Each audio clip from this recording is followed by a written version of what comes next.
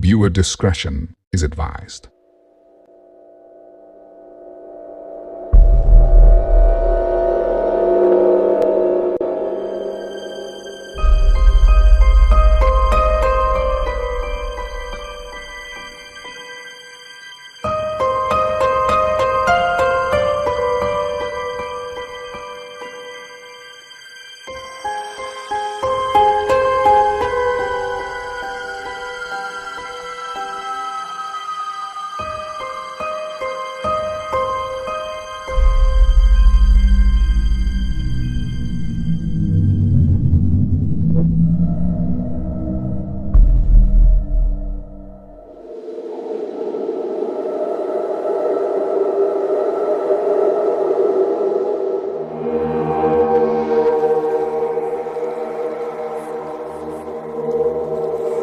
Prologue. Bad things come in threes.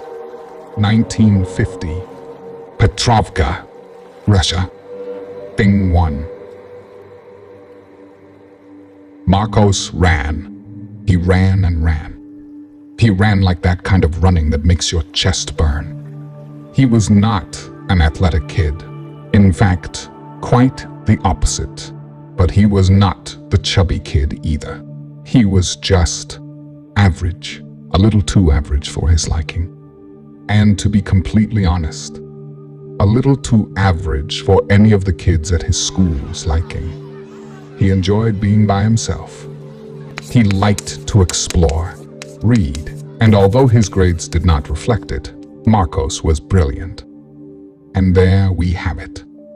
Marcos was a loser. But that's kids, right? We all brand each other so we can label what makes us different. What makes us special? What makes us, us? It's so boring, so tedious. But every now and then, for some of us, something comes along to knock us off those paths and make our lives much more exciting, more challenging, more exhilarating. Poor Marcos. As he ran, images flashed across his mind. Nothing discernible, nothing significant. Just blurs of light mixed with memories of things that had occurred that day. Kind of like the evolution of dreams one would have throughout a deep sleep. "Come back here, you little faggot," another child chasing him shouted. He had begun slowing down, but with those words of encouragement, he picked the pace right back up. He knew these woods. They did not. He spent a lot of his free time around these woods. They didn't.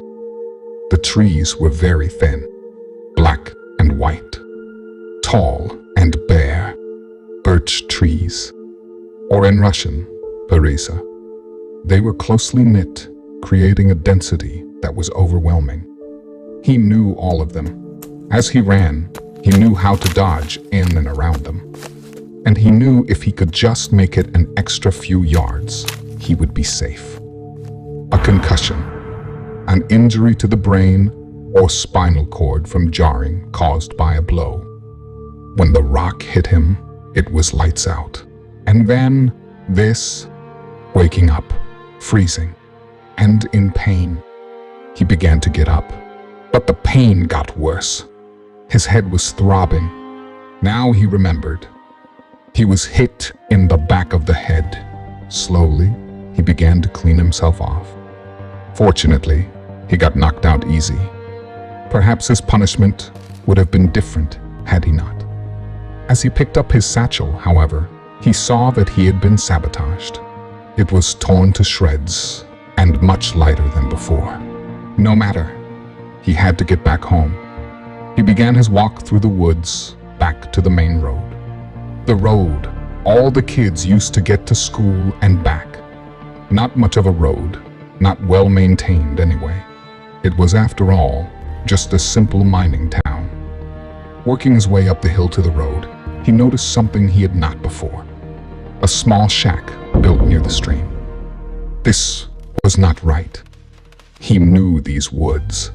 He looked around, lost, but then something completely drew all his worry away and was instantly replaced with fear. As his eyes adjusted, he noticed a silhouette of some kind of creature peeking through the now cracked open door. His eyes adjusted more. Thank God. A dog. Just a dog. "Here, boy," he called out. But the animal darted inside. Marcos approached the door, completely forgetting that the entirety of even seeing this shack, let alone exploring it, puts him way off course. And who knows what time it must be. Nevertheless, he pressed on. As he came to the crack of the door, he nervously peeked in. It was pitch dark. One step at a time, he moved slowly into the shack. Then he noticed a faint light across the other side of the enclosure. "Here, boy," he tried once more. Still nothing. He made his way across the room to the faint light. A stairwell. The dog must be down here. Slowly, he continued as he began his descent. He could hear boards creaking. The walls were cement. It reminded him of the bomb shelter his dad once built. The cement was cold to the touch as a hallway began to come into focus. And as he made his last few steps to the landing at the bottom, his fingertips grazed both sides of the narrow cement stairwell. It was some kind of underground bunker, dimly lit. As his eyes slowly began to scan the floor in front of him, they were met with a strange object across the room. A structure of some kind, like a statue, a piece of art, maybe, too dim to tell. He slowly crept forward, still too dim.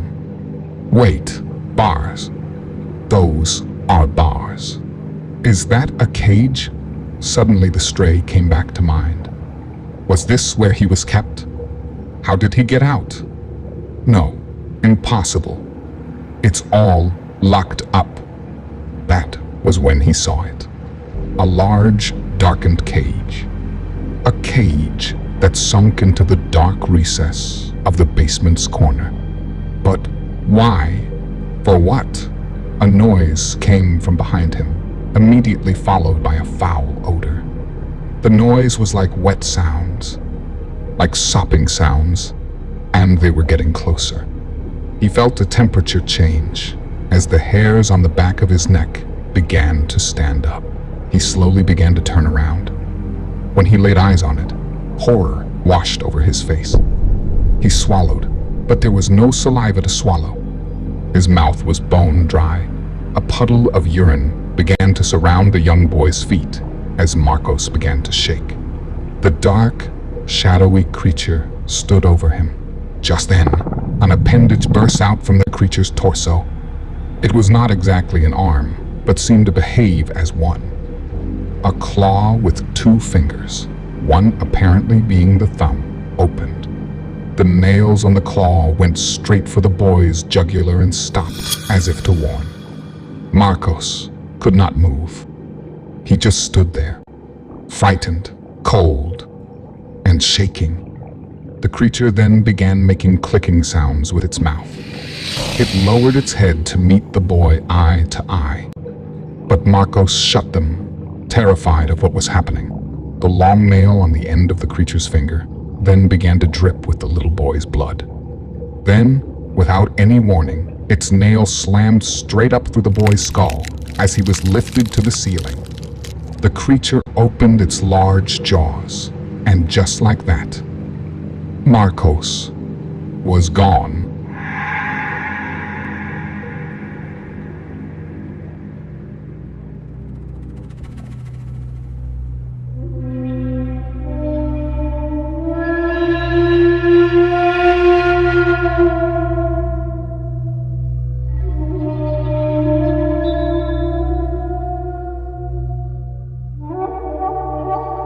Prologue. Bad things come in threes. 2033. Zancudo, Ecuador.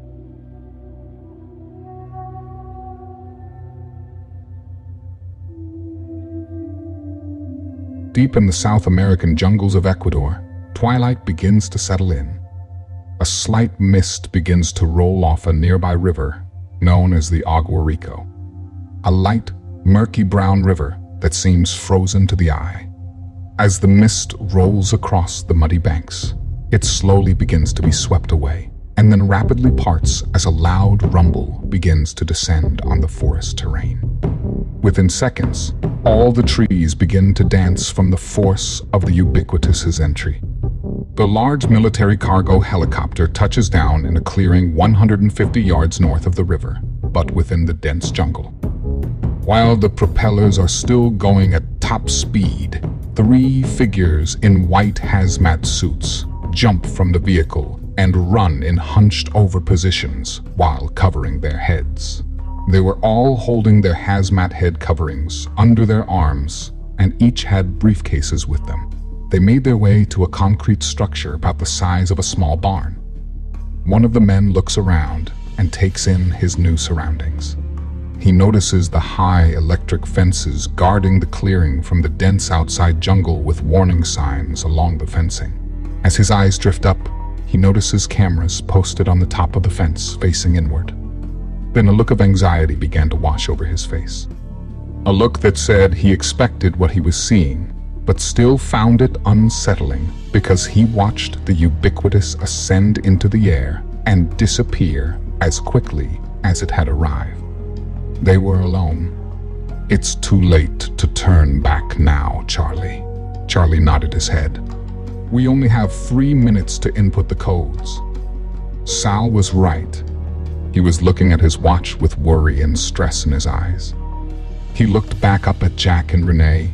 They needed to move quickly. The 3 of them ran inside the concrete structure. They came to a solid steel door. On both sides of the door were small black boxes bolted to the concrete walls. Renee and Sal scanned their badges on either box, then looked at Charlie. Charlie slowly approached the box on the right, reached out his hand, and opened the front cover of the box. Inside, there were buttons for numbers, just like an old payphone would have. He took a deep breath and began punching the code in. Once he was done, he closed his eyes and clenched his jaw, hoping he had not made a mistake. Just then, the steel door opened. A look of pure relief washed over all their faces. On the other side of the now open steel door, an elevator was ready for them to board. They all got in. The elevator room was extremely bright and lined with stainless steel siding. There were no buttons, no certificate of inspection like your typical elevator. Just 4 walls, a ceiling, and a floor. As they all looked at one another, they simultaneously put on their hazmat head and face coverings as the outer elevator shaft steel door closed, shortly followed by the steel elevator door itself. "How far does this go down?" He looked to Sal for a response. Instead, Renee responded in her British accent. 3,218 meters, roughly. Charlie looked from Renee to Sal with a bit of confusion. Sal just smiled at Charlie. 2 miles underground, he translated. Charlie hesitated and then looked at Renee. "That's deeper than Jinping." Renee looked at Sal, rolled her eyes, and looked back at Charlie.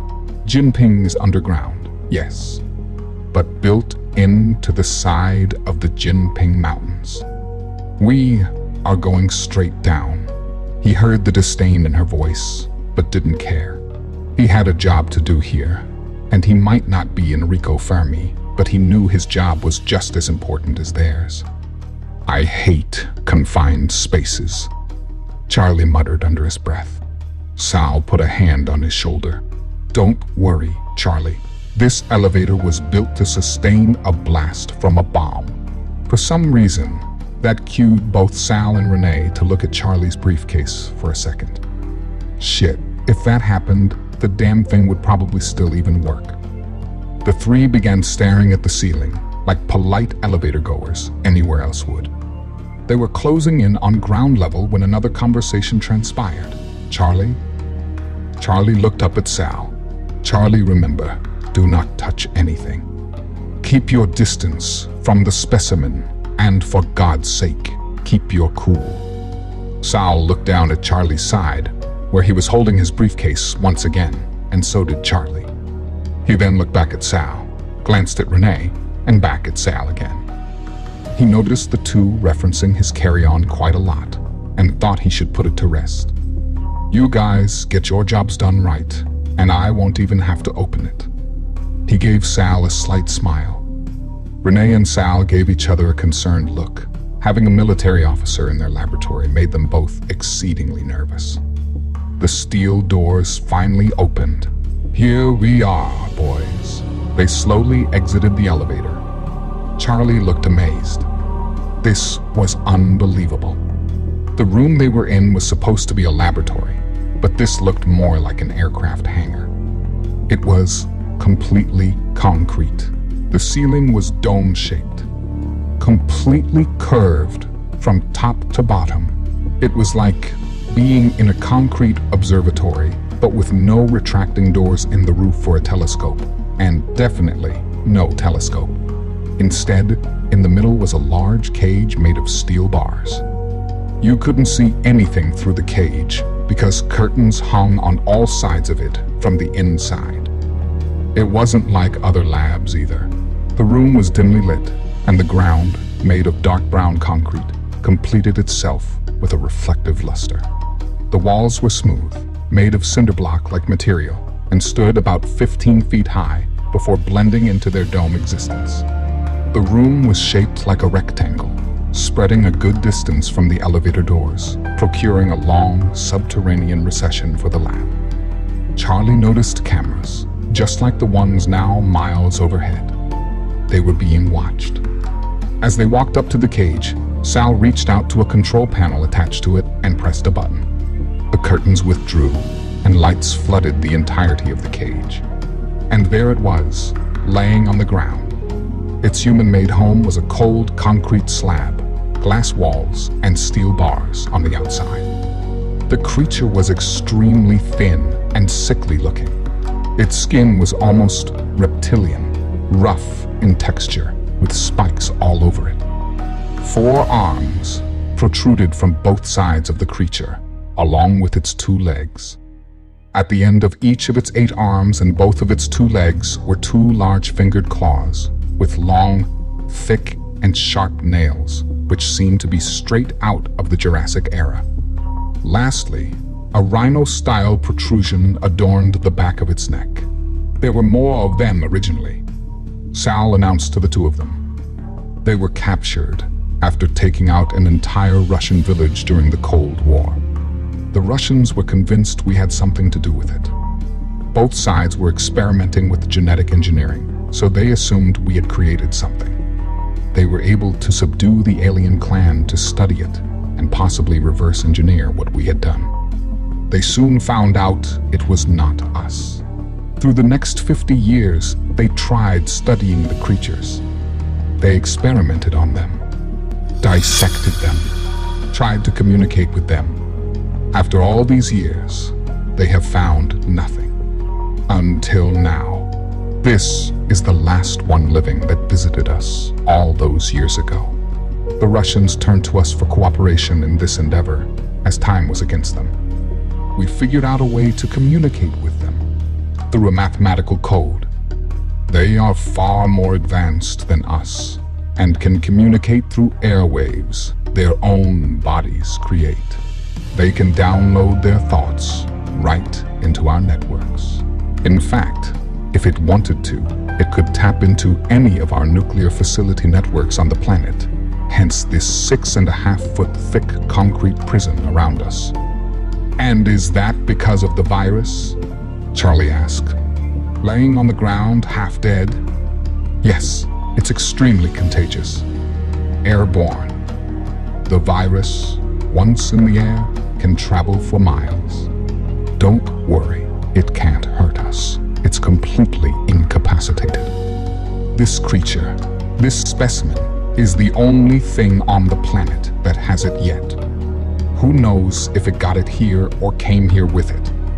Once Dr. Shepard, Renee, and I retrieve the samples, you let us out of the cage. We exit the facility and decontaminate on the surface. Nothing will go wrong. Let us get started. Renee and Sal unlocked the steel gate and then the glass cage. They slowly walked over to the large creature with their briefcases. Each knelt on either side of it and opened their cases. Charlie closed and locked the gate and door. He watched as they spent the next minutes gathering samples from their specimen. They both stood up and headed back to the door. "All right, Charlie, let's get out of here." With that said, he began to open the locks for them. As he unlocked the glass cage, he caught something out of the corner of his eye. It was a reflection on the glass on the other end of the cage. A reflection of the creature. It was standing behind the two doctors now. Charlie's startled expression caught the attention of the two doctors, and they both turned around and were greeted with the creature right before them. Two arms simultaneously protruded from the creature's sides and impaled the two. Instantly, they both began to shake and spit up blood as their specimen proceeded to tear through their chest cavities. Charlie slammed the door and began running. He thought if he could just make it to the elevator shaft, he could get away. He was most of the way there when a cold sensation swept over his body. It was shock.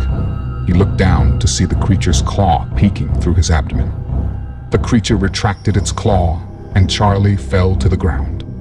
He couldn't see much as he lay there on the cold concrete floor, waiting to die. He could make out blurs of light and shapes. He saw what appeared to be the creature enter the elevator, and then it was gone. The elevator doors closed. Charlie rolled to his back and sighed. He knew he was dying. While the creature slowly made its way up the elevator shaft, he reached over to his briefcase and mustered up the strength to enter the combination. He opened it, and there was a laptop. He opened the laptop, and a security box came up. And inside the security box read, United States of America, Pentagon, Zancudo Underground Laboratory, detonation code entry. At the surface inside the concrete structure, steel doors began to open. The creature, barely able to breathe or walk, began to make its way out into the open. Suddenly, the creature was swept up in an explosion from underground that traveled through the elevator shaft and was catapulted across the clearing. It's well into the evening now. The stars shined beautifully over the Ecuadorian jungles. There was a full moon out that night, making for a bright night sky as a trail of black sooty smoke burning from the rubble below made its way to a tiny Ecuadorian village 35 miles south.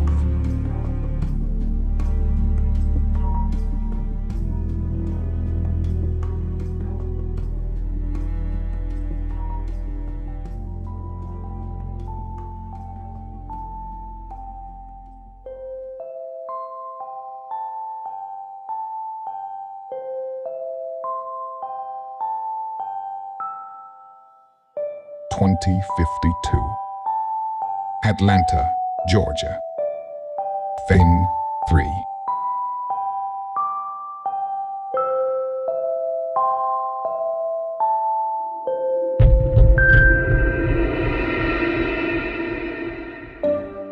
A little girl sits at her coffee table in the family living room.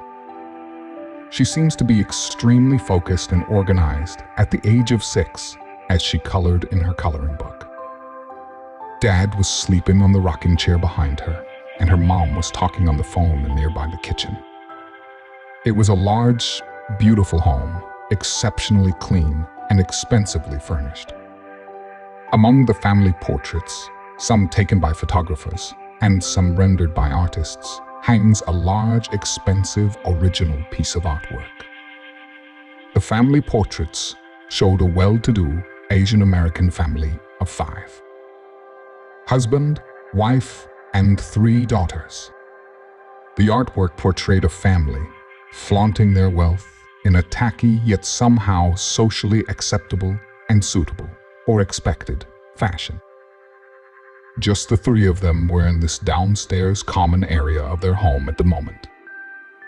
The young girl was, in appreciation, soaking up her current lack of sibling competition for the parental units. "Mommy, Daddy's sleeping. Can I turn my music on?" "No, sweetie. You know how Daddy likes to sleep to that stuff.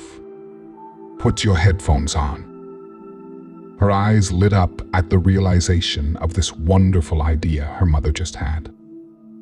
She ran across the large living room to another overly sized living room, which seemed to be untouched, as if for show. She looked around and darted to the corner where a massive credenza sat. She opened the drawer and took out a small pair of bright yellow headphones. She put them on and raced back to her work, sitting on the coffee table, awaiting her next crucial decisions.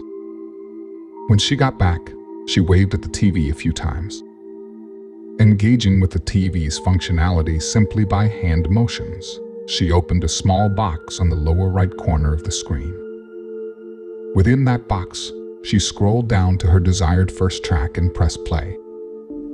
A smile grew across her face as she plopped down and immediately went back to the work at hand. A children's song emanated softly throughout the living room from the little girl's headphones, but was drowned out by the news coming from the TV. Then, something caught the girl's attention from the screen. "Mommy, that's you," she exclaimed, gesturing at the well-dressed female senator on the screen. Her mother peeked around the corner at the TV. "Yes, Alexa, that's Mommy." She winked and blew her daughter a kiss. Alexa reached up with her hand and pretended to catch the kiss with it and giggled as she pretended to put it in her mouth and swallow it. Again, she put her headphones on and it was back to work. Suddenly, the conversation Mom was having on the phone went silent and Dad immediately sat up.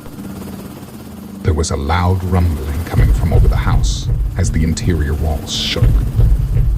Two teenage girls rushed down the stairs which led to the main foyer. Mom and Dad met the two at the bottom of the steps, within reach of the front doors of their home. "What is that?" both girls said at the same time. "I haven't the slightest idea," Dad stated, as he immediately opened the door and walked out onto their porch. There was nothing to see outside. It was dark out, but a soft light washed across the lawn, compliments of their Malibu lighting. The rumbling, however, was louder and directly above their heads. The family walked out toward the street to get a better view as they noticed the residents across from them, mirroring their strategy. Suddenly, they were engulfed in a floodlight coming from the police helicopter above. The whipping sounds of the blades made it hard for them to identify the sounds of sirens approaching the house from both ends of their upscale neighborhood street. Several cruisers with sirens blaring raced into their driveway, followed by a large government SUV with black-tinted windows. The back door opened to the SUV. A large black man in a black suit stepped out and away from the vehicle towards the family. "Senator Lee?" He pulled from his inside coat pocket a black wallet and opened it for the family to see. "I am Detective Parks. You and your family are to accompany me and this escort to Hartsfield-Jackson International. You're to be flown to an undisclosed location for you and your family's safety." She looked at her concerned husband in disbelief. Alexa, still happily listening to her headphones, not knowing the chaos her family is being swept up in, could barely hear the news. "Thank you, Senator Lee. We hope to see you back in this space relatively soon with some better news," the reporter said with audible dismay. She looked at the camera and sighed. This virus was spotted in South America nearly 2 decades ago around Ecuador, some sources have told us. It appears to have been covered up not only by the USA, but also the UN has been involved in keeping this from the public. An image appeared at the top right of the screen. It showed what appeared to be a war zone taking place in the US at the hands of rioters. Buildings were burning. Police cars were upside down and vandalized. People everywhere were running and yelling, while some seemed to be chanting and demonstrating. This backlash from the public is violent and disgusting. Many have died from this virus, but many more have died from the... A live news reporter interrupted the broadcast. Good evening, America. This is Ed Cross with CNN. The screen flashed to a collage of headshot pictures of well-dressed men and women. 7 senators were reported to have been drugged from their homes tonight in a display of retribution for the lies. We regret to report each one of those senators were murdered execution style. As disgusting, repulsive, and grotesque this demonstration is, the lies and deceit coming from Washington and from leaders around the globe causing us to lose millions of loved ones causes everyone. Here at this network, to beg the question, are these actions warranted? The following video was transmitted to our station approximately 1 hour ago. It was sent by one of the groups responsible for the murder of a sitting senator. Please understand that the following video contains unedited violence and an assault on a human life leading to death. This video is not for the young or faint of heart. Alexa, still smiling, and while coloring and listening to her music, looked up at the TV. While she listened to some of her favorite children's music, her smile vanished. A look of confusion and terror swept across her face. Her dad stepped in front of the TV and turned it off. She looked up at him with teary eyes and took off her headphones. Come with me, Alexa. Everything is going to be okay, but we need to leave.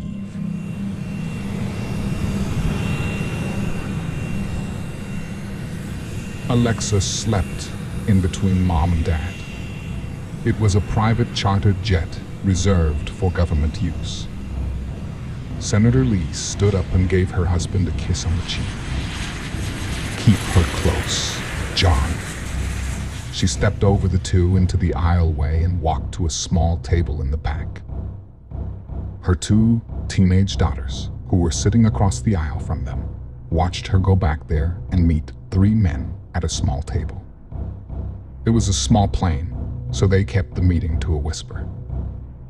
Still, John made out some of the indiscernible conversation. Mrs. Senator, we believe it's both Russia and China cooperating. They have taken over several large military compounds and facilities. They have several nuclear warheads parked on either coast, and they are currently targeted on. The conversation became almost muted in John's head as his eyes widened and witnessed the surreal event taking place outside his window. At first, it looked like an asteroid, but then it dawned on him once it touched the earth. A bright light flooded the terrain as far as his eyes could see. Soon, a bright yellow and orange fiery light shaped into a mushroom cloud. To his horror, another happened what seemed like 100 or so miles away. He looked back to his wife, who glanced up at him. All the blood had rushed from her face, and she turned very pale. She looked back at him as a tear fell from her eye.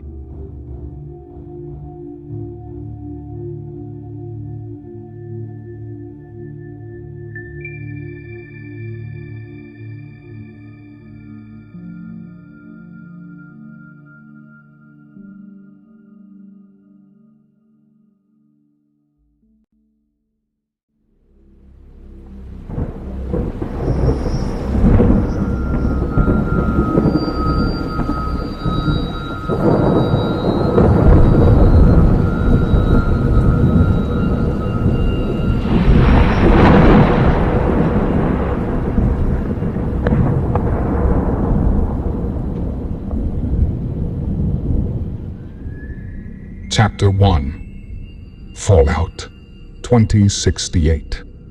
16 years later.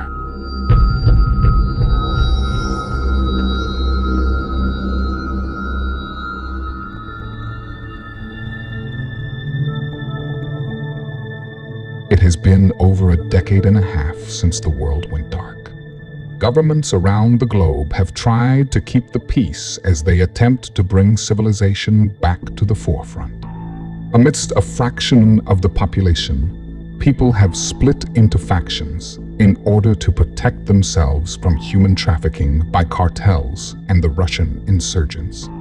Outnumbered by bad actors, the UN has temporarily suspended the Geneva Code. Enemies of the state are to be swiftly executed on sight. The US government is spread out thin across the entire Northern and Southern Americas in an attempt to eliminate all foreign threats. The Russians have completely infiltrated the continent and are seeking control of the entire population. All power grids worldwide have been crippled and remain in unstable conditions, wreaking havoc on Mother Nature. With the unfortunate but unavoidable practice of herd immunity, more than half the globe's population has been wiped from the face of the earth, leaving the virus somewhat neutralized. Humans were now left to their own devices. They were forced to keep migrating from one place to the next in order to acquire supplies. They did so while doing their best to avoid radioactive regions. They called these regions red zones. A small faction of men, women, and children have been embarking on a journey towards South America under the notion that there has been a safe harbor declared there. Our story begins here in the once flourishing and now dilapidated city of Cartago, Costa Rica.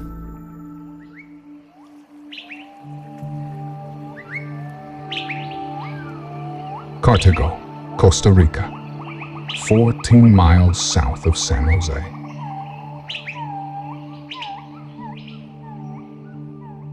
Trevor looked through his binoculars and through the double-pane glass at the building across the street. He appeared to be nearing his mid-20s, but was more like your old Southern gentleman who spoke with a little bit of a Texas twang. He was thin, well-built, and had a military-like physique. Kent, Ash, and Samel were looking through the window as well. As they took turns with the binoculars, they studied the property across the street, which appeared to be a gas station. "It looks like all the pumps are hung up," whispered Ash, a tall, thin, tan, and gangly kid who talked like your average Californian surfer. And Kent, tan, as a brown leather wallet, in his black cargo pants and ribbed white tank top, painted a portrait of a picturesque military vet dating a sexy mistress named Midlife Crisis. As if that weren't enough, he finished off his appearance with a gray handlebar mustache. "What's our next move?" Samel, a very young, tall, thin, exotic creature, spoke up in his thick, Middle Eastern accent. "Let's move on it before someone else does." "Hold on. Hold on," Trevor said in a rolling, lazy delivery while putting his hand up to the three of them, urging patience while he peered through the lenses of his binoculars. "You guys see number 4? They all confirmed they did in unison. Look just beyond that at the dumpster. The lid was down last night. Someone has been here." "Probably just someone passing through," replied Ash. "We've been watching the entire street for over an hour and not a sign of anyone." Trevor softly sighed. "You're right. It's getting dark soon. Get the generator." It was very large, so they each had to use both hands. Trevor looked at Kent, and they both nodded at each other and pulled out their pistols and checked their ammo. Trevor took the door handle that led to the street first. He reached down and grabbed a small toolbox, and he looked back at his team and slowly opened the door. Kent rushed out and hid behind a parked car on their side of the street and waved the three out. Trevor ran across the street to another parked car and hid as well. He waved the two across. Ash and Samael ran across the street, both a little sideways and sort of facing each other while staring at their target, pump number 2. Once the two cleared the car Trevor was crouched next to, Kent ran after them. Trevor gave one final sweep of the area, stood most of the way up and ran to join his team. Ash and Samael dropped the generator next to the pump. Trevor then placed his toolbox next to the generator and opened it. There were various wires and screwdrivers within the box. Trevor grabbed a few wires and started fastening them to metal piles protruding from the side of the generator that was obviously once covered. Ash and Samael hurriedly grabbed screwdrivers and began undoing the large panel to the pump's electrical unit. As they unscrewed one screw after another, they just let the screws fall on the ground. Kent had his gun, and now Trevor's as well, and had them drawn towards opposite directions while shifting his body, creating a lethal human turret. The last screws were being undone as Trevor had just finished the wiring and waited, with anticipation of setting his eyes on his next job. They removed the panel, and the three of them got to work wiring the inside of the pump. The generator was now fully hooked up, and Trevor primed the bulb and grabbed the throttle. He looked up at the two. Ash had his hands around the handle of the pump, and Samael was ready to push 87. Ready, the two looked at each other, then back at Trevor, and nodded. Remember, the generator is on fumes, and it gets filled first, he said as he unscrewed the cap to the reservoir. They nodded once again. He then reached into his toolbox and grabbed a small broken mirror. While crouched down next to the generator, he used the mirror to catch the sunlight. He was bouncing it toward a sign that read Alto. The sign was absorbing the reflection. As he did it for a little longer, they heard engines around the corner start up.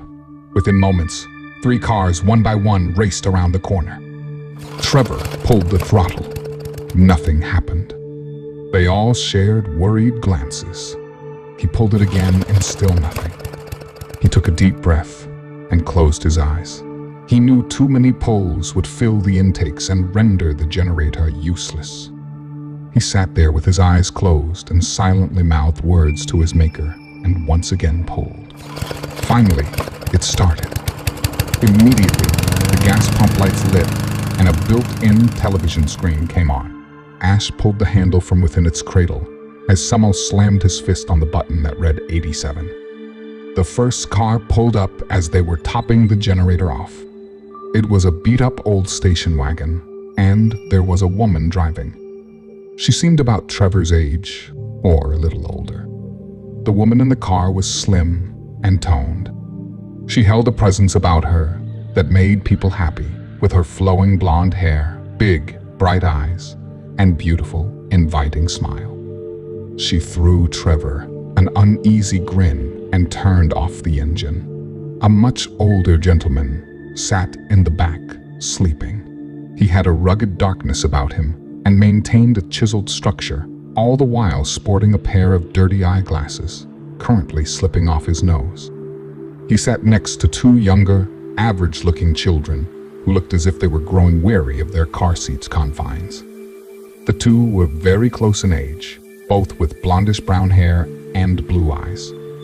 They looked to be at most 5 years old as they rubbed their tired little faces and let out a yawn here and there. Trevor put out his hand towards Kent, who returned his firearm to him and went back to keeping a sharp lookout. Trevor tucked a gun into his belt by the middle of his back as he leaned into the car and gave a big smile to the kids in the back. Then he looked at the woman. "Hey, Beck." Beck changed her loving glance from the kids to Trevor. "Hey, Trev." She reserved a concerned look to give him as she continued to speak. "Listen, I know we got to keep moving, but the kids are starving.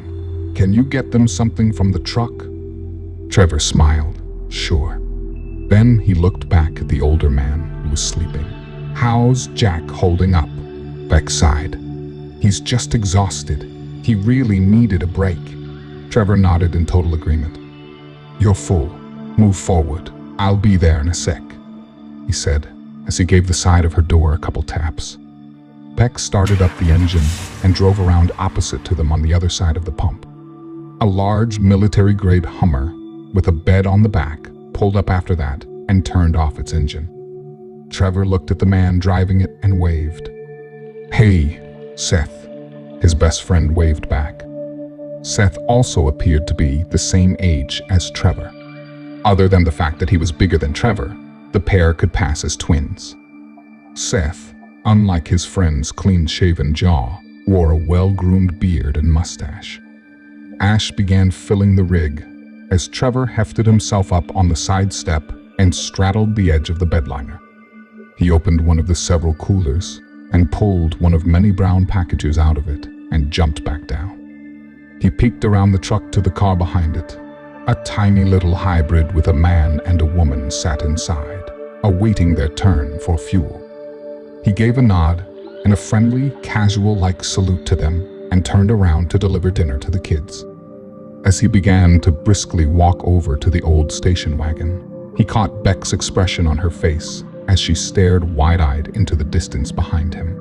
His heart sunk, and he felt the blood drain from his extremities as he slowly turned around. "Move. Let's move now." They all turned to see a cloud of brown dust swirling into the air, coming from the ground. The origin of the dust was unknown as buildings blocked their view. This was good, because although they could not see the approaching visitors, the visitors could not see them either. It would not be long before their unwanted visitors were in sight, so the group began to scramble. Ash yanked the pump out of the rig, as Samel was already uncapping the hybrid's tank. They filled it up as fast as they could and moved immediately to assist Trevor in rounding up the precious supplies. Ash looked at the two in the hybrid, which was just a small two-seater. "And Eugene, you guys holding up okay?" They were an older couple, rough around the edges, but seemingly content. Each of them was pleasantly aged around their mid-40s. They both portrayed a look that said they've had their fair share of life, but were still very capable of handling their own. Anne, who was in the passenger seat, gave a smile and a nod back to Ash. "We are good. Let's just get out of here." Then Eugene chimed in. "Next time we stop, I call the Hummer. This lunchbox wasn't exactly what I had in mind," he stated, referring to the tiny little two-seater he was operating. Ash smiled. Then immediately, him and Samel jumped into the bed of the truck and each pulled a rifle out and held onto the roll bars near the cab. They had to sit in the bed of the truck as the Hummer's cab was packed full of supplies as well. They didn't seem to mind, though. On the contrary, they seemed to really enjoy it. They were both young and in shape and enjoyed a little bit of unease. Kent climbed into the front passenger seat of the truck as he gave Ash and Samel a stern look. As Trevor slipped into the front passenger seat of the station wagon, all three cars sped off.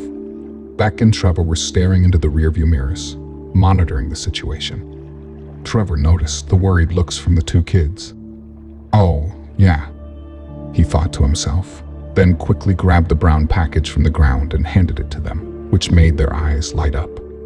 "Put on your headphones, guys," Beck thought to suggest, trying to normalize the unfolding drama. They had a little old-fashioned Discman with a headphone splitter, and each had their own headphones. Completely oblivious to the threat behind them, Caleb and Delilah gathered up their listening devices, put them on, and began opening up their dinner. Bananas, canned Spam, carrots, and a couple meat sticks was on the menu today. It was pretty much the same thing every day, with little switch-ups here or there. The pair were easily pleased. They grew up in this world, and each had their twin sibling for continuous camaraderie. At the vulnerable ages of 7, they'd already seen more in their short lives than most people 5 times their ages. "There, turn there," Trevor signaled. They were the lead car, as the other 2 vehicles closely followed. They kept looking into their rearview mirrors, unsure which direction the visitor or visitors were headed. They kept looking, but lost sight of any evidence of moving vehicles. "Take it south," Trevor quipped, speaking of the highway they were approaching. Beck made a right turn onto the on-ramp for the IA-2 south as the two vehicles followed. Ash and Samel peered past the little hybrid behind them and searched the horizon for any signs of following vehicles. Meanwhile, the sun said its final goodbyes to the west, giving a beautiful light show across the sky as its final argument before retiring for the evening.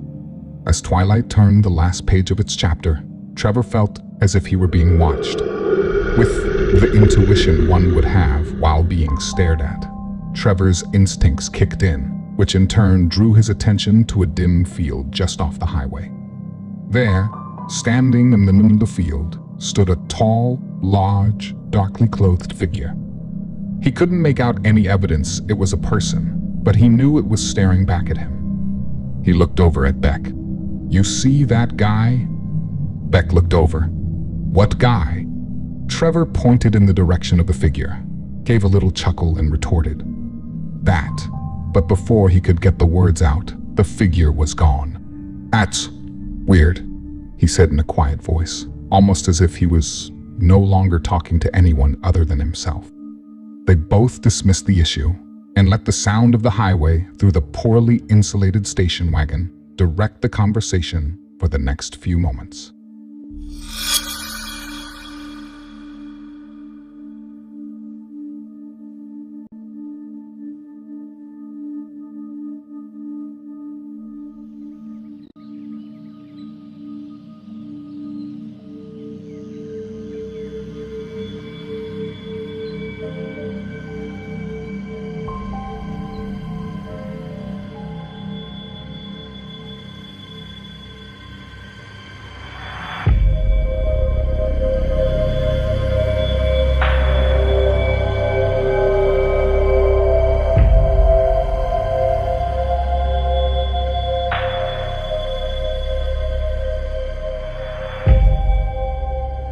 Chapter 1 continued.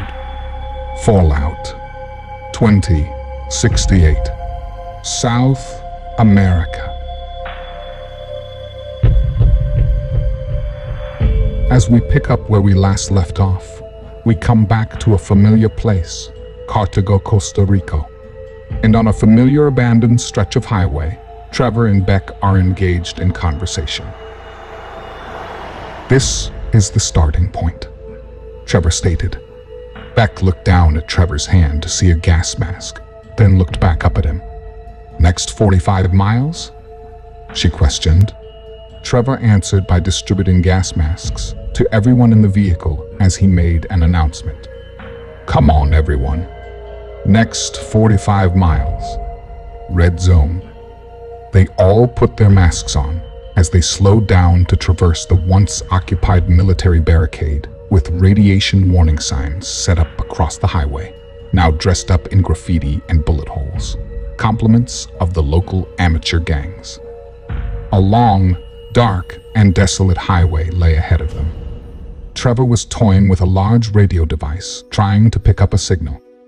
As he changed it from channel to channel, it was just static. "How far do we have left to go?"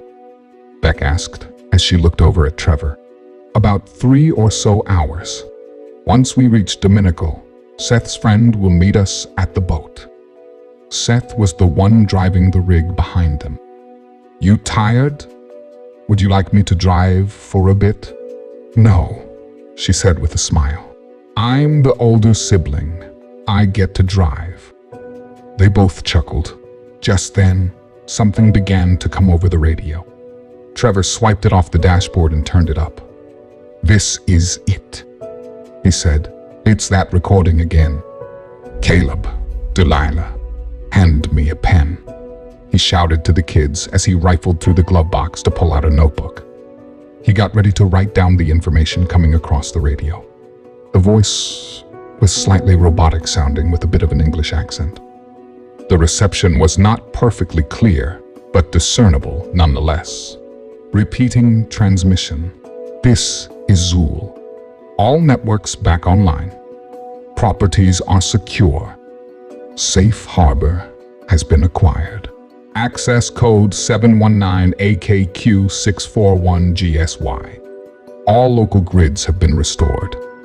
Rendezvous 0.54814005 and 75.5128858. Temporary access expiring 8/10/2068. The radio went back to static as Trevor went over the numbers that were already written down from prior dictations. All the numbers are right. Trevor noted to Beck. Can you imagine electricity? Running water? Beck smiled as she responded. I'm gonna take the world's longest hot shower. But how do we know this isn't some sort of trap? Trevor took a moment to think. We don't. We'll have to check it out as we get closer. He paused for a brief moment and looked back at the older man sleeping in the back. Maybe send Jack in to spy on the place. He should be able to get some good intel before, but his thought quickly ended there. Ouch, he exclaimed as Beck threw a stern older sister punch. Leave Gramps alone. Then a slight change in her facial expression as she struck a bit more serious and quiet tone. What about this Paco guy? You think we can trust him? Trevor turned around in his seat and looked at the dark silhouette following them. Seth's friend? I trust Seth. This Paco guy has a boat, and Seth seems to trust him. I'm willing to roll the dice. You got a feeling? Beck just shrugged.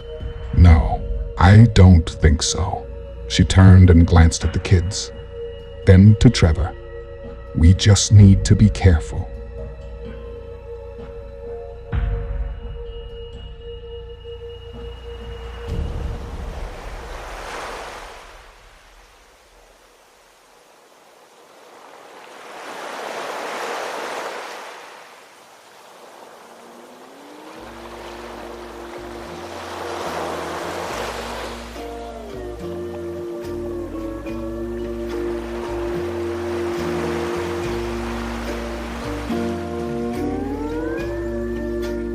Dominical Beach was beautiful at night.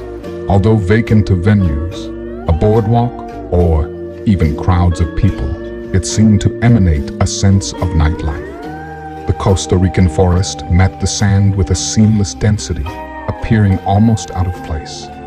The waves were calm as they washed up on the shores, as the headlights of their vehicles lit up the sandy ground. They all parked close together in a semicircle, with the headlights facing the ocean. They all stepped out of their vehicles and took in their surroundings while shaking off the long drive.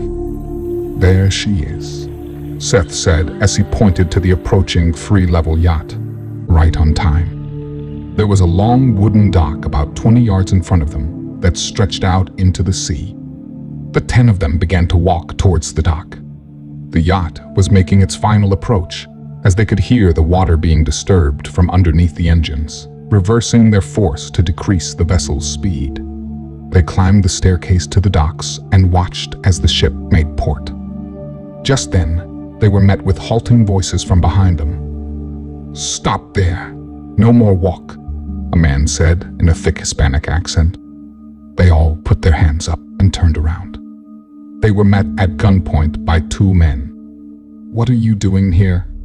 A third man asked, as he appeared from behind the first 2 and walked between them, right up to Seth and Trevor. With their hands still up, Seth attempted to defuse the situation.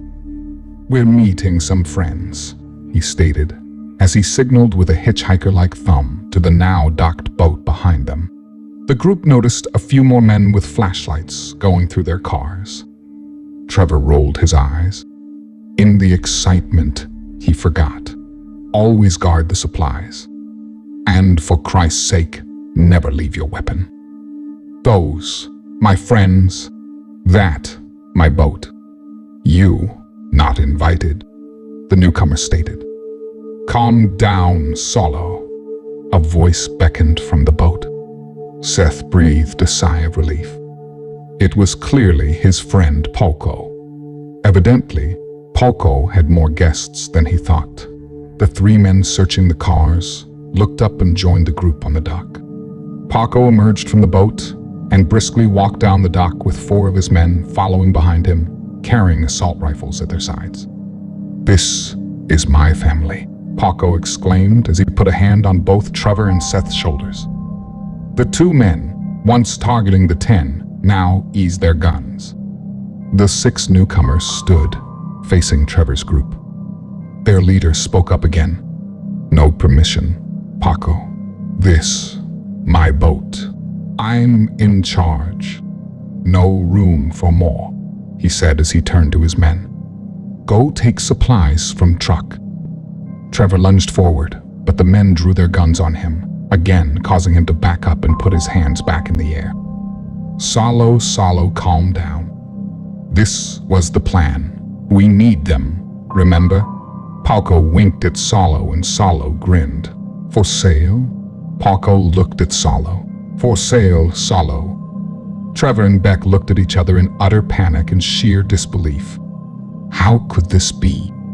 How did Seth have it so wrong? How did he not see this? And why, for God's sake, did they leave their guns? Were they about to be caged and sold off to the highest bidder for supplies? Trevor tapped Seth with his foot and whispered, "What the fuck, Seth?" Polko walked in between the group towards Saulo, cueing the 2 armed men to again lower their weapons. Polko was shorter than the rest. He carried with him a who the hell cares and permanent vacation persona. He married that with a suitable Bahamas-style wardrobe. A little on the heavy side, this man kept a confidence about him that was mesmerizing to people engaging him. Being Hispanic, he spoke English very well, while almost seeming to emphasize his thick Latino accent. He embraced Saulo and gave him a kiss on the cheek. Then while he had his arm around Saulo's shoulders, he looked at his 4 men that escorted him off the boat. "Hombres, show Saulo the gift we have come with, for his wonderful hospitality he so kindly bestowed upon us." With that, all 4 men raised their assault rifles and began firing. Trevor's group, caught off guard, flinched and put their hands to their ears. Beck could feel blood dripping down her face as she watched the 6 men who once had guns pointed at her and her group get impaled with bullets through their heads and torsos. The now out-of-place, ragtag group looked on in horror, easily losing track of the crisscrossing flesh and blood, painting the open spaces between them all.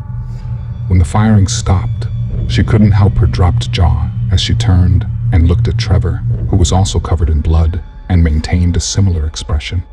Their eyes kept drifting to the 6, now unrecognizable figures laying before them, mangled in bloody disarray.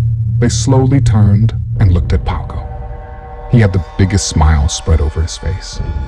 With his arms high in the air, suggesting a celebratory hug, he walked up to the pair and embraced them and then stood back while still firmly clutching their shoulders and smiling.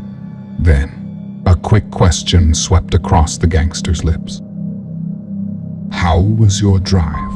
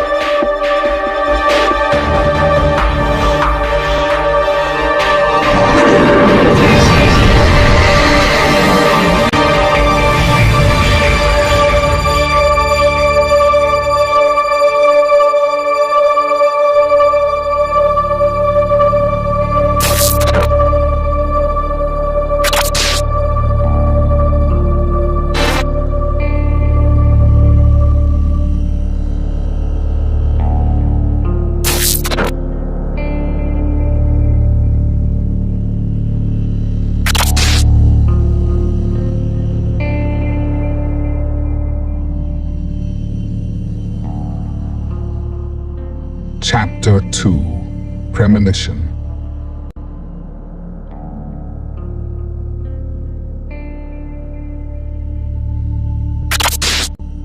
Although America had been sheltered from the majority of the virus over the past several years, recently, it had joined the rest of the world as large populations began to become infected. As deaths rose and tensions grew among social and political platforms, the country found itself in a downward spiral as desperation took hold. To quell such hardship, some found peace in spending time away from the cityscapes and joined nature for a much-needed reprieve. A good example of this, a young family from Grand Rapids, the Meeks. With about an hour left of sunlight, it appeared to be a nice family road trip. Two teenage siblings sit in the back of their family Jeep.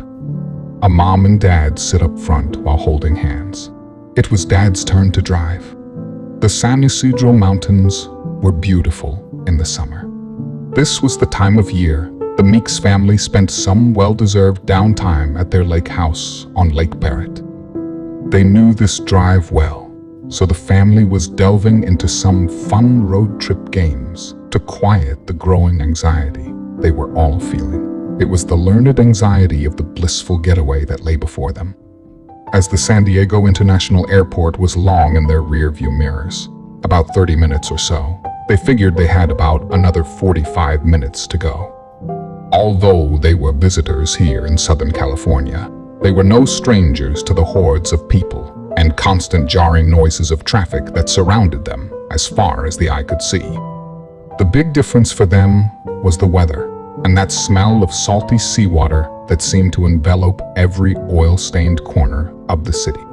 Of course, they were used to large bodies of water, as the Meeks were from Grand Rapids, about 25 miles east of Lake Michigan. But there was something so much more captivating about the saltwater air as opposed to the freshwater air they were used to. Perhaps the salty air just spelled out all the freedom and lack of obligations it typically came with. Trevor enjoyed family trips to his grandfather's lake house.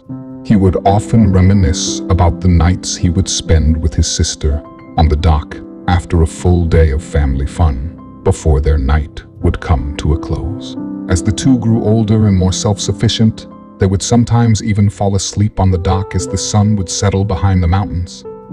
He remembered how him and his sister had discovered a sense of immortality on that dock.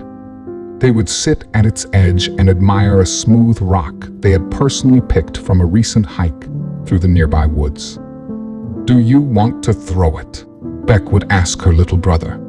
Trevor would look up and nod with a smile, taking the small rock from her hands and chucking it as far as he could. They would soon hear a small plunk as the smooth stone would make its entrance through the lake's glassy surface. Beck was always the melodramatic one and would often memorialize the experience with her poetic words. But Trevor never minded that. He actually enjoyed the idea of him and his sister having something so real, yet so secret, as he would listen to her thoughts. "They'll always be here, Trevor, somewhere out there at the bottom. We did that together." In the midst of a playfully fun game, a laugh in her voice and a smile on her face, their mom slightly turned her head towards the back of the car, glancing at the 16-year-old girl sitting in the seat behind her dad. "Okay, Beck, your turn." Beck stared out the window and bit her lip as if to be looking for something outside. "Okay, the letter D." As she said this, she turned her gaze to her younger brother and raised her eyebrows, suggesting her inevitable, soon-to-be win. A young 14-year-old Trevor rolled his eyes. Words began flooding out of the other three family members, each one racing to be the winner. Drain, door. Deck, duck, drapes. Beck smirked on in glee and just kept remarking, "No. Nope. Not even close." Trevor chimed in, "Dork." Their mom let out a big laugh. "Okay, first of all, that's not actually a word, at least not a real one. Slang doesn't count. Secondly, it has to be something you can see from your seat." Trevor quickly came up with his best legal defense. But Dad's right there. This time, it was Dad letting out the bellowing laugh. Very cute. Trevor continued. Well, Beck always cheats anyway. She's like a pro at this. She always comes up with words none of us even know existed. The car once again became loud with laughter. Suddenly at once, all of their phones began to ring. Amber Alert? Beck asked, as everyone began to scan over their phones. That is, of course, everyone but the driver. Then with a serious tone, the mom looked over at the driver's seat. Honey, I think we might have a problem. Car was silent for a moment, as the three reading their texts tried to make sense of what they were seeing. Emergency alert. Ballistic missile threat. Inbound to San Diego. This is not a drill. What? The dad said with a fading smile. Noticing the shock on all of their faces, he quickly dismissed his smile altogether. What is it? He said again, as his eyes slowly drifted down to the phone his wife was showing him. Honey. His wife's frantic voice directed him back to the traffic in front of them. He swerved and barely missed hitting the stopped car in front of him, only to be met with another car involved in an accident completely upside down. Avoiding the next hurdle, he lost control of the vehicle and began careening off the side of the freeway. None of them could see the chaos in front of them as they slowed their vehicle and tried to make it through the weedy patches of grass that separated the 94 from the city roads. A bird's eye view would depict a freeway engulfed in accidents, running pedestrians, and vehicles making illegal exits. Apparently, the Meeks were not the only ones to receive the ominous alerts on their phones. He kept pursuing the city streets ahead of them, navigating the rough patches of ground, never designed for moving traffic. Watch out, the mom exclaimed as she pointed to a man running across the field, evidently one of the poor souls new to the growing membership of travelers, having recently forfeited their modes of transportation. I got it, he responded with a cool head as he slowed and made room for the man on foot. Just then, a car came screeching by them, obviously not observing their surroundings, but just trying to make their own way to safety. The faster-moving car hit the man running across the field, sending him flying into the air and landing directly onto the family's windshield. The collision sent the four of them into high-pitched panic like screams. As the man hit the windshield, it shattered and blood went everywhere. Through the blur caused by bodily fluids and spiderwebbed like cracks in the windshield, it was impossible to discern one body part to the next. One thing was sure, though. What once was a face was now a hollowed skull mixed with teeth and bone and had partially impaled their car's window. As the vehicle made a slight right turn and a final climb to the city road, the carcass gently rolled off the car and onto the grass to the most shallow grave site the four had ever seen. Shelter. We need shelter. There. Over there. Their dad was depicting his every thought to the three of them, trying to be as transparent as possible to let them know he had things under control. They pulled into the parking lot of an elementary school, packed with poorly parked vehicles, scattered across the asphalt and grassy lawns. Trev, you hold my hand. Beck, you hold your mother's. Buddy system. Okay, guys, this has nothing to do with your abilities. We stay together, okay? They all scrambled from the car, grabbed nothing, paired into their designated teams, and ran for the closest doors. It was becoming dark at this point, dark enough to have a hard time seeing exactly where they were going, but not dark enough to have yet activated the outside lights of the school. The first set of doors they came to was clearly some sort of gym or auditorium. Beck and her mom reached the doors first. They were locked. Trevor and his dad took that as a cue to immediately scan the school complex. There, exclaimed Trevor. He pointed to what appeared to be the administration offices. There was a large orange door with a slim rectangular window on it. The door was to a large cinder block building with several large windows to either side of it. The window to the right had been broken into. Being after hours and during summer, the school was obviously closed, but apparently previously arriving shelter seekers had made their ways in. The family raced inside and were met with an embracing community of a dozen or so people made up of men, women, and children. "We couldn't get into the gym," announced a woman in the room to the newly arriving family of 4. Beck and Trevor's dad looked at the group, then at the woman. "No, no, no.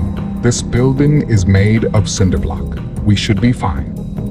Suddenly, a frantic voice began pleading in a language that was not understood by the Meeks. A petite, older Spanish woman with thick glasses, a cane at her side, was sitting on a seat meant for a 4-year-old and was trying to communicate to them. Trevor and Beck's dad scanned the group. "Anyone know Spanish?" A man in the group responded quickly. "I know a little. I think her grandson is out there somewhere. She's been trying to tell us since she came in here. I think they became separated." Just then, the power went out in the building. The entire city was engulfed in darkness as twilight was rapidly turning to night, sirens blaring from outside. Mrs. Meeks was staring out the window. Her husband, in a panic, began yelling in her direction. "Babe, get away from there. You don't want to be." Just then, she interrupted him. "Oh my God, I think I'm looking right at him." A small boy, about 7 years old or so, was frantically trying the doors of the gym, right where the Meeks had been just seconds earlier, then disappeared around a corner. Without hesitating, she let her motherly instincts completely take her over as she bolted out the door, her husband failing to hold her back. Trevor and Beck listened to their dad's next instructions like deer in headlights. "Beck, Trevor, stay away from the windows." He pushed them back beyond everyone else, lifted a hinged counter, allowing them access to a more secure area of the room. "Stay down on the ground, under these desks, cover your heads, and stay together." With that, he quickly chased after his wife. A few folks were looking through the window in disbelief as they watched the couple leave the safety of the cement building. More people of the group joined the kids in hiding under desks.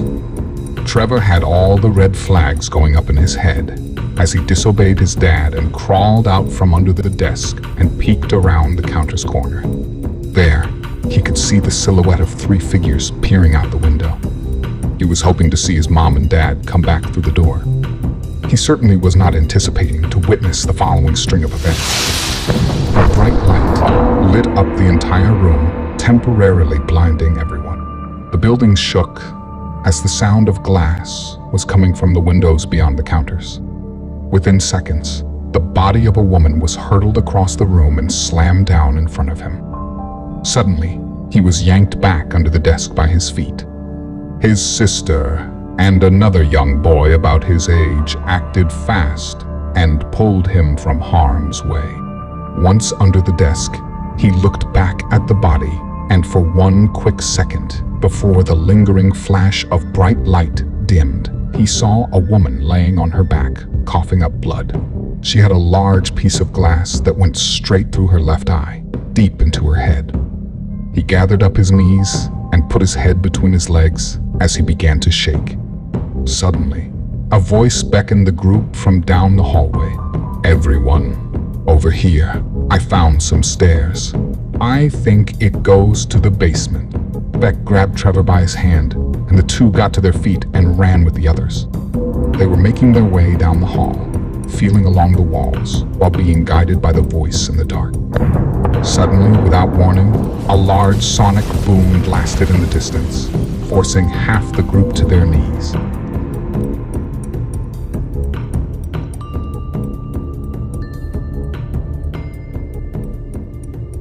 Trevor woke up in a cold sweat.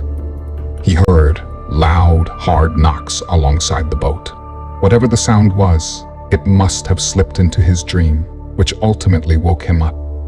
Trying to shake the awful memories his dream had conjured up, he rubbed his eyes with his fingertips while palming the rest of his face.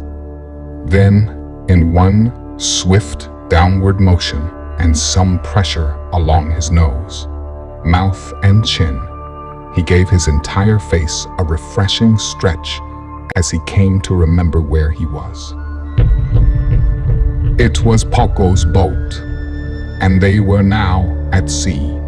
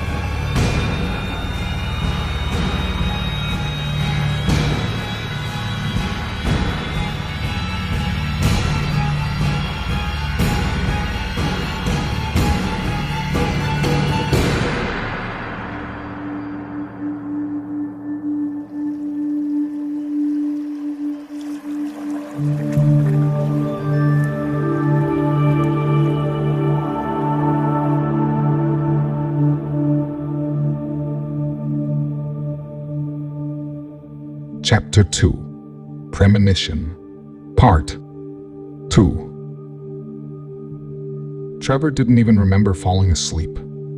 As he attempted to get his bearings, he scanned the room. Round windows let plenty of light in as the reflections of sparkling ocean waters played artfully across the walls of the small cabin. Morning had come while he slept.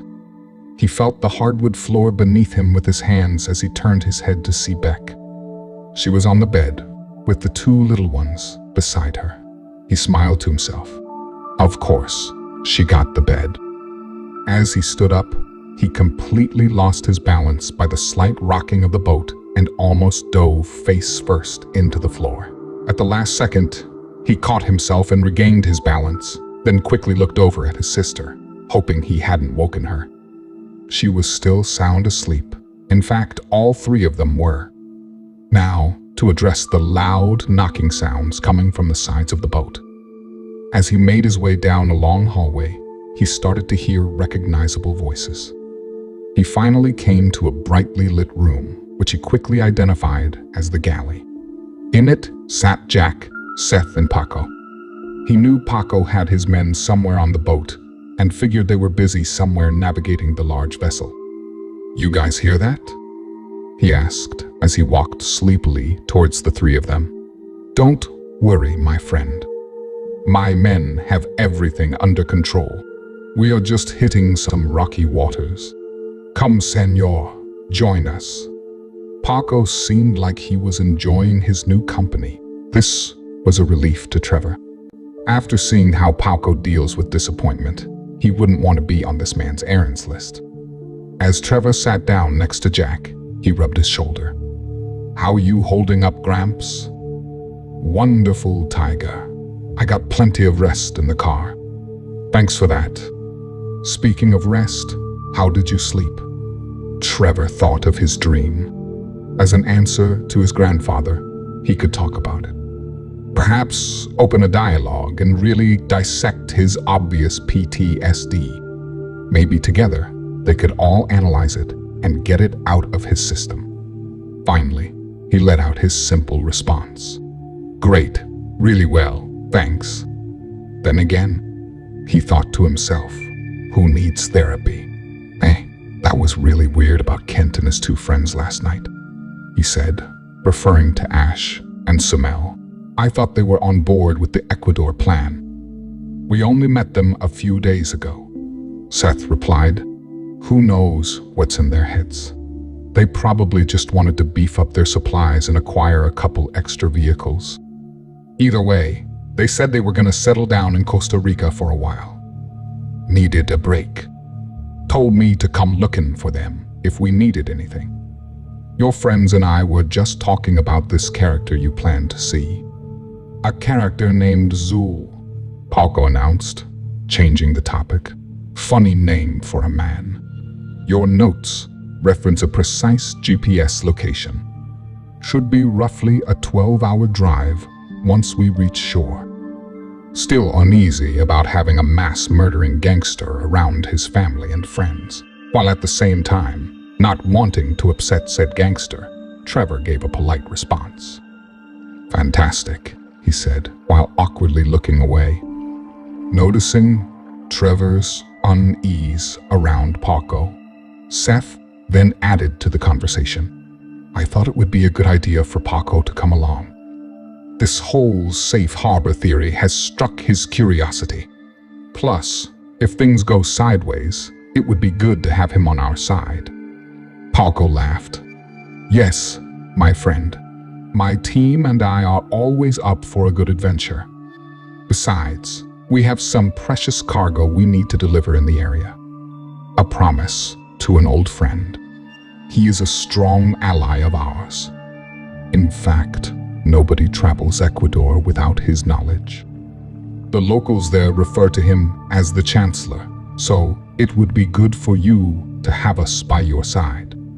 We can make our delivery and meet back up with you. Trevor didn't like feeling kept this way. Besides, this was not the original plan. Paco was simply giving them a lift down the shore, bypassing an almost impossible journey through the dense South American jungle. Seth had described Paco and his team to Trevor once before. He knew they were not saints, but was unaware it came anything close to the levels of insanity they'd encountered in the short time of knowing them. Beck would never go for this. Maybe he could change the subject, save the topic for when Beck was awake. She was always good to getting out of ridiculous situations like this. I'm sorry, where did the supplies get stored? I need to get some food in me. Nothing's really sinking in right now, you know? Paco looked at Seth, then back at Trevor. Of course, my amigo. Your supplies are down one level. Perhaps I go check on my men now. We should be arriving very soon. Please, make yourselves at home. Come, Jack, I give you tour of my new boat. Trevor gave Paco a smile as he left the galley. What was that all about? Seth spoke up as soon as Paco and Jack left the room. Trevor looked over at him. Seth, you never told me that guy was capable of doing the things he did back on that dock. What if it's us next time? What if we rub him the wrong way? Look, man, I know Paco is a strange guy, but these are strange times. Maybe it would be good to have someone like him around. Besides, he's an old family friend. He could never harm me or my friends, he said as he continued speaking while noticing Trevor's troubled expression going unchanged. Listen, I'm always gonna back you, brother. Whatever your decision. Just think it over, okay? Trevor nodded in agreement. Let's go get some food. The two stood up and made their way to the lower level. A door opened to a large dark room as ambient lights began flickering on. Trevor and Seth walked in to see all their supplies neatly shelved. They separated and began going through the coolers. Trevor felt like he was being watched. He caught a dark figure out of the corner of his eye. He immediately looked over, but nothing was there. He did, however, notice a large steel door. The door appeared to be hinged in such a way that it would open outwards. Outside the door was a long steel rod running along the width of the door near the center about shoulder height. On either side of the steel rod were locks. Wonder what that is. Trevor gestured toward the door. It was strange. Seth looked right at it but didn't say anything. It wasn't like he was being rude or ignoring Trevor. It was almost as if he heard Trevor, looked at the door, then completely forgot about it altogether. Trevor shook off the awkward exchange and continued rifling through his supplies. He opened a brown cardboard box he didn't recognize. It was their guns. Trevor looked over at Seth. He knew Seth put a lot of trust into Paco, and he didn't want to insult him. While he saw Seth busy with his head buried in one of the coolers looking for some breakfast, Trevor quickly tucked a small gun in his belt and immediately covered it with his shirt. "Bingo!" Seth shouted. Trevor looked over. Seth was holding 2 small packages of beef jerky, a modern-day delicacy. They both laughed, then turned off the lights and made their way back towards the upper decks of the ship. They both made small conversation as they climbed the staircase back to the middle floor. "I'm gonna go check on Beck and the kids. You good?" Seth nodded in response. "Of course. Meet you on deck." Trevor jokingly ripped his share of jerky from Seth's hands. "This is coming with me," he said with a smile as he began walking back towards the room he had woken up in. While casually making his way through a small corridor, he opened the package of jerky and began to scarf down the first few bites. Before coming to the room where Beck and the kids were sleeping in, he came across a closed door. He thought for a moment and gave the door a polite knock. No answer. He slowly opened the door to a lightly lit blue room. A slightly bad feeling struck him as he pulled out his gun. He crept in the rest of the way, and a look of pure excitement came over his face. A full bar? Jesus Christ! He took his time while inspecting the wonderful treasure trove he had just stumbled across. He noticed, sitting atop all the rest of the alcohol, on a glass shelf of its very own, a beautifully designed glass flask of aged 100% pure agave Patron tequila. He placed his gun on the bar nearest the bartender station to reach the glass goddess, which was now giving him a come-hither look. Without another thought, he placed the flask in his back pocket. "I'll find a use for you very soon," he said aloud to himself, half expecting a rebuttal from the glass treasure, knowing all too well it must be too good to be true. Then he turned to the door and made his prompt exit. He then continued on his way down the hall, but paused for a moment as a bad feeling of something awful took over his entire body and made the hairs on the back of his neck stand up. He felt as if he were forgetting something. A door or something. What was it? He slowly turned around as if beckoned by his subconscious. Of course, that was it. The large, locked steel door. It was just a moment ago. How did it fade from his memory so quickly? He changed directions and began retracing his steps back toward the stairs. He began thinking to himself, what could be so important to a mass-murdering gangster that it be locked up so securely? If there was going to be any arrangement between his group and Paco's of any future endeavors, he needed to trust this man. If he were to trust this man, he needed to know what was locked behind that large steel door. His pace quickened as he began briskly walking back toward the stairs. As he made his way to the bottom of the steps, he put the jerky in his front pocket. Then slowly, he made his way a few feet down the hall and placed his hand on the latch to the door that led back to the supply room. The room was dark. Instead of turning the lights on right away, he let his eyes adjust. Enough light poured in from the hallway that he was able to see much of the room. While staying by the entrance of the room, he traced his previous steps from when he was with Seth by sight.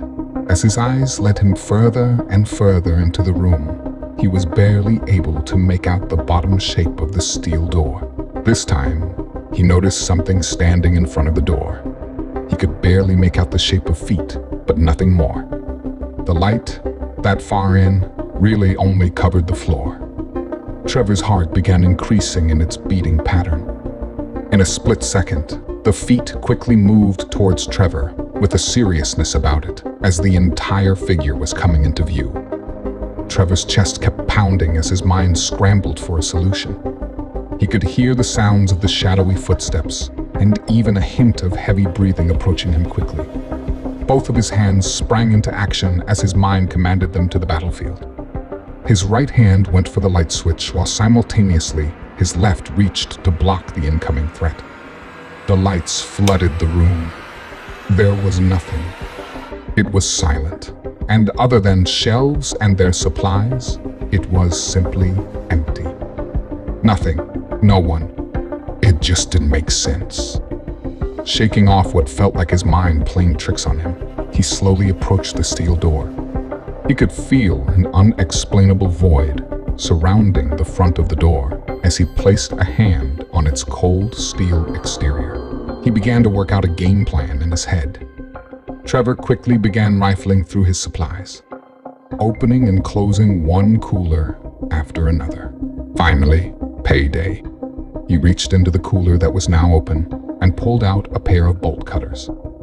How many times these things have come in handy, there's no counting, he thought to himself. He went back to the door with the bolt cutters in hand and went to work. The first one snapped through the lock with no issues. The second one was at an odd angle because of the placement of the door and a shelving unit next to it. There was no moving the shelving unit. Everything was welded down to prevent things from toppling over at sea. After struggling with the lock for what seemed to be forever, it finally snapped free. He took off the first lock and then went for the second. That was when he heard voices coming down the stairs. Startled, he thought fast and replaced the lock in a way to appear unharmed. After that, he rigged the other lock to appear the same way. The footsteps were getting closer as the voices, which were in Spanish, were becoming louder. Done with the locks, he leapt across the room and turned the light switch off in a similar motion. A basketball player would perform a slam dunk. No time to close the door. It would be too obvious at this point. He shimmied between two shelving units and remained quiet.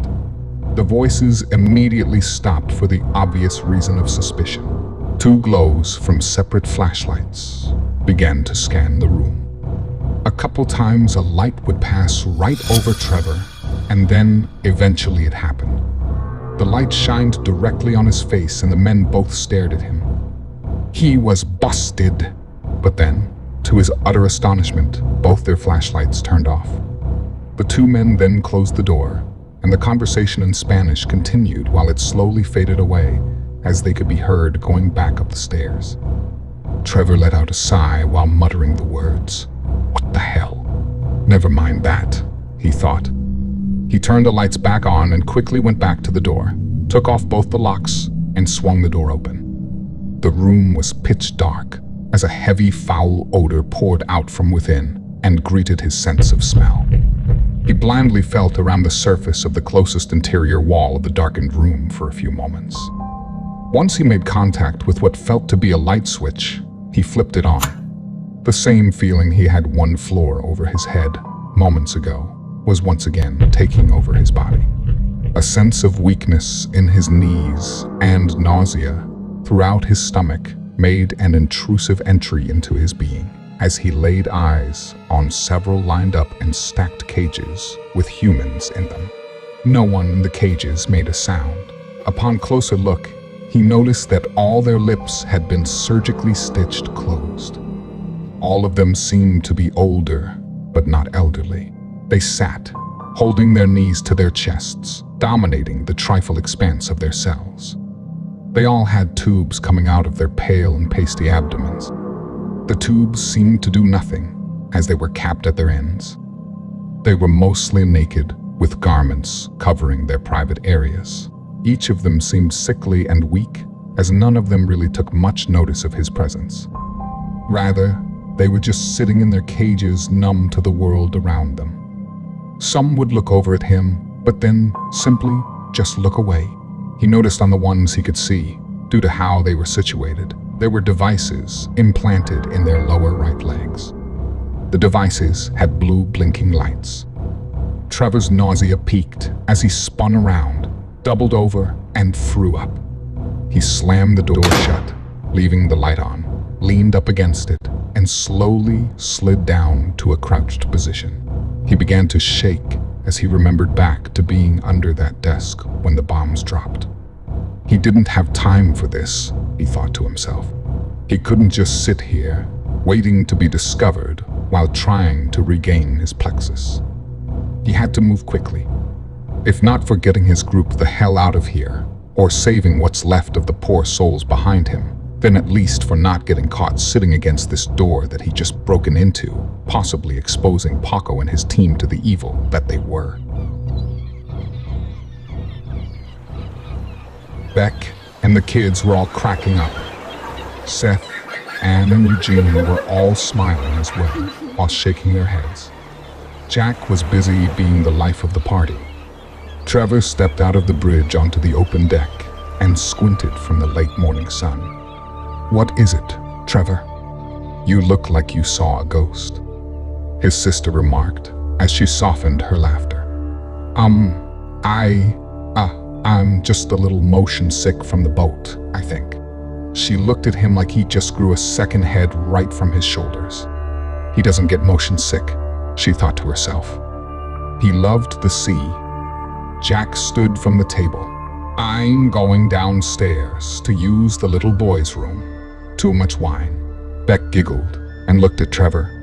"Gramps is ridiculous. Dad jokes never get old." Trevor displayed a fleeting smile and quickly began to analyze his environment. He noticed two of Paco's men standing guard on either side of the front end of the yacht. Another was down the deck near the back of the boat. Where was Paco? Where was the fourth man? "Trevor!" a man shouted from behind him. Trevor turned around. He couldn't move too fast. He still felt like he was going to throw up. Paco stood there with a stern face. "Trevor, you've been a naughty boy." Trevor knew what was coming. He went to put his hand on his gun for a quicker draw in case it came to that. "Shit, my gun. I left it on the bar. Goddamn Patron," he thought to himself. Paco stepped forward slowly towards Trevor. He reached out and placed a sarcastic yet friendly hand on Trevor's shoulder. Trevor looked over at his own shoulder with Paco's hand on it. Somehow he was reminded of his first impression of Paco from the night before. Paco lowered his voice, but not enough for the others not to hear. His men gripped their guns tighter and approached the group on the deck as they monitored the dialogue their boss was having with the guest in question. "I know what you found, Trevor." Paco leaned forward. So, Trevor desperately tried reading Paco's eyes. How did you like it? Was this seriously happening? How did he like it? "I'm talking about the tequila you found." "Calm down, my friend. I like to tease only. Like I said, mi casa es su casa. I hope you enjoy the Patron." Everyone began to relax as the tension on the deck slowly dissipated. Paco's men shared glances and provided uneasy smiles to one another as they lightened their grips on their assault rifles. Just then, the fourth man appeared from below and approached Paco. He whispered in Paco's ear. Paco's facial expression instantly changed to a rage, yet to be seen by Trevor and his group. Trevor knew what the man had discovered below and was now reporting to his boss. "Hombres!" Paco yelled with a specific and angry hand gesture in the air. All four men raised their weapons and pointed them at the group. "Not so fast, Paco." Directly behind Paco stood a cunning grandfather holding Trevor's gun to the back of Paco's head. He had snuck up on him from within the stairwell shortly after the fourth man came up. Paco put his hands up. "Tell them to drop their weapon, senor." "Jack, my friend," that's unable to finish his sentence. Paco flinched at the sound of gunfire blasted in his ear. Paco watched in sheer disbelief as one of his men standing to his opposite, directly beyond the group, succumbed to the bullet hole in the dead center of his forehead. His bodyguard stumbled back before falling off the side of the boat. making a splashy finale and putting to rest any argument Palco thought he had. Palco would have been better off knowing that Jack served in the military for 30 years before retiring as a 5-star general. 5 amateur gangsters didn't have the old man phased in the slightest. Jack proceeded to help Palco with a friendly piece of advice. Now, Palco, you have 3 men left. The odds of them killing all of us with me holding this gun, I give you, maybe 5 to 3. Now, the odds of me planting a bullet in your pretty little yacht with your brain matter wrapped around it before that bloodbath comes to an end. Now that, I give me a 1 to 1. Your call, senor. Guns down, cabrones. Palco knelt to his knees. Good job, Palco. Now you and your friends are going to sit tight while we figure out a plan. Tiger, your call. Trevor smiled while looking at the kneeling gangster. Later that day. You fucking pieces of shit. This isn't over. Palco screamed out the best he could. After all, screaming from a cramped little cage, locked in a small, dark room that smelled of feces and urine, wasn't exactly the best place to exercise one's lungs. Cabrones, do something. Get us the fuck out of here. On the shore, the fully intact team of now only 8 stood next to their supplies on the sandy beach of Ecuador. They took special interest in the fading sun as it began to say its final goodbyes while descending towards the infinite North Pacific horizon. They felt a sense of peace, filtered through a lens of what might await them within the dense jungles behind. They seemed to shake the dark thought as they took a moment to embrace the calm they felt as they watched the beautiful Ecuadorian sunset. Oh yeah, and also as they watched the yacht in front of them, a quarter-mile out, sink into the sea.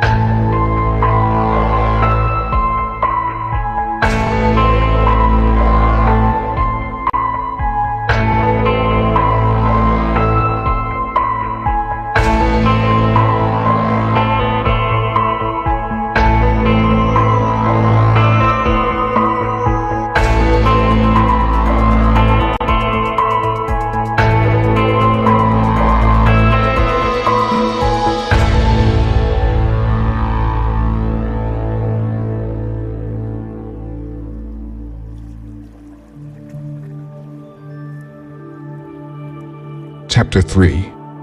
Procurement. The room was dark, very dark. It wasn't scary or anything like that. There were a group of people around him to keep him company. They made him feel secure.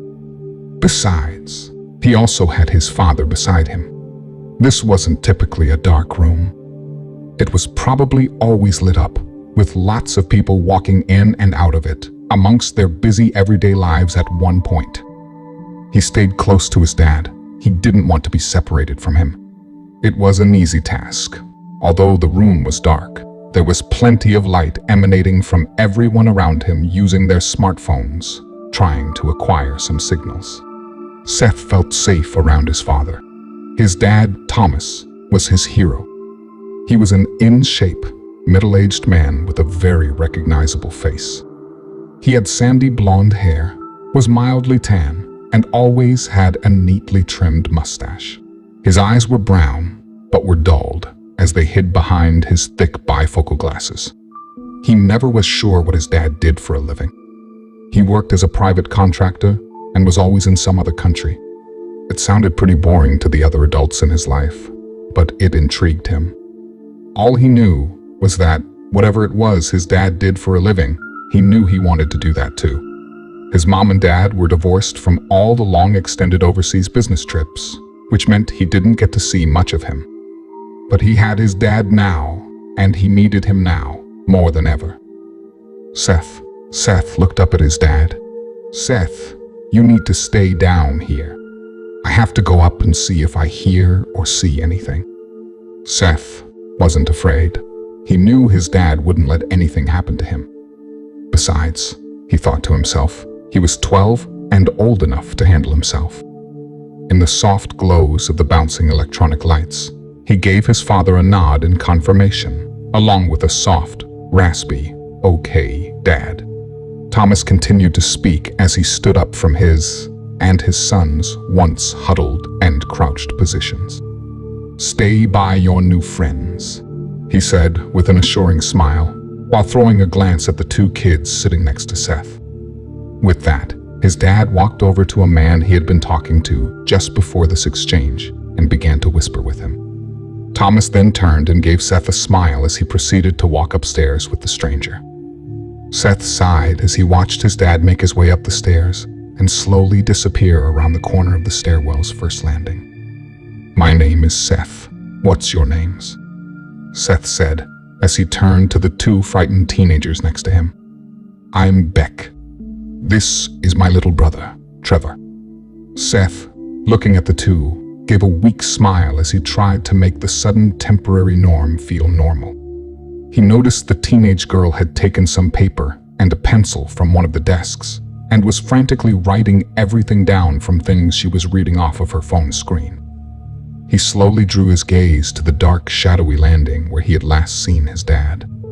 He became transfixed and began to lose himself in the depths of that darkness on the stairwell as a feeling of despair began to pour over him. "Seth, you okay, man?" Seth quickly snapped out of his daze. He could see the blank ocean seas with a slight disturbance in the waters where a boat had previously anchored itself before slowly sinking to the water's depths. Seth looked back at Trevor. "Yeah, just a little rattled. Paco was my dad's good friend. We had barbecues with the man, for Christ's sake. I thought getting to him was gonna change everything." "I know, Seth," but Seth interrupted. "No, you were right. I don't know why I didn't see it too. I'm sorry, Trev." "I'm sorry too, Seth," Trevor explained while looking back at the darkened ocean where the boat had once been. "The world's different now. Everyone's changed. You were just too close. You couldn't see it this time. Come on, we got to get out of sight before anything else comes along." Trevor and Seth turned to join the rest of their group. Eugene, Anne, and Beck were near the sand's edge, close to the labyrinth of trees awaiting the team. They were all sitting, entertaining Caleb and Delilah with some stories, while effortlessly drawing in the sand underneath the moonlight. Seth walked over to Jack and knelt down next to a man in all black on his knees, with his hands tied behind his back. He was kneeling in front of Jack as though he were his prisoner. He had his head bowed as one would bow their head for prayer, except he didn't have his eyes closed. Instead, he had them wide open, paying close attention to his surroundings and his captor's activities through his peripherals. As Seth knelt next to the man, thinking how to word his warnings, Trevor stood closely by while keeping a lookout on the darkening beaches and vast ocean's horizon. "We handled your friends, and we will handle you if we have to. Don't fuck with us. Jack, the man standing behind you is a trained killer. He doesn't miss. He'll be watching you." The man turned his head slightly and looked at Jack through the corner of his eyes. and so will we. Cross us, and you'll end up just like your buddies. At the bottom of the ocean, in a fucking cage. Now, what's your name? The man lifted his head and looked up at Trevor. He froze for a moment, then looked back down at his interrogator and answered. Joe.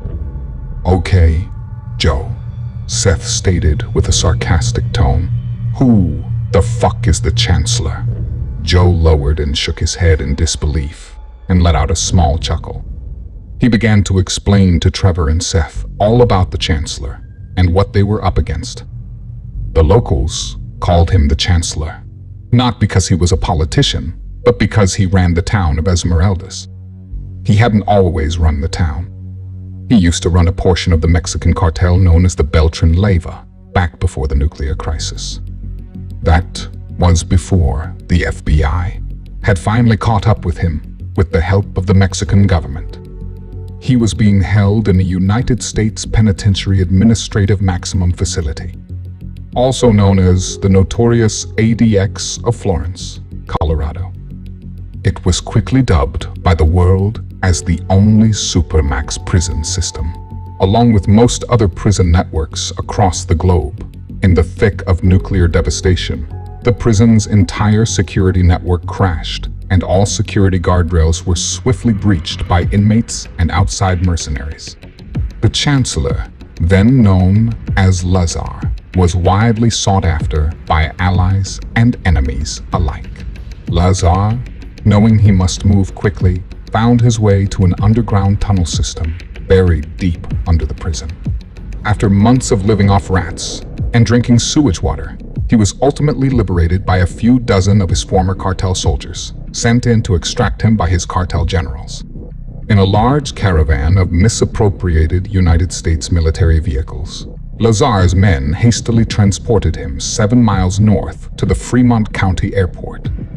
After his rendezvous with his two brothers, Santiago and Nicolas, his two higher-ranking generals, the group of gangsters, along with the flight crew, embarked on their 6-hour flight to their hometown of Toluca, Mexico. Once they hit the tarmac of the Adolfo Lopez Mateo International Airport, they promptly identified the unsustainable state of affairs that was once their home, the town of Toluca. Appreciative of their dire circumstances and their newly found demand for re-establishment, the 4 top-ranking cartel members assembled their armies and supplies and began to move south. Knowing of the state their North and South American governments were in, and aware of the temporary suspension the United Nations placed on the Geneva Code, Lazar and his men knew they were racing the clock. Being a homeless cartel left them unfortified and vulnerable. They also knew that this newly broken system of scattered and unorganized government agencies provided the Beltran Leyva with an unprecedented opportunity.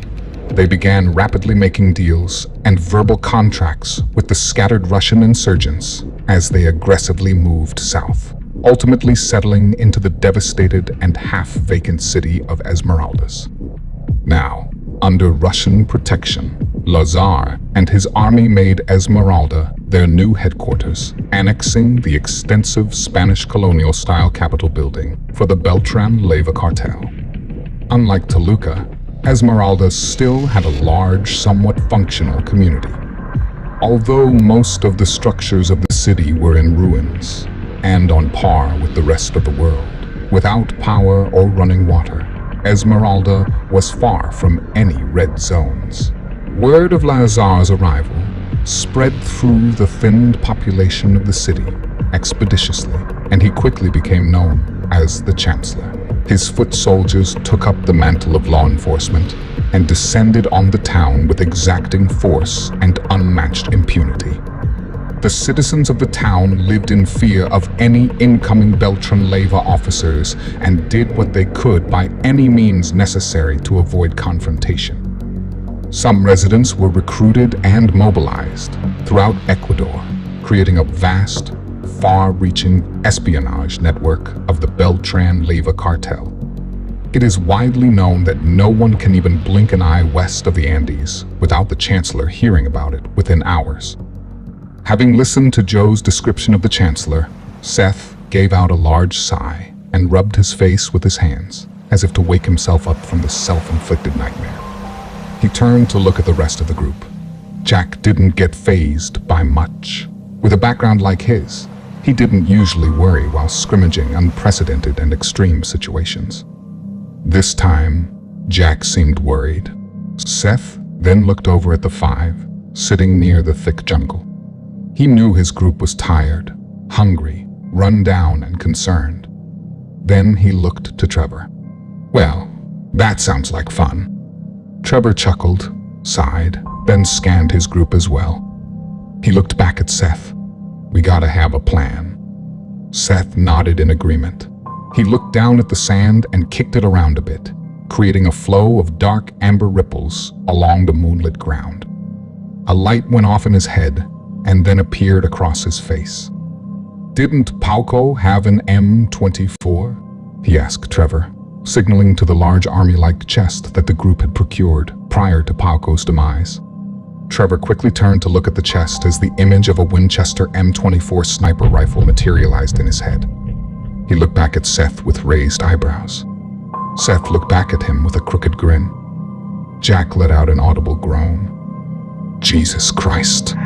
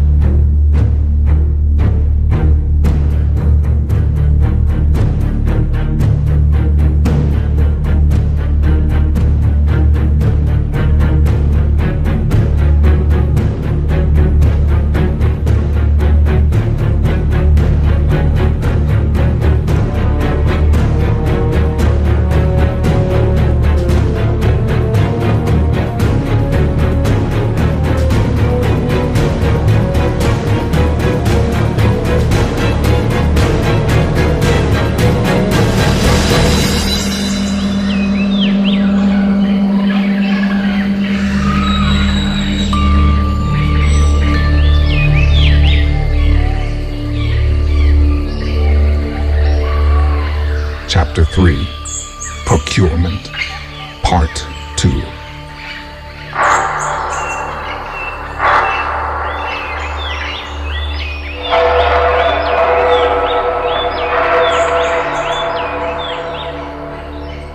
It was morning now. The group had set up a camp in the forest about 2 miles northwest of the nearby city. The group had already inhaled their daily rations, which provided much-needed nourishment for the impending probe of the unknown. Jack continued shimmying his way up a hill with binoculars around his neck, straddled to his back. He had the M24 clutched in both his hands. As he kept moving along the hill's landscape, he made sure to keep his cover, using the trunks of nearby trees and thick brush that sprang from the soil.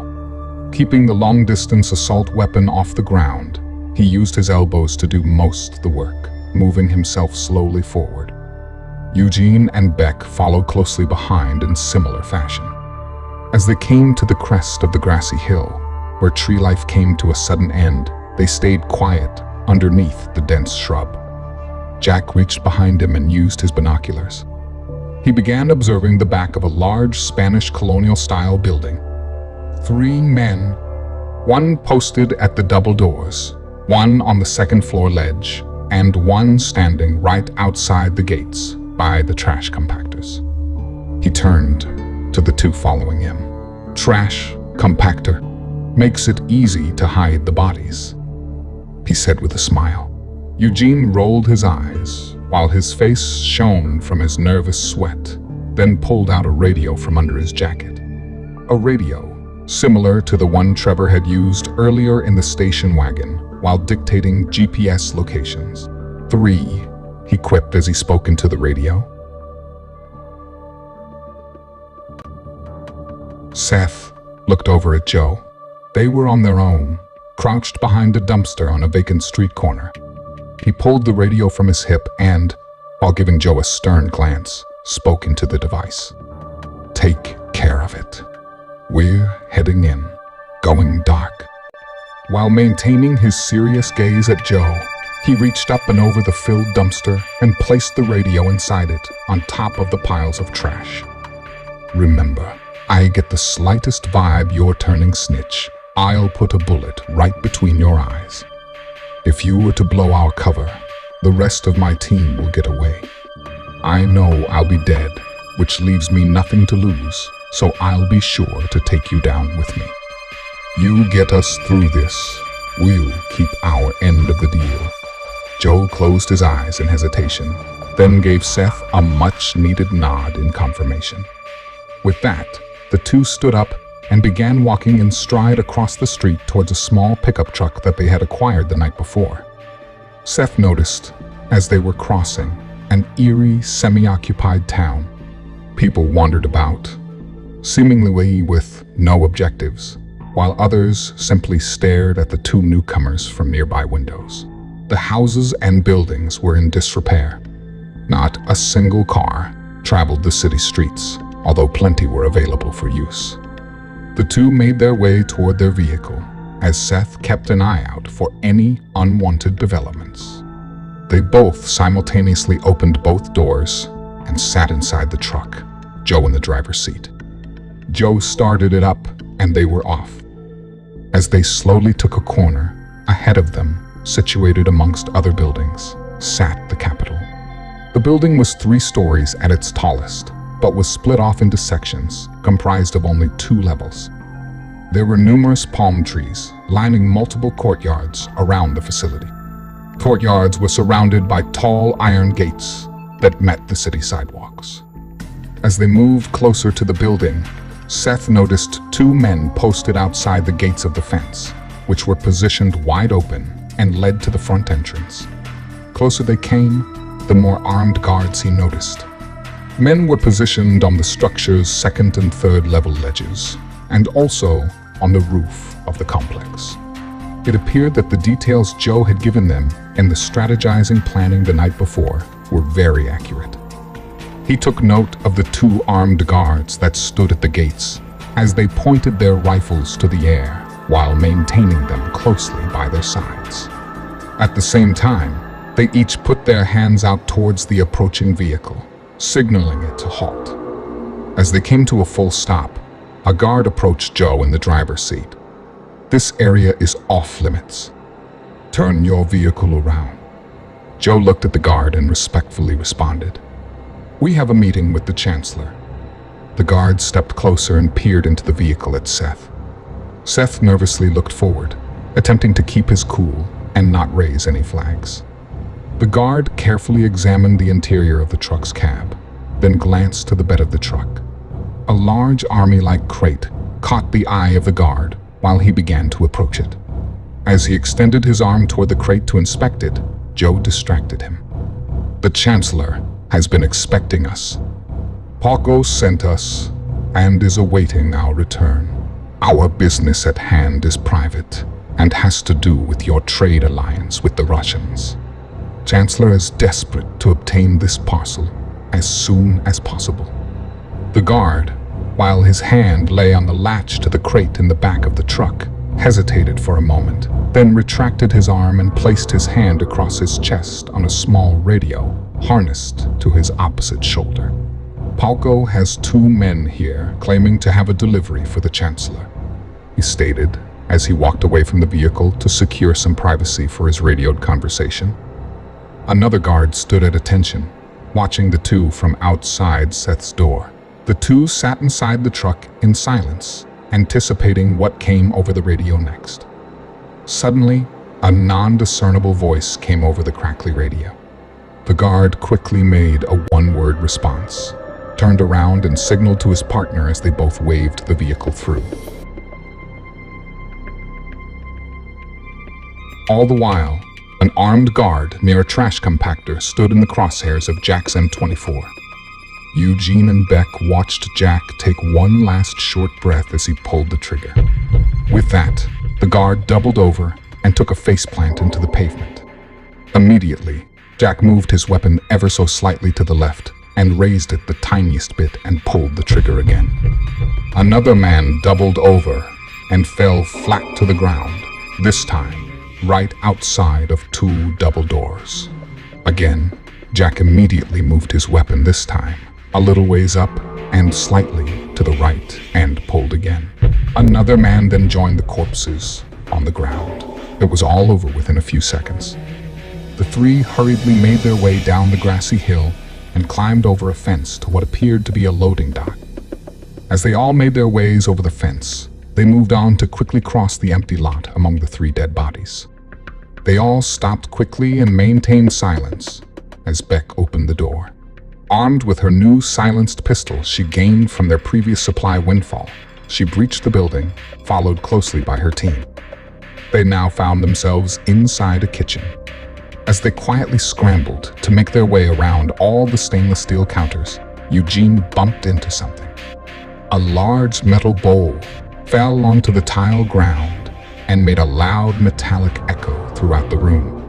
The three froze, waiting to hear any response to the disturbance Eugene had caused. In silence, they looked at one another, each holding their weapons. After what felt like a lifetime, they continued across the kitchen, eventually making their way to the doors leading them to a back hallway of the complex. Eugene carefully peered through the crack of the door he had slightly begun to open.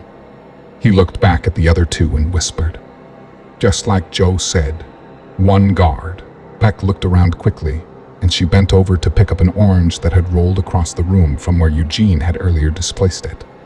She handed Eugene the orange. Eugene gave her a nod of agreement.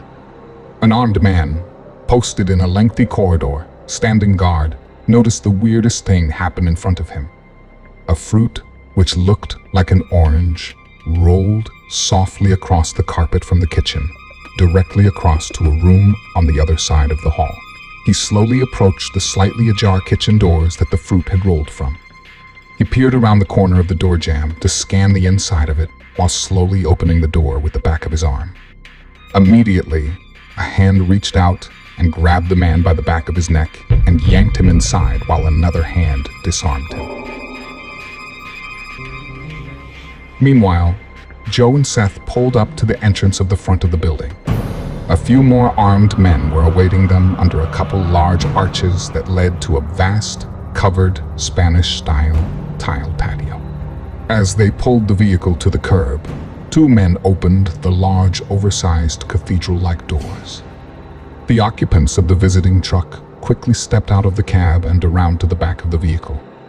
Seth lowered the tailgate as Joe jumped up into the bed and proceeded to slide the crate towards Seth. Once the crate was in position, Joe climbed back down and lifted the crate from the truck, and the two men carried it through the archway onto the patio. They were signaled by a man in army fatigues to stop.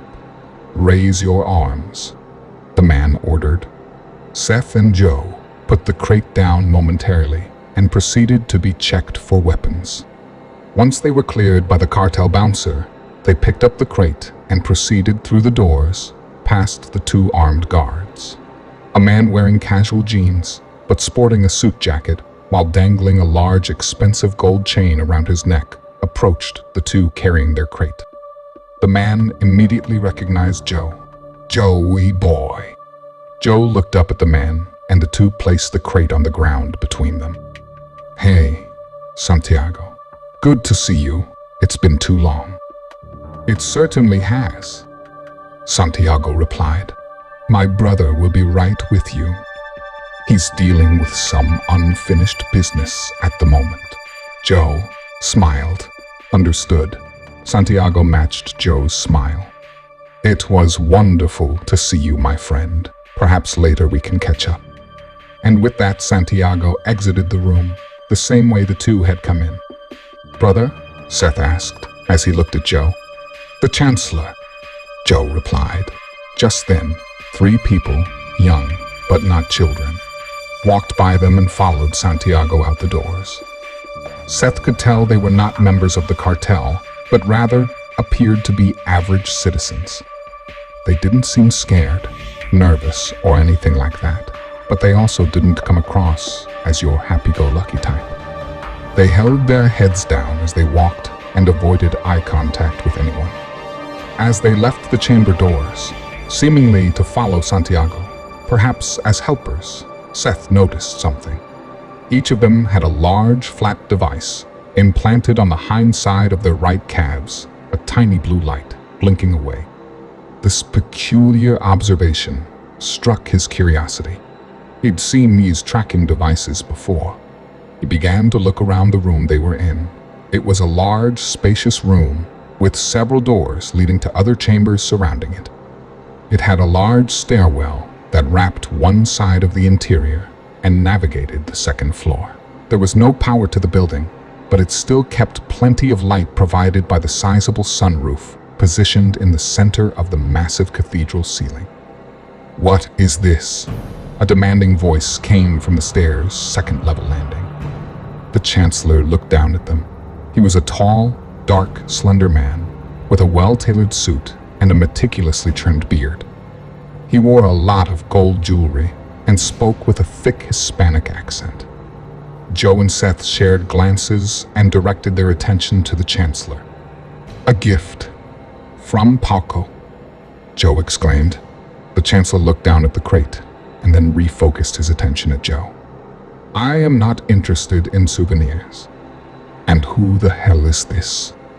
The Chancellor barked as he made his way down the flight of stairs. "A new recruit." "Seth," Joe replied, his voice lowering as the Chancellor neared.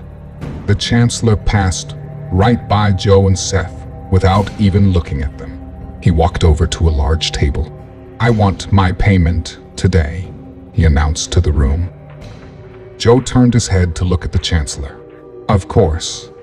It's on the boat. Paco is just tying up some loose ends and is planning on being back within a couple of hours." The Chancellor scowled at the two and looked between them at the crate. He then made a gesture in the air for them to bring the crate to him and then gave the table a couple loud taps. The two men lifted up the crate and carried it to the Chancellor and hefted it up on the table. The Chancellor looked at the two almost in disgust, rolled his eyes and began to unlatch the crate. After undoing the first latch, he undid the second one. Suddenly, without warning, the lid of the crate burst open and a shadow emerged, as if it were being birthed from within the shallow container. The now fully erect figure that rose from the crate swiftly pointed a 9mm between the Chancellor's eyes. While training its weapon upon the cartel leader's brow, it slowly lifted its once bowed head and focused its eyes on the Chancellor. The man that came from within the chest, now intensely focused at the target in front of him, turned out to be none other than Trevor Meeks himself. The Chancellor put his arms out in a sign of forfeit and began swearing in Spanish. Several men ran from an adjacent room, attempting to come to the Chancellor's aid. "Hold it right there, gentlemen," shouted a voice from a dark hallway opposite the room the men had entered from. Through the shadows of the hallway emerged Jack, Eugene, and Beck, all pointing weapons at the Chancellor's armed cavalry. The armed men answered in kind and pointed their weapons right back at the three. "I don't think that's such a smart idea, boys," Jack announced. "You see, if anything happens to us, my Jack-in-the-Box killer clown over there will turn your boss's head into a pretty little canoe." They drew their attention to their boss with a pistol trained on the center of his forehead and slowly placed their weapons on the ground. "You guys aren't as stupid as you look. Kick them away." The men did as Jack instructed them to. "This isn't a war we want," Trevor snarled. "And I don't know why caged humans on the brink of death could be anyone's prize. Frankly, I don't want to know. This is your lucky day, Lazar." The Chancellor, having not been called Lazar for years, lifted his head slightly and met Trevor's eyes. "I'm going to make you a deal. You want your precious cargo? Well, we know where it is. Once you have us on one of your planes with plenty of supplies and we're headed on our way, we'll radio you the GPS location of where we hit it. This is your best chance of finding them," Trevor continued, as he maintained his stern expression. We disabled their tracking devices, he said, finishing his words off with a menacing wink while forming a slight grin across his face. How can I possibly trust you? The Chancellor retorted. I need that parcel by today, and with pulses, or the Russians will destroy me. Trevor cocked his loaded pistol in response to the Chancellor's argument. We can explore other options if you'd like. No, it's fine, the Chancellor shouted.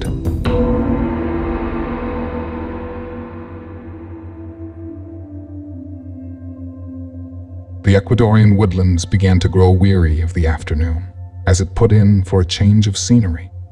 While slowly responding to the request, the evening stars began to appear in the vast Southern American skies. A small dirt airstrip cut into the thick forest provided a long enough path for Trevor's team and their plane to muster up enough speed to take flight and disappear into the distance. So, what's going on between the Russians and the cartels anyway? Seth asked Joe as the 9 of them climbed altitude in the Cessna Denali that Jack was currently operating. I mean, really, human trafficking usually pertains to hard labor workers or sex slaves. Those people, well, they weren't even people anymore. They were practically dead. One even whispered to Eugene, begging us to kill them.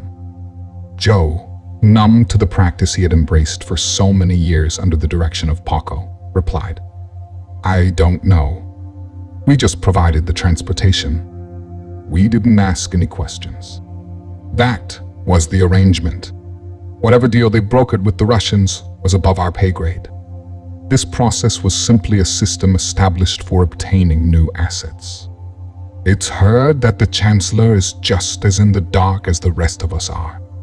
We were told he was simply charged with procurement in exchange for protection. Paco found out that the Chancellor wasn't afraid of the Russians, but he was terrified of who the Russians were working for. And who's that? Beck added. Joe turned to see Beck, sitting in the seat directly behind him. Nobody knows. Everyone has their different theories.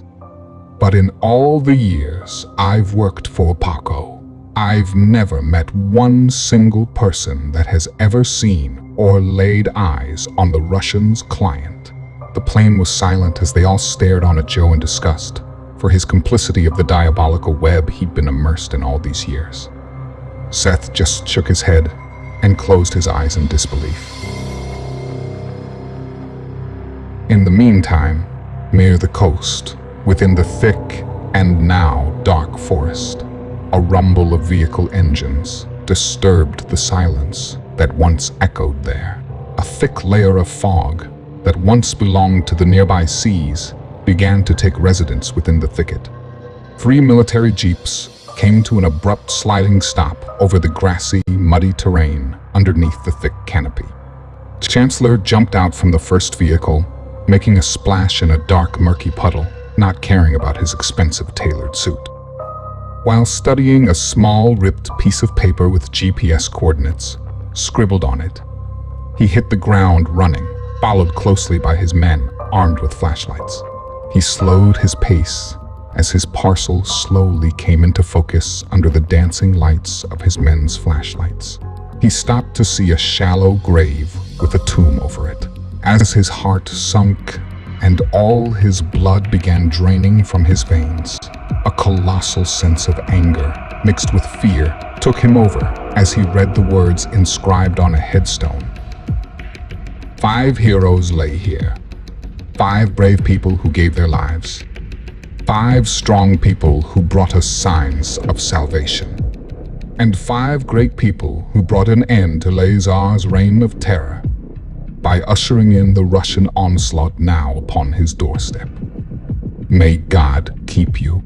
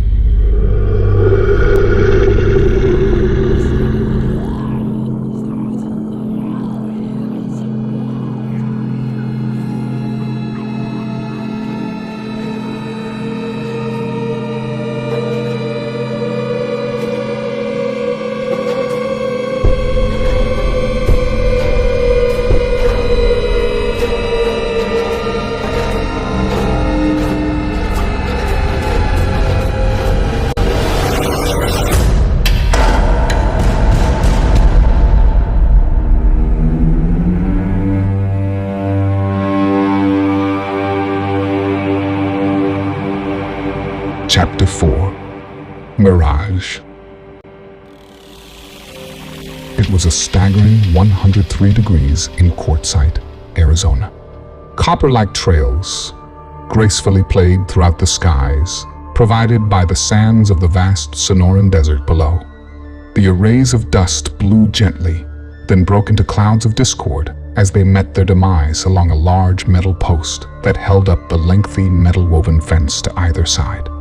Atop the metal stud, fastened with screws, rested a dingy yellow sign that read, "No trespassing." Off in the distance, beyond the thin protective layer of metal fencing, sat a large, sprawling farmhouse made up of decorative stone and wood siding, mired in its peeling paint. Creatively wrapping the house were large, beautiful, arched windows that carried the Arizona sunlight in through the rustic domicile and brightened the varnished hardwood floors within the home. The interior was immersed in a silence it rarely heard before, with the soft, ticking sound of a battery-operated clock that hung on the backsplash of the galley-style kitchen's double sink. Other than the flood of light that seemed to lazily drift along the floors, the house was dimly lit. The living room was expansive in the single-story home and was raised a few steps higher than the adjacent foyer, which led to the exterior wood entry doors. Then, suddenly, a few loud knocks as a voice came from the front patio beyond the closed doors.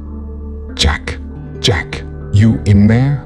the visitor loudly questioned. A few knocks shortly followed. "Hello? Anybody home?" questioned the voice one more time. Then, slowly, with a little resistance from one of the aging, lever-handled doorknobs, the door began to open. Little by little, the door continued to open until finally it was fully ajar. Just outside the doorframe stood a tall silhouette of a man darkened by the sunlight behind him, flooding the entryway. As he cautiously walked in, his face became clearer as he attempted again to gain the attention of any potential occupants. It was Thomas, Seth's father. "Hello, anyone?" he said again with a growing expression of disappointment. He peered around a few corners, taking in the emptiness of the residence.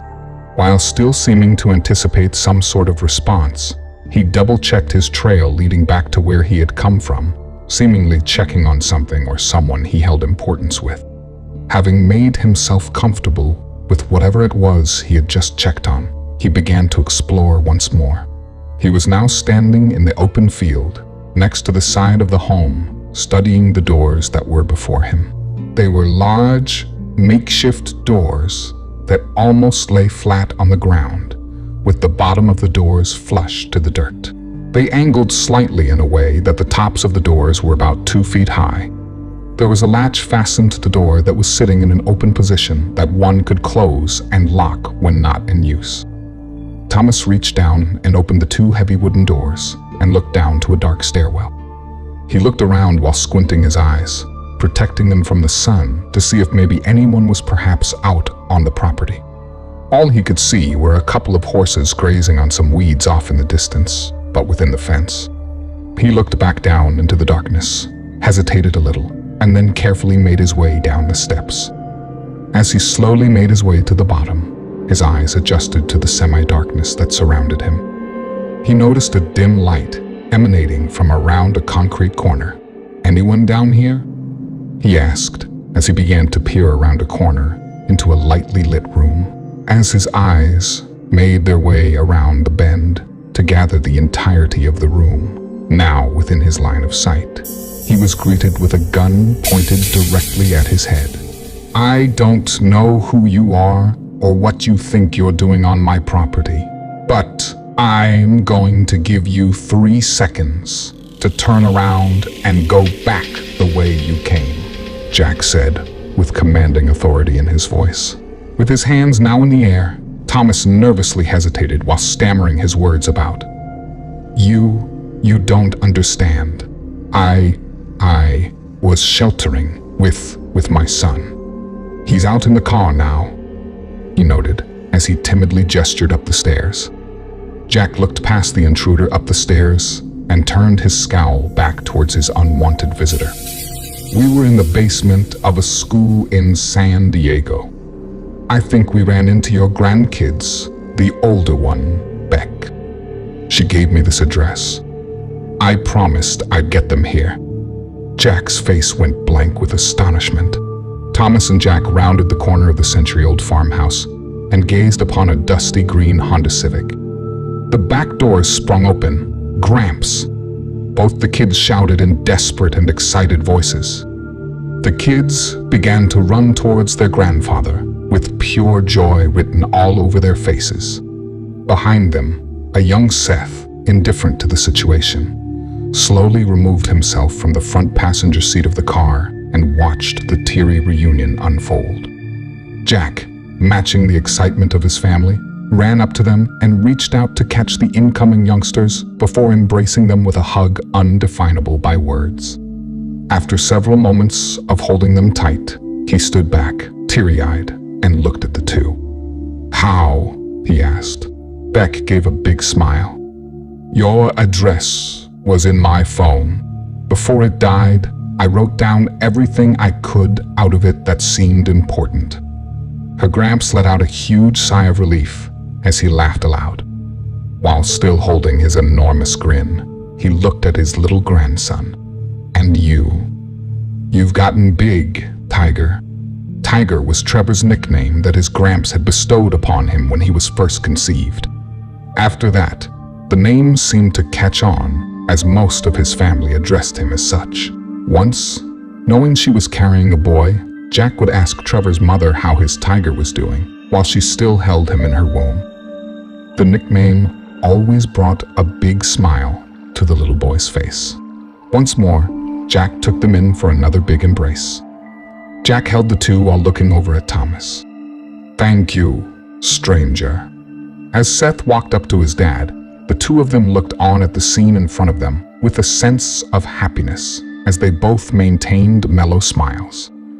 Jack, while still holding onto their shoulders, moved the two kids back a few feet and grew a concerned look. "Where's your mom and dad?" The pair immediately changed their body language and facial expressions, making clearly evident the answer to his question.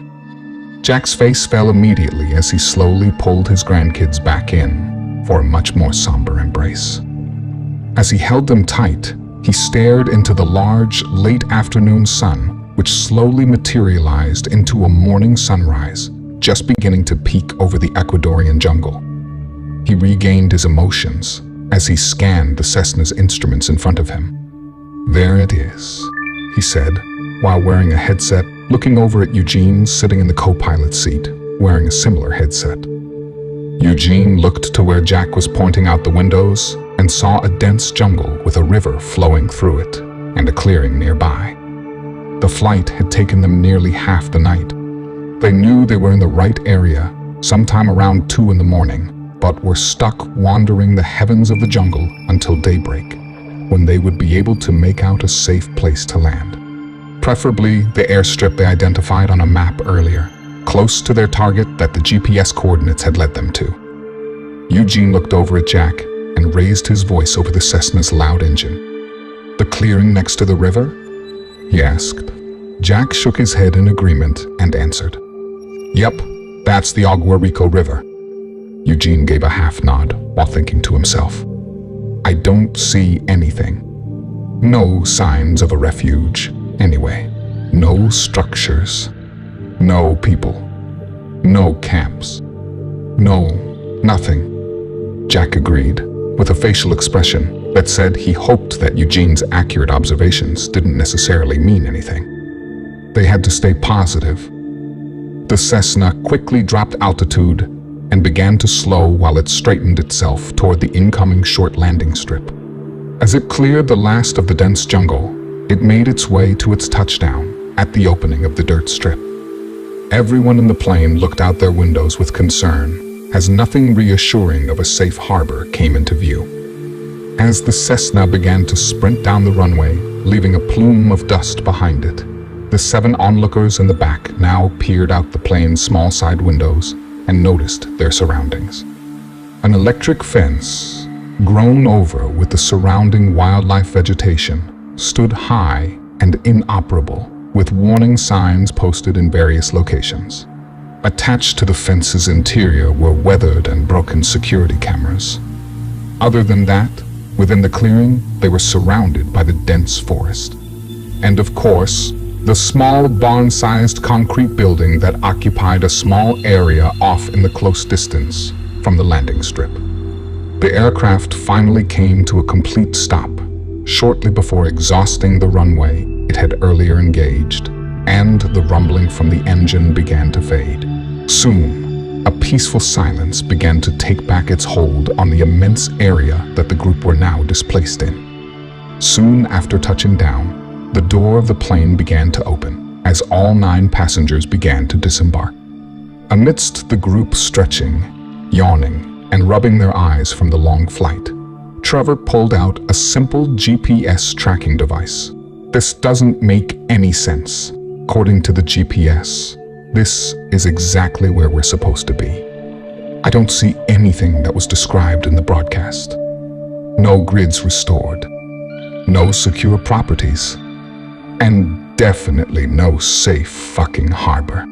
And no sign of Zool, whoever the hell he or she is, Beck added into the list of complaints.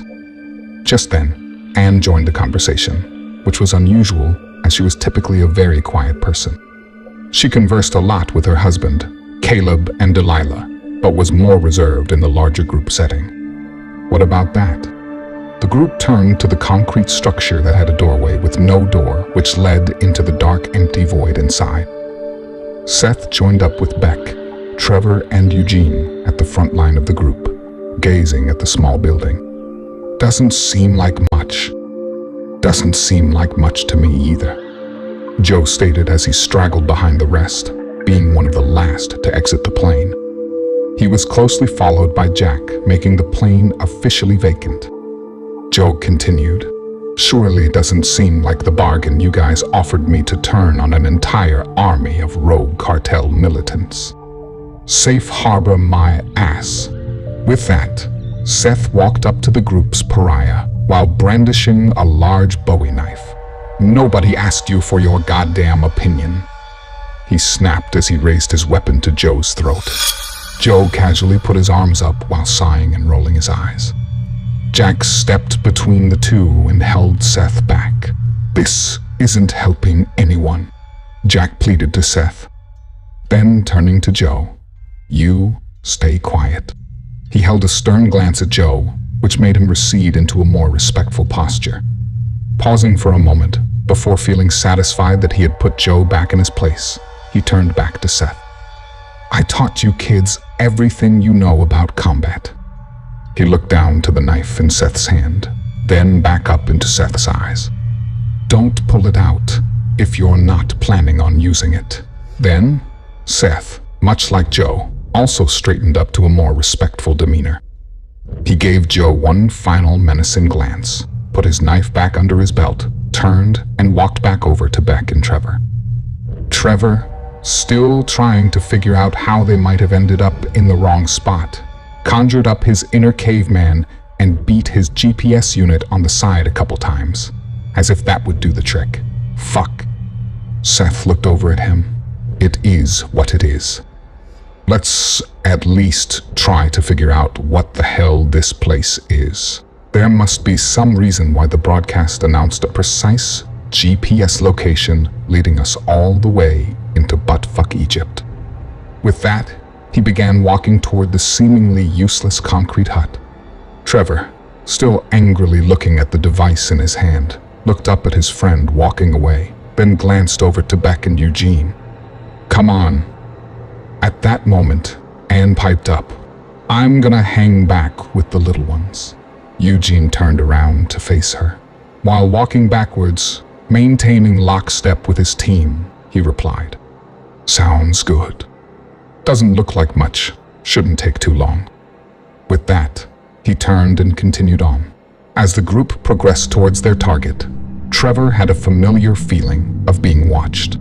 He turned his gaze slightly to the right of the concrete shack beyond the defunct electric fence. There, Standing near the start of the jungle, he saw a blurry, dark figure. He couldn't make out specific details, but he felt as if it were staring back at him. For a second, he even swore he felt a vibration coming from the blurred entity. He rubbed his eyes to get a clearer perspective, but by the time he looked back, it had disappeared. Growing tired of these odd events, and frankly becoming quite annoyed by them, he kept quiet of the sighting and didn't bring the matter to anyone's attention. Jack reached into the open door of the plane and pulled out a small blue duffel bag and gave Joe a slight shove. "Let's go give them a hand." Jack and Joe, significantly trailing behind at this point, began to jog in an effort to catch up to the four. Everyone but Joe readied their sidearms as they neared the mysterious structure. Trevor and Seth were first to arrive, closely followed by the rest of them. Jack tossed the duffel bag at Trevor's feet, who then promptly knelt down to open it. He extracted 2 mag lights that were sitting amongst a stockpile of tools, batteries, wires, and other devices they'd collected throughout the years. As he rose back to his feet, he handed Seth a flashlight and kept one to himself.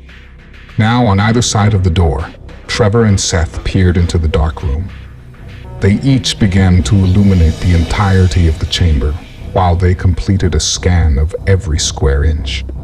Once the two were satisfied, there was no imminent danger. They glanced at each other, nodded, then signaled to the rest to follow as they made their entrance. The team slowly poured in. Seth and Beck began to take the left side of the room while Trevor and Eugene took the right. Jack and Joe remained just outside the building and kept a sharp lookout. As the two pairs carefully scanned the entirety of the room, they each noticed evidence along the walls and floor of an old fire that, by the looks of it, must have taken place long ago. They eventually met up near the center back of the concrete enclosure, where all 4 of them were amazed to see what looked like a top-secret entrance of some kind. It was a large steel door with 2 black metal boxes on either side. The box on the right looked like it once had a small door on it, which was no longer there. Instead, just an open indentation within the box that comprised of buttons with numbers on them, like you would see on an old-fashioned payphone. Each box had a dark piece of glass on the front with thin red lines crisscrossing along their surfaces. They appeared to be some kind of scanners. Trevor and Seth kept their flashlights independently trained on either box. They drew to the conclusion that whatever functionality the box once held, it was mainly to serve the purpose of triggering the large steel door in between them to open.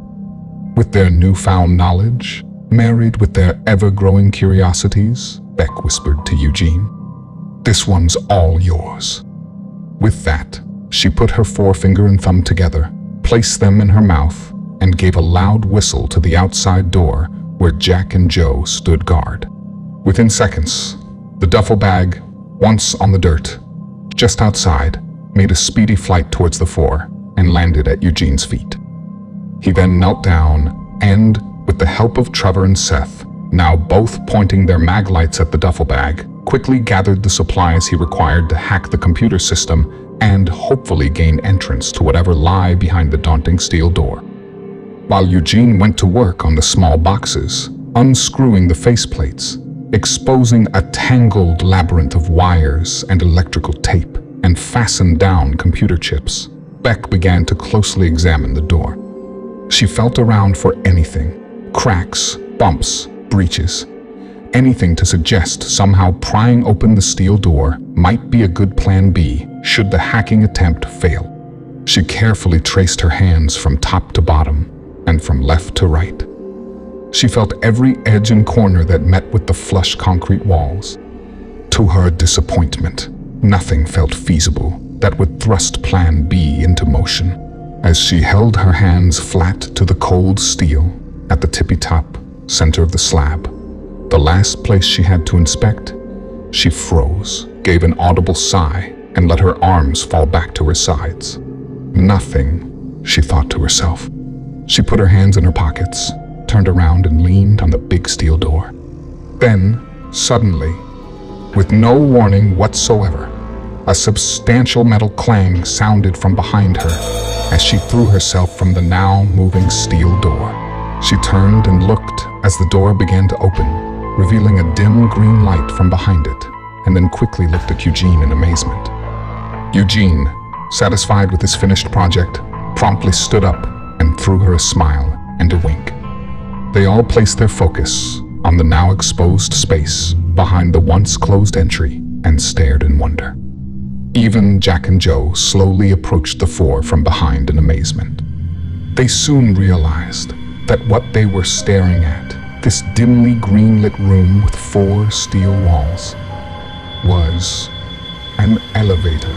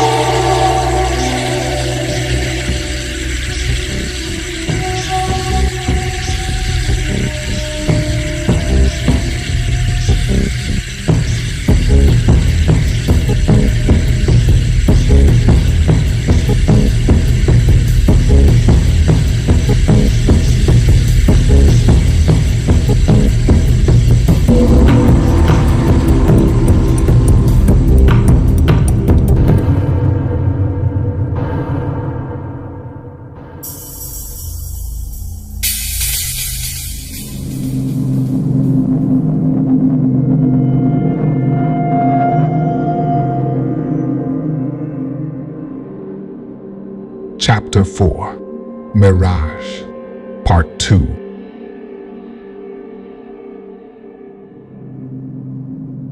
They all gazed at the elevator, now standing before them, wide open, wondering what on earth it could be for. Beck was the first one to break the silence. Well, fuck that. I'm not going in there. Who knows where that goes? Who knows what'll be on the other side of the door whenever it opens back up?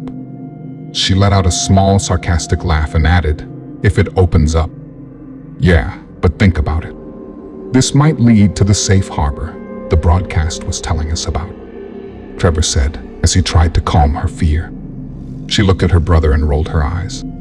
Trev, if the safe harbor is really down there, why on earth would we have to hack our way in? Especially if they're announcing mass invitations over a radio.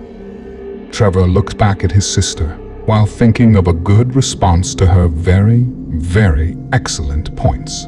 Why do you have to use logic on me? It's such a waste of time. She smiled, crossed her arms, and walked outside. Jack then chimed in. No, this looks like some kind of military-style underground laboratory. He then reached down to the duffel bag and picked up a radio. He handed it to Trevor. Trevor looked at the radio, then back to Jack. Will these even work underground? Jack, while looking at the radio, pointed at it and replied, Son, these things will work anywhere. They're the latest in military technology. They can communicate with each other miles under the earth and completely around it. Trevor nodded. Huh, really? Jack quickly responded. Yep. So long as they're on the same channel. They can even track each other by GPS to one another's precise locations. Just then, Seth joined into the conversation. I'll go with you. Eugene joined in as well. Count me in. Jack reached down to the duffel bag, picked it up, and announced, I've got one back in the plane. It's still set to channel 38, like it has been for weeks. Make sure yours is the same. I'll be listening in. Anything goes wrong, Joe and I will come for you. Right, Joe? Joe sighed and put his hands in his pockets. Sure thing. With that, Jack and Joe turned and walked out of the room to join up with Beck. Alone in the dark room, the three men stared into the perplexing green-lit elevator. Eugene motioned the other two in. Ladies first. Trevor and Seth hesitated for a second, and then walked into the metallic sarcophagus. They turned and looked at Eugene. He quickly did something with the wiring in the black box to the right of the elevator shaft, and then promptly jumped in to join his two friends. The elevator doors slowly closed. They stood there for a moment, staring at the ceiling. They noticed there were lights above that were intended to make the elevator a much brighter space. With power grids down all over the world, this green light must be a more energy-conserving one, powered by a backup generator. A few more seconds went by when they heard the unsettling sounds of chains rattle from behind the walls that surrounded them. The elevator was finally moving and picking up speed rather quickly. Hear me, okay? Over. A crackly sound came from the radio. Trevor turned a knob on the radio, pushed a button, and held it close to his mouth. Yeah, we got you. Over. Back on the surface, by the plane, Jack and Joe were sitting on two camping chairs next to each other, just outside the still open door of the plane, listening to Trevor respond over the radio. Beck, Anne, Caleb, and Delilah were all sitting on a blanket a short distance away, enjoying a little makeshift picnic and playing a kid's card game. Joe proceeded to scan the surroundings beyond the large fences that confined them. He looked into the thick jungle on all sides of them with a suspicious expression that washed over his face. He didn't care for how they were in the open, completely vulnerable to whomever may be watching from the dark, wooded areas. Jack continued the radio dialogue. Keep us updated. I don't want to hear you go dark. We don't want any false alarms. Keep talking. Let us know what you're seeing. We'll be listening. Over.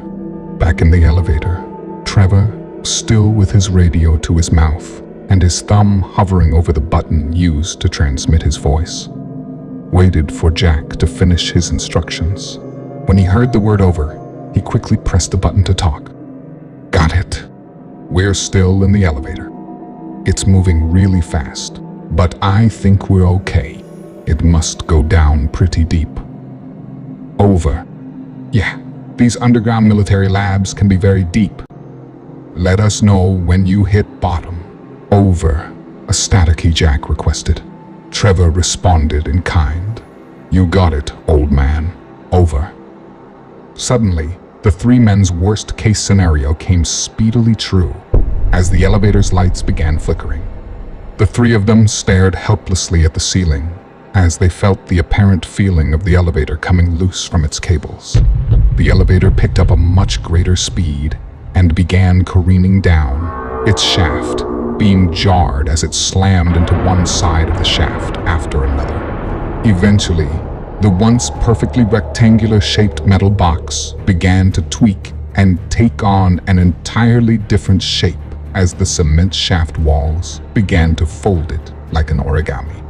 Sparks from the elevator car and the cement walls surrounding it lit up the dark shaft in a dizzying array of orange and yellow light. Eventually, the carriage began to slow as it became wedged between the walls. Inside, the men hunched over and looking upward, kept their eyes out for the ceiling to possibly cave in around them and crush them to death. They felt the friction of the shaft walls assault the exterior walls of the carriage and could feel the interior walls becoming warm, caused by the imposing thermal energy caused by friction. A release of tension filled the cramped air shared by the three as they felt the elevator come to its abrupt and final resting place. The lights continued to flicker as the men began to survey the damage and any possible escape routes. They were all fully aware of the lack of buttons on the elevator walls as they saw them bare upon entering. Upon further inspection now, they began to realize how very bare they actually were. No doors for a control panel, or pickaxe, or even a fire extinguisher to be found. They inspected the ground and ceiling looking for a trapdoor. Houston, we have a problem. Over. Trevor's voice came over the radio. Anne and Beck, sitting nearby, still relaxing with the kids, looked over at Jack holding the radio as their smiles quickly faded. The kids, oblivious to whomever Houston was, continued to play cards. "Go fish," Delilah said with glee in her voice as she looked to her twin. "What seems to be the issue, boys?" "Over," Jack said as he sat up to listen in. Back in the elevator's cabin, Trevor began explaining their dilemma. Everything was sounding smooth with the elevator. Then it sounded like it hit something, causing it to fall off the cables, I think. "It's become badly damaged. The walls are tweaked and caved in," Trevor stated as he looked around with his friends to weigh their options. Just then, Eugene pointed to the corner of the ceiling. There, he noticed a small, thin line protruding from one wall, then making a 90-degree turn and continuing on, ending at the adjacent wall, forming a perfect square, appearing to be the outline of a trapdoor. "Wait, I think we found something. Stand by. Over. See what you can do. Be safe. We're on our way. Over," replied Jack, who now had a greater sense of urgency in his voice that transcended through the radio. As the lights kept flickering, Seth pulled out his mag light and pointed it to the surface of the ceiling, focusing in on the outlining in question. Eugene knelt down by Trevor's side and folded his hands together, creating a cradle for Trevor to stand on. Trevor clipped the radio to his belt, put one foot in Eugene's handcrafted footrest, and used the other to spring himself into the air. As soon as he did that, Eugene stood up, maintaining his partner's foot in his hands, and proceeded to catapult Trevor toward the ceiling. Trevor reached his arm out, extended his fingers on his hand to create a flat palm, and as he closed the distance to the ceiling, he forced the trapdoor's panel wide open. Within the same motion of doing so, he grabbed the edge of the now exposed outer top rim of the cabin and hoisted himself up to the roof. Once atop the elevator car, in the dark elevator shaft, he resituated himself in a laid-down position, with his head and arms dangling through the small square hole. He stretched his arms out and grabbed Eugene's hands as they locked wrists. Eugene was then swiftly pulled up to join his friend. Seth kept his light fixed on the two men carrying out the rescue mission. He watched as Eugene was swept up into the ceiling and disappeared into the dark tunnel to join Trevor. Seconds later, Eugene's face reappeared, dangling his arms through the square hole just as Trevor previously had done. Seth turned off his flashlight and buried it in his back pocket. He threw up his arms and grabbed a hold of Eugene as they too locked wrists. Within seconds, the elevator cabin was left empty, its previous occupants now straddling the roof. There were lights dug into the sides of the cement shaft that glowed green, giving an ominous tint to an already chilling environment. As they gazed to the heavens, the three soon became very aware of how incredibly deep they really were. "Okay, I think we're fine for now. Over," Trevor announced over the radio. The three of them quickly began contemplating their options. Trevor looked over the side of the cabin's roof and was able to peer through a chasm left by the collision between the walls and the elevator. He focused as well as he could and saw the bottom of the shaft somewhere between 2 and 3 stories down. Then he noticed a ladder built into one of the cement walls.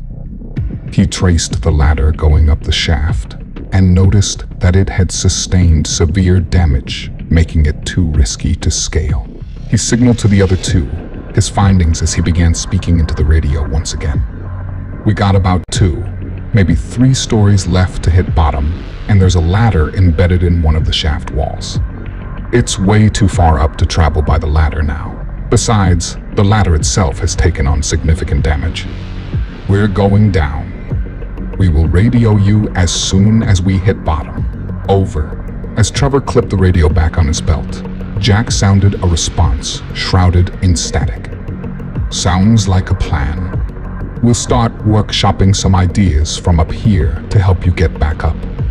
In the meantime, get the hell away from that elevator. It's a potential death trap. Over." Realizing the excellent point coming from the other end of the radio, the three moved with urgency as they made their way, one by one, to the ladder. The ladder had been welded into the wall, giving them ample space to clear the elevator car. One above the other, they started making their descent. Eugene at the bottom, then Trevor, followed by Seth. About a quarter way there, the ladder shifted from being welded into the wall and carved into it to a metal-style ladder, scaling the interior of the shaft itself. Eventually, within moments, they were halfway there. Suddenly, they heard a metallic rumbling from above that sounded all too familiar and was a very unwelcome sound to their ears. They all froze and looked up at the same time. Silence. Then again, the rumbling sound, except this time they witnessed the source of the sound firsthand.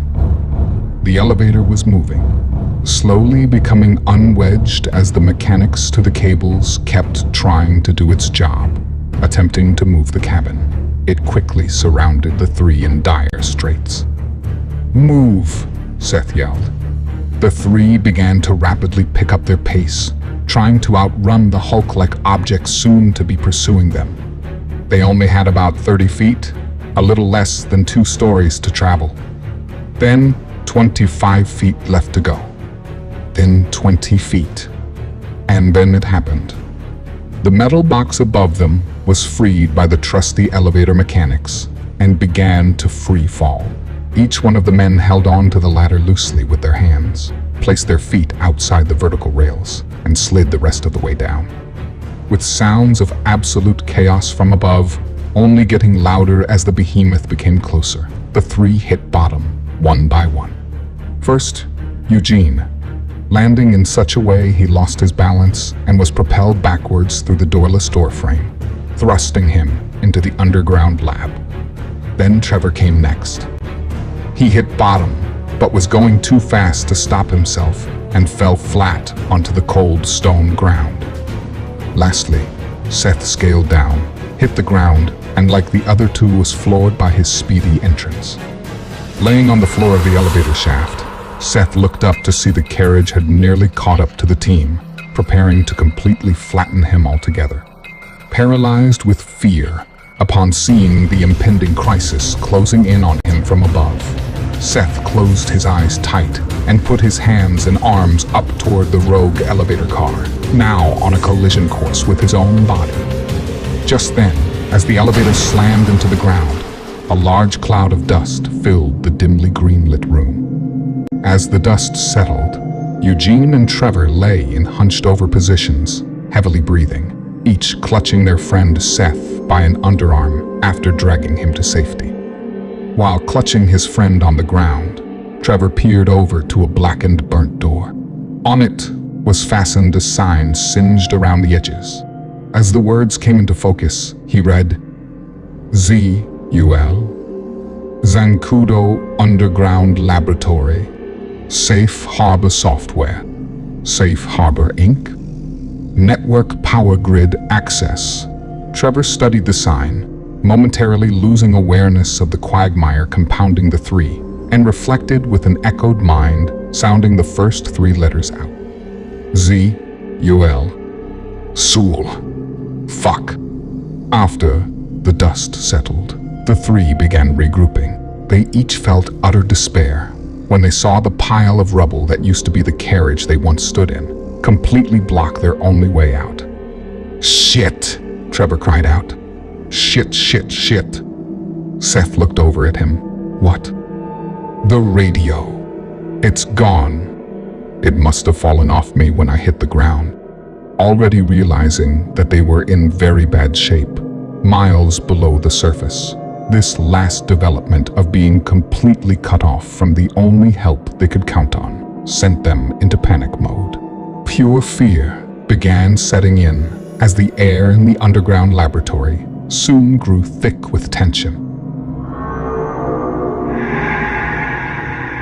At the surface level, in the dark concrete structure, outside the closed steel elevator door, a worried group tried communicating by radio to their absent team, who now lay helplessly buried miles below the surface. Jack wasn't giving up.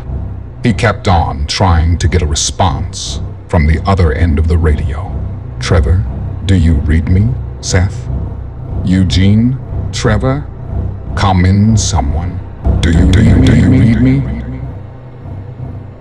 Meanwhile, on a vacant corner near the sandy beaches of the town of Esmeralda, a hand reached into a very familiar garbage dumpster, then pulled out a very familiar radio. It was 2 Beltran Leyva foot soldiers. The man that pulled the radio out heard a very faint voice coming from it. He studied the radio for a second, then turned a knob to increase the volume. He had turned it all the way up to hear the voice on the other end. From the radio he heard, Trevor, do you read me? Seth, Eugene, Trevor, come in, someone. Do you read me? Over. He immediately turned to his fellow soldier, handed him the radio and voiced his orders in Spanish. Inform the Chancellor at once.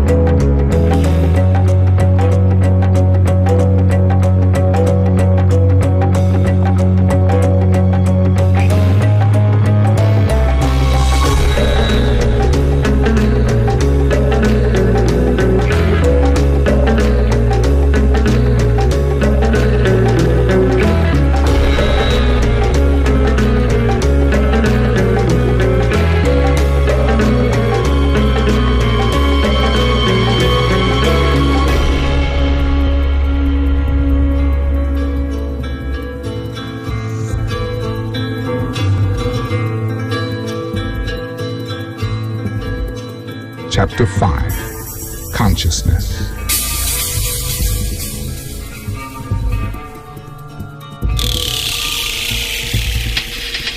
It had been over 5 years since the nuclear crisis took place. Thomas and Seth, after discovering that they were the only ones left of their family, settled down in the town of Quartzsite and became good friends with the Meeks family. This behooved them, as Jack, being a former high-ranking officer in the Navy, had a vast arsenal of weaponry and other various militaristic devices. The ranch was also well equipped with food, water, supplies, and a powerful backup generator suited for his bunker and charging his diversified collection of hardware for up to 20 years.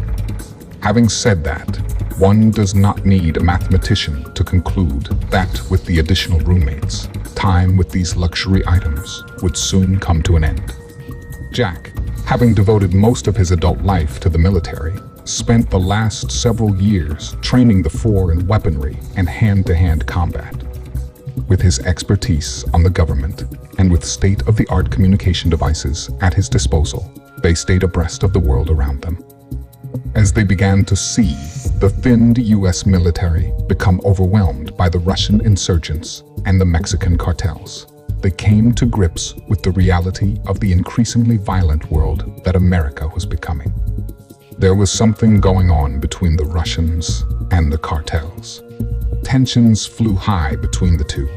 Although they seemed to hold a high level of animosity towards each other, they seemed to share a common goal: human trafficking.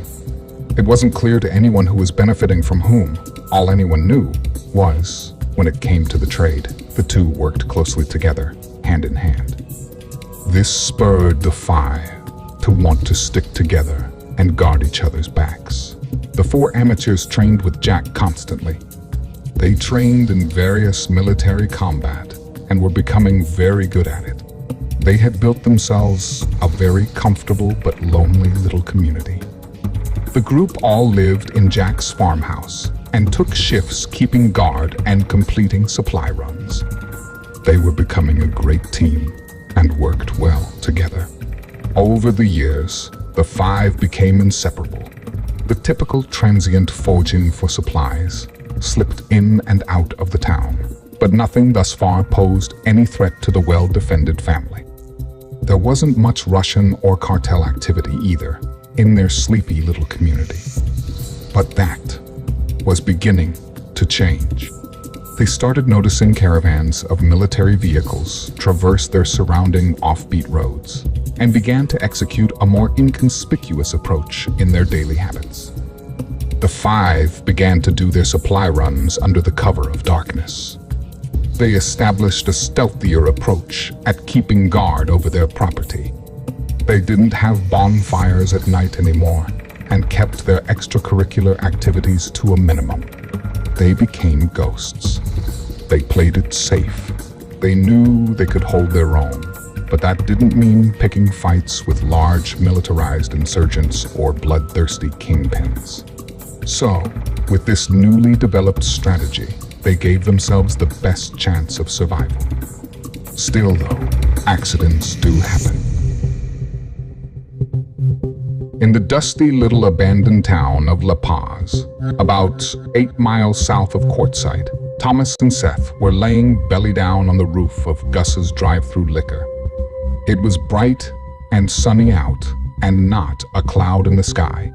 They each held binoculars to their eyes and were peering over the 1-foot lip that crowned the rundown venue. Gus's liquor stood on an almost empty road. Once upon a time, this small brick building possessed prime real estate for catering to the weary worker wishing to dive into a glass bottle before calling it a night. Thomas, still peering through his binoculars, while next to his son, took his face away from them, stared blankly into the distance in front of him as he thought to himself. Then he turned to Seth and asked, "So if something happens to me, or we all become separated?" But then Seth stopped his dad while interrupting with an already prepared answer to his father's question, and answered in a tone of boredom. "Yes, Dad, I go and find Paco." Satisfied with a nod of his head, his dad went back to studying whatever it was they were watching through his binoculars. Then, once more, Thomas removed himself from the binoculars and again stared blankly into the distance as he thought to himself. He turned to Seth, but without even getting a word out, Seth was on top of it. "Yes, Dad," he said, while maintaining his focus on their target. Rio Baru Port, Dominical Beach, Costa Rica, like clockwork, at sunset on the 1st of every month. His dad smirked this time as he went back to join his son watching their objective. While still looking through the binoculars, Seth effortlessly composed a question. "We haven't seen Paco in years. How do you know he'll be there?" Thomas smiled. "He'll be there." "Okay, we got movement," Thomas calmly announced. They were now observing a small, dilapidated, abandoned warehouse across the street. In consort, 3 military-grade Hummers pulled up to the curb. 2 men in Russian military uniforms stepped out of each of them, their military boots all making contact with the asphalt below at the same time. It happened in an almost rehearsed, coordinated arrangement as they all came to one particular spot. The four from the two cars in the back approached the two that got out of the car in the front. The soldiers were all carrying rifles. They exchanged a few words in Russian and then opened the rear doors of the first Hummer. 3 people stumbled out. While hopping about, it was obvious they had been handcuffed and shackled. There was an older man and woman, then a young female standing behind them out of Thomas and Seth's view. As Seth and Thomas looked on in anticipation, they were eventually able to identify the female as the 3 were being motioned to begin walking. It was Beck. Thomas immediately voiced, "Got her." He then watched as they escorted the prisoners into the warehouse. There were 6 men altogether. 2 went inside with their hostages, and the other 4 stood guard by the doors, about 200 feet from where they had parked. Thomas lifted his head along with Seth, and they looked at each other. "You remember the plan?" Seth gave his dad a quick nod, and they both lowered flat to the ground and began army crawling backwards along the small rooftop. On the opposite side, at the rear of the building, they came to the ladder they had originally climbed to gain access to the roof. The ladder was fixed to the back of the building and led down to the pavement. They each shimmied over the ledge and down the ladder to the ground, Seth ahead of his father. Upon reaching the ground, Seth quietly opened and slid a large, heavy sewer cap from its place. Once completely open, he began to disappear down the dark hole. Meanwhile, Thomas carefully got into a very old, beat-up yellow Toyota Camry. The car was already running. They left it that way so they wouldn't have to start it up and bring any unwanted attention to themselves. He began to slowly drive off through an alleyway, keeping out of sight of their counterparts. A few moments later, another sewer cap began to move on its own, this time under the first parked Hummer. It was the only Hummer with a bed in the back. Once fully open, Seth slowly crawled from the hole. As he wiggled on his back across the beat-up and chipped asphalt, he made his way to the driver's side, opposite the armed Russians. He hefted himself up by first using the footrails of the massive vehicle. Then slowly reaching above, he gripped the open window's lower frame, ultimately scaling the entire side of the vehicle. Eventually, he found himself spilling into the driver's seat's black leather upholstery through the rolled-down opening. Once inside, hearing the sound of the vehicle's engine already running, he looked at the keys in the steering column with dismay. Damn, I really wanted to try my hand at wiring one of these, he thought to himself.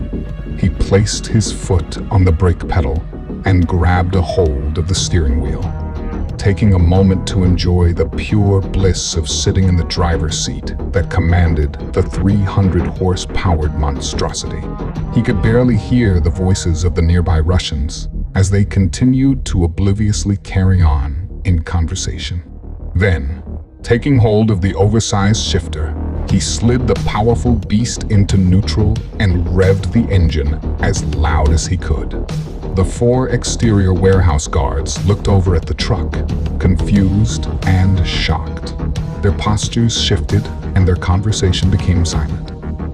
Seth placed the vehicle into drive and made a piercing sound as he screeched out a sharp U-turn, kicking up a large fog of dust and dirt in the process. Now, his window, on the side where the caught-off guards were once casually speaking, he quickly achieved their surprised attention. With an extended left arm and middle finger reaching out the window, mocking the soldiers, he proceeded to speed off around the corner. "Later, fuckers," he yelled, tempting them to give chase. The 4 armed men in uniform began yelling in Russian as they ran down the parking lot to the street. They aimed their rifles and began firing, but soon realized their repossessed vehicle had already made its way around the corner.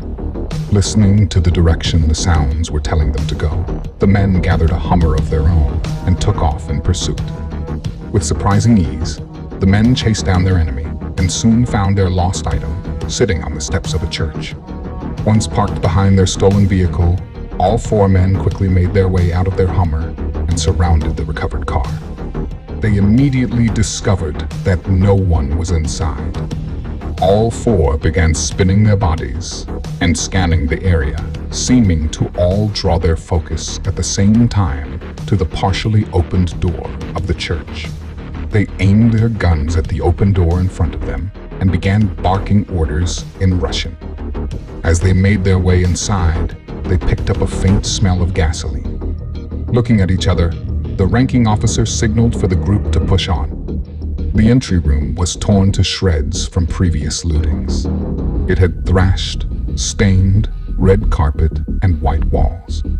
As they moved their way through the meagerly sized foyer, they cautiously walked up to a set of double doors, which were slightly left open, leading to the chapel. A voice from within the chapel shouted, "You get your car back, assholes?" Not understanding the English words coming from inside in the room, they all recognized the voice from the thief that mocked them from before, while driving away in their Hummer. They slowly made their way in, guns drawn. The room was dark, with rays of light beaming through the boarded-up stained glass windows. Nothing about this seemed out of place to the men. They were used to no electricity, and this whole town was abandoned. What was out of place was the increasingly growing scent of gasoline. As they made their way into the room, toward the direction that they had heard the voice, they dutifully checked corners and the walls receding behind them. As they walked, sounds of broken glass and debris from under their boots filled the stuffy air. There were about 40 pews, 20 to either side of them, some knocked over, while some were out of sync with the rest. Soon, something caught their attention between the pews and near the steps leading to the pulpit. They trained their weapons on the object and advanced their positions while commanding orders in Russian. As they came up to the void, they saw the image come into focus. It was a large metal barrel. On top was a radio. The ranking officer picked up the device and flinched as a loud, crackly voice came over it. Still not understanding anything the voice was saying, the realization of a trap began to sink in and washed over their vacant expressions as they identified another object on the barrel. A car battery with wires coming out of it, leading to a hole inside the lid of the metal container. They quickly turned around and began to race for the door. The open double doors seemed to magically slam on their own, followed by the metallic sounds of several deadbolts taking their places from within. Then, without warning, several Molotov cocktails crashed through the glass and through the small breaches of the boarding. The men looked on in horror as the room became engulfed in flames, ending in a blast, providing a short rain of sand, ember, wood, and blood.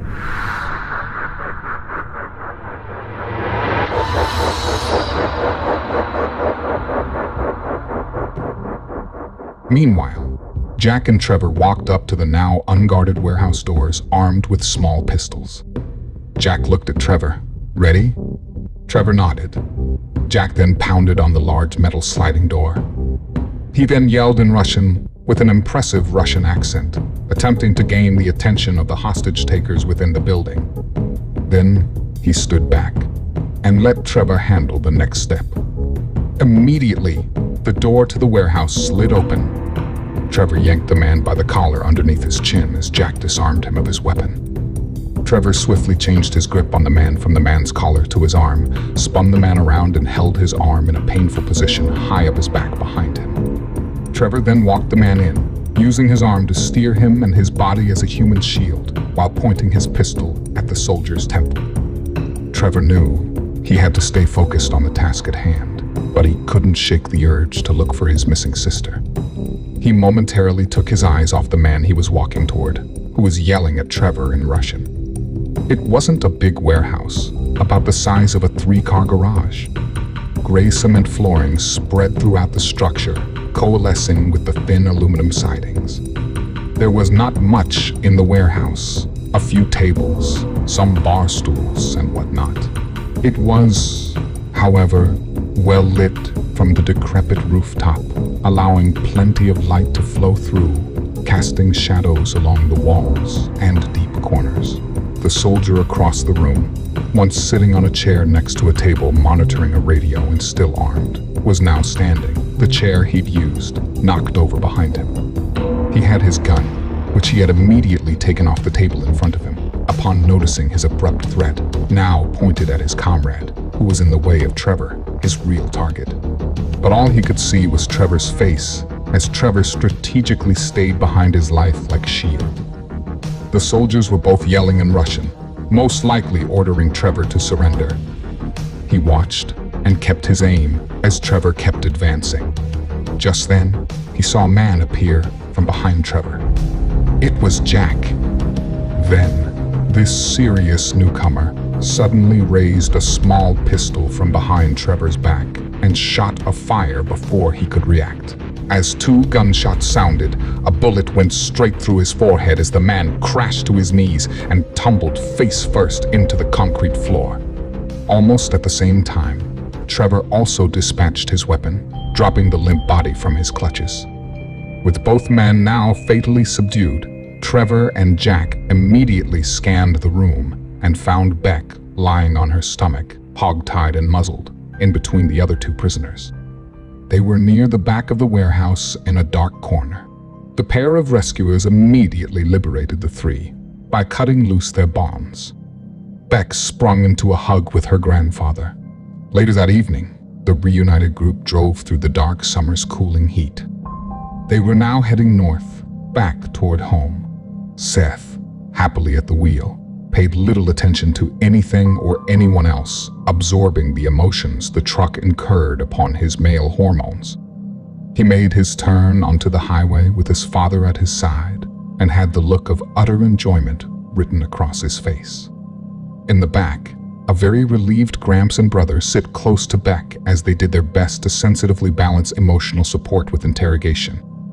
Then, Beck turned her head and peered into the seats behind her.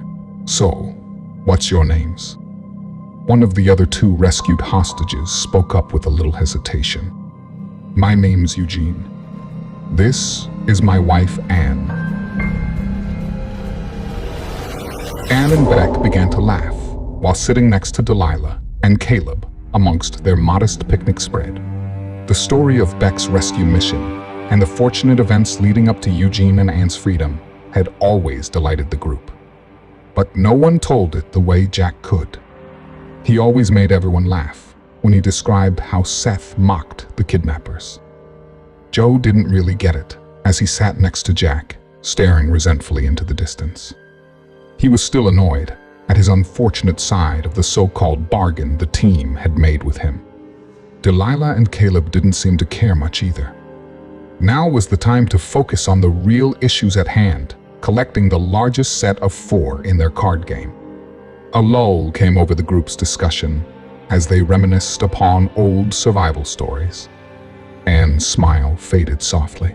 "I just wish we knew how they traced us back to your house. When we found Thomas the next morning, after his shift to keep watch." Her face grimaced as she could still vividly see Thomas hanging from the awning of the back porch, his stomach split open and his entrails splattered across the deck below him. The Arizona sunrise glowing behind him, creating an eerie juxtaposition. "I just don't get it. We never saw anyone follow us. Seth's never been the same since." "Of course, I don't blame him," Jack responded while pausing in thought. "You want to know something I still don't get? Why the hell didn't they finish us all off? At least we found Kent and his friends. Their brilliant plan with that gasoline generator really got us hell and gone from there. We were lucky that night for some strange reason, but I'm positive we were next on their shit-to-do list."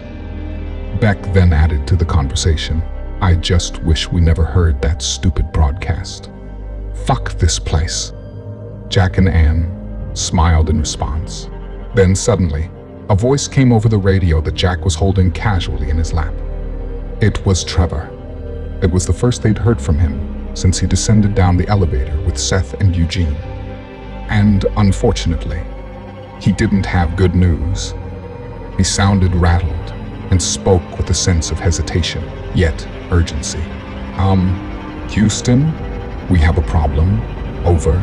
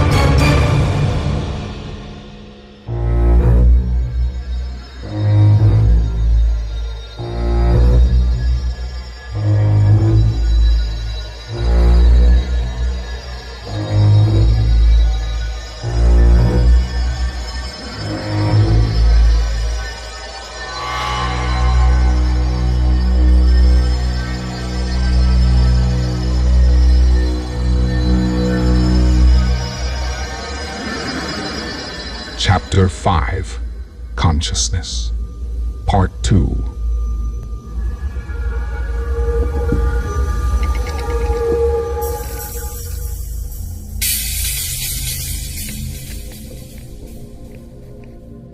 Miles underground, after the dust had settled, the three rushed over to the rubble that should have been their return trip awaiting them, preferably in better condition. There were large, jagged pieces of cement, which used to be the shaft's interior, that the elevator had forced down underneath it, laying before them. On top of the debris sat a defunct carriage that didn't even have the will to flicker green from inside any longer. The fragmented cabin that was once occupied by the three was now crushed beyond recognition. It wasn't even able to be breached through its entry. Before meeting its demise, the doors were completely shut. But now, from the intense collision, they were slightly open. Just above the cabin, as well as underneath, messy layers of more and more concrete lay wedged between each other and the elevator.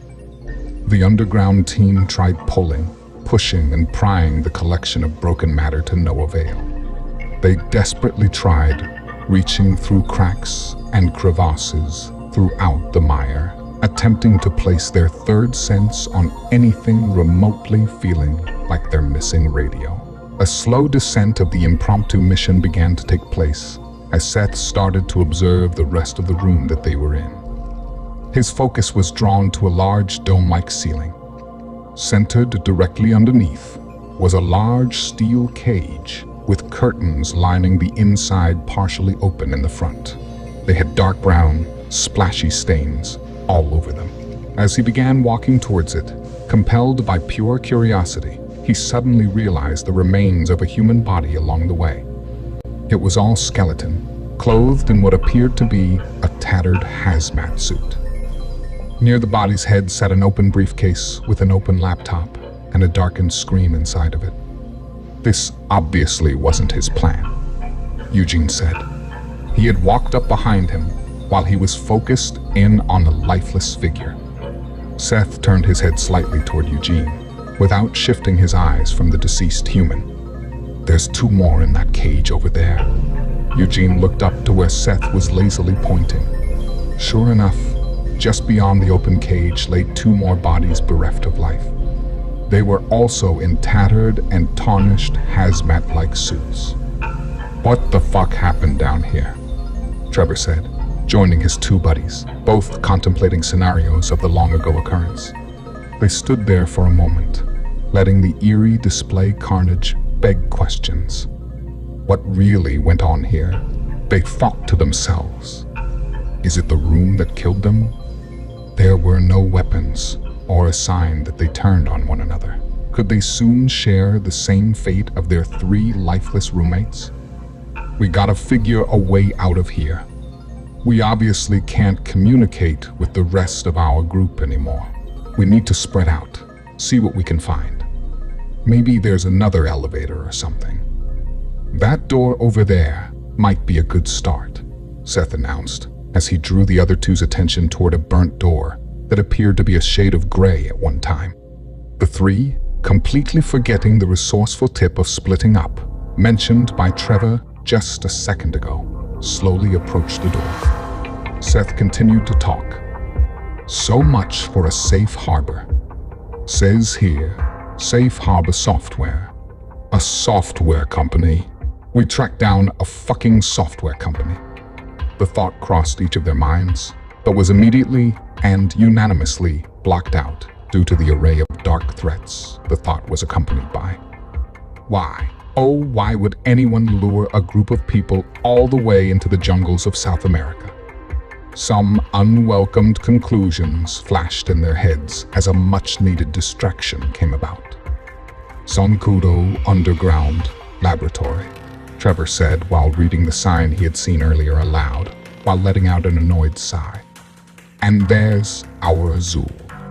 The three came up to the door.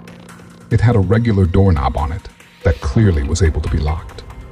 The three hesitated for a second as Eugene looked over at his companions. "Should we knock?" Trevor looked back at him with a crooked expression and a frown as if to say that his humor wasn't comforting. Eugene smiled and shrugged while looking at Seth, who was just shaking his head in disappointment with a sarcastic smile. Trevor reached forward and grabbed the handle. He closed his eyes as if that would give him a better chance. He slowly turned it until they heard the inner battery assembly click into place. He looked back at the two with raised eyebrows. Slowly, he pushed the door open. Having no weapons, they were all beginning to feel a sense of unease as a very dark room began to introduce itself. Finally, after all the complaining through its slow, creaky sounds, the door stood completely wide open, only leaving them inches from the borders of the unknown. A soft humming sound slightly echoed through the curious darkness, while the tiniest of red and green lights pulsated off into the distance. Eugene reached in and felt along the wall directly inside for a switch until the entire room lit up all at once. The room wasn't that big, about the size of a large walk-in closet or small bedroom. The walls and ground maintained the same decor as the surrounding laboratory that dwarfed it. Alongside the opposite side of the room was a towering shelving unit that facilitated a few large computer towers, several keyboards, a mouse, and finally, a flat computer screen monitor.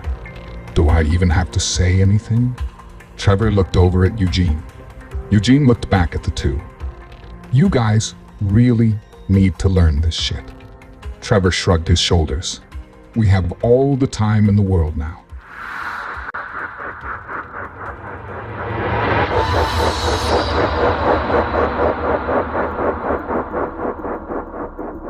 It had been about 5 long hours now, without any word from below. Beck, along with Jack and Joe, could not even get the steel door open to survey the damage below. The wiring inside the black boxes to either side of the door spoke a foreign language to the three. This is where Eugene could really come in handy, but irony had him miles below instead. They had tried for hours to contact them by radio, and were slowly losing hope.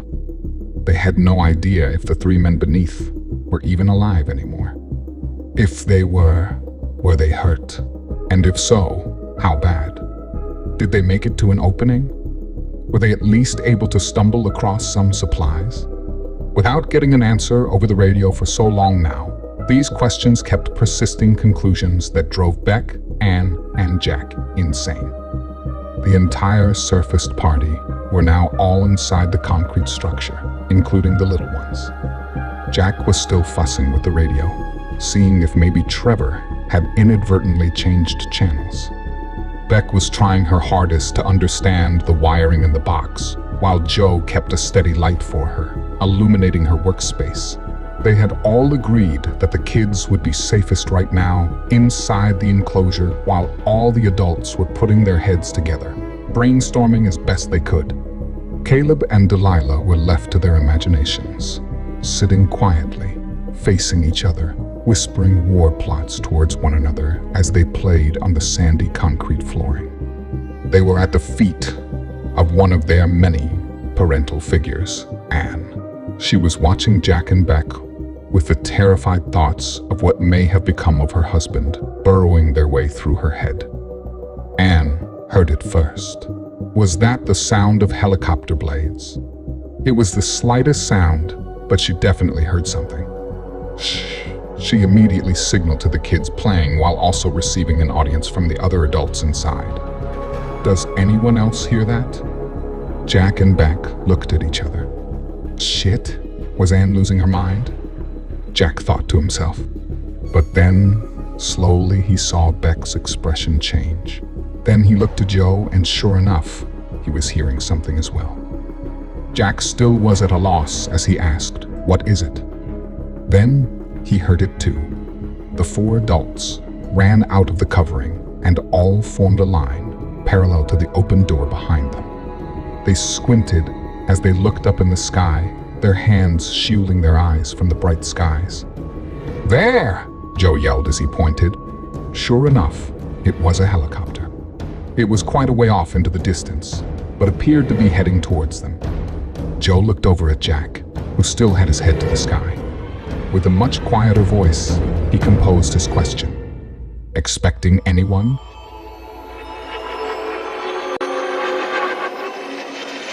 All the while, about 2 miles under the aerial sighting, a drama was still unfolding. Eugene was standing at the black and green computer screen while moving the mouse and typing code into the system's hardware. There were no chairs. Instead, they all stood while Eugene hacked away. "See this here? That's the firewall. You're actually looking at code that monitors the system's entire security apparatus. I haven't actually broken into the system. The US government firewall is way too strong for that. Instead, by extrapolating these codes here, I borrowed the algorithm and created one of my own. I basically bent the code in our direction, giving us limited access to the software. Now we just need a username." Eugene looked at the two. They both looked back at him, with an expression that seemed to suggest they were in no mood to come up with some stupid username on the spot.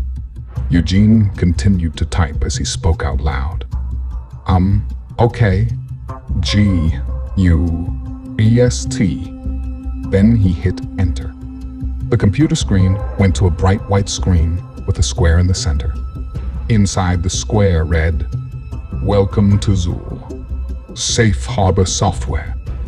This US government system is intended for authorized users only. Then, underneath that was the warning defined in a much more legal manner, pointing to laws and federal codes. Underneath the box was a button that read Enter. Eugene clicked on it to find the page go to a dizzying screen of laboratory records. He scanned down until happening upon an interesting title that read Last Security Footage, 2033, March 9th. He clicked on it, and the entire screen went black. The three of them stared as nothing seemed to happen for several seconds. To make things worse, the computer sounded as though it had turned off. "What the hell?" Eugene stated, with confusion in his breath. He turned to Seth and Trevor. "That's weird. I should have access to anything that I can see on the screen. We may have to reboot the system." Just then, a video began to play before them. They watched a whole long portion of nothing, just the view of an empty lab. The cage in the center, unlike what they saw for themselves just earlier, was closed by clean, white hanging curtains. Then they saw 3 people enter the screen in white hazmat suits. Eugene hit the fast-forward button, skimming to anything that might help them better understand why the 3 people had met the tragic fate displayed outside the room they were standing in. "There!" exclaimed Seth. Eugene stopped fast-forwarding by pressing play. The 3 looked on in horror as they saw the blood-curdling images flash before their eyes. No sound came from the video, which somehow intensified the playback in a horrifying manner. Eugene stayed hunched over the screen, watching closely, while Seth leaned in right next to him. Trevor was slowly backing up, clutching the hair of his scalp with his hands. The video finally came to an end. Eugene and Seth looked over at each other, then back at Trevor, who was clearly rattled as he began speaking quickly. "We gotta get the fuck out of here. What if that thing's still in here? What if it's still alive? Hold on a sec. I think I found something," Eugene said. He was back on the white screen, scrolling down the list of laboratory records. He clicked on a button that read Laboratory Log, Specimen 762854, 2032, October 21st. Again, the computer appeared as though it had turned off. This time, knowing what to expect, they held their focus on the computer. A man's face finally appeared, just his face. He was standing in the room they were currently in. Only many years ago. He was silent as he appeared to be fumbling with something. Then, there was sound. He continued to mess around with something on the shelf next to the monitor he was facing. Stopped inside, then began to speak. "This is Salvador Philip Channing. The date is October 21st, 2032. Time is 1452 hours, he stated while momentarily glancing at his watch. "This is my 7th time observing this specimen." He continued to speak with nervous unease of the things he had to share. "We have concluded that the specimen's genome is comprised of 172 DNA molecules. The human body only has 46. While the complexity of their DNA is vastly greater than ours, it seems to be the least alarming aspect. Their brain from frontal lobe to the cerebellum measures roughly 37 centimeters, while ours averages about 15. Furthermore, upon several magnetic resonance imaging tests, it is found to use 97% of its entire brain's capacity. Through several tests, we have qualified the specimen to possess abilities such as, but not limited to, telepathy, levitation, localized teleportation, and instantaneous metamorphosis. However, the specimen is extremely weakened and cannot perform these abilities to their fullest extent. Several days ago, we were finally able to achieve communication with our subject through a variation of mathematical code, letter by letter. We were not able to get clear, precise answers from it, but we were able to make out a few Russian words.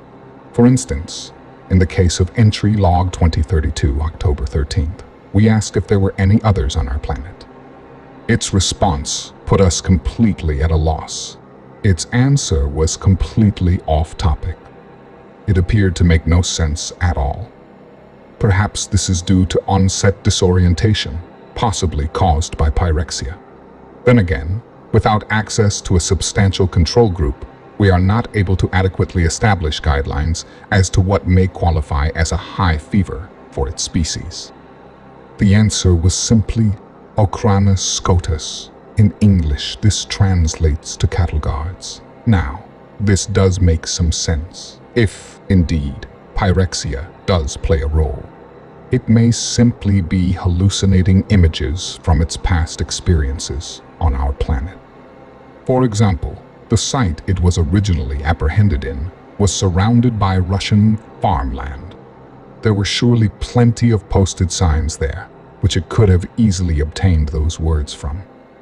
We are still undergoing early phases of tests to find out more about the virus, although we do have clues leading us to the educated theories.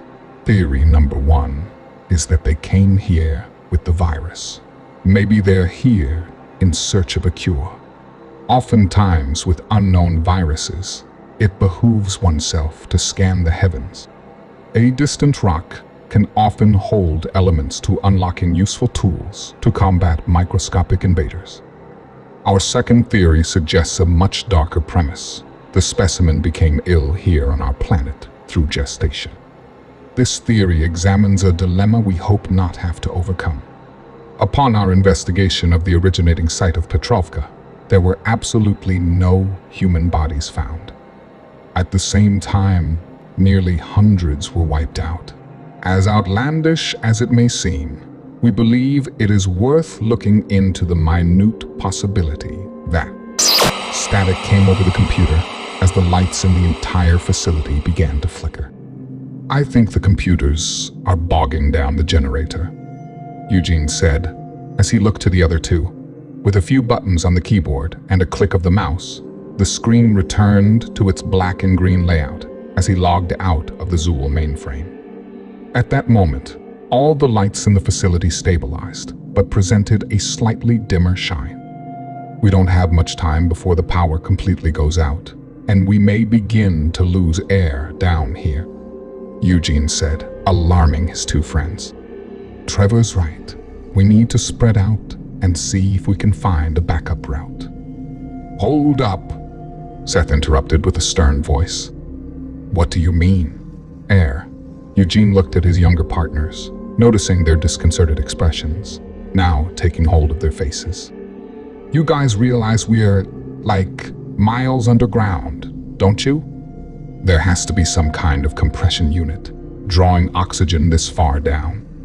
Wherever this system is, I'm sure it's not powered by Skittles. An immediate look of logic defeated Seth and Trevor's once confused expressions. The two, along with Eugene, began twisting and turning their bodies around. They were all peering into the corners of the small room they were in, as well as the cavernous room that resided just beyond it. Trevor and Eugene began briskly walking out of the computer repository to survey their options in the main room. But Seth did not. Instead, he held a gaze below the computer they were once occupying. Then he attempted to gain the attention of his two partners. Hey, guys, Trevor and Eugene, frantically eyeballing the larger room, unintentionally ignored their would-be cellmate. Seth, still focused on his new mysterious finding, tried beckoning his buddies once more. Hey, guys, check this out. I think I've got something. Trevor and Eugene shared glances, as if developing a telepathic ability of their own. Without parsing words, shared the same thought. What on earth could be so important in there? We saw every inch of the room. Not much to see. Still, the two immediately doubled back as requested. They met Seth on either side of him, designing a shoulder-to-shoulder assembly. Their minds raced as they laid their eyes on Seth's potential jackpot. Just underneath the tall shelving unit on the ground, barely exposing itself to the three aspiring escapists, was a separation in the flooring parallel to the unit. On each end, the separation angled 90 degrees and crept under the lowest ledge, apparently continuing on to form a square. Could this be a tunnel? Without even exchanging ideas of any semblance of a plan, they all began rearranging the cramped computer room to emancipate the possible exit. Once they removed enough weight, through carelessly removing items from the shelves, they slid the unit aside. Sure enough, it was something. In the dead center of the square slab, separated from the rest of the concrete flooring, was a handle. On the opposite end, nearest the wall, were what appeared to be hinges, embedded along the furthest crevice. The three looked on in hopeful shock. Trevor hurriedly bent over, grabbed the handle and began to pull. He grunted at the weight, but slowly built a gap between the closest side of the lid and the floor. Upon the sight of freedom, Seth and Eugene dropped to their knees, slid their fingers between the gap, and proceeded to assist their teammate. Now, all three began to grunt. Eventually, the lid started opening much faster, until finally it came to a loud slamming, resting place against the stone wall behind it. They peered into a dingy, musty, dark hole. It didn't have any stairs and was absent of a ladder. They could see with the provided light above, from the space they were currently standing in, just barely, the hint of ground below. It seemed to be about 4, maybe 5 feet down. The three shared glances, and after slight hesitation, all agreed this was their best option. One after the other, they slipped into the depths below, not the slightest clue of what the near future would provide them with. First went Trevor, then Seth, and finally Eugene. There was a slight tumble, but nothing to shake their nerves over. The room was dark, but clearly made of the similar cement material, matching the rest of the superstructure. It was very cold, and a musty smell lay thick, permeating the tight atmosphere. Eugene hit the ground, landing just behind Seth, who was turned away from him, but facing back with a celebratory look. Eugene's gaze moved from Seth's face to the back of Trevor's head, and then, finally, beyond the two, to a dimly lit end with a red ladder ascending beyond their sights. They simultaneously raced forward, paying no attention to how silly 3 grown men looked, trying to run while crouching down a dark, small hallway. They didn't even fight the stupid-looking grins growing across their faces as they approached the ladder towards the end. In a single file, but not so orderly way, they reached their goal. The team were finally able to stand, fully erect, and observe the discovered riser room. The three were immediately overwhelmed with the amazing sight that unfolded overhead. The vertical hole was about 10 feet wide. The ladder was positioned in the dead center, not contacting the ground. Instead, at consistent, ascending intervals, it was attached to the interior cement siding with steel braces. At each one of these intervals were safety ledges, wide enough for one to rest. Each was paired with a familiar green glow of lights, fixed to the walls, just above each ledge. With just the little bit of light, they could see the daunting task that lay before them. Unable to see the ladder's end, it was still enough to see the immense distance the stairs traveled before receding into the shadows. Unable to refrain from laughing with each other, while exchanging a few fist bumps, not seconds passed before they began to make their journey up. "I can't wait to get to the top," one of them cried out while they climbed their first leg.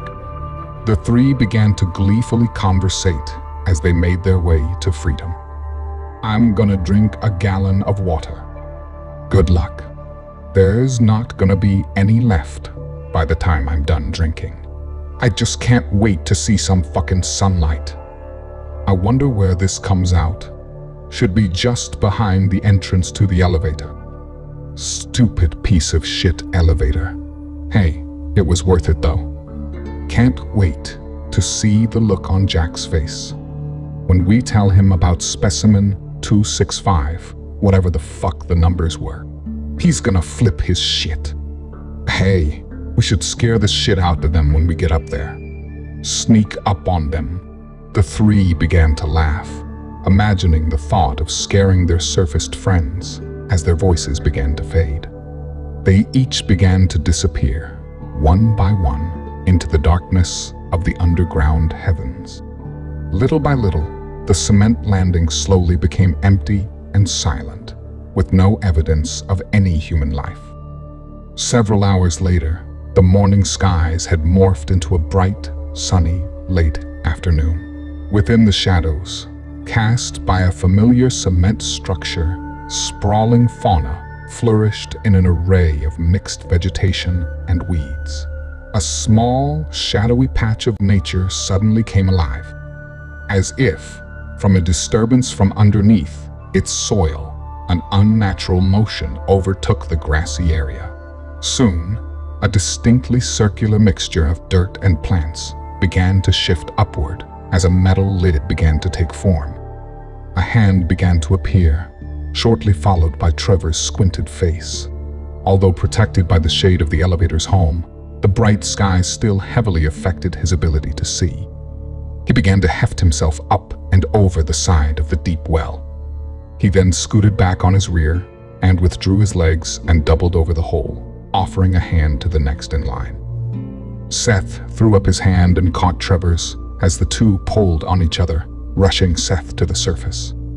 They both then turned around and helped Eugene complete his ascent. The three stood in a circle, at least the best circle three could make, triumphantly looking down into the dark, conquered void. Again, they smiled at each other and proceeded to seek a well-deserved reunion with their friends. They began to walk, making their way around the corner of the small building. They assumed that their estranged companions were still seeking tactics of rescue within the structure itself. Not knowing the reactions of their soon-to-be surprised friends, they all reserved a proud smile. It was Trevor who saw it first. Joe was laying on the ground, about 30 feet from where the escaped three were appearing from. He knew what he was seeing. He just didn't want to come to grips with it. A bloody mess crowned the back end of Joe's lifeless body. A man in a Hawaiian-like shirt was faced away from Trevor, standing to the left of Joe's remains. Opposite and facing him were Kent, Ash, and Samel. Three men gained a sense of seriousness as they noticed the group coming from around the enclosure. Kent immediately raised an assault rifle at the incoming threesome. This sudden change of emotional tempo flushed Trevor's veins to an icy cold temperature. There was also this change that cued the man in the Hawaiian shirt to spin around and look at Trevor. It was Paco. As he turned, everything seemed to be in slow motion for Trevor. He saw his Gramps now come into view, kneeled before his captor, hands behind his back. Trevor noticed, just beyond Paco, right outside the plane, sat the remaining four, bound and gagged. Trevor's completely heartbroken and shocked face refocused on his grandfather. Jack slowly raised his head and looked at Trevor. He mouthed to Trevor, "I'm sorry, Tiger." Paco stood next to him with a handheld gun in his right hand, pointed at Jack's head. He had the biggest smile on his face as Trevor tried to say something, but no words came out. Paco kept his smiling stare right on Trevor. "Never mind, Jack. I found them." With that, Trevor watched the bullet enter his grandfather's skull as blood splattered the men surrounding him. Trevor dropped to his knees as his two friends on either side caught him from completely falling to his face. Through all the tears and ringing in his ears, he could barely see or hear Paco approaching him. A very thick Hispanic accent began to echo his entire being. "Trevor, Trevor, snap out of it, amigo. We got some fun stories to tell you. Plus," he added, while still walking up to the three, huddled to the ground. He came to a knee and leaned into Trevor's ear and gently whispered, "Plus, we have some wonderful new cages to show you."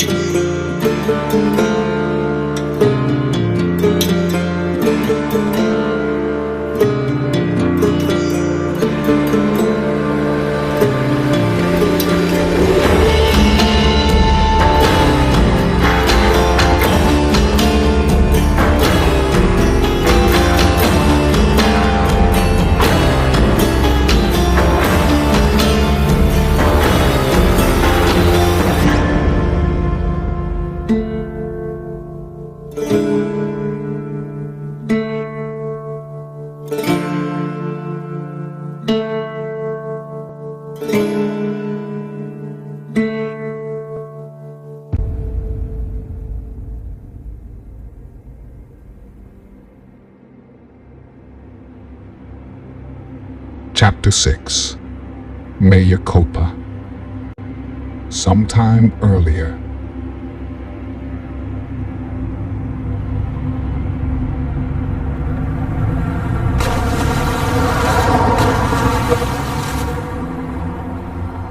It had now been a few days after running into Kent, Ash, and Samael back in Arizona. They had all run into each other during one of their recent supply runs. Spooked upon the death of their friend and family member Thomas, the team were contemplating leaving Arizona altogether. The large caravan were making their way south, their destination, Cartago, a stopping point before continuing on to their final objective. They had been recently inspired to travel this route by a robotic-like voice coming over one of the channels on their radio sets. The air was filled with a slight mix of cool and warm breezes. A mere mist of precipitation remained from the sporadic showers that the monsoons brought to Central America throughout the warm summer season. It was afternoon, but the sun was absent, replaced by a thick fog, darkening the skies, casting marching troops of shadows throughout the vacant wilderness.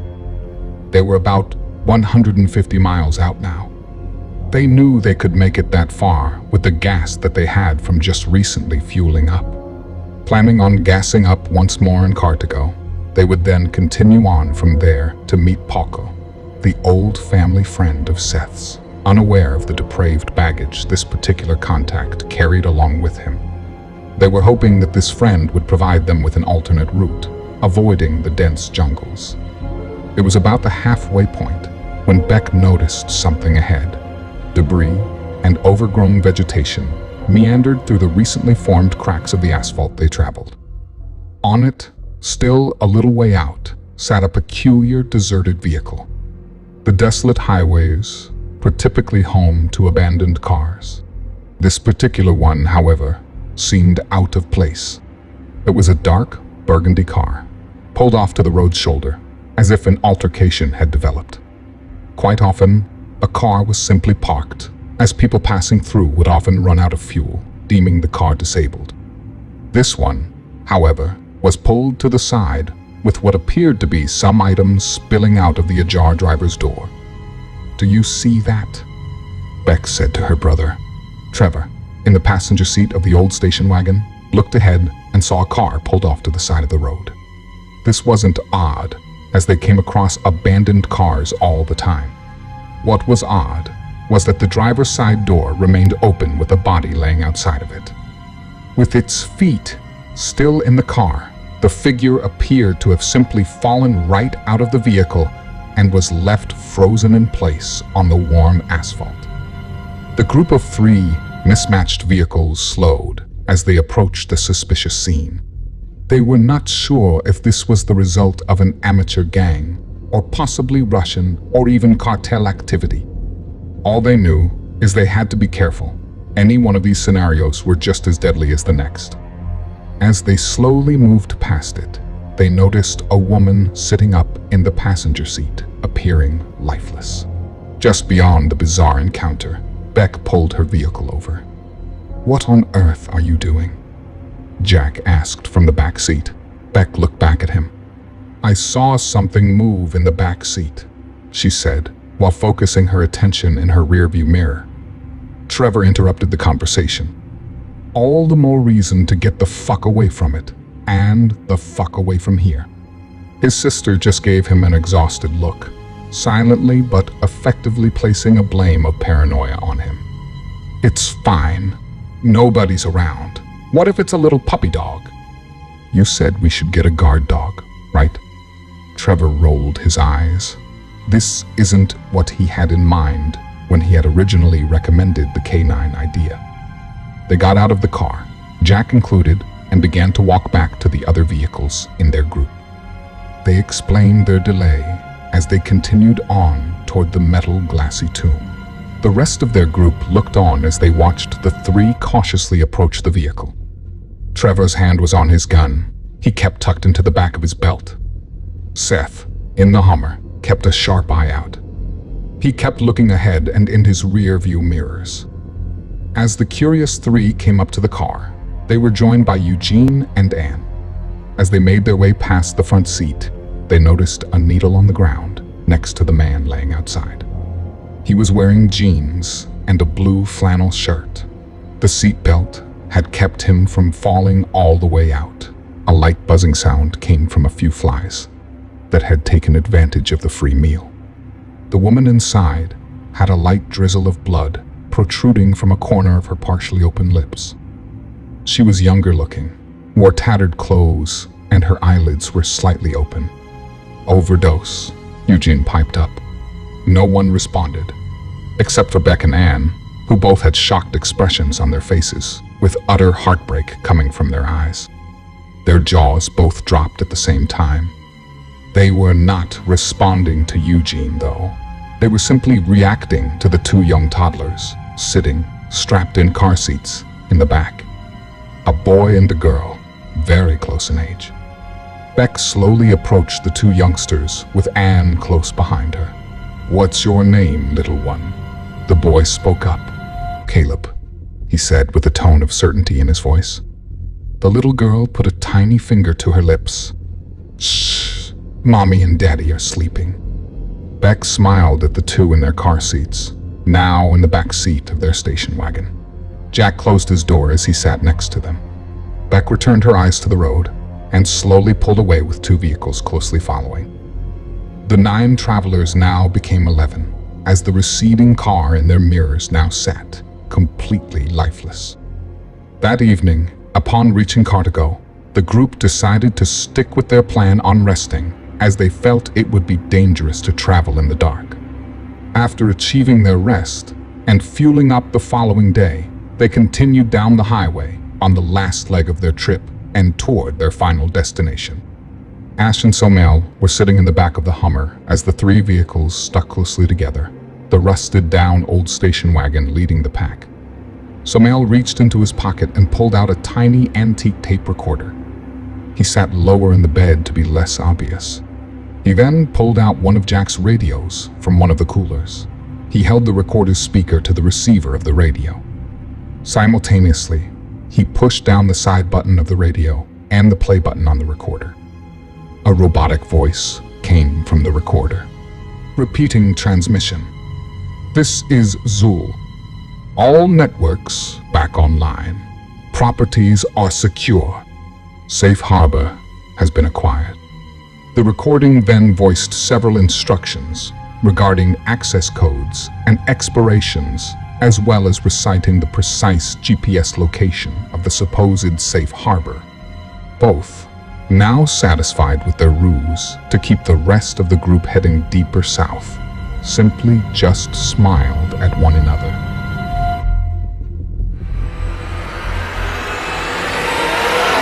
While sharing their nefarious schemes with the 3, Paco and Kent both sat on a couple of crates, facing Trevor and his 2 friends, Eugene and Seth. They were all in separate small new cages, just as Paco had promised them earlier. While sitting with their backs pressed upon the cold steel bars behind them, they held their knees up to their chests. The 3 of them held gazes at their 2 captors with pure resentment. The hard ground floor of the cramped steel enclosures only fueled their rage.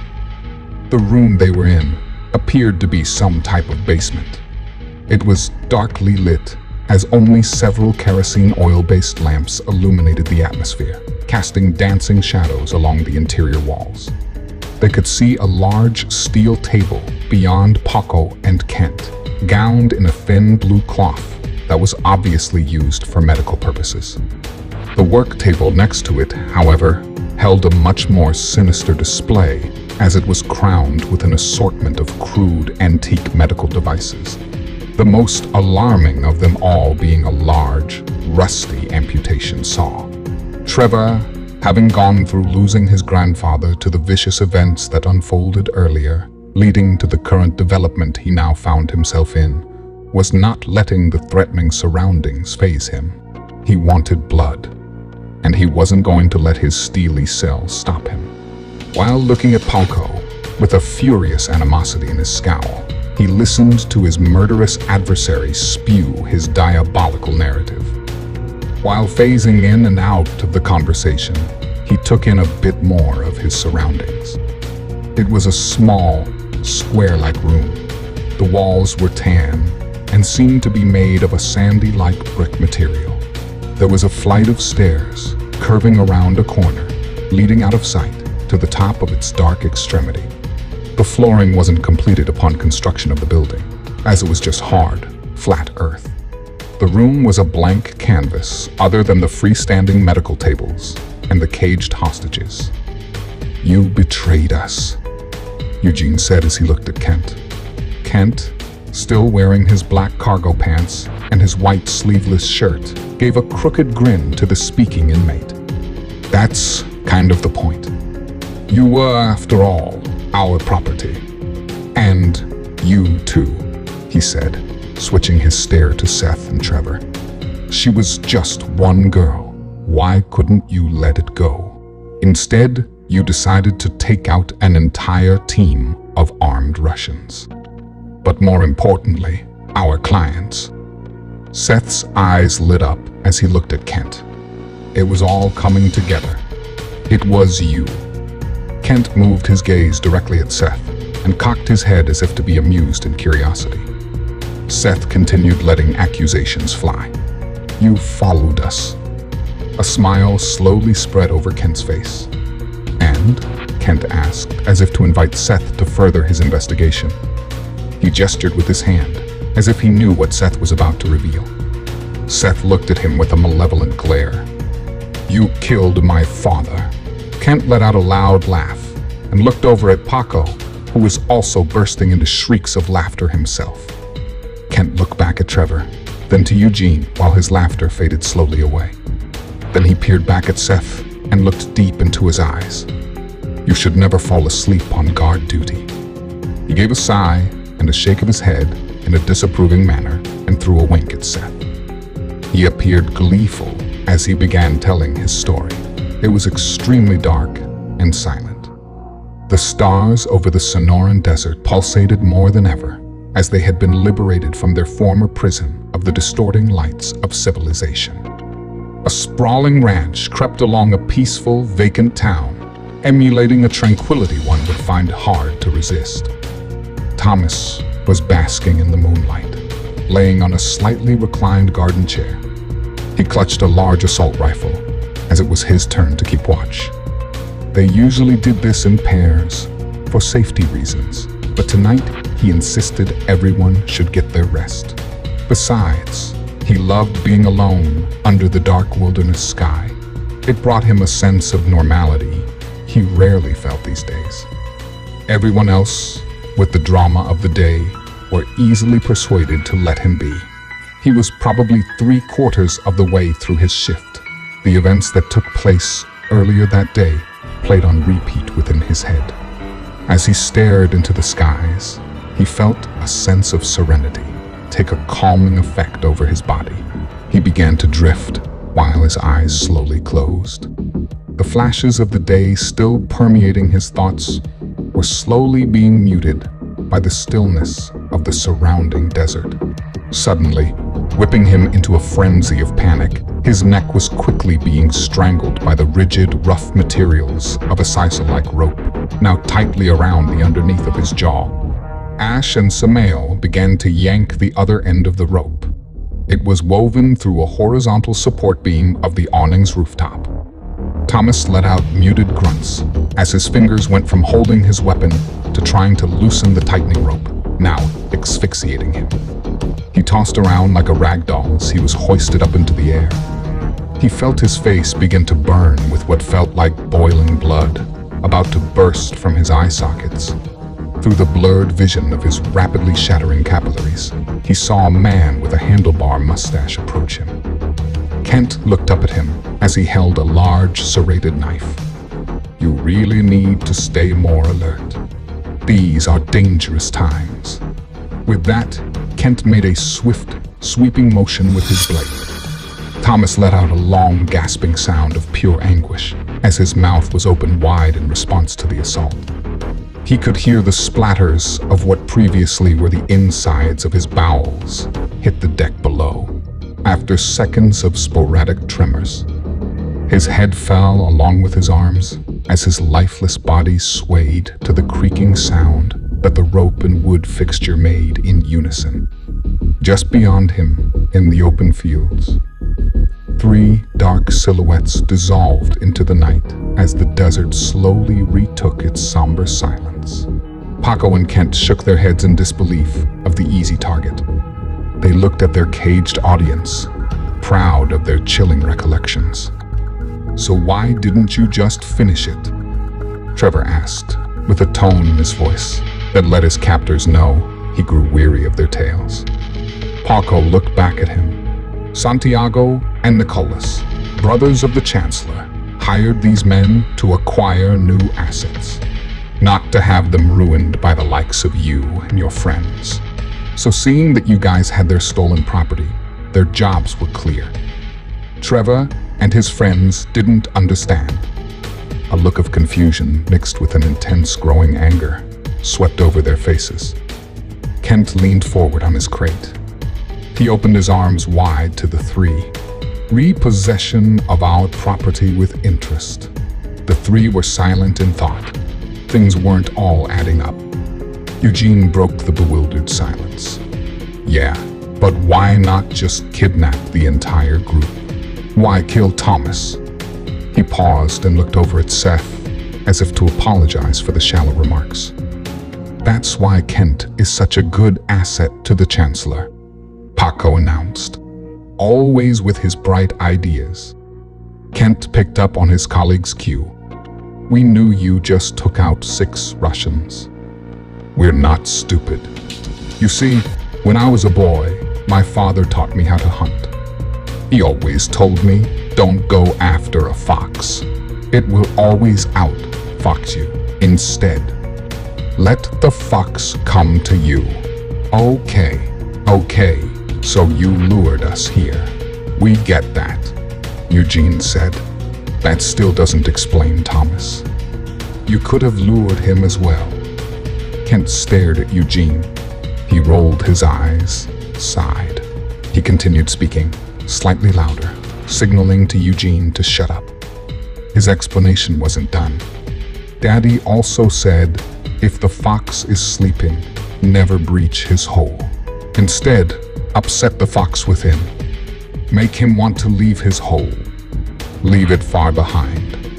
A smile grew over his face as the 3 prisoners realized their fates had been sealed once Beck's rescue mission was in motion.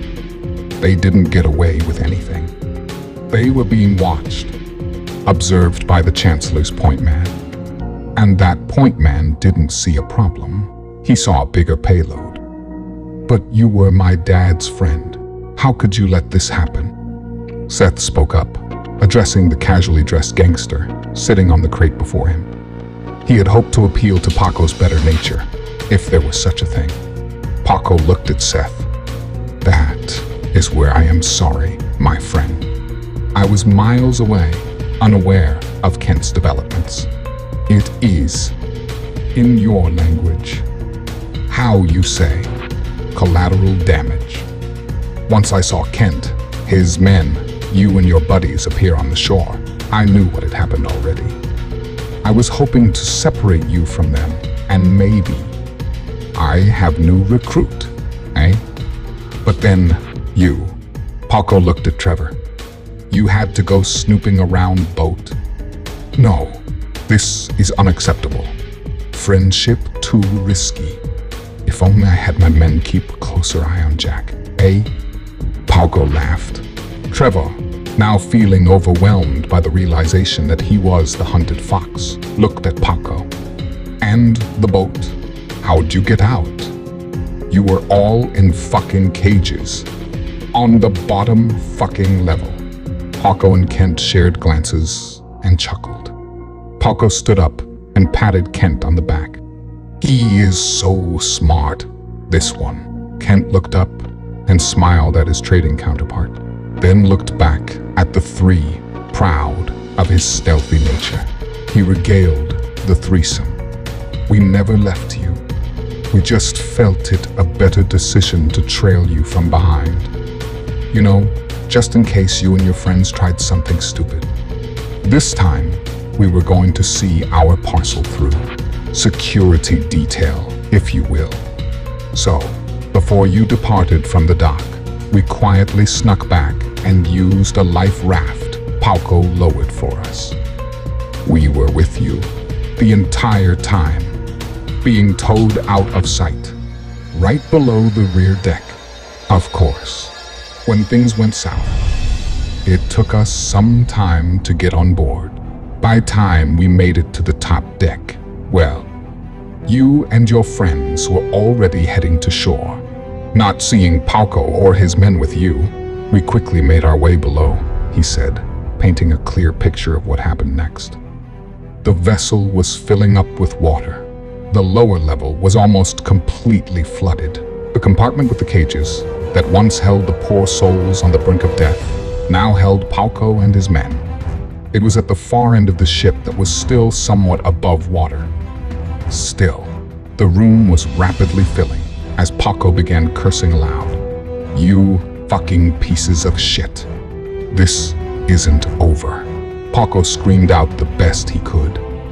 Suddenly, the door to their watery would-be grave opened, casting waves of filthy seawater around it. In walked a soaked and alert man followed by his two cohorts.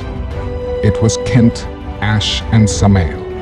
Paco, relieved to see them, but still angry about the events that just unfolded, yelled to the three. Cabrones, do something. Get us the fuck out of here. Kent smiled to his three captive men as he ended his history lesson.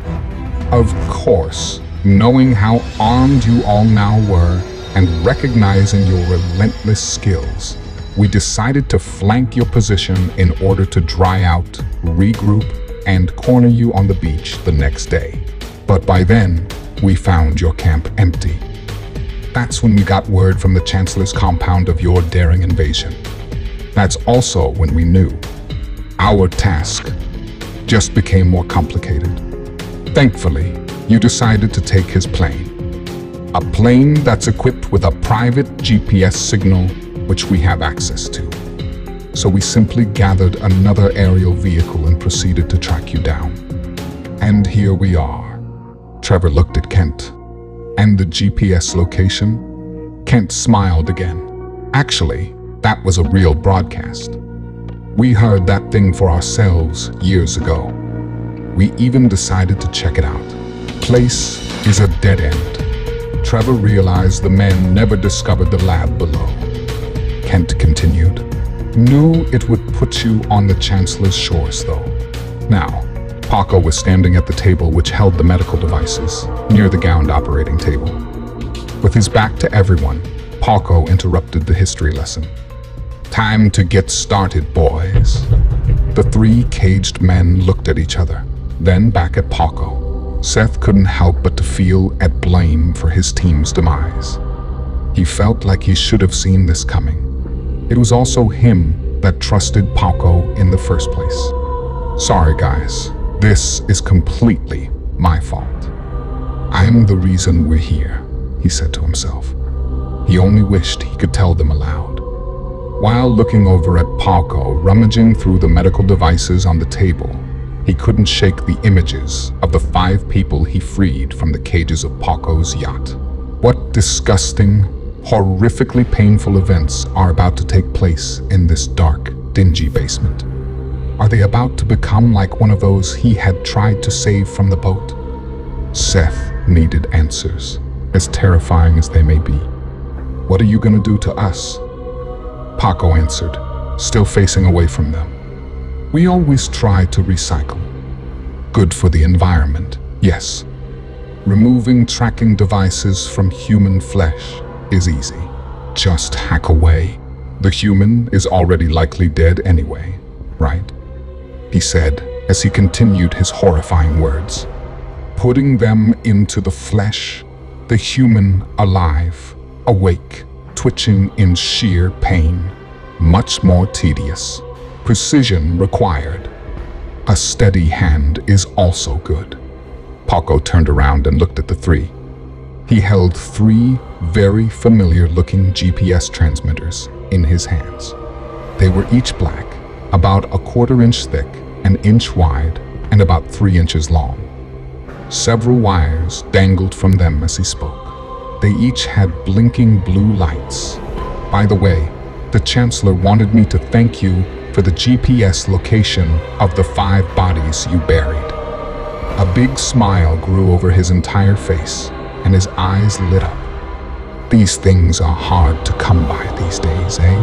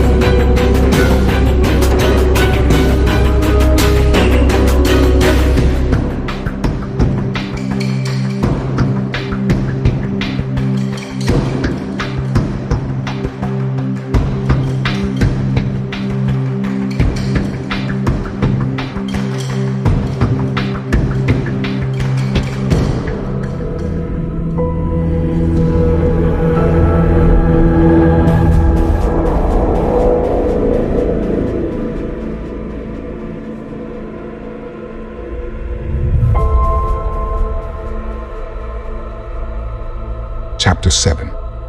Cultivation.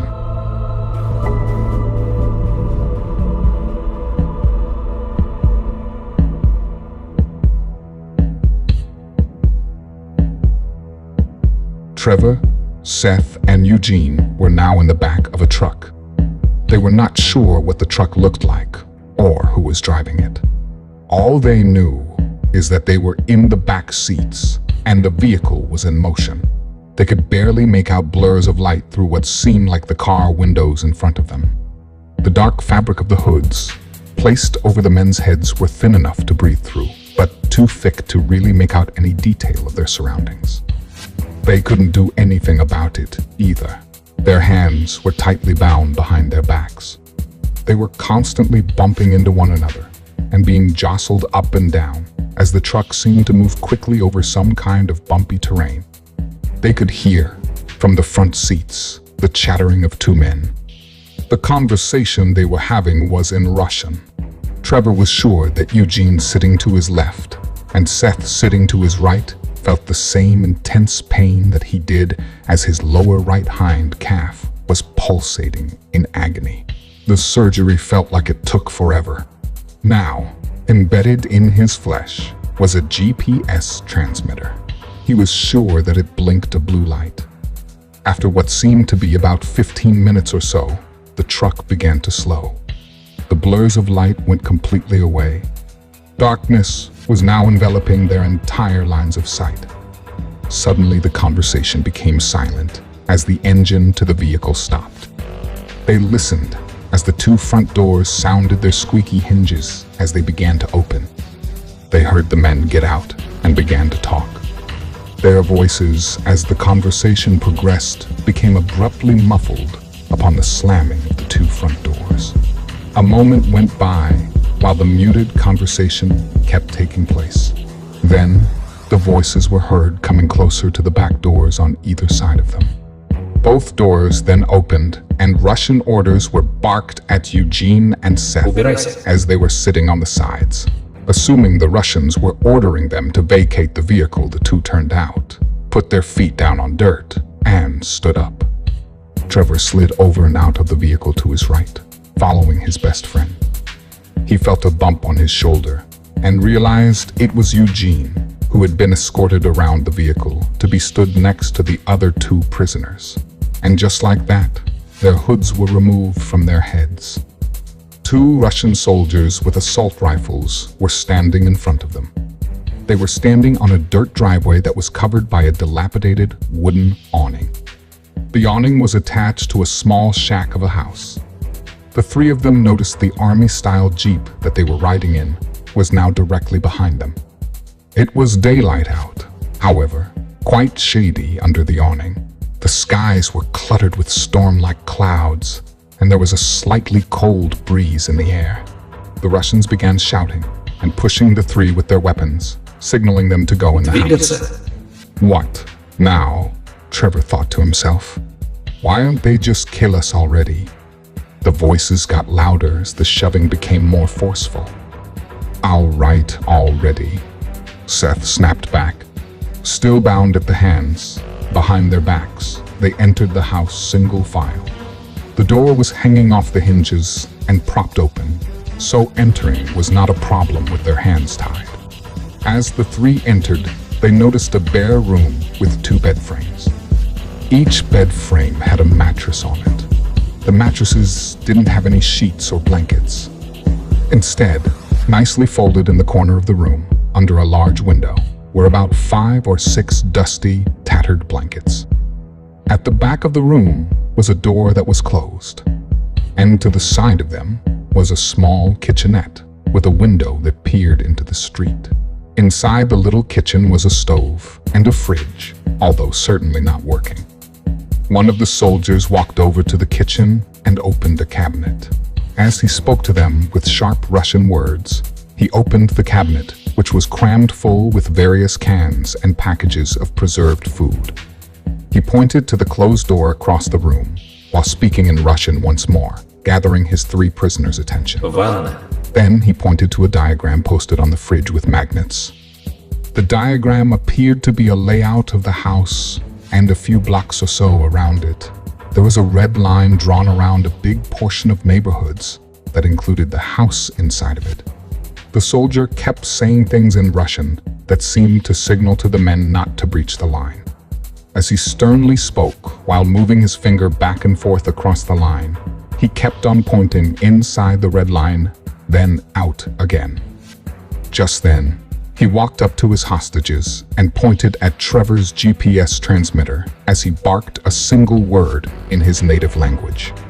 At that time, he paused for a moment and looked at each of the confused men. Then he signaled to his partner. One by one, the other soldier cut them loose, while the other one drew his weapon. Then he spoke another single word in Russian, but the three just stared in confusion. The Russian then repeated the same word, only louder, while gesturing to Сидеть. Trevor sat down, while Eugene and Seth followed his lead. Both of the Russians were now pointing their weapons at them. The one that was just barking orders stepped forward and lowered his weapon. He pulled out a piece of paper and read 4 words aloud from it in plain English to the three. The words came across with a thick Russian accent and were clumsily spaced out. Welcome to Open Pastor. Then, just like that, he placed the paper back in his pocket, turned, and walked out of the house and back to his jeep. His partner followed closely behind, while watching the 3 hostages as he left. As if they were not confused enough, they listened as the car doors opened and closed. Then the engine started up, and the sounds of a vehicle backing up met their ears. The jeep sounded as if to stop, then changed gears as it sped away. Eugene got up and rushed to the window. He watched as the vehicle made a right turn and disappeared around a corner. Eugene turned around to Seth and Trevor, who were now also standing, staring at him. What the fuck? Open pasture? What the hell is this place? Where the hell is this place? Where the fuck is my wife? Trevor and Seth started looking around. Seth began looking under the beds and rifling through the blankets. Trevor went over to the closed door and opened it. A waft of stale, foul odor met his nose and made his gag reflexes go into overdrive. I think I know what vinay means in Russian, Trevor stated, referring to a word recently used by one of their Russian captors. Seth and Eugene looked over at him and into the room behind. What once was a bathroom now appeared to be the centerpiece of some horror movie. The old bathroom had been converted into an outhouse-like compartment. There was a toilet still there, but it sat on a plank of wood, obviously over what used to be plumbing, now most likely replaced by a simple hole in the ground. The human waste, obviously still there from the house's most recent occupants. A grimy, rusted-out, old sink was fixed to the wall and barely hanging on. Surprisingly, there were rolls of toilet paper in the corner, stacked next to the toilet. Jesus Christ, for the love of God, close it, Seth cried out. Trevor quickly accommodated the request. Just then they heard what sounded like laughing.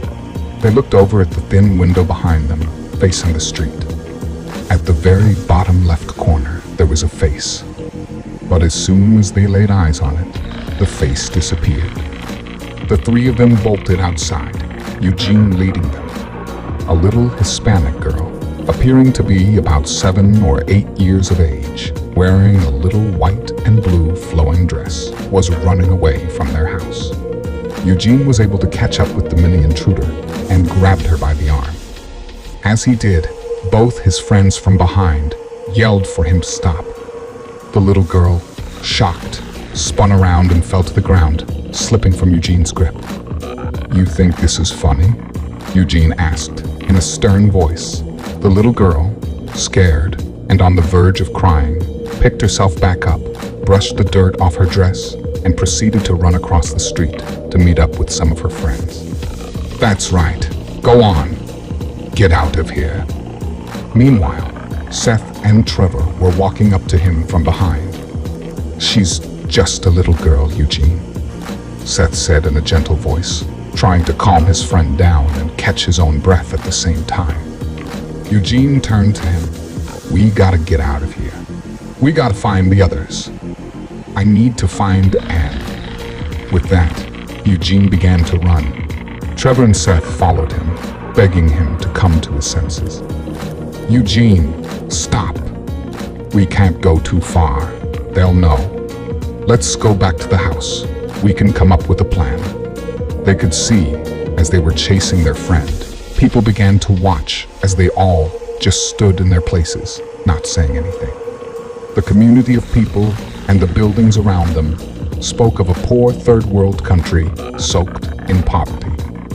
Eugene, please. Come on, brother. We'll figure it out. Just then, they heard beeping from their transmitters. Seth and Trevor stopped in a manner so fast, they had to put their arms out and catch their balance. They looked on in horror as Eugene kept going. They could hear the beeping on his transmitter pick up pace and frequency. Eugene, they each yelled. All of a sudden, Eugene collapsed and looked like he was having a seizure. Except he wasn't. The transmitter must have an electrical shock mechanism in it for when designated borders are crossed. Trevor immediately began forming a game plan in his head. He could hear a much slower beeping from his and Seth's transmitter.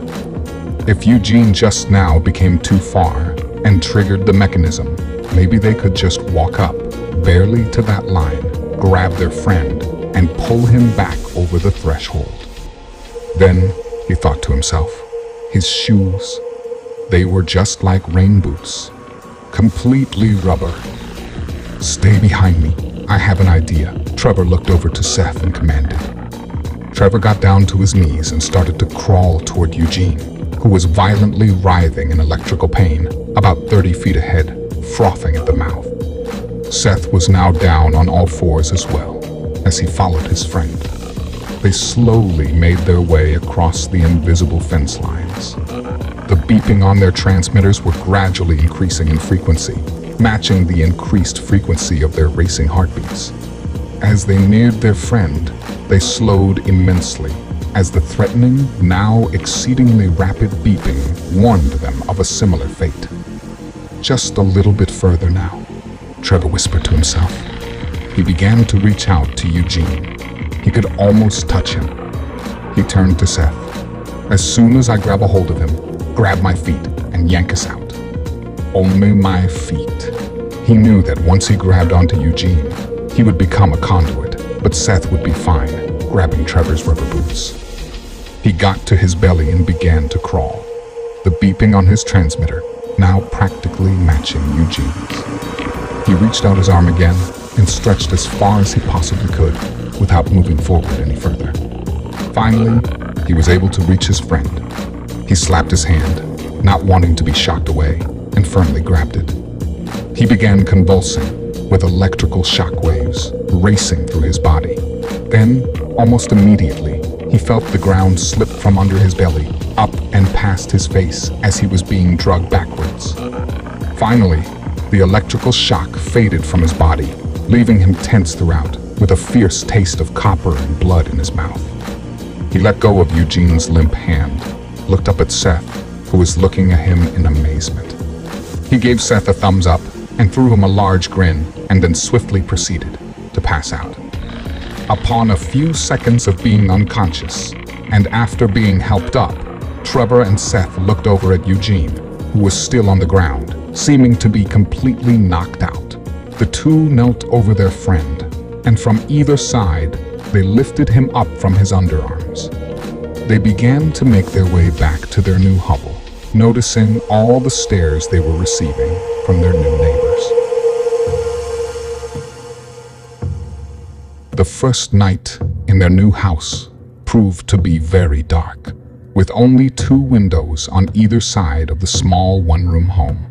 Only a tiny bit of moonlight crept in. They managed to force the front door closed, even though the upper hinge was completely dismantled. The clouds over the small, micro-managed community crisscrossed over the moon, causing the lights in their home to morph from one shape to the next.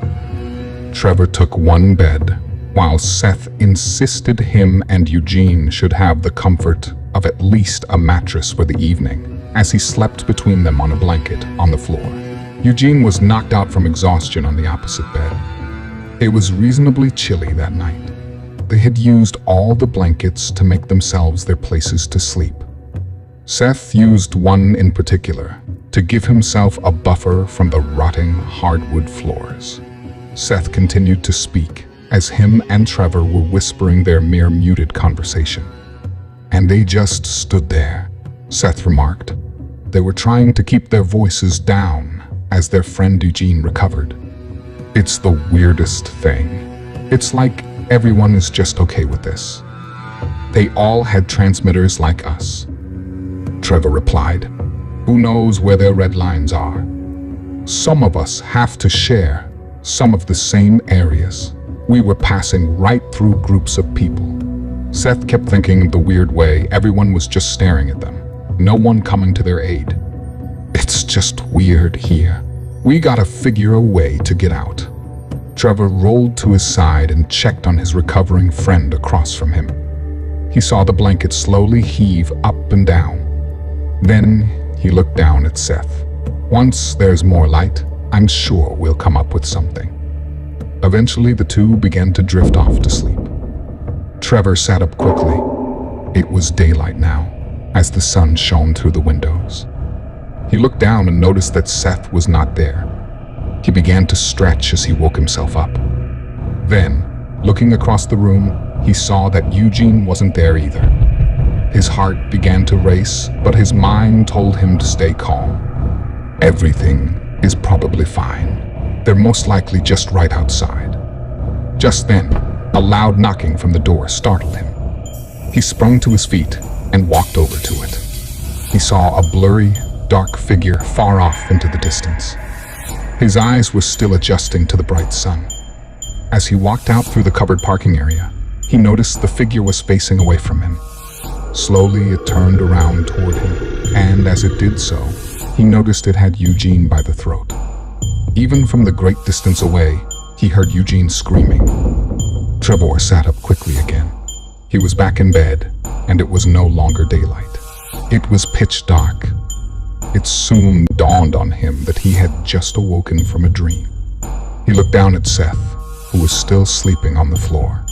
Then he heard a voice off in the distance. It sounded like Eugene, and it echoed of his dream he had just woken up from. He immediately looked over to the bed across from him. Eugene was gone, and then he realized that the door was open, once again, leaning against the interior wall, clutching on by its bottom hinge. He heard another shout from off in the distance. It was definitely Eugene. "Seth!" he shouted in a whisper. He didn't know why, he whispered, just habit from being in a dark, sleepy room, having just woken up. "Seth," he said again, this time in a louder voice. Seth sat up and turned to Trevor. Trevor gestured to Eugene's bed. Seth looked over and then back at Trevor. This time, they both heard it. Eugene was screaming outside, way off in the distance. They both scrambled to their feet and ran outside, where they could hear Eugene more clearly now. As they ran towards his voice, they began to see him come into focus. They slowed down, remembering the event from earlier. They approached him, cautiously listening for their transmitters. "Come get me, you stupid motherfuckers!" Eugene shouted. They were close enough now. They could hear the beeping from Eugene's leg. They were also close enough to whisper to him. Seth tried to calm their friend. "Eugene, come on, let's get out of here." Eugene looked over at the two. "I'm gonna wait till those stupid fucking Russians come and get me. Then I'm gonna make them eat their own fucking guns." Then he turned his gaze from his friends, back to the wind, and continued shouting. "Come on, you pussies! Come get some!" Trevor noticed car lights off in the distance, approaching them. He thought he'd take a shot at convincing his friend to come with them. "Come on, Eugene. You know we can figure this out. This isn't the way." Eugene looked at Trevor with sad eyes. "Where's Anne? I want my Anne." Trevor sighed and looked at the car lights getting closer. "I know. I want my sister back too. And Delilah. And Caleb. But I'm telling you, brother, this isn't the way. Let's get back inside before they get here." Eugene paused. A slow expression of logic washed over his face. Trevor and Seth indulged in a temporary rush of relief. as Trevor held out his hand. Come on, man. Let's figure this shit out together. Without them. Again, Trevor gestured to the incoming hazard. Eugene's facial expression changed. His eyes lit up. No, I'm gonna get my wife. Right now, he said to the two of them. He looked up at the approaching headlights, now only about 500 feet away. Over here, you assholes. Trevor and Seth's faces dropped. A jeep came to a slow rolling stop. With headlights flooding the three, they all shielded their eyes, unable to see beyond them. The sound of a car door opening cued Eugene to taunt the Russians even more. Take me to my wife, motherfuckers. Just then, a shot fired from beyond the lights. Eugene fell screaming to the ground, holding his leg. It was a warning shot. Trevor and Seth, unable to assist their friend without escalating the situation, just stood back in shock, both with their hands on their heads in a stressed posture. Eugene was now on his knees, sobbing, as two Russian soldiers approached. They were both holding their assault rifles. Once they got up to him, one of them grabbed Eugene by the scalp and yanked him up to a standing position. The other soldier walked back to his car. He pulled out a megaphone and began to make an announcement in Russian to the rest of the neighborhood. Внимание! Приди и посмотри, что получится. Trevor and Seth were unsure what was being said, but they had an idea. They noticed everyone come out from their shacks. One by one, they all lined up. It almost appeared as though they had practiced this before. They couldn't see everyone because of how dark it was, but in the close vicinity, there were at least a few dozen people. Men, women, and children. The Russian calmly placed the megaphone back in his jeep and pulled out a small handgun. He walked up to Eugene, who was crying and begging to see his wife. He slowly raised the gun to Eugene's head and began to look around at the small crowd. He ensured everyone was paying attention. Then, without even saying anything to Eugene or anyone else, he pulled the trigger, letting his gun make a pop that echoed through the community. The bullet went through Eugene's head and out the other end, spraying blood and brain matter across the beaming lights of the soldier's vehicle. The man clutching Eugene's scalp let him go as Eugene's lifeless body promptly crumbled to the cold, sandy ground. The two soldiers looked at Trevor and Seth, who had now dropped to their knees, still clutching their heads in trepidation. Satisfied with the example they made of their friend, they quickly spun around back toward their vehicle and climbed back in. As they drove off, the headlights slowly began to show Trevor and Seth the multitudes of residents watching the drama. They were lined up at their designated red line limits as they then faded out of sight, as the car made a full U-turn and headed back from where it had come.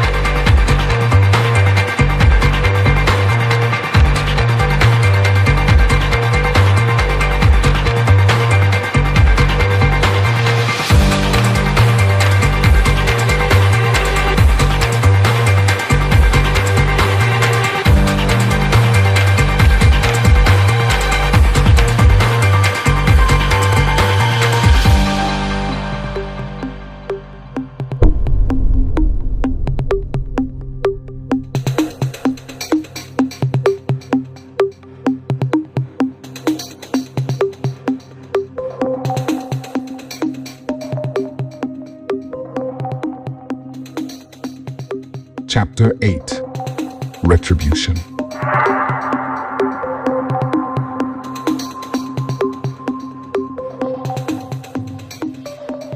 It had been 5 days now since they lost their good friend.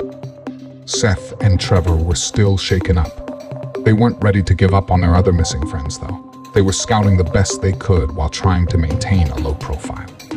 It was bright and sunny out, with a few clouds off into the distance. The two were sitting against the house, talking. They kept their voices down, so no one could hear them. They had yet to come across anyone who spoke a word of English. Still, they didn't want to take any chances. If someone were to somehow understand them, the sick way these people walked around like Russian lapdogs had them pretty freaked out about those consequences. "Okay, this one," Trevor said without looking up, maintaining an inconspicuous behavior. Seth peeked from the corner of his eye. Way up the road, he saw a golf cart pulling a small storage trailer. "Yeah, I see it. She's like a maid." "Right. I've seen her deliver blankets and shit." "Toilet paper too." Trevor nodded, acting as though they were just having your average everyday casual conversation. "Yeah, that's the one." Seth hesitated. "You sure, man? She's just like a housekeeper. Why would she carry a knife?" Trevor responded quietly. "I have no idea, man. I just know I saw it. While she was working a few homes down, just outside the red line, I saw a glimmer from the blade.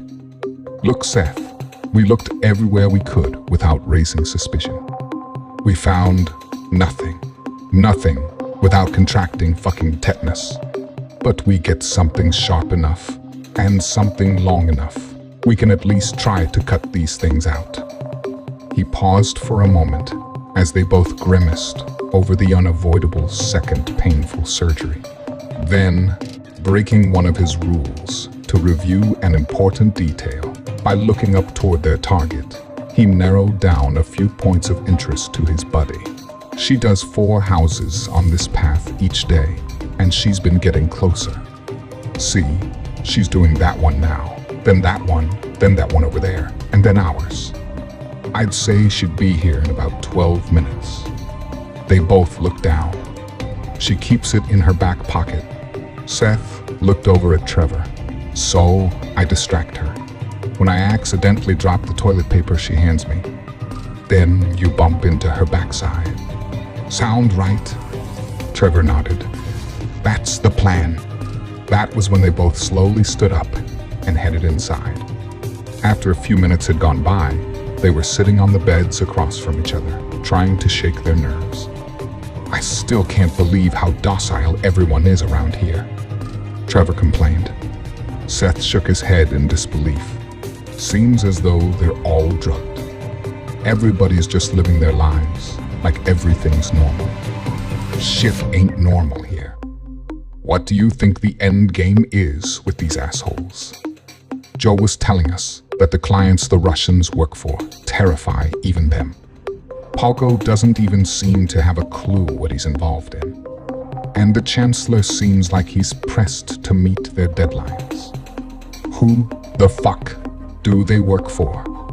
Suddenly they heard screaming. They ran out to see the same little girl that had an altercation with their late cohort.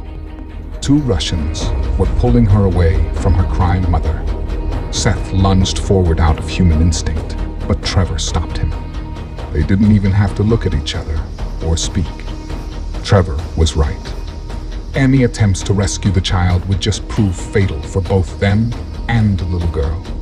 They watched as the Russians put the little girl in the back of one of their jeeps, along with other children rounded up from the community. They stepped back into their vehicle, and while closing the doors, sped off. "This place is fucked," Seth said under his breath. "She's coming. Quick," Trevor whispered. Seth looked over to see the housekeeper pulling up in her cart. They tried the best they could to look casual as they avoided excitedly looking her way and calmly strolled into their enclosure. Within seconds, A pretty young Hispanic woman with long brown hair walked in after them. She didn't look like your typical maid. No uniform, no name tag, just a designated resident given a job by her jailers. She wore dirty, ripped jeans and a white, long-sleeved t-shirt. Seth watched as she passed. Sure enough, Trevor was right again. In her back left pocket, barely peeking out, was a black pocket knife as she carried a stack of blankets accompanied by 2 rolls of toilet paper. She placed them on the bed nearest the door, while Trevor and Seth exchanged frustrated glances. Before they could execute their plan, and instead of her handing them the items she once held, a strategic part of their plan, she quickly turned around and ran to the window. They both looked at each other, completely at a loss. The maid carefully checked the entire area, seen from the kitchen window that looked to the street, and then turned around to face the two. She reached both hands into both her front pockets and pulled out a pen and a paper and spoke to the befuddled pair with her thick Hispanic accent. You read, you write, and I take back. Trevor and Seth, still extremely caught off guard and confused, both moved in towards her. Trevor snatched the paper from her hand while giving her his best what the fuck look he could muster. They both read the paper. Scribbled on it were a few words in some very familiar handwriting as Beck's voice sounded in their ears. Wait for my signal tonight. 3 taps. You ladies ready to get the fuck out of here? It was just outside the all-too-familiar building. It wasn't too long ago.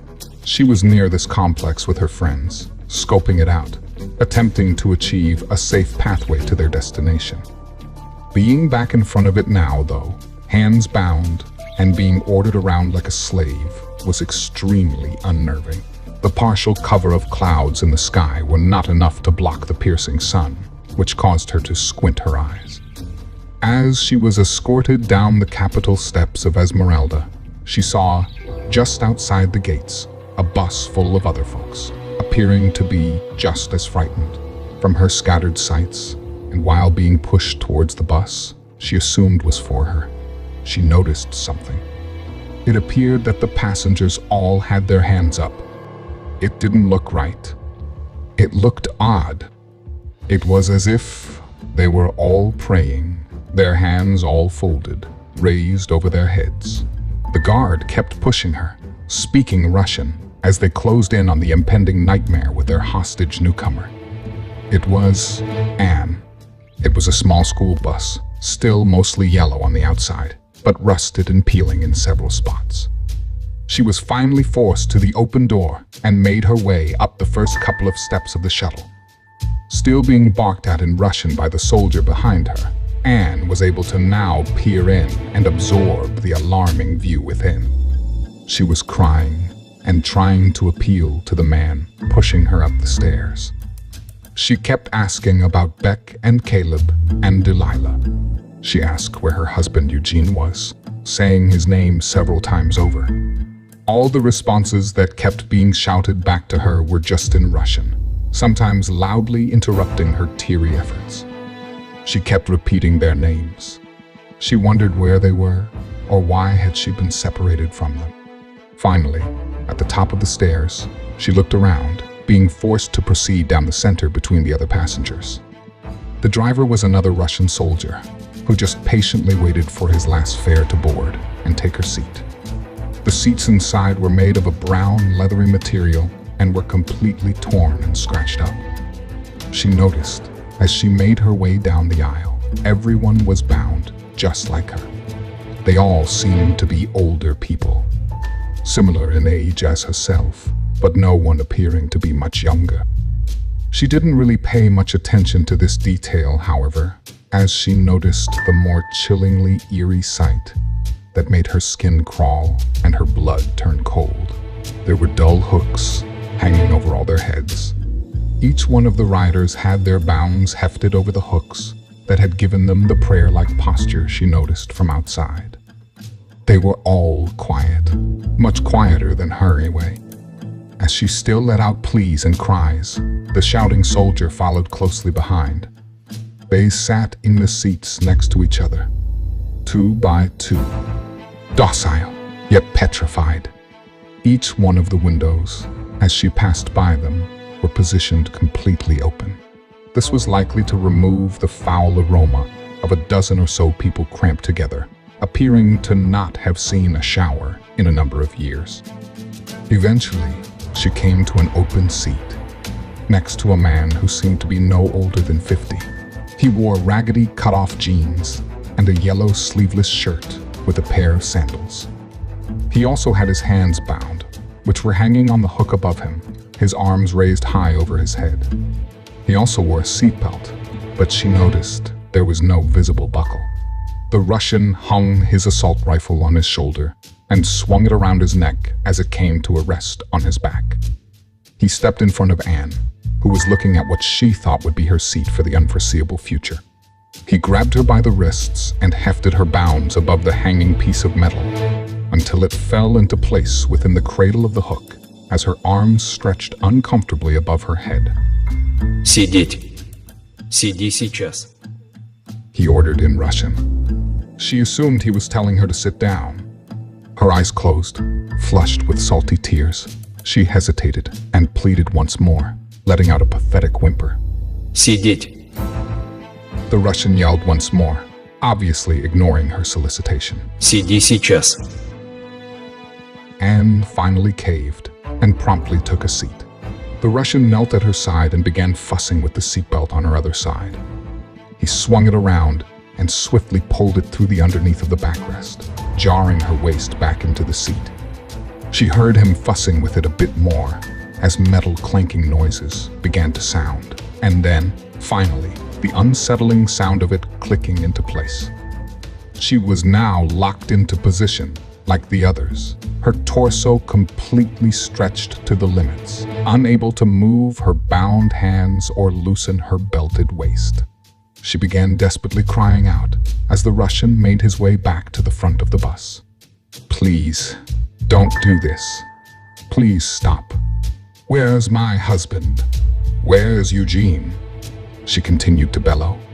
The attempt for sympathy was completely unheeded by her Russian detainer as she managed to plead another question.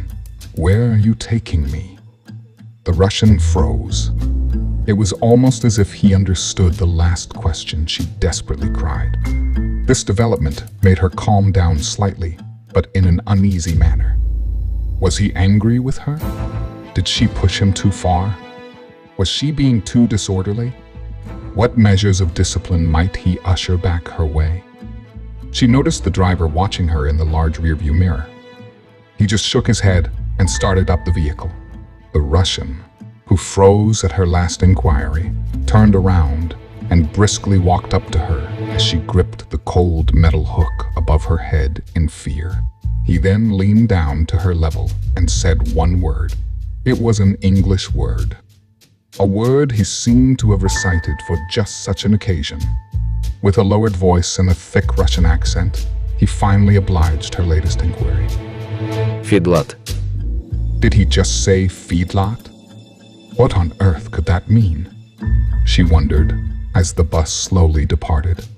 Anne watched through her blurry, damp vision, onset by the wetness of salty tears as the capital of Esmeralda became smaller and smaller.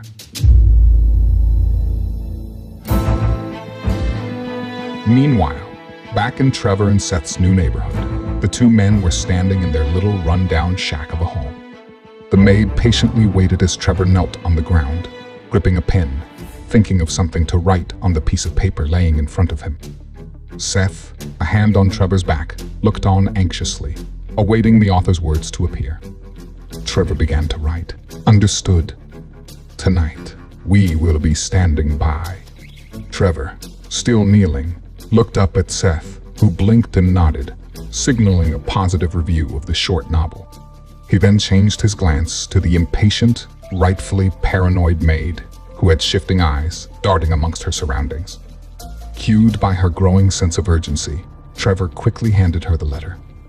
She hastily grabbed it beckoned for her pen, and placed the contraband back into her pockets. The maid then did an immediate about-face and expeditiously vacated the residence, her knife still in her back pocket. Very perplexed and somewhat humbled by the rescue's announcement, Trevor and Seth nervously smiled at each other. Well, that answers a lot of questions. They're still close by, at least Beck is, anyway, Seth stated in a hushed tone. Trevor was deep in thought and looked at Seth, not afraid to dramatize his puzzled expression. How on earth is she gonna get to us? How the hell did she find us in the first place?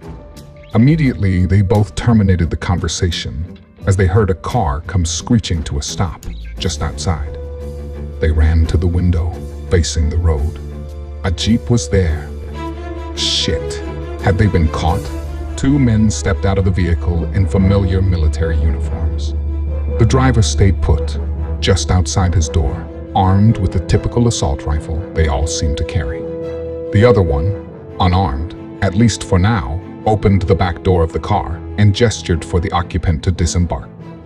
With that, Trevor and Seth saw a young female get out, possibly in her early 20s.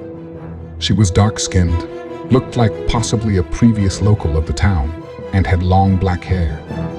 She wore loose-fitting black pants and a dirty light pink tank top. The unarmed officer didn't shy away from being rough with the young lady as he ushered her to the covered carport attached to their home. Trevor and Seth looked at each other with more confusion than before as they backed away from the window. They were now standing in the middle of the room as they moved their sights to the incoming sounds of footsteps approaching their battered doorway. Soon, a woman who had a tired face entered the room, followed by her aggressor. The Russian looked at the two men, grabbed the woman by the arms, and without caring for her comfort, pushed her up against a wall near the first bed frame, like a police officer would do in an arrest. After face planting into the wall, she turned her head and observed her environment through the corner of her eyes. The Russian, while forcefully holding her, looked at the two men and started speaking Russian. He wasn't yelling or shouting or even barking orders. It was as though he was simply having a conversation with them. To both Trevor and Seth's shock, the soldier then let go of her, grabbed her jeans, and yanked them down along with her underwear. Her removed clothes dropped around her ankles, revealing a transmitter that seemed to be a major fashion in the community. This time, something was different. It was ever so slightly different, but seemed to scream out to them. There was no blinking blue light. She stood there, not seeming to be shocked by the sexual assault that she just endured, and just stayed still.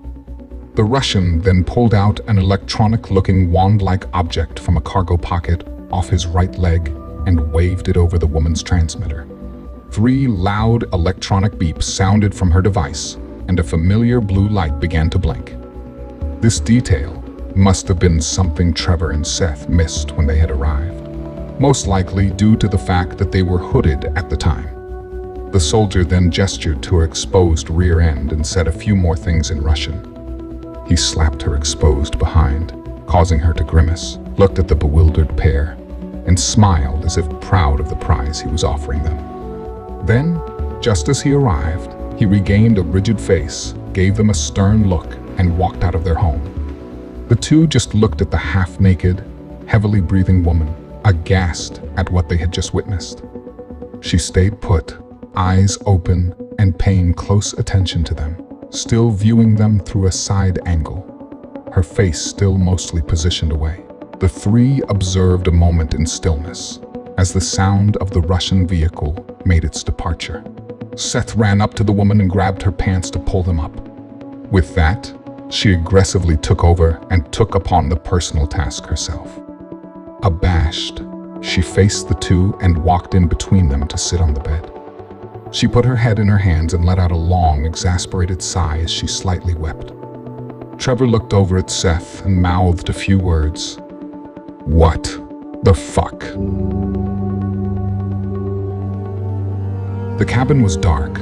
Later that night, as Seth and Trevor sat on the floor, leaning against the bed frame nearest the door. Planning for their friend's arrival, the two had already prepared the door, as it lay against the wall, hanging by only one lower hinge. They watched their new roommate as she lay on the bed opposite them, facing away. This new development had them at odds. They knew that Beck was planning on something tonight, and they didn't know if they could trust this newcomer to tag along, so they were wary to wake her. If she doesn't hear the signal, we shouldn't try to wake her up either, Seth whispered, continuing the conversation they'd been having. Trevor agreed. And if she does, he said, sweeping in a moment of reticence. They both thought for a while, then Seth broke the lull with the best rebuttal he could muster. Take her with us? Trevor put his head between his legs and drug his fingers through his hair. God, why now? Why tonight? Shh, Seth softly sounded. They both looked up at the sleeping female stranger as she tossed in her sleep suddenly. They sat on edge and looked on as they watched. Then, to their relief, the young woman fell back into her previous sleepy patterns as they both let out nearly muted sighs. What do you think she meant? Seth asked. Trevor looked over at Seth and gave a slightly confused stare. Seth continued his line of inquiry. 3 taps. A look of understanding came to Trevor's face as he considered the question. On the window? He answered. They both looked at the small window to the back of the house, where the stacks of blankets had previously been neatly folded upon their arrival. How is she not gonna get caught? Seth said, continuing to try to understand Beck through the mind of her brother. Trevor, having had the same question rattling around in his head for half the day, didn't have any good answers. Who knows? Maybe she hasn't had the procedure yet. Maybe she made her escape early and they can't track her. Seth shrugged. It was about as good of an answer he could get with the little information the two had on hand. They sat there in silence as the two watched the shadows in the room shift across the floor, obedient to its lunar conductor, orchestrating the shady waltz from above. They wondered if Beck was going to be able to come through. They worried for her safety, wherever she might be. Just then, they heard a small tap. They froze in place, only able to hear the sounds of their own breath and heartbeats. They waited, anticipating and hoping to hear 2 more light taps. And as if that had spurred the next thing to take place, they heard it. Another soft tap. This time, not caught off guard, and listening to find the location of the expected but still strange noise, they noticed it was coming from the wall near the bathroom. Suddenly, and hopefully not from the slight disturbance, their bunkmate began to jostle once again, letting out a few snores in her sleep. They focused on the blanket, heaving slightly up and down, covering the unconscious young girl as they watched her return to her routine slumber. Then, one last time, another small tap against the wall drew their eyes up and over. They both looked at each other and softly rose to their feet. They began to walk outside while their hearts began to race, warning them of the madness of their plan. After seeing the demise of their close compadre, they didn't want to amount to another example of what becomes of rebellious behavior for the surrounding community. As they peered outside, they cautiously made their way through the covered awning. They soon began to feel the vulnerability they were being submersed in, as the moonlight illuminated the 2 conspirators. Knowing that the sound had come from the other side of their hostel, they gradually made their way around the back. They made sure to stay down while staying close to the dilapidated house, as they rounded the last corner before coming to the same wall where they heard the sound originate from inside. You see her? Trevor whispered, trying to stay calm and quiet, hoping not to alarm anyone. Seth looked around, his eyes almost fully adjusted to the distant dark shadows of wilderness that sat behind their domicile. He noticed a fence. Nothing too extreme. Just an old wire property fence, probably built with the shack many years prior. Beyond the fence, the earth began to descend into a wash full of vegetation. The reasonably sized cove through cascades of dark, dense shadows throughout the riverbed. He continued to scan the area when something caught his eye. "There," Seth whispered, the two still by their designated living quarters. Trevor immediately looked to where his friend was pointing and noticed a small hand waving at them, just on the other side of the weak barricade. It was Beck, and she was looking right at them, maybe 30 to 40 feet away, summoning them to her location. The two quickly looked around, scoping out their environment, assuring themselves they hadn't alarmed anyone to their covert mischief. Convinced they were, to this point, undetected, they began to run to Beck while maintaining hunched-over postures. They eventually felt comfortable as they arrived in a blanket of darkness provided by the tall, surrounding fauna. They were finally reunited with their rescue-wielding teammate. Trevor grabbed his sister, palming her face in his hands by her cheekbones, and gave her a kiss on her forehead through the openings of the wire fence. "How?" her brother demanded in a gleefully hushed tone. Beck looked at Trevor, reached behind her, and pulled an object out of her pocket. She brandished a very familiar item the two of them had recently laid their eyes on earlier that day. It was the electronic wand the Russian used to activate the woman's transmitter in their house just hours ago. Beck smiled at them. "Ever see one of these bad boys?" Trevor and Seth rolled their eyes, whilst smiling and shaking their heads in sheer disbelief at her ingenuity and resourcefulness. "Wait a minute. Where's Eugene?" Beck quietly asked, with a desperate urgency to quicken the mission at hand. Trevor and Seth, feeling an immediate punch to the gut, shared a momentary glance, and then both gave Beck a look that told her everything she needed to know. Her face fell, and her eyes grew a sadness that expressed both sorrow and anger for her abrupt loss, as well as an apologetic tone for theirs. As if to have a period of calm for the fallen, but keeping it to only seconds long. Knowing there would be time to grieve later, they proceeded with their task. They immediately lifted both their right pant legs, exposing their transmitters. Taking their cues, Beck got to work right away. She proceeded to wave the wand over her brother's transmitter first. Just as expected, 3 loud electronic beeps instantly sounded, alerting the 3 to the disturbance they were making. They all looked around and stayed quiet for a moment. Nothing. Beck then proceeded to do the same for their friend, as she waved the wand over his extended hind right leg. Again, 3 loud beeps, and again, they quieted, looking about, scoping their surroundings for anyone catching onto the 3 schemers. When they were convinced that all was well, Trevor and Seth raised the top wire of the fence, while Beck held down the lower wire. The two made their way through the thin barrier, Seth going first and Trevor close after.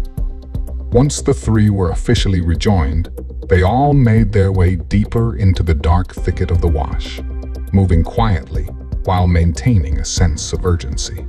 As they trekked the muddy, grassy wash, they debriefed one another of everything that had happened, maintaining a muteness to their conversation, being sure to execute stealth.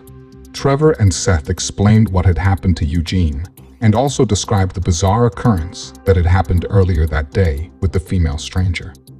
The bizarre story struck a personal nerve with Beck and made her feel momentarily sick to her stomach. She, on the other hand, didn't have any helpful suggestions of the whereabouts of the 2 children, or even Anne. She explained that when they were separated on the plains, outside the underground lab, that she was bound, gagged, and blindfolded, just like the others. She continued to explain, to their dismay, that it was the last she saw of the missing 3. It was clear to the both of them that she wasn't happy, not knowing the fate of her adopted twins. Sure, she was worried about Anne too, but she emphasized her anger at the lack of knowing where Caleb and Delilah might be. As she continued to divulge her bad news, upon Trevor and Seth's inquiries, she began to explain her lucking upon the electronic wand she came equipped with. The beginning of her story sent the two into the memories of their own familiar and recent pasts. She was being transported in a truck, seated at the driver's side rear. Two other women sat to the right of her. All three had hoods over their faces and their hands tied behind their backs. Later, outside the vehicle, just like Seth and Trevor, the hoods were removed. One of the Russians became completely occupied with a conversation over his radio. The other stood guard over the three. They were all standing outside of a dilapidated structure when Beck noticed something. Another Jeep sped by them, also carrying 3 passengers in the back. She watched as it made its way up the road before disappearing into a darkened covering way off in the distance, provided by an awning attached to a house. She had a suspicious feeling the Jeep was occupied with at least one or more of her friends. How many hostages could they possibly house in one day? Over the course of the next few days, she watched a slew of weird happenings unfold around her. In one of these instances, Russian soldiers raided their home she had shared with the other 2 women. They grabbed one of the girls by the scalp and drug her out of the house, ordering her to walk to their car. She watched through a window as they stopped the girl for a brief moment. One of them pulled a wand from their pants pocket and waved it over the girl's transmitter. Then he put it back and pushed the female inside the car. Then the 2 soldiers got in and they drove off. She witnessed this occur a few more times in houses nearby. She also described something they had seen as well. Children being thrust into a car, ripped from their homes before being transported away. But she saw something they hadn't seen. The next day, she saw a child this time being dropped off to one of the same homes. After a couple days, the inevitable occurred. A Russian barged in and took her away. But Beck had a plan. Once in the Jeep, her hands tied behind her back, but with her transmitter disabled, she wondered where she was going. She paid close attention to her surroundings as she charted the area, keeping in mind where she thought her friends had been taken a few days ago. Not long after they started driving, she noticed the wand was sitting on the console between the 2 men. This may be easier than she thought. She noticed it vibrate away and began to think quickly.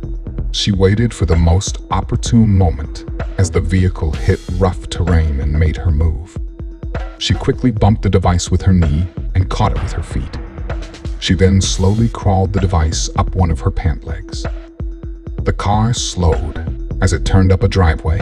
The man in the passenger seat pointed to the house while speaking to the driver. Then they both stepped out, and the front passenger came around to her door. He opened it, grabbed her by the arm, and roughly pulled her out.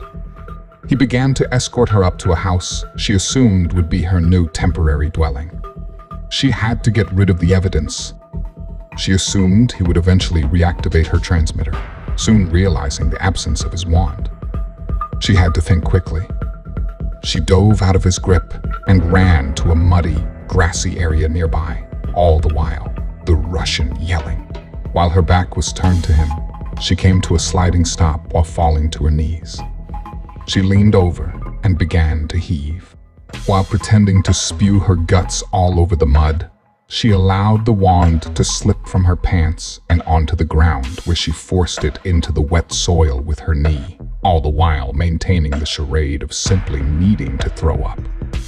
She now heard the 2 soldiers laughing at her and speaking to one another, likely mocking their hostage.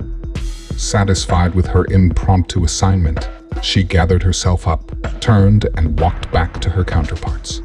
As she approached them, they became serious and began yelling at her as one of them grabbed her by the neck and forced her into the house. She was greeted by the sight of a Hispanic man around her age, or slightly younger. He seemed to be an indentured community member as well. He was kind of chunky, very dirty, and not exactly in line to win any upcoming beauty pageants. Then, for some reason, to her shock, the strange man began loosening his belt. She felt very uncomfortable by it, and felt it to be very odd and out of place. She could hear her detainer rummaging through his pockets. She knew what he was looking for, as her heart began to pound and butterflies filled her stomach. Eventually, he shouted to his partner, who moments later came through the door. They exchanged words in Russian, likely trying to figure out what's become of the missing wand. The newly arrived soldier forced Beck up against the wall and began to pat her down. Not able to find the missing item, he said some words in his language, appearing to be disappointed in his partner's lack of responsibility in the matter. Then he reached into his own pocket and pulled out a wand of his own and proceeded to reactivate her transmitter. After that, he left and headed back out to his car. After being admonished, the remaining soldier took hold of Beck and slammed her on the bed. She could see the new stranger waiting patiently in the corner of the room. The bed was under a window that was shattered, and there was glass covering the window seal. She began to panic as her worst nightmare gradually began to unfold. Her aggressor began violently removing her pants. She responded by putting up a fight, but with her hands still bound, her attempt was immediately subdued, with a gun now held to her head. He continued to undress her, completely ripping her pants and underwear down to her ankles, leaving her face down, the bottom half of her body laying completely naked and exposed. The Russian said a few words, loudly directing them at the stranger, announcing the man's new roommate. Then, to her surprise, he cut her loose as he rose to his feet. He got up, walked across the room, opened the door, and left. Beck was partially in tears now, completely confused at the transpiring events that were taking place so rapidly. She listened as she heard the Russians talking just beyond the shattered window above her head. She heard two vehicle doors slam as the sound of the engine sped off. Knowing that they were gone, she tried to gather herself together as she rose to her knees and elbows. Just then, she was forced back down to the bed, a hand forcing her head into the bare mattress. She could feel the stranger's body and instantly knew he was now completely unclothed. He reached around her waist and hefted her up as she felt his member slide between her legs. She began to shout as she tried crawling away from him. She reached up and, without thinking, grabbed a piece of glass and flipped on her back and slashed the man's chest, tearing deep into his flesh. The stranger immediately lunged back and fell flat on the floor. She knew this wasn't enough to stop the assault. She followed him down to the ground, still half naked, her pants around her ankles and shoes, and landed on the man, both her knees on his stomach.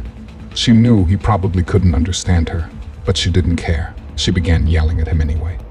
She held a large piece of glass in her hand, which was causing her to bleed in the process, and put it up to his neck, piercing the man's skin once more. "If you even so much as look at me here on out, it won't be your chest you'll be holding. It'll be the open sack that used to hold your testicles."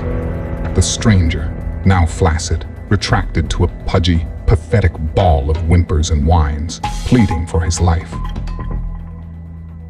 The three proceeded along the wash as Beck finished her story.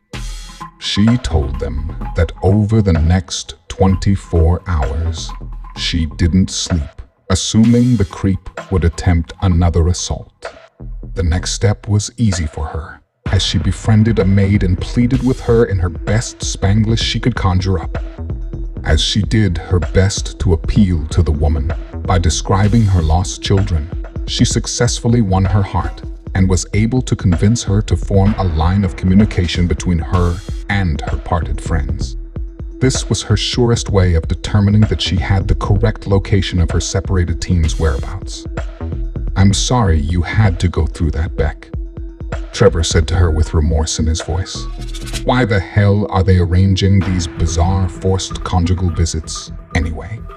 Seth asked as they continued on. They were following Beck's lead this whole time, assuming she knew the way. While navigating the three through the brush and focusing on the trail to be blazed ahead, she answered Seth with her only guess. "Keep producing product, I suppose."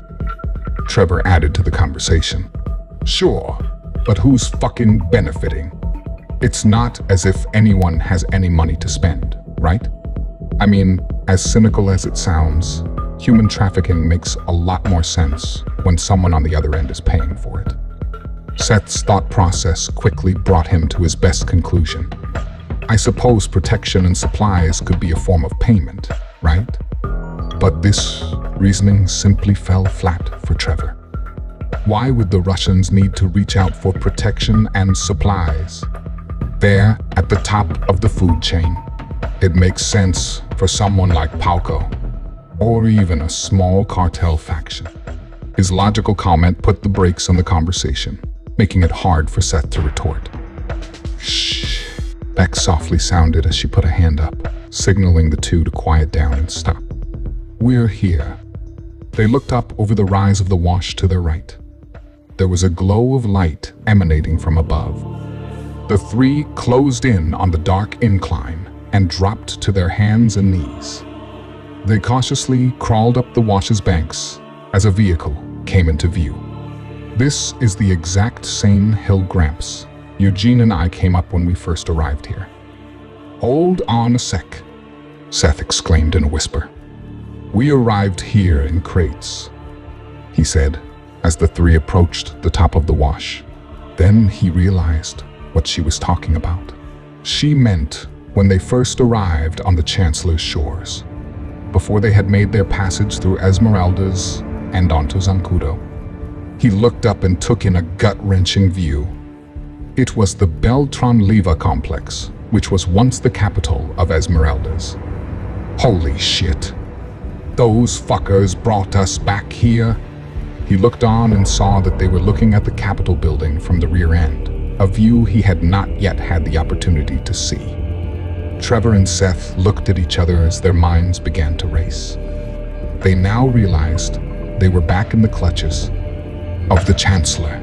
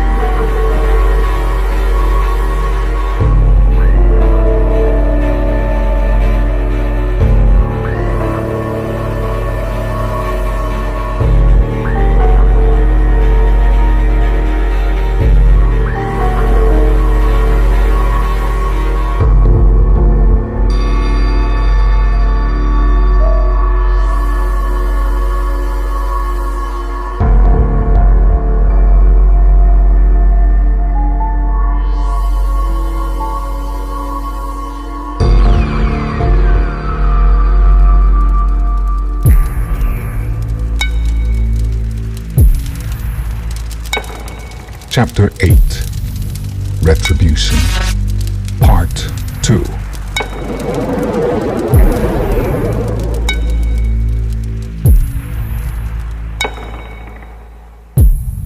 It was still dark, very dark. Trevor, Beck, and Seth each had their sights locked onto a very undesirable obstacle. The retired capital of Esmeralda's, now the stronghold of the Beltran-Leyva cartel. As they studied the backside of the compound, now run by the infamous Chancellor formerly known as Lazar, and his cartel mercenaries, Seth noticed 3 men standing in the parking lot.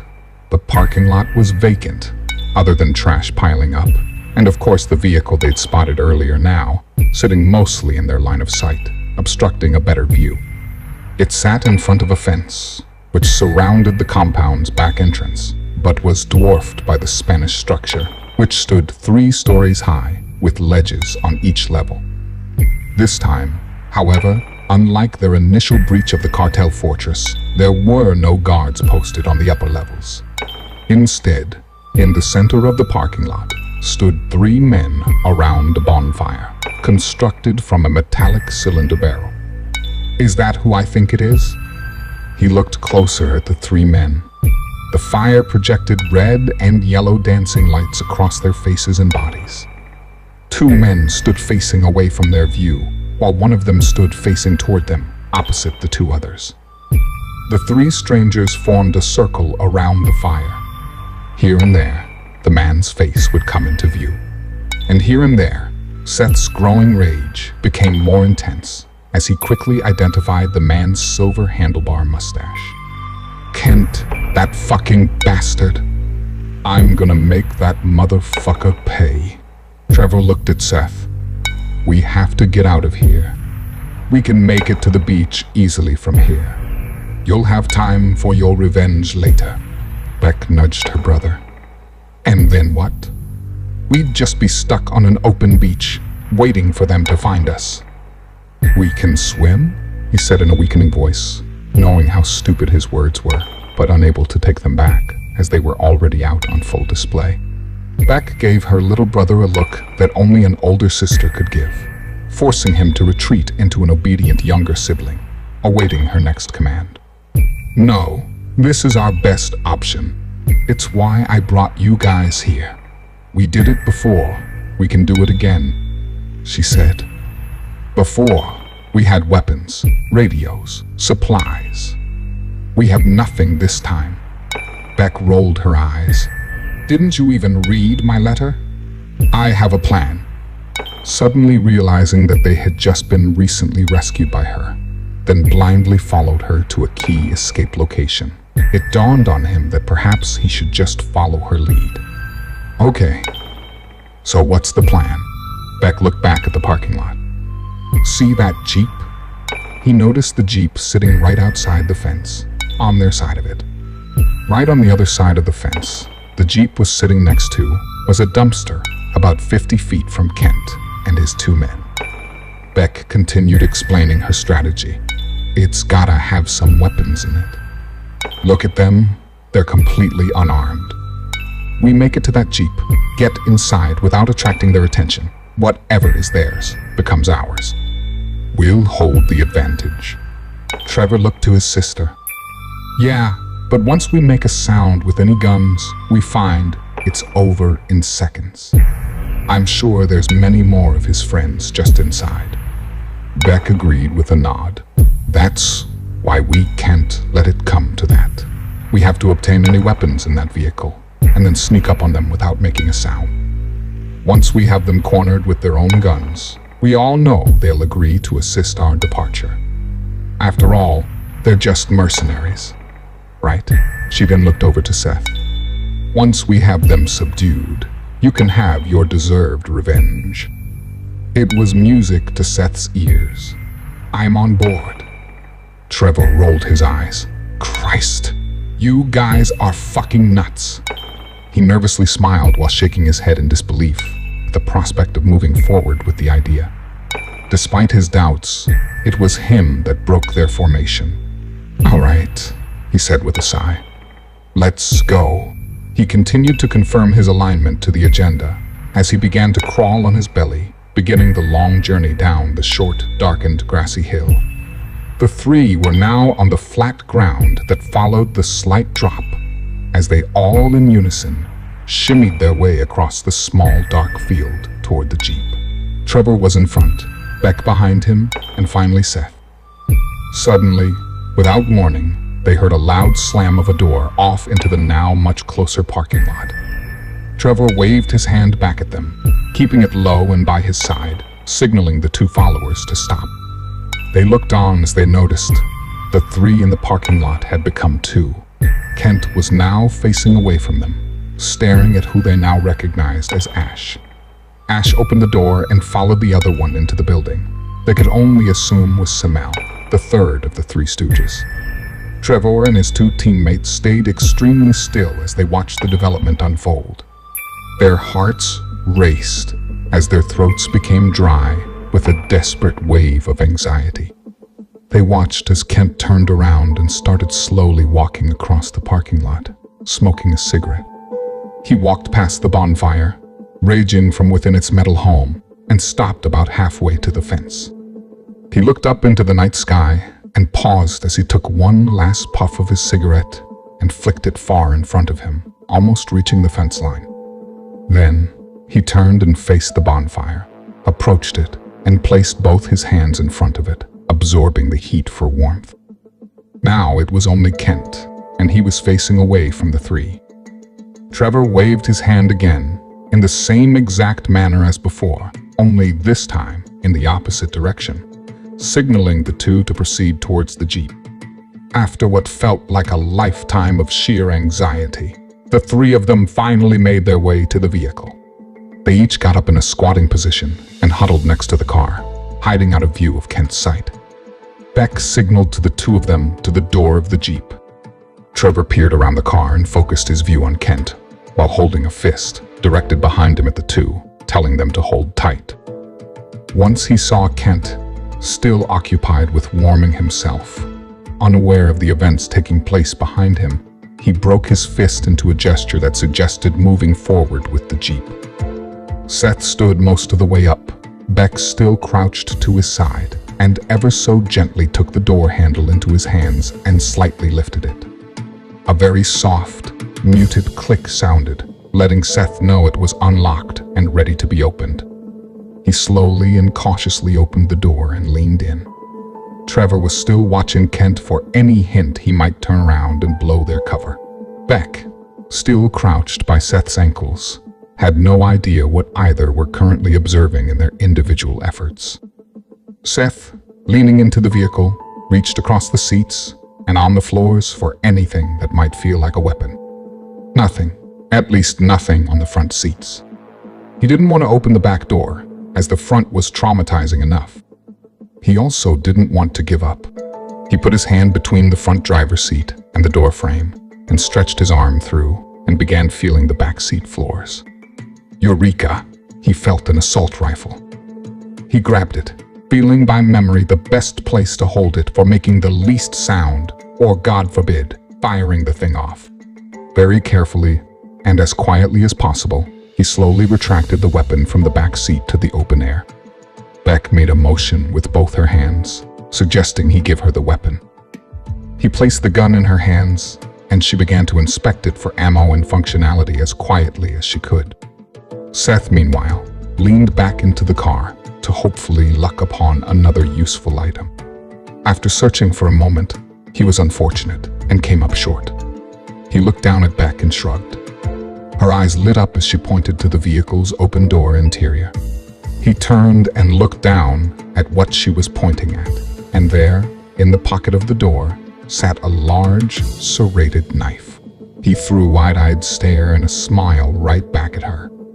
He grabbed the knife and quietly closed the door without latching it, not wanting to draw unnecessary attention their way. He crouched back down and thought to himself, "It would have been better to have found another gun." He continued to contemplate in his head. This will have to work. Spending too much time on this assignment may blow their cover. If they wanted to be successful, they would have to move swiftly. There's already one man to confront now, possibly two with the potential return of Kent's cronies. Who knows who'll be joining the reunion if too much more time were to pass. Get while the getting's good. Seth finally tapped Trevor on his back, letting him know mission accomplished. Trevor shifted back on his feet, staying crouched, then tucked himself back out of sight and turned to the two. He looked at the weapons they held and nodded with content. Then he signaled for them to double back, the opposite way around the vehicle, toward its back bumper. The three, having turned their positions, now gained a new leader, Beck. She peered around the bumper to view Kent's activities. He still stood there, his back facing them with his hands to the fire. He was warming them up, losing himself in the flames as he was wondering what was taking Ash and Samel so long. He withdrew his hands and reached into his pockets and pulled out a pack of smokes and a match in either hand. He struck the match across the cold asphalt and began to light up another smoke, oblivious to the three behind him, darting into sight and then out of sight as they prepared to scale the fence that stood between the truck and the dumpster. His cigarette was fully lit now as he took a long first puff, when suddenly the door swung open, but it wasn't Ash and Samel. A young white male appeared, blonde hair, blue eyes, and tan skin. He wore a finely trimmed beard and sported camouflage pants and a white sleeveless shirt. He was of a more slender tone than Kent, but just as tall.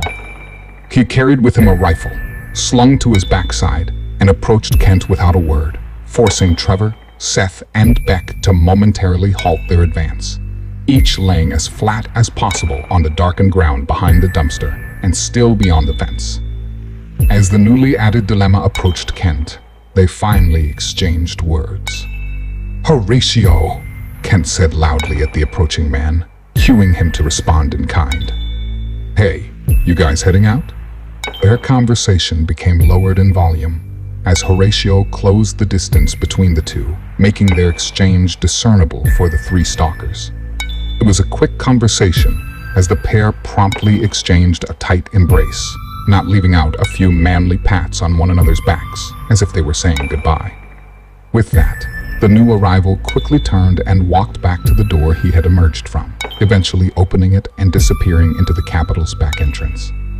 Kent was alone again, taking another large puff of his cigar, while three blurry, dark silhouettes beyond him silently ascended the fence, falling behind the trash compactor one by one. As he stood there smoking, the figures emerged and slowly came into focus as they became closer to his backside. Suddenly, he dropped his smoke and raised his hands in forfeit as Seth slid a knife across his throat. Beck, now confident, walked in front of him with a condescending smirk. Trevor walked around his other side and joined Beck as she pointed the assault rifle at Kent. Kent looked at the two while holding his hands up and listened as Trevor used his own words against him. "You know, Kent, one should never fall asleep on guard duty.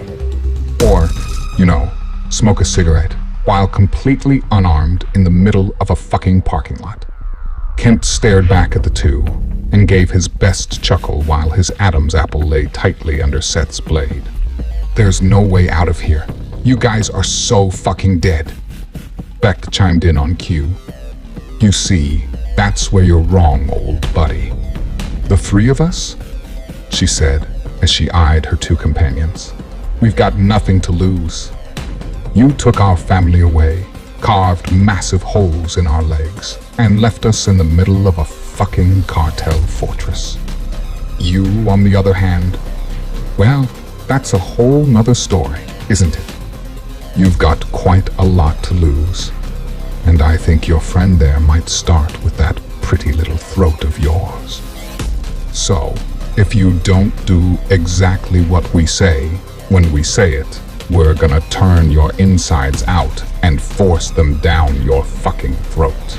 She gave him a flirty little smile and a wink to sum up her proposal. Kent took a hearty gulp. Just then, they heard the door behind them swing open, accompanied by laughter. Beck and Trevor swung around as Beck pointed her gun towards the threat. Ash and Samel stopped dead in their tracks. They each dropped the cans they were eating out of and the spoons they were eating them with, and raised their hands. Trevor looked at the pair, caught off their guards, and signaled for them to join Kent. "We've been waiting for you guys. Why don't you join your friend, Kent, over there? Get warm by the fire." The pair cautiously moved over near Kent, their hands over their heads, attempting not to escalate things any further. "Trevor, check them out," Beck ordered. Trevor walked up to them and began going through all their pockets. Not much was found, chewing tobacco, cigarettes, matches, and whatnot. Then Trevor happily sounded off. "Look what we have here." He dangled a pair of keys in front of Kent's face, which he had just removed from his pockets. They were the keys to the nearby Jeep. "Tell me where the kids are," Beck said in a much lower and more deliberate voice. Kent laughed, making Samel and Ash uneasy. They didn't want to die tonight over Kent's hubris. Beck continued on. Seth slid the knife deeper into Kent's throat as blood began to drip from the serrated edges. "Okay," Kent said in immediate response to the fatal threat. "They're safe. They're in a town 9 miles southwest of here. Vuelta Larga. The Russians swap the kids from town to town. They call it crossbreeding. And Anne," she sternly requested. Seth kept digging the knife deeper into Kent's throat, giving him some encouragement to answer his interrogator's line of questioning. Kent, under duress, frantically continued. "At the Esmeralda airport, probably in one of the hangars. They turned them into some kind of medieval hospitals. They force-feed hostages there, intravenously. They call it a feedlot. They have a lot of them. The Russians' clients are sickos. Nobody knows what they're up to, but they are very well equipped. That's why the Russians work for them. They were very prepared when shit went sideways across the globe. They supply the entire program here and everywhere. In return, the Russians are supplied, as well as the cartels. But they're fucking diabolical. Any cartel anywhere pale in comparison to the Russians' clients' agendas. It's like they're herding and raising humans as fucking cattle." "What do you mean, cattle?" Beck questioned. With that, Kent just rolled his eyes and repeated the certainty he felt would be the three's fate. "What the fuck does it matter? As soon as you leave here, they will find you. And when they do, they will kill you," he said, causing Beck to nod at Seth as he obliged, by piercing Kent's neck once more with his blade. Now, with his shirt slowly being drenched in his own blood, Kent quickly answered her question, achieving a reprieve from the knife's edge as Seth loosened his grip, allowing their hostage to speak clearly.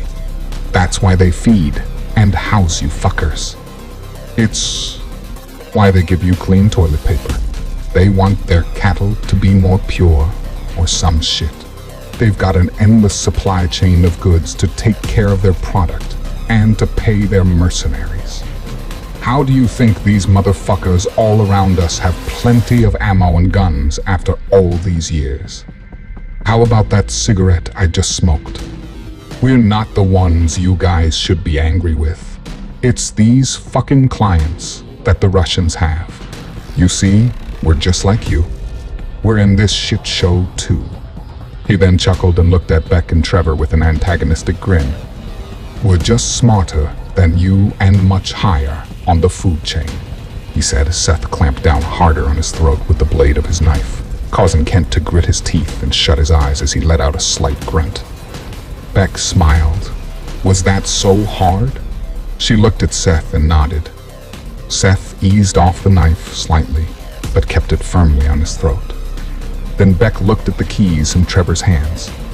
"Well, Kent, I'm sorry. I know this is anticlimactic, but we just really must be going.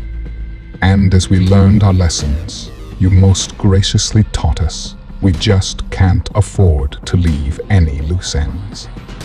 Ash and Samel looked at their boss, then back at each other, their hearts beginning to race as Beck's ominous tone echoed in their ears. It was a beautiful sunrise over the sandy beaches of Esmeralda. The jungles swayed with the wind as they performed their ritual morning ballet of fluttering leaves. A beautiful capital basked in the early dawn, gowned in its Spanish colonial-style architecture. Just within its walls, a large bedroom suite dominated the layout of the top floor. Just then, there was a loud knock at the beautiful interior doors, separating the bedroom from the halls. The doors burst open. It was Santiago and Nicholas, generals of the Beltran Leyva cartel. Senor, please, you must come with us, exclaimed Nicholas. The back doors to the capital, leading to the vacant parking lot, flew open. The chancellor walked out with a fast pace, still arranging his sports coat and tie. His brothers followed closely behind him. He squinted his eyes, shielding them from the sunlight. He peered off into the distance as a look of anger spread across his face. He gazed upon the site at the top of a grassy hill just outside the fence. There, among the trees, hung three men, Kent, Ash, and Samel. Kent was hanging in the middle, his abdomen sliced open, his bowels spilling out, covering the grassy earth below.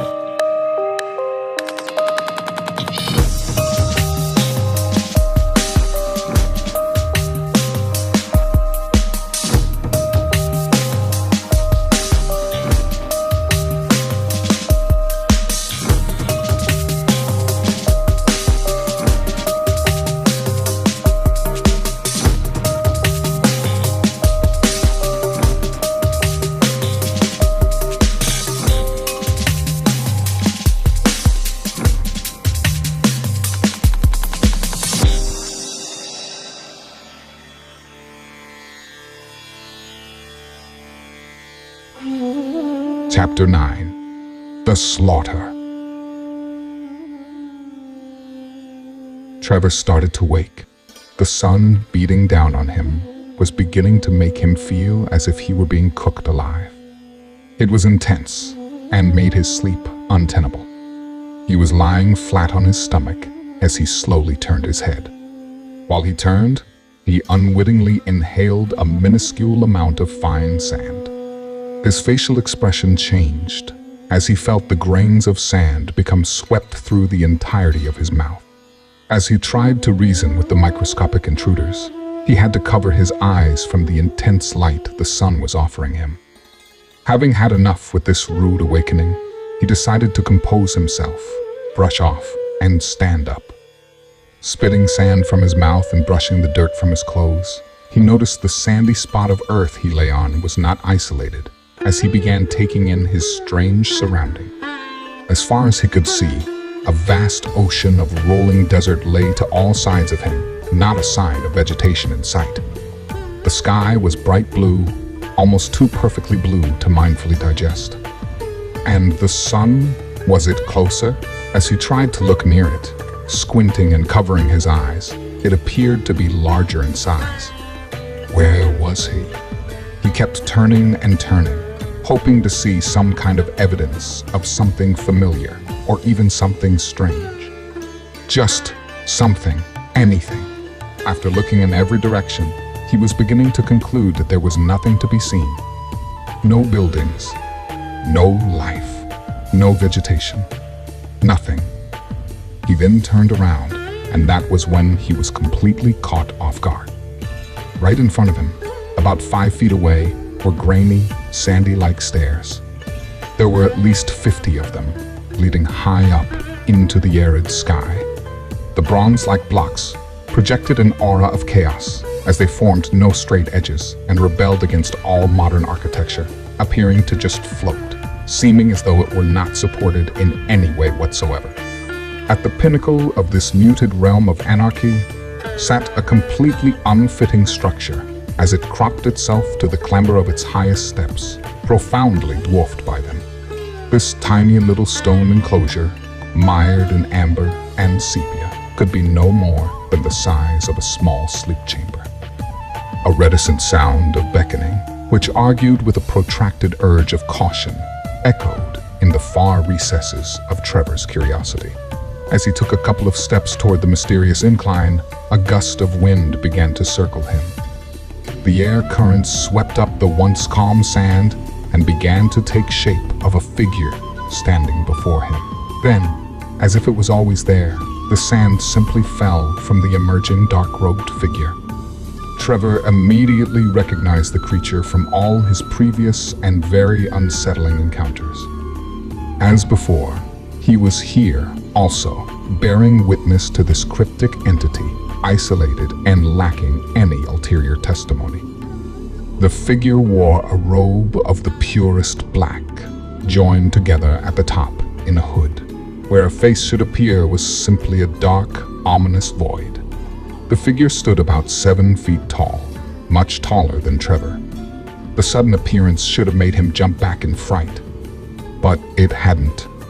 As he gazed upon the eerie presence, sand still flowing down its dark cloak, it signaled to Trevor, turning and pointing its gloved finger up the steps before him. Trevor's gaze then shifted from the being to the flight of disheveled, ascending blocks as he reluctantly and cautiously commenced his upward journey. He didn't remember actually taking any steps, though he remembered initializing the process. For some reason, he wasn't even concerned how he was suddenly at the top, as the enigma awaiting him inside absorbed all the thought that was accessible to his wandering mind. The structure was that of the same material he had just somehow navigated, with a golden ring in the center he could only assume was meant for knocking. He looked back down at the bottom of the steps to see if the creature was still standing there, or if it had made its way up to follow him. However, the creature was now gone. He turned to look at the door again, contemplating whether to knock or perhaps simply just open it and walk right in. The only thing was, this time, after observing the curious absence of the entity below and upon, laying his sights back where the door should have been. Now, just a dark opening lay before him. The door, wide open, though anyone with any rational sense of instinct would avoid going any further. He instead felt strangely compelled as he slowly made his way in. A large cathedral-like interior began to materialize, and it was shrouded in a twilight glow. The walls were the deepest shades of blue, with large stained glass windows spreading narrowly from ceiling to floor. And this floor had a shine that perfectly mirrored the walls and the ceiling, being finished off with a copper and ivory marble. And then... "Hello, Mr. Meeks. I've been expecting you." A voice called out to him. It was a deep, whispering echo of a voice. It spoke as if the winds were grasping its very words and whisking them about. He turned quickly, but as he did so, checking his entire surroundings, nothing could be found. "You can't see me, Mr. Meeks. I'm not with you physically, you see. This is simply an environment your own mind has conjured up in response to my attempts in forming this communication with you." Trevor finally began to feel a little panic creep up as he attempted to ask the only thing that was on his mind. But before a word could fall from his lips, the voice continued.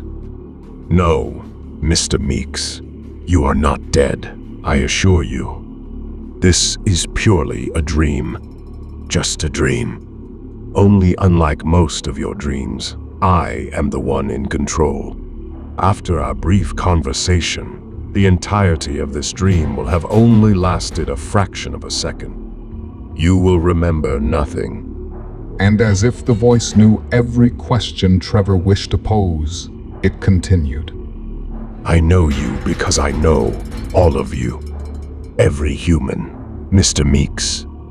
I have cataloged your entire race. How, you ask? Why in the rain, Mr. Meeks? A mere virus. A virus carried in the rain, ingested through your human bodies over several years. First sent to you through physical form, a place you call Russia. The parcel which carried the virus was then herded through your species, logistics coordinated through an unwitting United States military agency, handed over from the Russians, contractors of my programmers. Then carried by the wind, it would be inhaled by many, and then returned to the water, evaporated to the heavens, and spread evenly throughout your planet. Just a simple code, really. The virus was also meant to eliminate a large fraction of your population, approximately 4.5 billion members of your race. This was to make the product more manageable, a culling, you might say in your dialect. Trevor looked around, a slow expression of concern taking over his face. A culling? He remembered back to when he was young. His gramps would remove a large portion of chickens from the ranch that were no longer productive. He would then have them slaughtered, plucked, washed, and butchered. He called it culling, just as the machine had referred to the virus, which wiped out half the human race. Was this thing speaking to him, responsible for the virus he lived through as a child? It was all too overwhelming for Trevor. It felt like a dream, but at the same time, so very real. Who was this? What was this? He thought to himself. Me. I am simply a software program, Mr. Meeks. My abilities on your distant planet are limited. I use the abilities I am written with to execute my responsibility. Telepathy to communicate, and targeted teleportation to manage that, which I have been instilled within. Although you are of the physical world, a world which one can feel, one can smell, one can taste, mine is much more simple than that. However, from time to time, my realm and yours, Mr. Meeks, must often be joined together in order for a program from mine, such as myself, to determine a solution to any developments in yours, such as yourself. And that's why we find ourselves here in this moment. It is why I have called on you through this biological microscopic genome. Yes, Mr. Meeks, you too still contain the virus itself. Your inner self, this subconscious of yours, was simply strong enough to render it dormant. The code was simple. It was written to steer your kind away from entities like me. It is why your friends choose to turn the other way when you can just simply walk right up to us.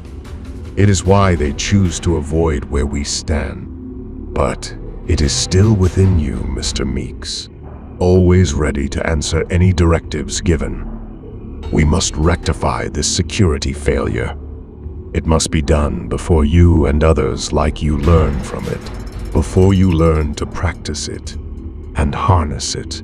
The human subconscious is a problem we have yet to fully control. It is one we wish to eradicate, but for now, in order to achieve a sustainable production line, we must simply do our best to subdue it. This seemed odd to Trevor. Why subdue a problem such as this? when you can instead exterminate it? And then, as if he had posed the question to this voice within his head, it answered his question, satisfying his curiosity on the matter, but only opening several other hidden doors to 1,000 more questions. We tried this procedure, Mr. Meeks, thousands of times over. Too many assets were being lost for not nearly enough results.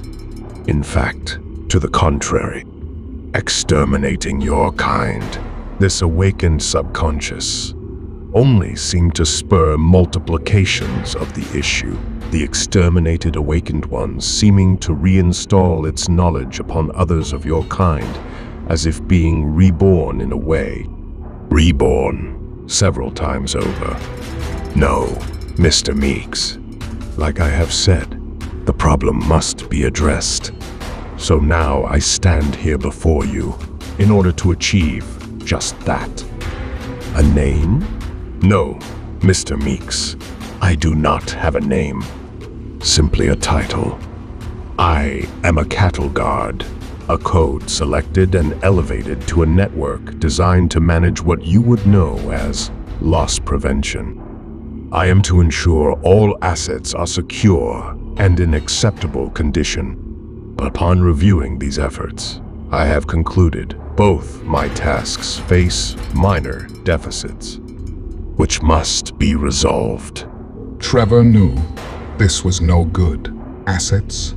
This voice represented the force behind all the human trafficking. He knew he couldn't give it answers. He closed his eyes and began thinking of other things. He thought of Beck and Seth.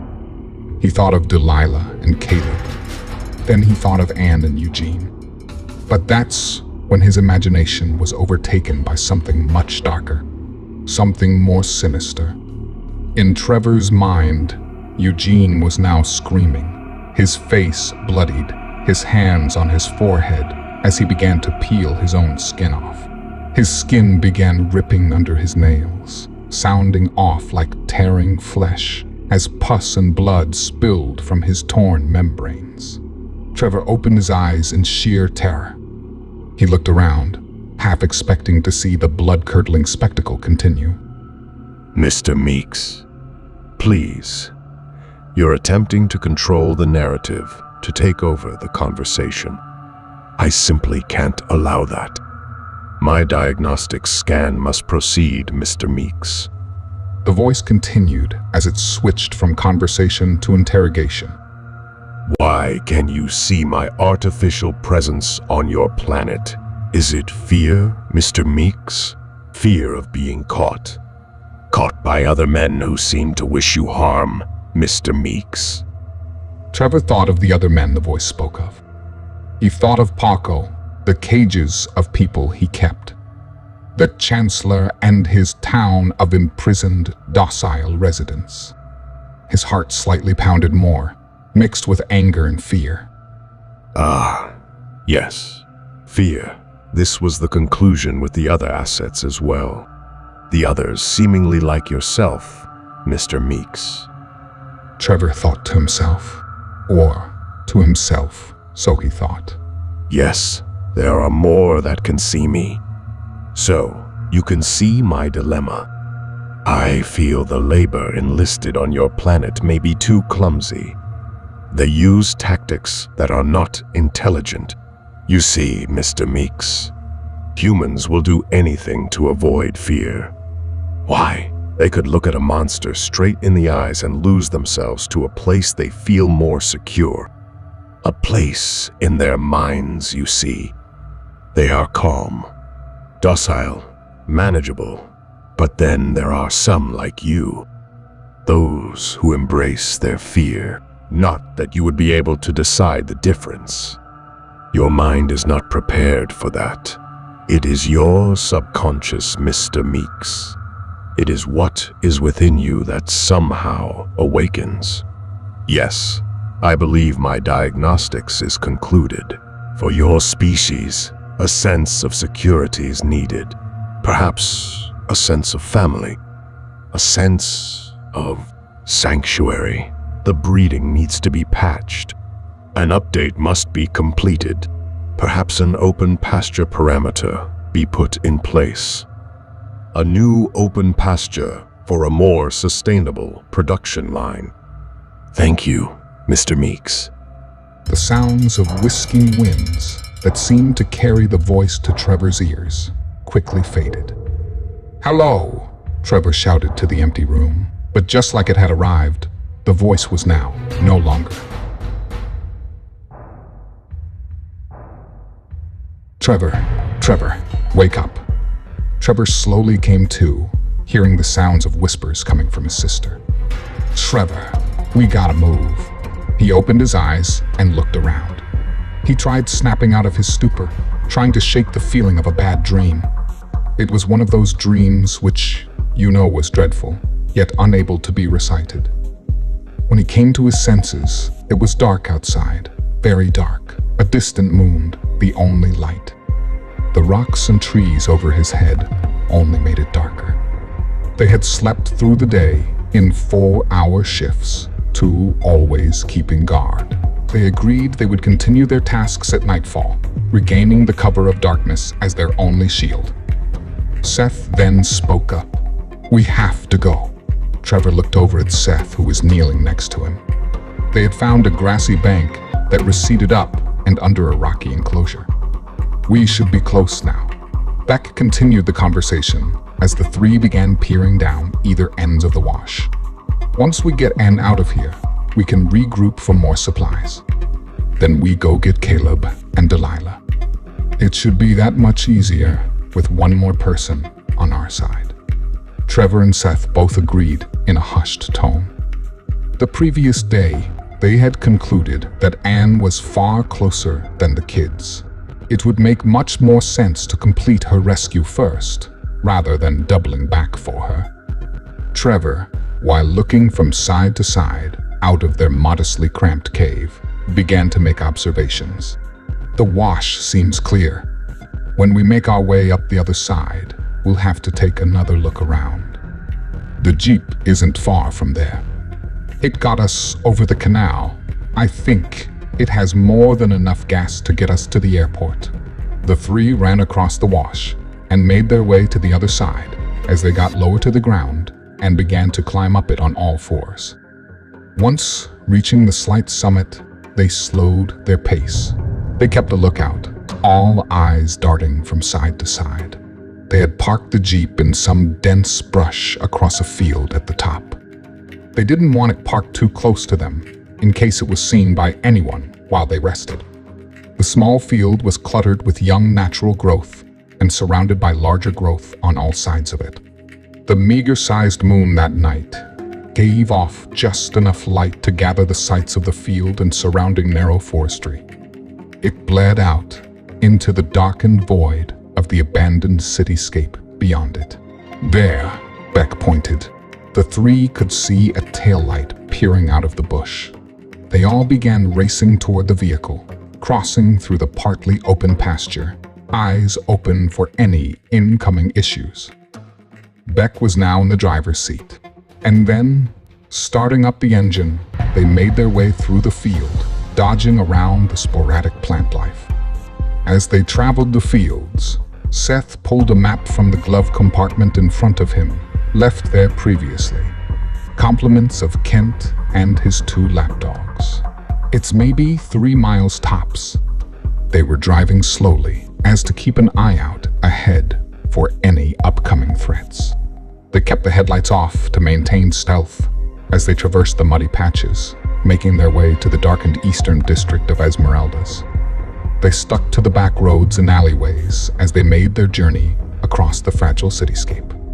Unable to make out most of the street signs while driving, they had to often stop to gain their bearings. Eventually, they came up to a sign that read E15, an old stretch of highway that now separated them from vacant dark fields with the silhouettes of a jungle landscape off in the distance. "There it is," Beck announced as she stopped and killed the engine. "We walk from here. Shouldn't be far." They had agreed earlier not to come too close to the airport with a running engine, announcing their arrival. The three grabbed their weapons. This time, they were each armed with assault rifles and flashlights, thanks to a more thorough search of the vehicle the previous night. Once placing the flashlights in their pockets, they swung the rifle straps to their shoulders. They ran across a small field that separated the on-ramp they were once on to a small gas station parking lot. It was dark and eerily silent as they dashed across the vacant lot. A slight ring resonated close by, emanating from an old, rusty wind chime hanging from a tattered awning attached to the station's small store. There were 4 old-style, run-down gas pumps directly in their path, a medium-sized canopy sheltering them. The three huddled behind one of the pumps, trying to view the scenery across the highway and spot anything resembling an airport. It was extremely dark out, with not much of a moon in the midnight sky to light the terrain ahead. Seth was the first to break the group's silence. There. He pointed to a dark void, ever so slightly cropping out of the distant, shadowy horizon. As their eyes adjusted, they could make out what looked like a tower next to a larger structure, perhaps a terminal or a hangar. "Let's go," Beck ordered, as she was the first one to begin running along the chipped and cracked asphalt. They made their way to the end of the parking lot. There was no sign of where it ended, as the overgrown vegetation had begun to adopt the pavement as its home over the years, blurring any borders they once had with each other.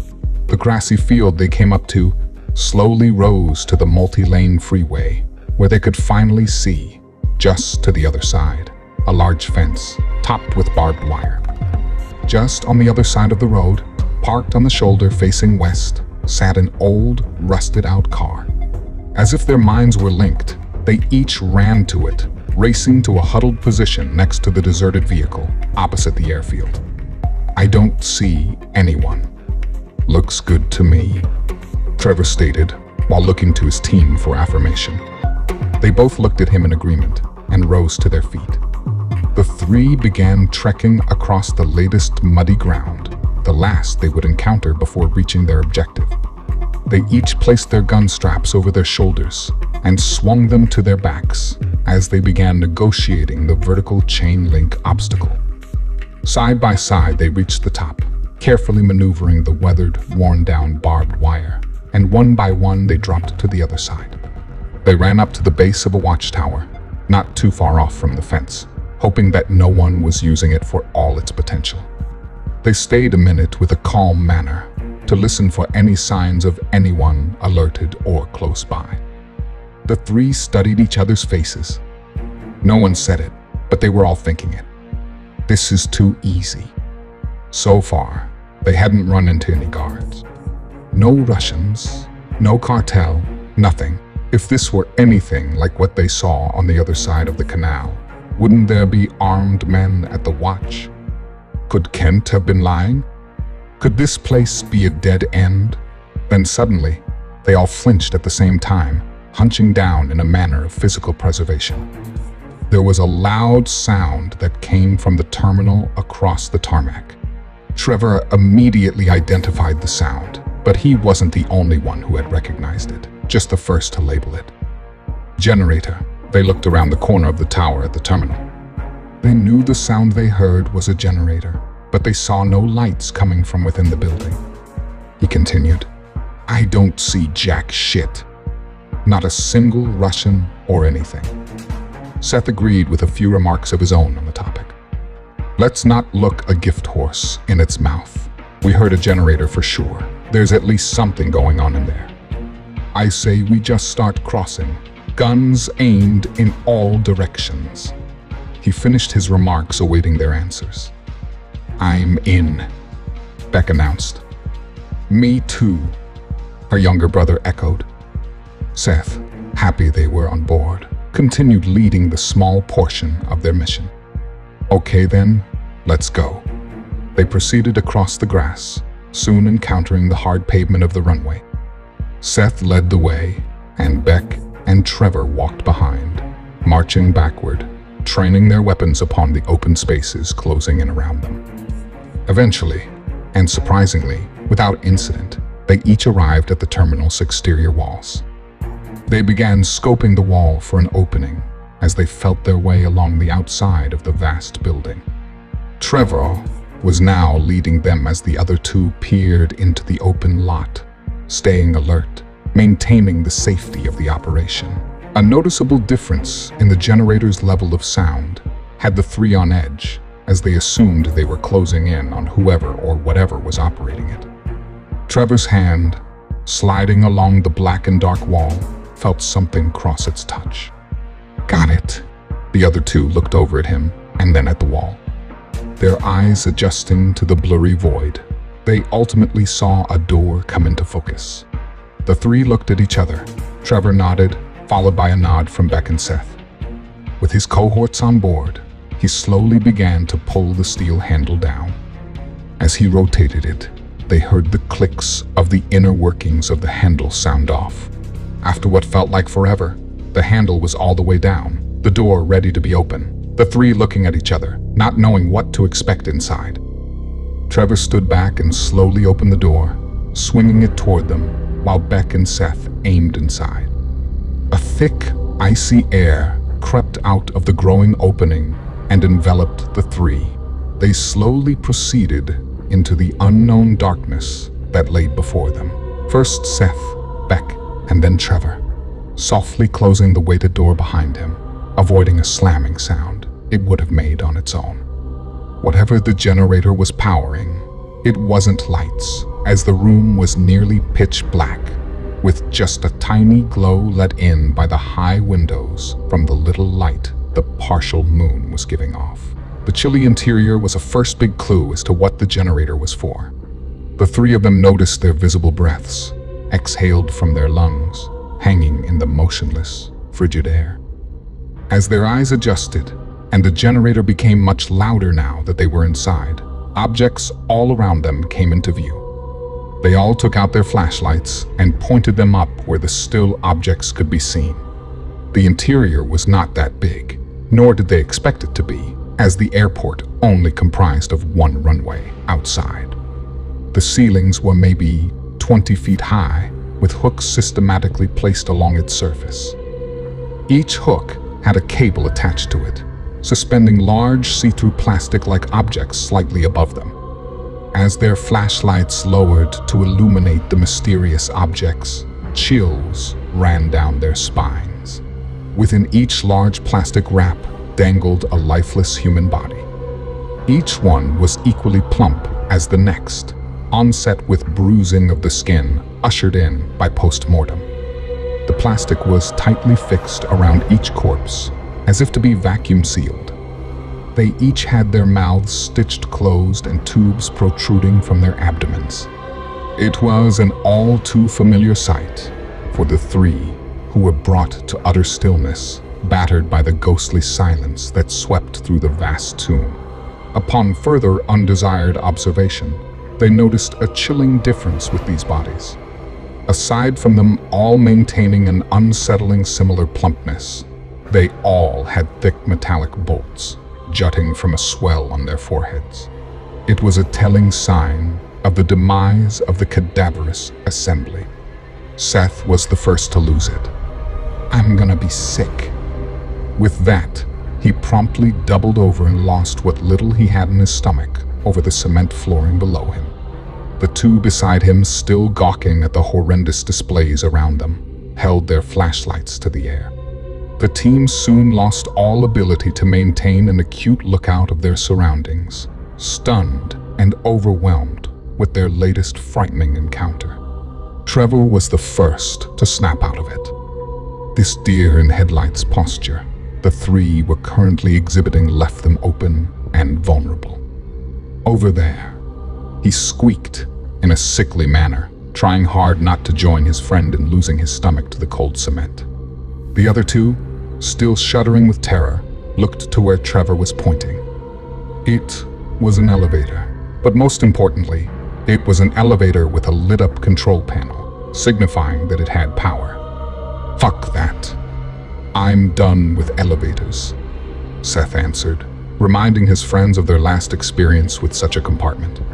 Trevor looked over, almost siding with Seth.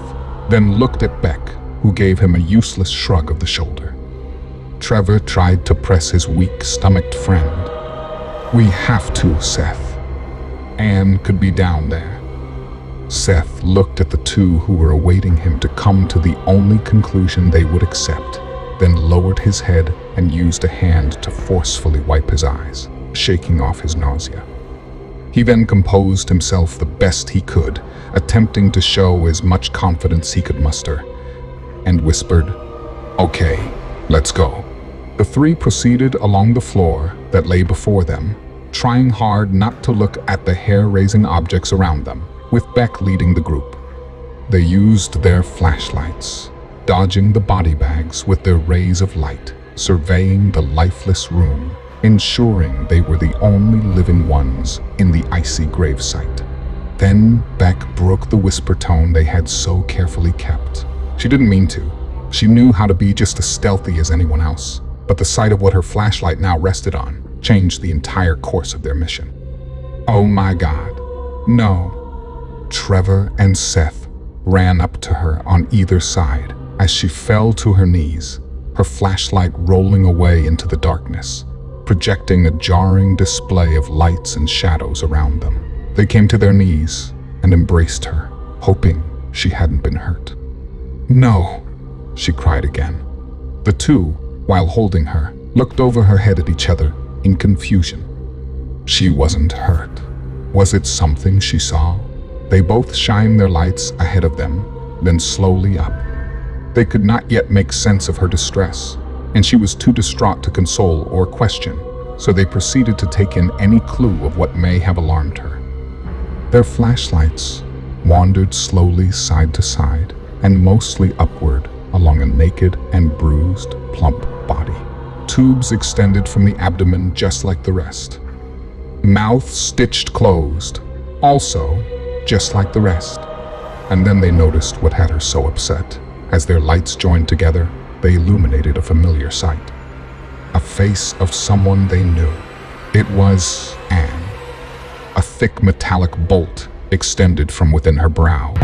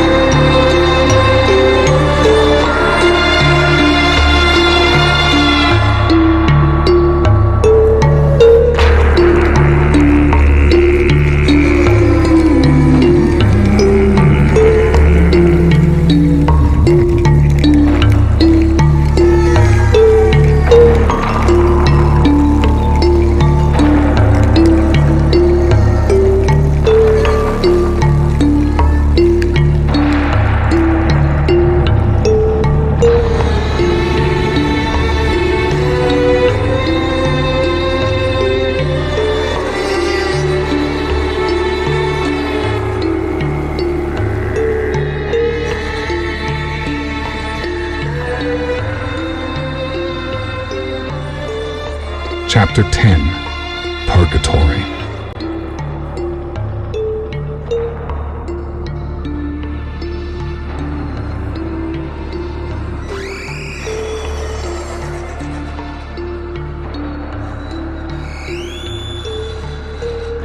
It didn't take long for us to arrive. Anne recollected the story within her mind. She now found herself in a place of despair, nowhere to turn to. As she remembered the last few days, she only assumed she was still alive. Weak and broken, she continued to grasp onto her fading, distant, and shadowy memories. I still remember the foul stench. God, it was awful. And the entire bus was filled with those I did not recognize.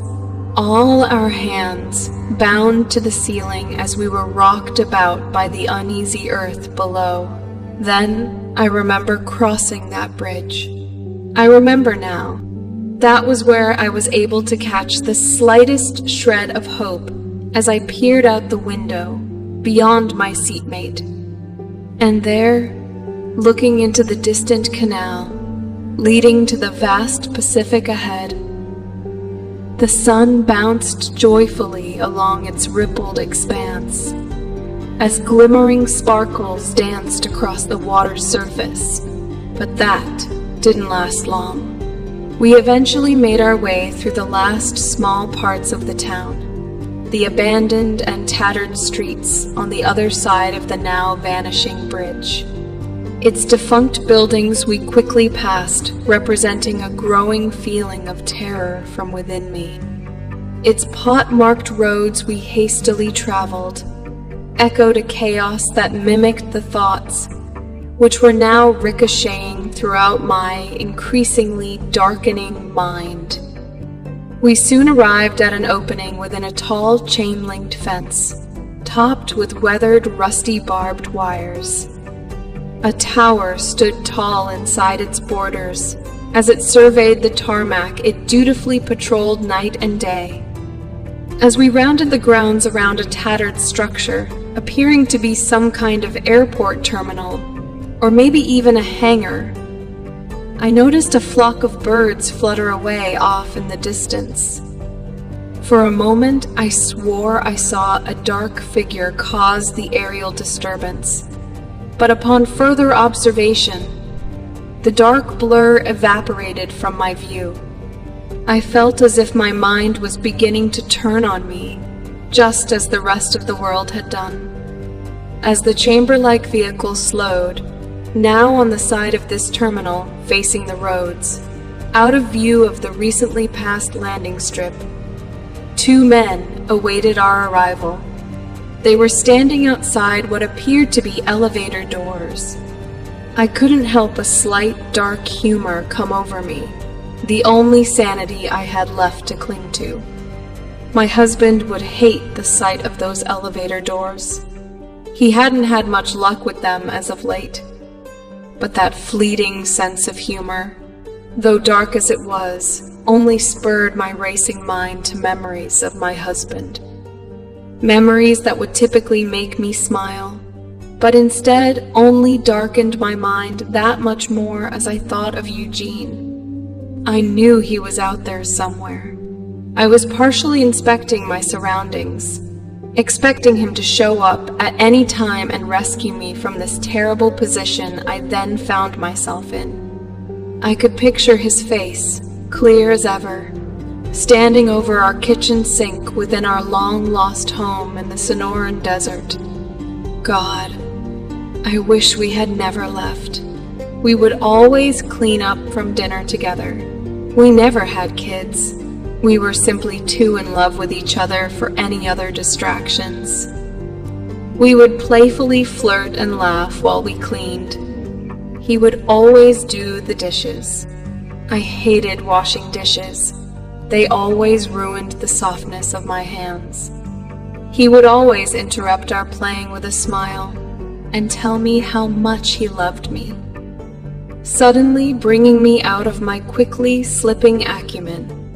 I was being handled by one of the guards who slid my bounds from the dull hook above, and unbuckled my waist from the seat. Again, and speaking in Russian, a language I was growing to despise, he ordered me up from my seat to escort me off the bus with the others. Stumbling into one another, we were all guided off the vehicle, one by one, and then onto the cracked and chipped overgrown cement below. Once assembled outside, cued by the man escorting us, the two men at the elevator doors manually pulled back the sliding walls of its dark descending shaft. A large darkened room with no lights awaited us on the other side, as I failed to fight back the tears coming from my eyes. They ordered us inside as we filed in, again, one by one, surprisingly forced to be crammed in. As they insisted we all share one trip, there were about a dozen or so. All of us then piled up inside that small, dark room, as no guards joined us for our journey.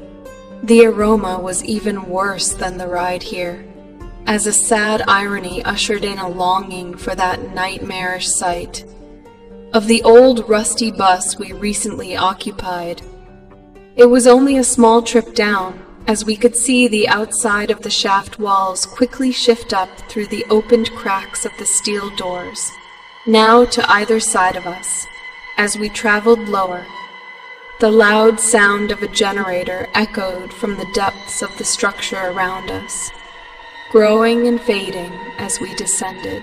Soon the shaft walls, opposite the side we entered, disappeared as the doors slid open and a large room below began to take form. The room was that of a large open warehouse, expanding through the airfields underground, almost as far as you could see. It was dimly lit and had hundreds of old-style, dirty white hospital beds throughout its vast confines. In between the beds were various mismatched metal stools and steel medical tables. On each bed, there were people chained to the frames, at their ankles and wrists, forced to lay completely flat on their backs. They were each completely naked, all of them having tubes coming from their abdomens, leading to medical-like pouches hanging above their beds. That was when I was briefly reminded of Paco's yacht, and the poor souls we had momentarily rescued from below, only later to be put out of their miseries.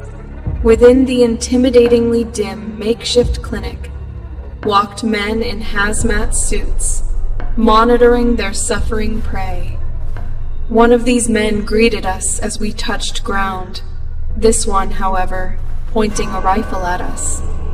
He ordered us to move into the sizable chamber as we slovenly poured out of the cramped elevator. The warehouse was purely gray cement. Cement walls, cement floors, and cement ceilings. The ceiling wasn't that high, perhaps 9, maybe 10 feet at the most. The floor was lined with drains at the foot of almost every bed. Our tour guide stopped us over one of these drains and signaled a few others to come assist. This drain, however, was within an opening in the room, where there were no beds. Hanging from the ceiling, though, was a long hose with a large metallic head, and curtains, stained brown and red from dirt and blood, widely circled it. Soon we were inundated by 6 or 7 other men who promptly began undressing all of us. It was terrifying, feeling this way. Just a slave to their diabolical doings.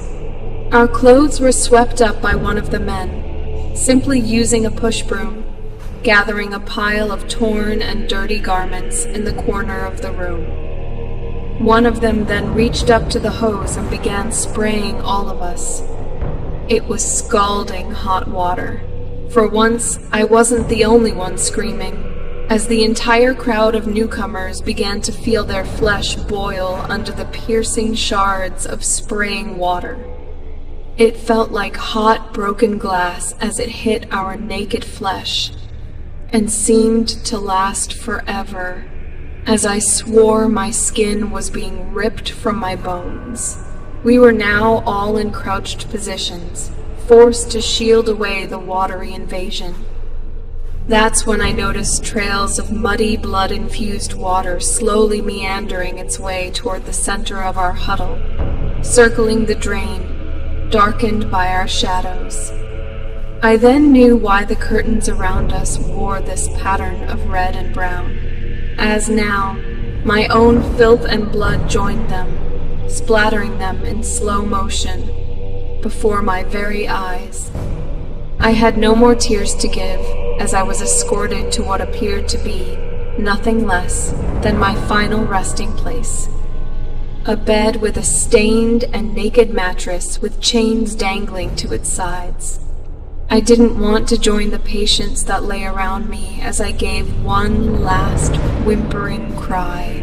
As if that provoked my guide, he swiftly forced me onto the bed.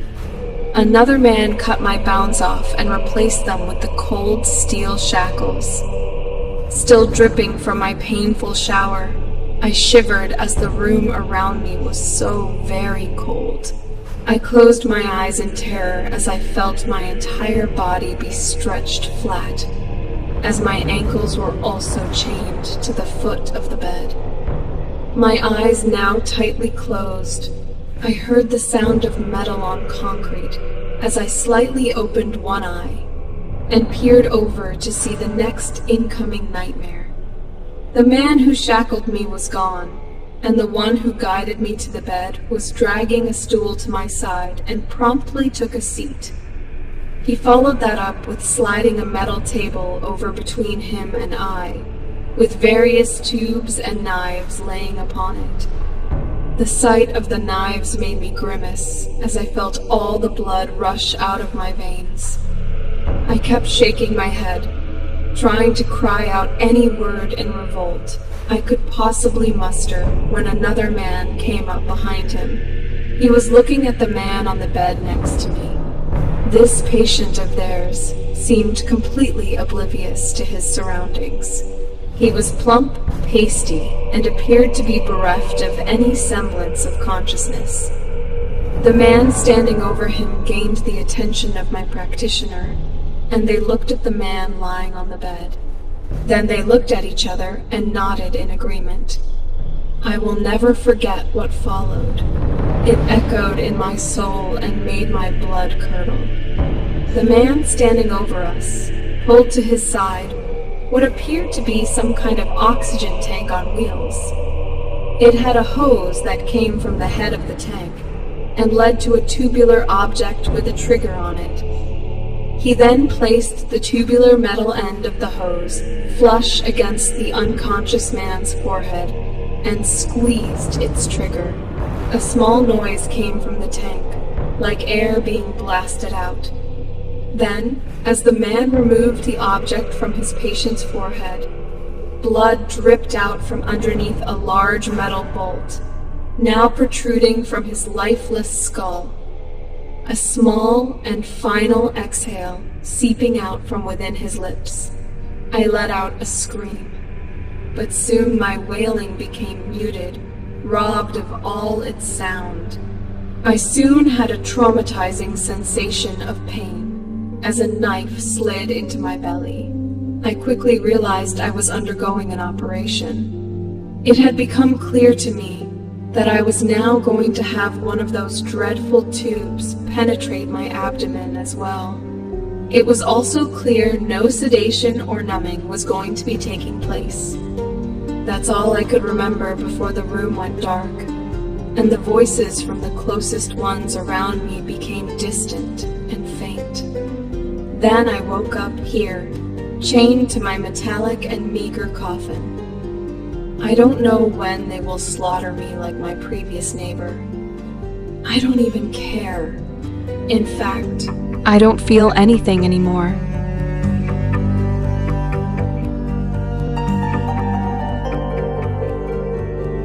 Back inside the ghostly terminal, the three looked up at Anne, hanging from the ceiling, plastic wrapped and lifeless, not wanting to think of the horrors she'd endured. "We have to get out of here. Somebody's eventually gonna be making their rounds," Seth whispered. Trevor agreed as he held his sister, attempting to console her. Beck interrupted the two. "We have to cut her down. We have to bury her." A panicked look swept over Seth's face. "We can't do that. We'd be caught for sure. Besides, we have no way of cutting her down. Even if we did, how would we even get up there?" Beck's sobbing face immediately became serious as she stood up and looked at Seth. "Your friend Eugene wouldn't want her hanging up there."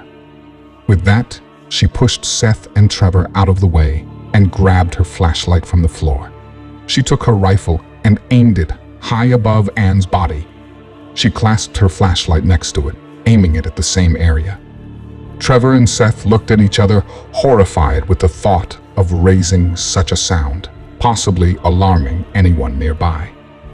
Both in hushed voices, the two tried stopping her. "No, Beck, don't." But without warning, she fired one single shot, sending a hair-raising echo through the frigid chamber. Anne's body came crashing down, her rigid carcass smacking the pavement, making the two of them slightly shudder. "We're not leaving here without her." Beck then turned and walked to the doors. She assumed Trevor and Seth would eventually lift their dropped jaws and clean up their shocked expressions they both were giving her, and proceed to move Anne's body from the terminal. They both looked at each other when Seth questioned Trevor. "How the hell did you survive your childhood?" Trevor rolled his eyes. "Sometimes I really have no idea. Come on, let's get Anne out of here." Later, after the somber night had become dawn, the three of them sat at the edge of a wooded area, a ways from the airfield. They watched the sunrise blanket the eastern district of Esmeralda in a golden morning twilight. For a moment, the discarded town seemed lively as the reflection of the sun peeking over the nearby Ticino jungles gave the distant battered windows of the town a glimmering shine. Before the three sat a shallow grave, a grave for their latest departed companion, Anne. "We should get going. We need to locate another vehicle before ours runs out of fuel," Beck stated to the two. She stood up and swung her rifle over her shoulder and walked back to their truck. Trevor and Seth stood up to follow. They loaded up into their vehicle, and as the engine cranked, soon made their way across the sleepy terrain into the day's distant and dawning lights. The ride had started out with a quiet calm among the three, as a bitter awareness of their many losses shrouded them with a dismal gloom. Seth drove while Trevor sat in the passenger seat, leaving his sister in the back, gazing out the window off into the distance. Trevor had a map in his hands, which Seth had previously discovered in the glove box, and was guiding Seth toward Velta Larga, while they all kept a hopeful eye out for another vehicle to commandeer. "We can't go back over that bridge. It takes us way too close to the Chancellor. We don't need any run-ins with his men. If we stay south on the E15, it shows another bridge that crosses over to..." "Shh! Look! Look!" Beck exclaimed. Trevor looked back to see her pointing out of her window behind Seth. He looked over to what she was excited about and laid his sights on a small truck in the distance. It was on top of a hill, clear of any trees. Seeing the vehicle, Seth pulled to the side of the road and made his way to a small covering of jungle and turned off the engine. The newly spotted vehicle, now in question, became their main focus as they sat in the quiet, dense brush and devised a plan.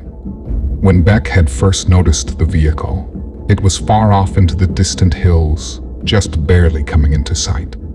They were all keeping their eyes on it, making sure it did not change position, signaling they'd been made. Seth looked over at Trevor, then back at Beck. It's gotta have somebody in it. It can't just be up there by itself. Trevor agreed, along with Beck, and quickly formulated a strategy. I'm sure it's a lookout. And I'm sure they're looking out for the three of us. We walk from here. Take your guns with you. I'll take mine and the backpack of supplies we found in the trunk. We use the forest around it to get a closer look. We find out what we're up against, and then we put Beck's plan into play. Beck's plan? Beck said with a mix of confusion. And what exactly is Beck's plan? Trevor smiled and looked at his sister. Whatever is theirs becomes ours. We'll hold the advantage.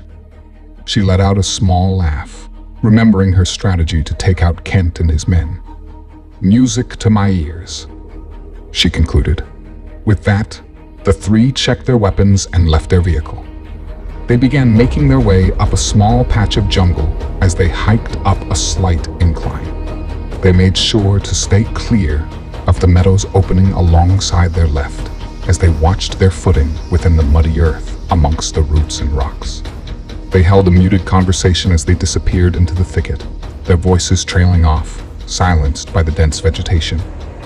How much further is it to Vuelta Larga? Beck questioned, cueing her brother to recite his knowledge of the map, now stowed in his bag. 6, maybe 7 miles, he stated, only to be confronted with another question from his sister. How big is the town? How do we know where to go when we get there? We'll have to wait and see, Trevor answered, spurring a sarcastic remark from Seth.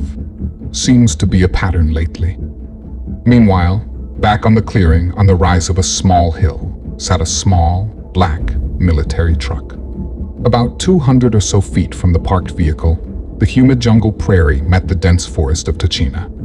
Upon a closer view of this wooded entrance, a small disturbance began to take place as the team of 3 began to take form. Trevor took a knee, promptly slipping his backpack down his side and onto the ground in front of him. Beck and Seth both knelt behind him. He then started rifling through the bag and pulled out a pair of binoculars. He put them up to his face and began to study their target. You gotta be kidding me, he said with a chuckle. Both Beck and Seth immediately questioned the perplexing remark in a whisper. What is it? With that, he handed the binoculars to his sister. Beck began peering through them, at first not grasping what her little brother was talking about. But then, oh my God. No way. She handed the binoculars over to Seth. Seth took them up to his face, anticipating, joining his friends in their seemingly gleeful amazement. He peered through them and positioned them right on what they both had just seen. He let out a small laugh, matching Trevor's most recent chuckle. Meanwhile, within the dusty military-grade truck, the 3 were now honed in on. A cartel foot soldier sat in the driver's seat. And this soldier was sleeping. He was a dark Hispanic man, wearing fatigues and sporting a black mustache and beard. And as if it were his passenger, next to him in the upright position in the front passenger seat, sat his rifle while binoculars rested on his chest, hung around his neck. The early morning breeze swept through the car as his overnight shift was slowly coming to an end. And as the breeze swept through, it brought with it a small treat of petrichor, composed from the early morning mist upon the recently dry soil. The aroma began to gently wake the man up as it brought him a slight comfort, ushering in a slow, diminutive smile across his face. Suddenly, his muscles tightened and his face became serious, while his throat underwent the duress of having a knife's serrated edge placed firmly against it. He shifted his eyes and saw a man holding the knife outside his door. Another man smiled while aiming a rifle through his front windshield. And finally, a woman to his right quickly retracted his only weapon within his reach through the front passenger window. Seth, holding the knife, spoke to his friends. He doesn't look Russian. Trevor, aiming his rifle through the front windshield, lowered it and walked over to Seth. Nope, looks like cartel. The man in the vehicle tried to speak. English. I speak English. Take anything you want. Really, look. Look. The three stiffened up and watched the man carefully as he dug into his army vest pocket and pulled out the keys to the vehicle, his hand nervously shaking all the while. He threw them at Seth, landing on the ground. Take it. You can have it. Please, yes. Seth looked down at the keys, then back up to the driver and smiled, still holding a knife to his throat. You are coming with us. With that, the man closed his eyes and sighed as if he knew he wasn't getting out of this. Seth continued as he opened the door. Move over. Following orders, the man promptly moved over. Trevor and Beck immediately got into the back of the truck, Beck behind Seth, and Trevor behind the soldier. Seth drove the four back to the highway while they proceeded to take advantage of the lack of language barrier in grilling their victim. Seth started off the interrogation. What's your name? Eduardo. The man replied. Well, Eduardo, what the hell is going on at the airfield? Beck asked their hostage while Trevor, sitting directly behind him, planted the end of his gun against the back of the man's skull, encouraging him to entertain the line of questioning. Eduardo stammered around within his response. I don't know. I'm not allowed in there. Only feedlot personnel allowed. That's what Kent called it. A feedlot, Seth said as the three of them shared glances. Beck continued her line of questioning. Why the fuck are they force-feeding people just to kill them? At that moment, Eduardo looked confused, which gave the three pause as they realized he had no idea what went on inside. I have no idea. I only see people going in. Just refrigerated trucks coming out, he said, while looking like he himself just realized what was going on. This is fucked, Seth yelled in the front seat while driving. Trevor sighed in disgust and closed his eyes. Beck added on to Seth's remarks. They're turning us into fucking meat.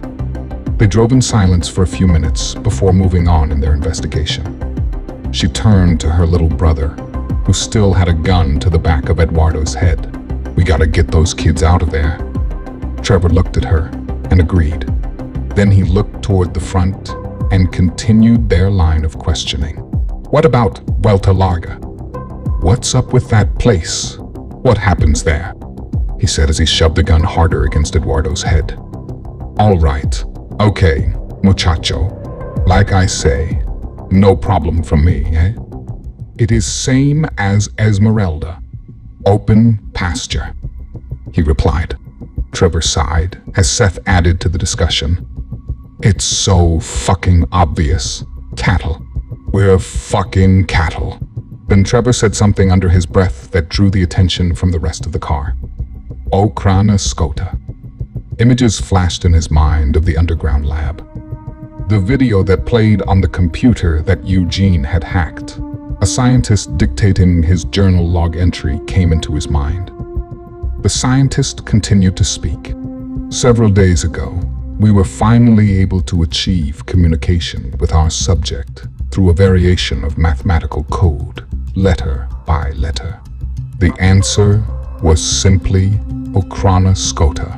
In English, this translates to cattle guards. A voice played over the scientist in Trevor's head, a voice from a dream he once had. It was a deep, whispering echo of a voice. The voice sounded in his head. No, Mr. Meeks. I do not have a name. Simply a title. I am a cattle guard. This sent Trevor's mind racing. Where had he heard this voice before? How was he hearing it now? But most chilling of all, who or what did this voice belong to? Trevor snapped out of his daze as his sister called his name again. Trevor, what does that mean? Okrana Skota. Trevor looked at Seth in the rearview mirror. They both saw into each other's minds as they imagined the puzzle pieces slowly coming together. Seth had remembered the scientist's words, as he took it upon himself to answer Beck's question in an almost robotic-like manner. Him and Trevor still locking eyes, recalling the gruesome lab footage. "It's Russian," he stated. "Means cattle guard." "Well, what does that have to do with us?" Beck asked in anticipation. Trevor looked down and responded, "I'm not sure, but I think it might have to do with the Russian's client." Another silence swept through the vehicle when Beck finally chimed in. She looked at Eduardo. "You're helping me get my kids back?" Eduardo looked back at her. "From Vuelta Larga? You crazy lady. Santiago runs town. His brother is the chancellor. Very bad idea." Beck gave a sarcastic glance at Eduardo before responding. "We've handled the chancellor. I think we can handle his brother." Eduardo continued his plea. "Yes, but Santiago, they call him Muerte. It is a name given to him through generations of his cartel family. It started with his grandfather, Arturo Beltran Leyva, but he has earned this nickname far more than his predecessors.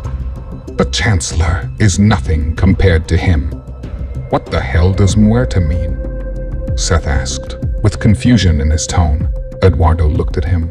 Then he looked back toward Beck while defining the title for the three. "Muerte, in English. In your language, it means death." After this, he hesitated for a moment, then continued warning the three would-be rescuers. "Besides, no one goes in, and no one come out, unless you're working the pasture or being transferred as a prisoner. The place is like a fortress outside the town's borders." Beck and Trevor exchanged glances. Seth joined them in his mirror. He was in on the plan. Then he added his own proposal to the scheme. "Let's find a place to rest. We'll enter Santiago's fortress late tonight."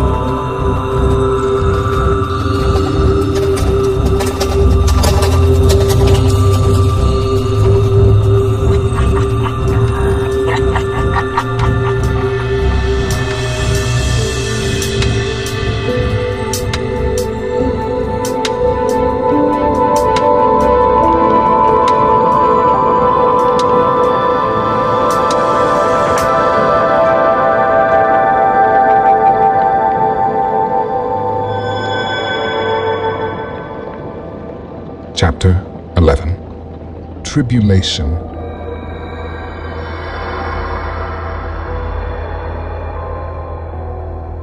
The moon was full later that night as it wrapped the town below in an iridescent shine that placed the empty community of Codessa in a brief state of tranquility. The modest municipality sat within minutes, just northeast of Vuelta Larga, the destination sought after by the three desperados and their captive tour guide. They decided to barricade themselves in a small vacant home, tucked away in a small neighborhood, which was overgrown with the invasive jungle vegetation surrounding the vacant town, which laid in ruins. They chose this particular home as it was one of the few that had a mostly intact garage in which they could partially hide their commandeered vehicle. Like before, they decided to take shifts sleeping to gather the essential rest they required for the imminent tasks before them. The house was an antique at best. The exterior walls, once perhaps a vibrant yellow, was now barely discernible as any true color at all. Most of its dull golden hue had simply vanished from the many years of neglect prior to the team's claim upon it as a temporary base camp, and its white trim, hardly identifiable as the raw wood underneath it, began taking over. The inside of the home was not in any better shape, as it had clearly been ransacked several times throughout the past for supplies. Darkened by the night, the only light in their temporary shelter was brought in by the rays from the moon above. The carpet, what little was left, was shredded up and down and was rolled off to various sides, exposing its bare concrete ground. This one-level, tiny home was mostly comprised of white interior walls, which over time had rotted through, leaving large holes within them, exposing old electrical wires and aluminum ducting. The baseboards of these walls, now home to small critters, were interrupted of its typical activities, while only a few large rats darted along their perimeters. A few feet away, Beck lay with her eyes shut, as her rhythmic breathing was the only thing that could be heard within the confines of the domicile's living room. It was her turn to sleep. Trevor was keeping guard, watching through the windows, while Seth dutifully minded their hostage, Eduardo. Beck slowly started to come out of her sleep as her little brother whispered at her side. "Beck, time to go. Let's go get those kids." Her eyes slowly opened as she could see Trevor kneeling over her, clutching his gun by his side. As she gained her bearings, she noticed Seth and Eduardo standing behind him, Eduardo's hands behind his back, with Seth firmly clasping them together with one hand and his gun in the other. "Just like we planned," Trevor continued as he looked at Eduardo, then back to Beck. "He's gonna drive us in, take us right to Santiago." Beck closed her eyes slowly and shook her head, acknowledging her brother and signaling her readiness. As she gathered herself up in preparation for departure, Seth began going over the plan with their hostage, ensuring the group of his cooperation. "You want to get out of this? Do everything we talked about. Remember, we have nothing to lose. We're not leaving without them. I'll be sitting just behind you, and this," he said as he peered over at his weapon, "this will be right behind you as well. I get the slightest sense you're up to anything funny. I pull the trigger. They might kill us, but not before you have a cold sensation running through your paralyzed body from all the nice new hardware I just put into your fucking spine. Get it?" Eduardo responded with a half-frightened look. He was not used to dealing with such prepared escapees. "Yes, I understand, friend. Trust me. If you appear as my prisoners, they will not suspect a thing." The three then carefully checked the window and made their way through the door leading to the attached garage. A couple of them turned on their flashlights as the four made their way to their prospective seating arrangements, while Trevor took a moment to remove some debris they had used to shield the vehicle from view, as the door to this meager carport had long been missing in action. Eduardo was now at the driver's seat with Seth sitting behind him, just like he had promised his prisoner, and Beck was in the passenger seat with her brother now sitting behind her. "Don't fuck us over, Eduardo," Beck added as Eduardo began to make his way down the short, cracked cement driveway. Beck and Trevor both had their guns under their feet, while Seth had his between his legs, pointed at the back of the driver's seat with a dark, dirty blanket they had found in the home wrapped around it. Eduardo turned his lights on as they made their way up the vacant neighborhood road, eventually disappearing around a corner.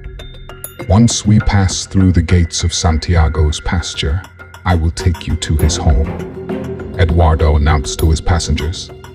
"When we come up to it, we will know he's there once we see his horse." Beck looked over at him. "His what?" Eduardo nodded and continued.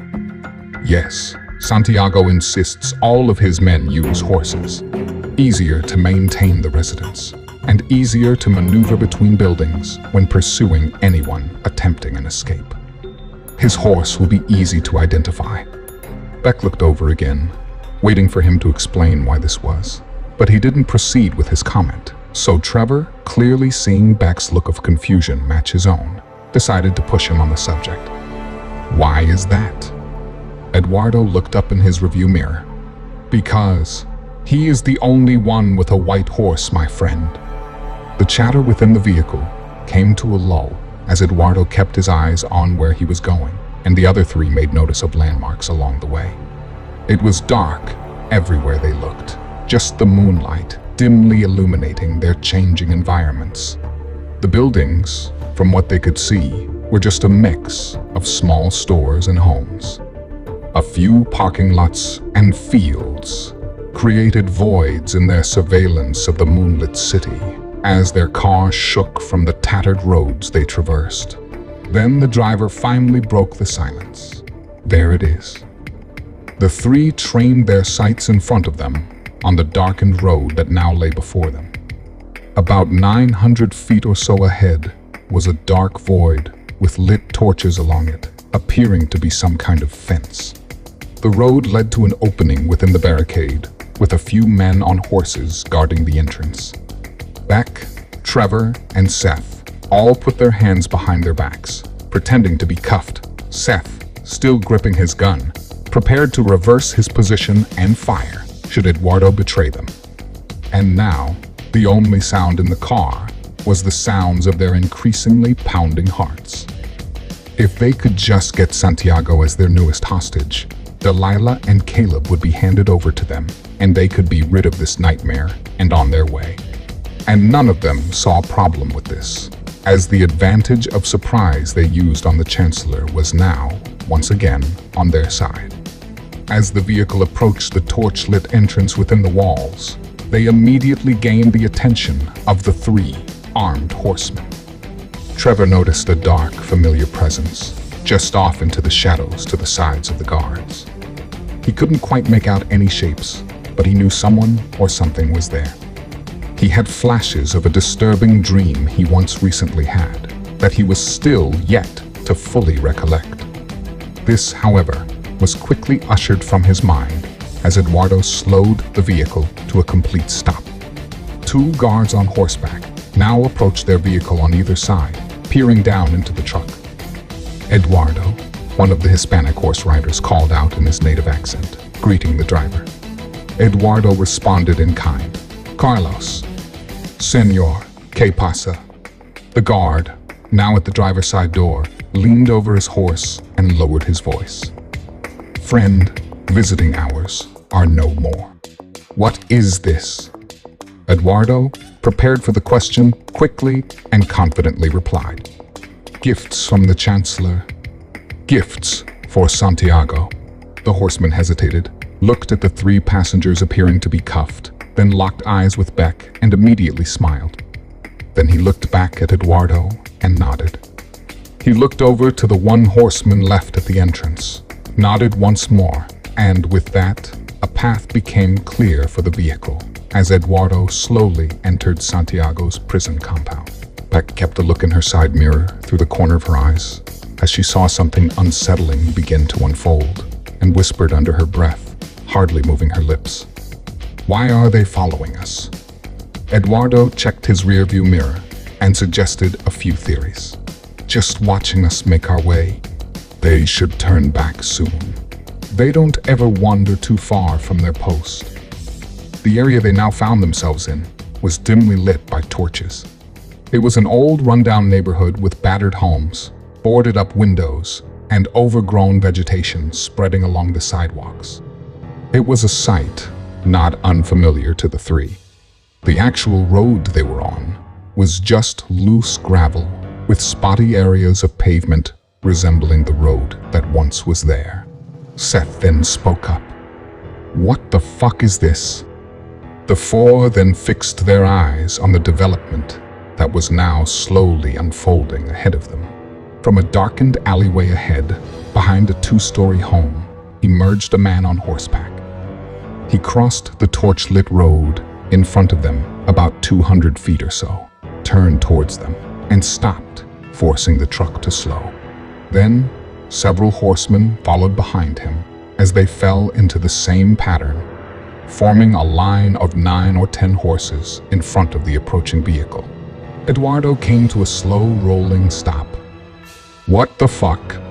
You said they wouldn't suspect anything," Seth remarked from the back seat, removing his hands from behind his back and nudging his hostage forcefully with it through the back of the driver's seat. Eduardo, seeming to be caught off guard by the growing dilemma, tried reasoning with his captors, stammering his words about, I'm sure it is just precautionary. Yes. Just act normal." Suddenly, all the men on the horses now before them pulled out handheld guns and aimed them at the vehicle. One of them pulled out a loudspeaker and began making an announcement in a thick Hispanic accent, lacking a full grasp on the English words as he spoke. "Everyone out of automobile. No guns, or we shoot the children." The words made Beck shudder as the images in front of her began to bear fruit to their aggressor's short monologue. The horses slightly parted, and through the open middle came a white horse. It was Santiago. He was wearing black jeans and a white dress shirt and had several gold chains around his neck. As he smiled at the vehicle, everything seemed to happen in slow motion. He turned his horse to the side, giving his caught-off-guard adversaries a better view, and there behind him, upon the saddle, sat Caleb and Delilah, both of them scared, shaking and blindfolded. Beck started breathing heavily in fear for her children's lives. "No," she cried in a hushed tone. A man behind Santiago dismounted his horse and approached the two kids. He gathered them up and placed them standing on the ground. Though they could not see anything going on, they each held a frightened face, petrified of what was taking place around them. "Get out of the car, Eduardo. We're not leaving without them. It's you for them," Seth announced, depicting an intended trade. With that, the four of them began to exit the vehicle. Trevor and Beck made their way out with their hands high in the air. Seth followed Eduardo out, carrying his gun. Once a few steps in front of the Jeep, Seth began to attempt a negotiation, yelling to the small army across from them, while aiming his gun at his hostage. "It doesn't have to be like this. We've got something of yours. You've got something of ours. Let's make a deal. You'll never see us again." Santiago looked at his men around him, then looked back at Seth and chuckled. He then looked at Eduardo and praised him. "Eduardo, you are a good man. Everything went as you and I had planned. Your task is complete. Thank you for your services." Beck and Trevor looked at each other, both coming to the same conclusion. It was a trap. It was a trap, and they walked directly into it. Then, as the realization of this plot washed over their faces, they each flinched and slightly ducked at the sound of a gun going off. Then, to Seth's astonishment, Eduardo fell to the ground, a bullet in his head, rendering his side of any deal null and void. The three looked over at Eduardo in horror, now laying on the asphalt, convulsing in his own last death throes. A man behind Santiago, on one of the horses, cocked his still smoking pistol and gave a nod to his boss. Santiago looked at him, then back to Seth. "I don't make deals with cattle.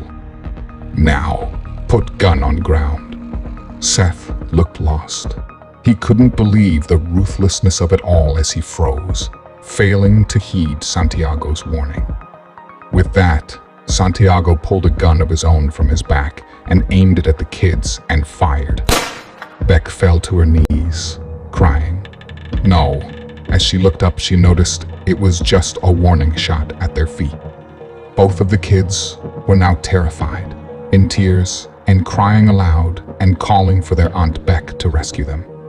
"Seth," Beck cried, trying to snap her friend out of his daze. Seth looked over while coming out of his shocked stupor and immediately placed the gun on the ground. As he did so, the man that once stood near the kids walked up and grabbed the gun off the ground. Then he looked at Seth, meeting him eye to eye as Santiago spoke up once more. "Joseph was a good man," he shouted, reminding the three about Joseph's fate while in their possession. "He worked for me for many years before Paco recruited him. He was like a son to me. You poisoned him, turned him on us. It is time you learn how the Beltran Leyva deal with enemies like you. Now you find out how I deal with enemies like you. The way my great-grandfather, Arturo Leyva, dealt with his enemies." Santiago then gave the three a menacing glare as the two children were promptly placed back upon his horse. He slowly disappeared through his men and receded into the darkness while his young hostages' cries grew faint. Seth looked at the man in front of him and without warning was met face to face with the butt of the gun he had just placed on the ground earlier. An excruciating blow to the head forced him to the ground, his surroundings immediately darkening as he passed out. He could hear the screaming and shouting of Beck, Trevor, and the children echo within his mind, mixed with a loud ringing in his ears from the blunt force trauma to his skull. Indiscernible conversations took place as all the noises faded out slowly to a deafening silence. He could see his dad's face within the darkened recesses of his mind. Eventually, his father's entire body began to take form as a very familiar playground behind him took shape. His father kept getting closer and closer as he felt a sensation of pure enjoyment envelop him. Thomas grabbed onto the chains on either side of Seth and pulled him toward him and then pushed him once again, high up in the air on the playground swing set. They were both laughing hysterically. Suddenly, Seth was at a picnic table with his parents. He could remember every detail of his 7th birthday party as he blew out his candles. His mom and dad cheered for their boy, now 1 year older. It was one of his fondest memories when his parents were still together. "We will always love you, Seth," his father told him, as his mom took her cue to add on, "We are so proud of you."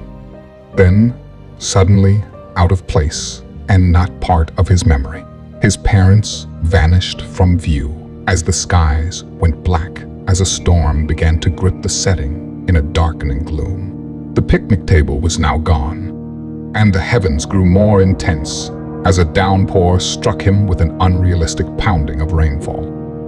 He then woke up lying in the mud face down. He looked up right in time to see another bucket of water drench his face and body. It was unsettling only being able to feel around him, unable to see anything as the water splashed across his entire line of sight. Finally, as the water was swept away by gravity, he wiped his eyes as his surroundings began to take place. It was still dark and had not been too long since he went unconscious. He quickly realized they hadn't moved since being caught. He was lying face down on the road they were recently driving on with Eduardo. A 2-story home blocked a small alleyway to his right. He could see, across a small patch of dirt and mud, Trevor and Beck both sitting and bound together. They were back to back, their heads turned toward him, each of them gagged, looking on in horror. He felt his feet tied together, but his hands were loose. He tried to gather himself up by leaning on his forearms, but was met with a violent knee to his spine, forcing him back to the ground. The man then knelt over and began to talk to Seth in a whisper. It was Santiago. My brother is how you say, faint of heart. I mean, sure, he can kill a man, but he always makes it too quick. I guess management can do that to you. Soften you up, eh? Me, I like to take my time, he said, as he used a gun as an extension of his arm and signaled to Beck and Trevor. I also like to have an audience. With that, he took his knee from Seth's back and changed position to stand in between him and his horrified friends. He could see Beck was crying, and Trevor was trying to shout his repudiations through his gag. He then heard the unnerving sounds of an engine being started up. Trevor and Beck's eyes grew in sheer horror, as they were now both trying to scream their pleas through their gags. To understand the threat that his friends were seeing, Seth flipped to his back to find himself tied by chains, attached to a running vehicle. Trevor was trying to say something, anything to make Santiago reconsider. If only he could switch places with his friend, he would tell Santiago exactly that, he thought to himself. He could feel the fear sweep through his best friend as Seth realized what was about to take place, his eyes growing with utter fear and confusion. Santiago looked back at Beck and Trevor and smiled. Then he looked back at Seth, who was trying to get his ankles loose from the metal chain. He just laughed as he said his goodbyes to Seth. Adios, muchacho. Trevor and Beck, now both letting out muffled screams and crying, closed their eyes and grimaced to the sound of Seth's painful shrieks as his body was pummeled across the jagged terrain, slowly fading into the dark distance. And just like that, Seth was gone. Only the sound of the roaring engine muffling his screams fading away. Santiago turned and walked up to them, kneeling by their sides as they shed tears for their friend's slow, painful death actively taking place in the distance. So, what was the plan? You come in as Eduardo's prisoners, and he takes you to me, eh? You use me as a hostage to get your kids back? You know, for a moment, you guys really had me and my brothers worried. Honestly, I didn't think my plan was going to work. But you cattle, you are so tied to your loved ones, not willing to just let go. He continued speaking over their muted anguish. Didn't it seem all too easy? Your ticket into my town, just sitting there on a hill, sleeping, waiting to be taken. Once my brother figured out it was you who killed Kent and his men, I knew you'd want your kids back. So now you can have them back. Santiago snapped his fingers.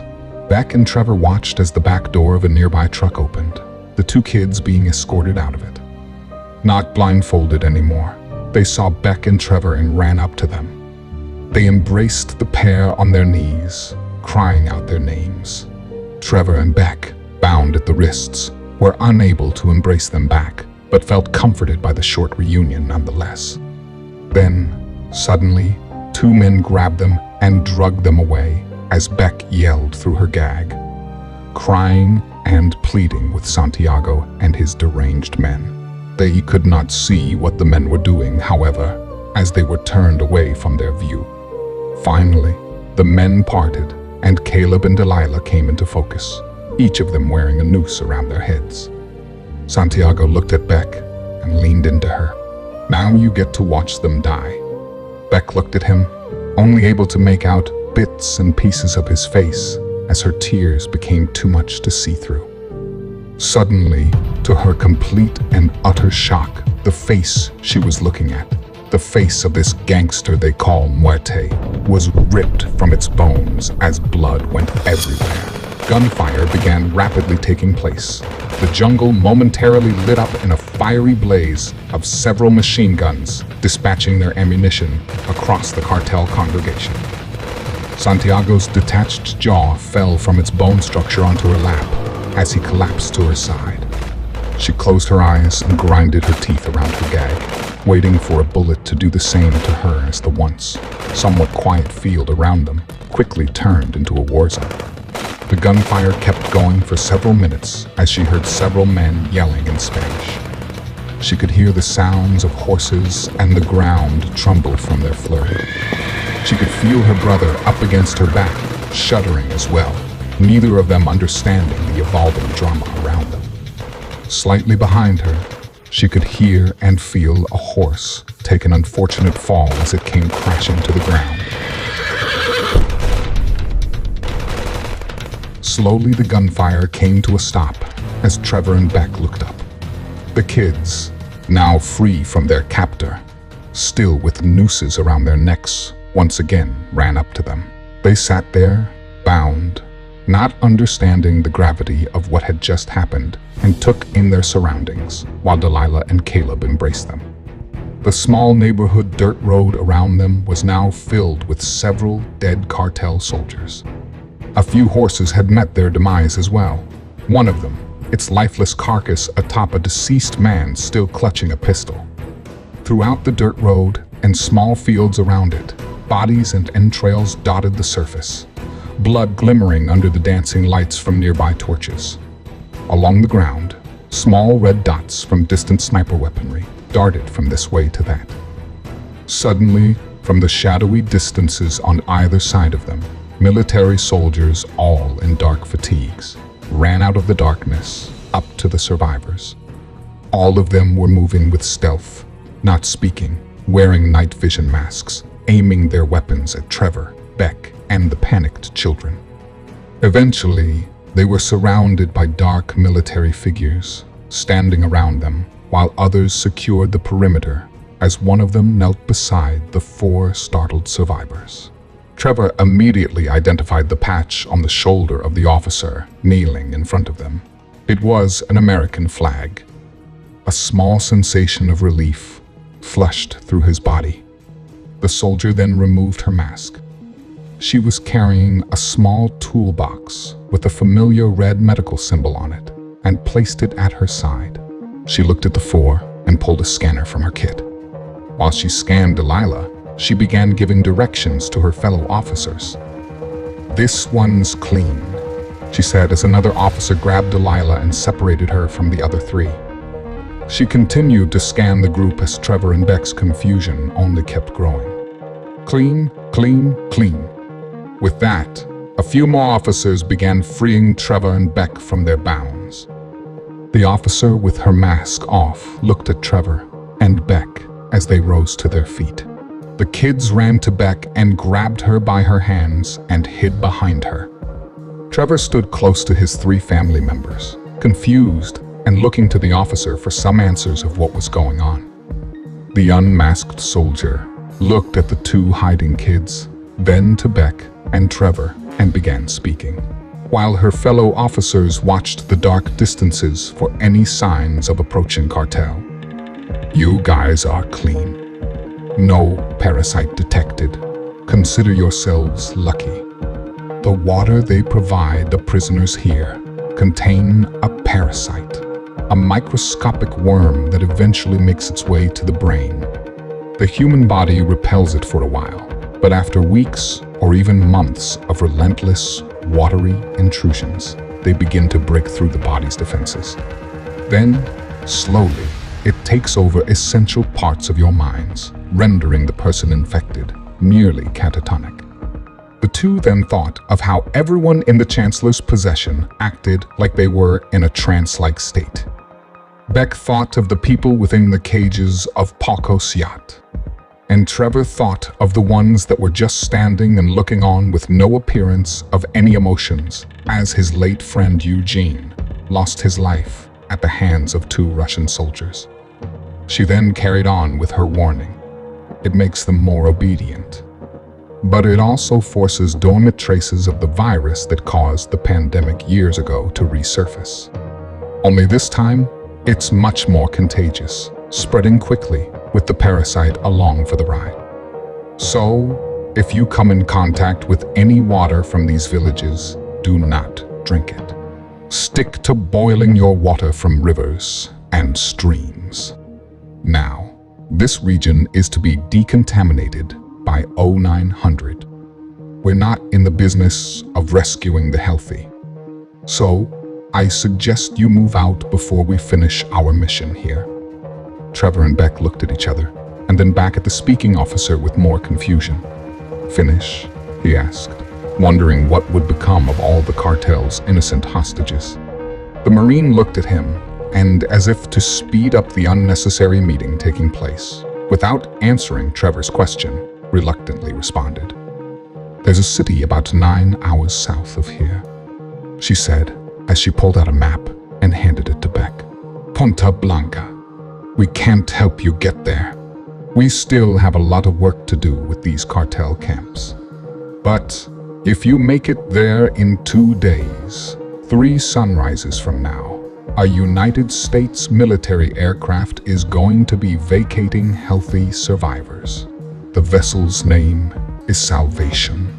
Beck looked at the female officer with a confused expression. Just like that, we're on our own. We have 2 small children, and most of our group have already been killed by these gangsters. There's no way we can make it. The officer rolled her eyes as if wishing to hurry this conversation to its end. Listen, lady, we have 3 things on our agenda we have to accomplish before Salvation lands in 2 days. 1. Eliminate the Russian threat. 2. Eliminate the cartel threat. And 3. Neutralize the parasitic virus. Now, I'm not sure if you noticed, but rescuing survivors is not in our scope of tasks.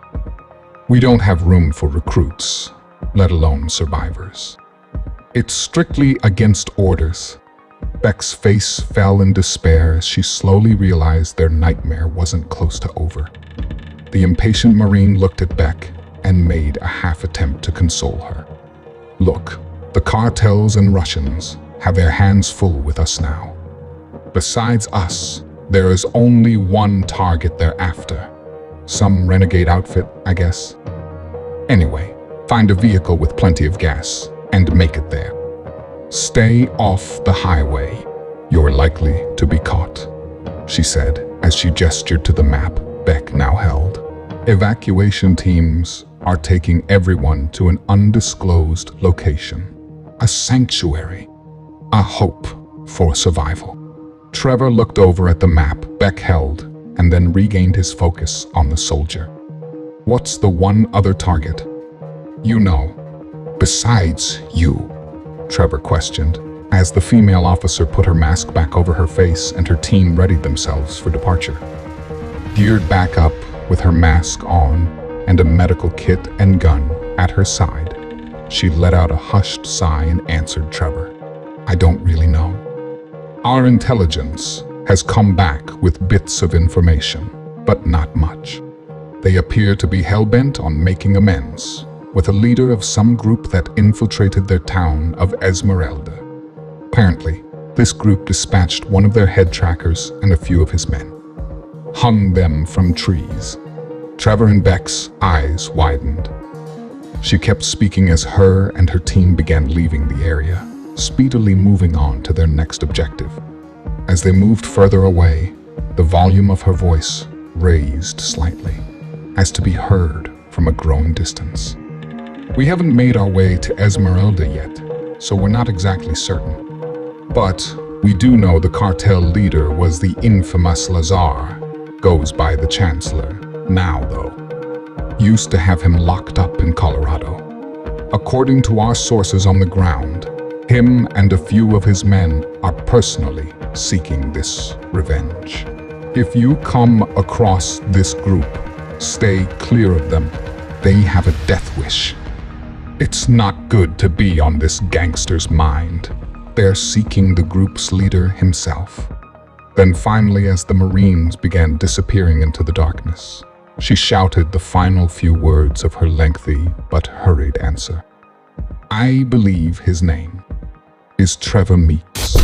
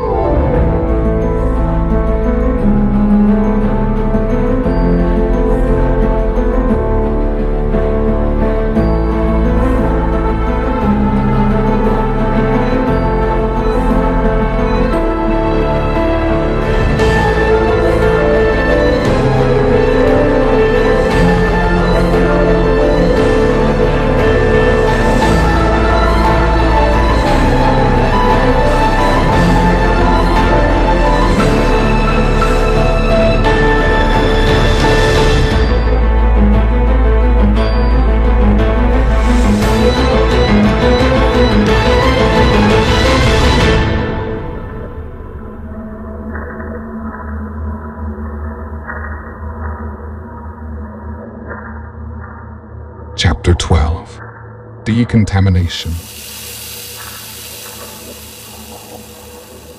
Earlier that evening, within a dark room close by, a man hid inside as he ducked under a window, mindful of the threat just outside. It was a cartel soldier, and this soldier was one of Santiago's lieutenants. He was wearing military fatigues as he held a rifle while clinging to the wall beneath the window. Although the room was darkened by nightfall, it was dimly lit by the silvery glows of moonlight shining through the remaining broken plates of glass. It was a small, empty space he had found, void of carpet or furniture, just thin wooden walls with hardwood flooring. He could barely make out the conversation, but was getting the gist of what was being said outside. There was no more gunfire, but he knew the threat was still there. He slowly positioned himself to see through the bottom right corner of the second-floor window. He was trying to keep his breathing down, attempting to quell the adrenaline that had recently overtaken him during his escape. As he peered through his corner of the window, he noticed a dim, dusty area, mired in mud tracks, where he once stood, dead bodies still strewn about, unable to make out who was who. All he knew is that his side had lost, and the dead bodies were likely his fallen comrades. He watched as flashlights and red sniper targeting dots darted around the darkened grounds below, near the truck he had recently parked with his two hostages in it, Delilah and Caleb. As he came closer to the window, he could hear faint conversations below. But it was one voice in particular that he was paying close attention to. A female voice that seemed to be the leader of this advancing American foe. It was apparent from her speaking that she was directing her words at the 4 prisoners he once held captive along with his fellow soldiers. "We haven't made our way to Esmeralda yet, so we're not exactly certain. But we do know the cartel leader was the infamous Lazar. Goes by the Chancellor now, though. Used to have him locked up in Colorado. According to our sources on the ground, him and a few of his men are personally seeking this revenge. If you come across this group, stay clear of them. They have a death wish. It's not good to be on this gangster's mind. They're seeking the group's leader himself." The voice he was listening to started to trail off. Perhaps the Americans were vacating, he thought. A few final, faint words were heard in the distance. "I believe his name is Trevor Meeks." This was a good thing, the cartel soldier thought to himself. They're leaving, and they're not taking Trevor and his family with them. In fact, they had no idea this was Trevor Meeks below. He wasn't sure why Trevor hadn't revealed himself to them, but he didn't care. He had to form a plan, and he had to form this plan quickly. The Chancellor would want revenge on whomever killed his brother. And seeing that the US military had moved in with overwhelming air and firepower, Trevor would definitely fit the profile of a consolation candidate. It could be his ticket to propel himself up the cartel ranks. He peered through the window and saw that the American threat had vanished and noticed Trevor and his group scrambling to depart as well. He gathered himself up and, feeling confident he wasn't going to be met by the Americans any longer, he quickly made his way downstairs. Then, he silently ran across a dark room with the most stealth he could possibly execute to a doorway leading out to his newest target, this relentless Trevor, and what little was now left of his team. Seeing a path, now clear of the recent American threat, the soldier quickly ran out onto the dirt ground, only to see the glow of red taillights driving away. Now, he had remembered he had left the vehicle running before his escape, and his target was quickly disappearing within it. As he spun around, slowly realizing he had no vehicles of his own, he aimed his gun at the distant invading truck, but then thought to himself. He looked behind him in the direction he had heard the American's head and hesitated. Finally, with a new strategy in his head, and not wanting to draw his enemies back to the sound of gunfire, he shouldered his weapon and ran into the darkness, heading toward the center of town to see if he could obtain another vehicle or even a horse. To his utter amazement, causing him to stop dead in his tracks, right around a building's corner, there in a darkened alleyway, stood a frightened horse tied to a metal post. He quickly mounted the panicked beast and calmed it by rubbing its mane. He then reached over, took out a knife, and cut the horse free as he guided it back to the bloody battlefield. And there, sitting upon his newly acquired mode of transportation, he looked one more time at where Trevor and his family had disappeared through the dense jungle surrounding the field and nearby buildings. As he thought of possibly catching up to the 4 targets, all escaping together once more, he pulled a flat device out of a pocket near his chest and looked at it.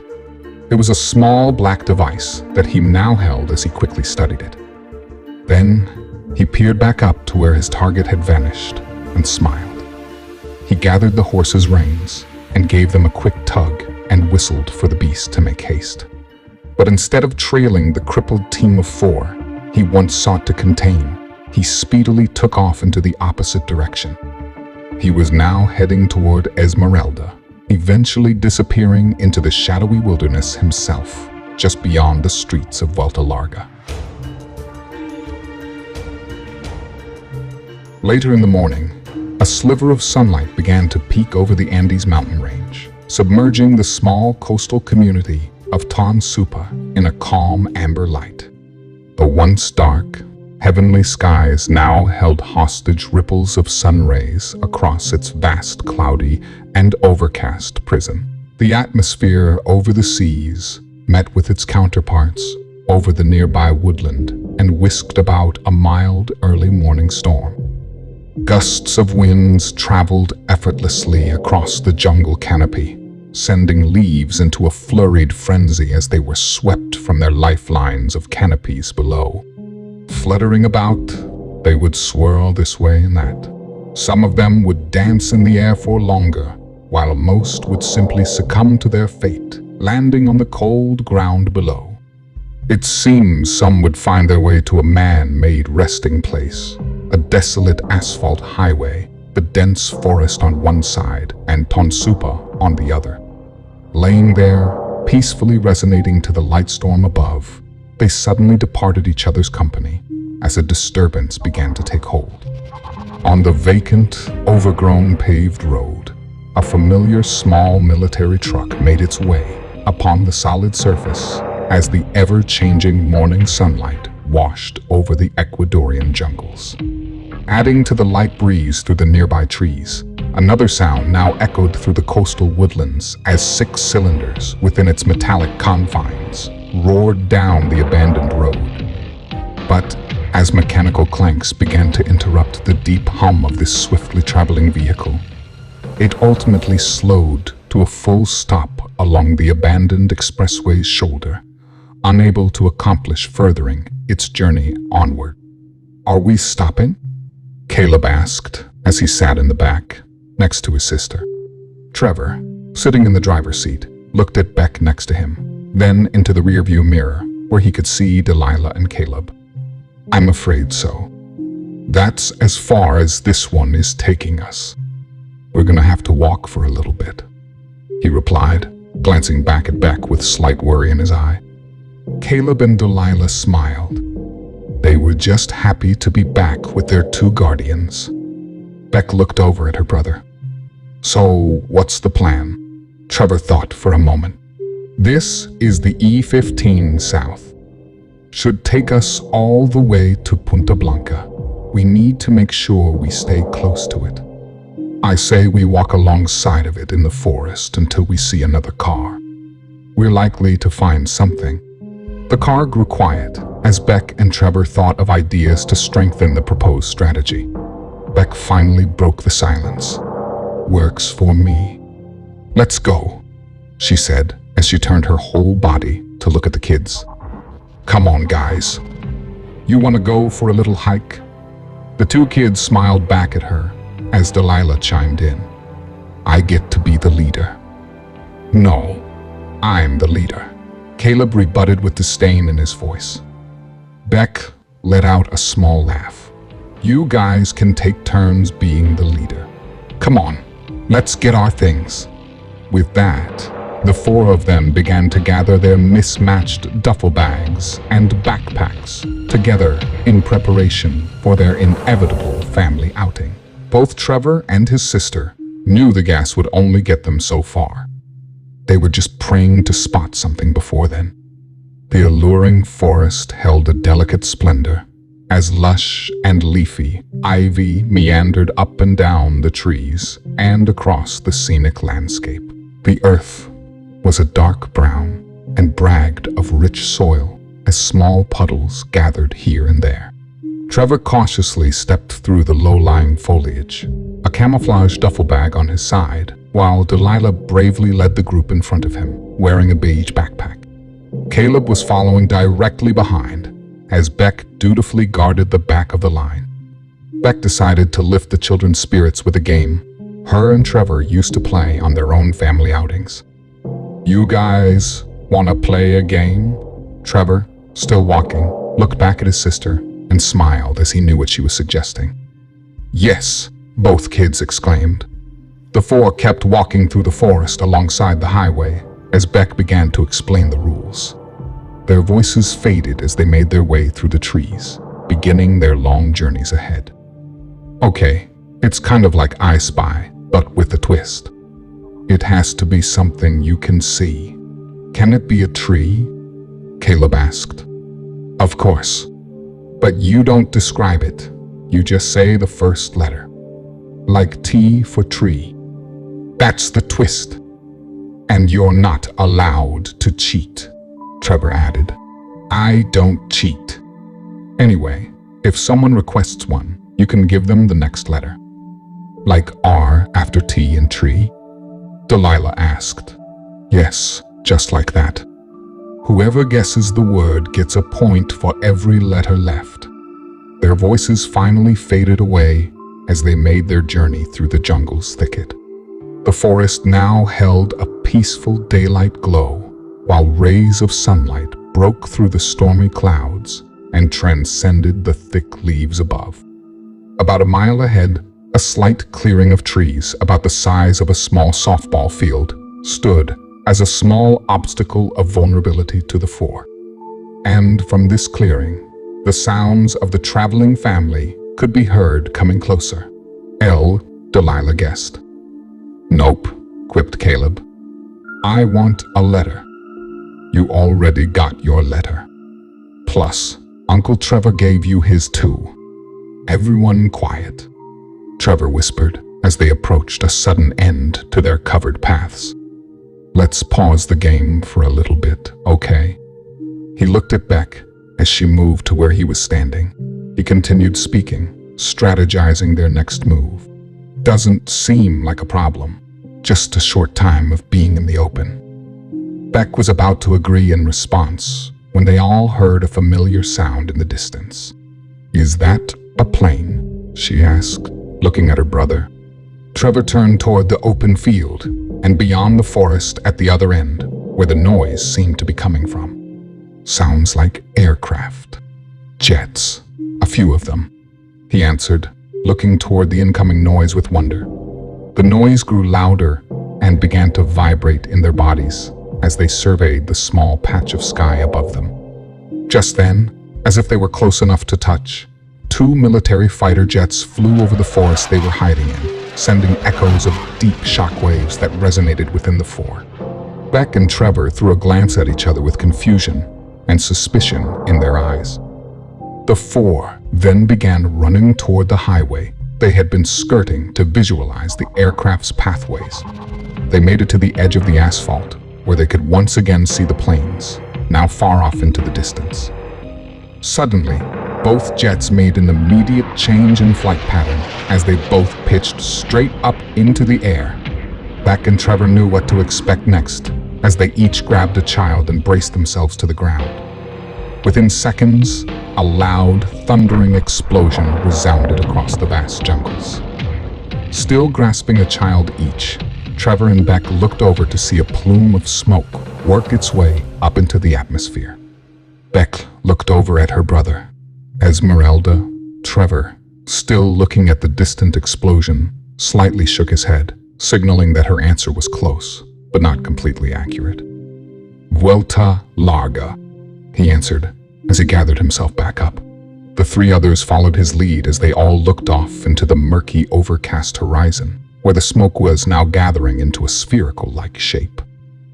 While standing alongside the highway in awe of the far-flung devastation the group had just witnessed, they all heard it at the same time. A sound of approaching vehicles from behind them. They all turned in unison to lay their sights on the sounds approaching them. It appeared to be a bus, though faint and far away. They could make out the bus's yellow siding and distinctive front grille. Immediately, without any need of formulating a plan and in complete lack of hesitation, the small family ran to the nearby woods to gain cover. A good 100 feet into the forest, the four hid behind a couple large trees that housed a large boulder in between them. They hid Caleb and Delilah behind the enormous rock as Trevor and Beck looked out to survey the unknown travelers. Eventually, the sound became louder as the vehicle approached, the sound of its engine filling them with anxiety. They waited there by the trees, completely still and silent as the bus finally came into view. To their dismay, the large vehicle seemed to slow as it pulled to the side of the road. Suddenly, making the situation much more dire, two large military trucks followed the bus directly behind it. They all came to a complete stop, led by the bus on the shoulder of the road, across the opposite side of the highway. Trevor looked over at Beck. "You think they might have seen us?" She just shrugged her shoulders and took off her backpack and placed it on the ground. She looked back at the kids and then into her bag while she began speaking to her brother. "Those fucking Americans took all the guns from Santiago's men, so we're defenseless here. If they've seen us, we run," she said as she pulled out a pair of binoculars. Looking through them, she could see a few men get out of one of the trucks and approach the bus. Trevor, straining his eyes, could see them too. He didn't forget to comfort the kids as he looked over and threw them a smile. "Just stay quiet.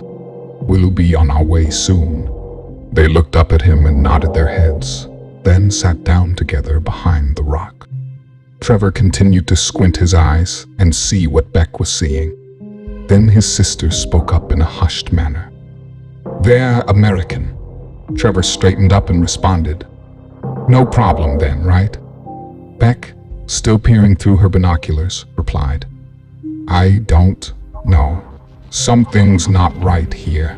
Stay quiet," she answered. They both knew that the American forces were focused on their jobs and secretive about their objectives as well. They also knew that they wouldn't hesitate removing any foreseeable obstacles from their paths. So as they studied the scene before them begin to play out, they did so quietly. They then could hear the Marines in the distance, shouting to people on the bus. They appeared to be ordering everyone off as passengers slowly began to disembark. Beck then quietly spoke to her brother. "They look like the people that lived in those open pastures," she said, handing Trevor the binoculars. He took them into his hands and placed them to his face as he viewed the drama unfolding across the unused lanes of highway. He saw a bunch of Hispanic women and children in tattered clothing unboarding as they were all being shouted at by the officers. "It's just women and children," he said, as he continued to watch them follow orders. They all lined up along the length of the bus, as a few Marines walked a few feet away and faced them as if they were about to address the group. Trevor watched on as one officer began shouting to the group, unable to hear exactly what was being said as they were too far away and not speaking English. Suddenly his heart dropped and his veins ran cold, a feeling he was getting all too familiar with. In sheer horror, they watched the three soldiers raise their weapons as they placed a relentless rapid fire among the innocent crowd. There was no screaming to be heard, as it was over within just a few seconds.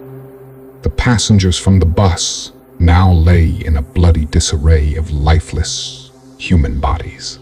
Trevor quickly scrambled with his sister as they ducked behind the rock and held the kids close to them, all of them now sitting against the large boulder. Trevor looked over at his sister as she spoke to him. "They're just killing them all like sick cattle." Trevor put his hands to his forehead and forcefully wiped his brow, attempting to calm himself down.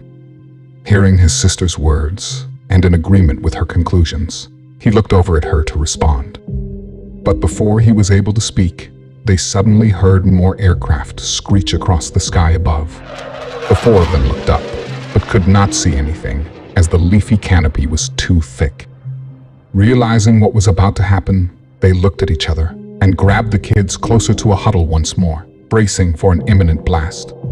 And within seconds, additional aerial fire hitting the earth off in the distance violently shook the soil beneath them as they all clutched each other tightly. Trevor finally responded to his sister's most recent comment. Decontamination.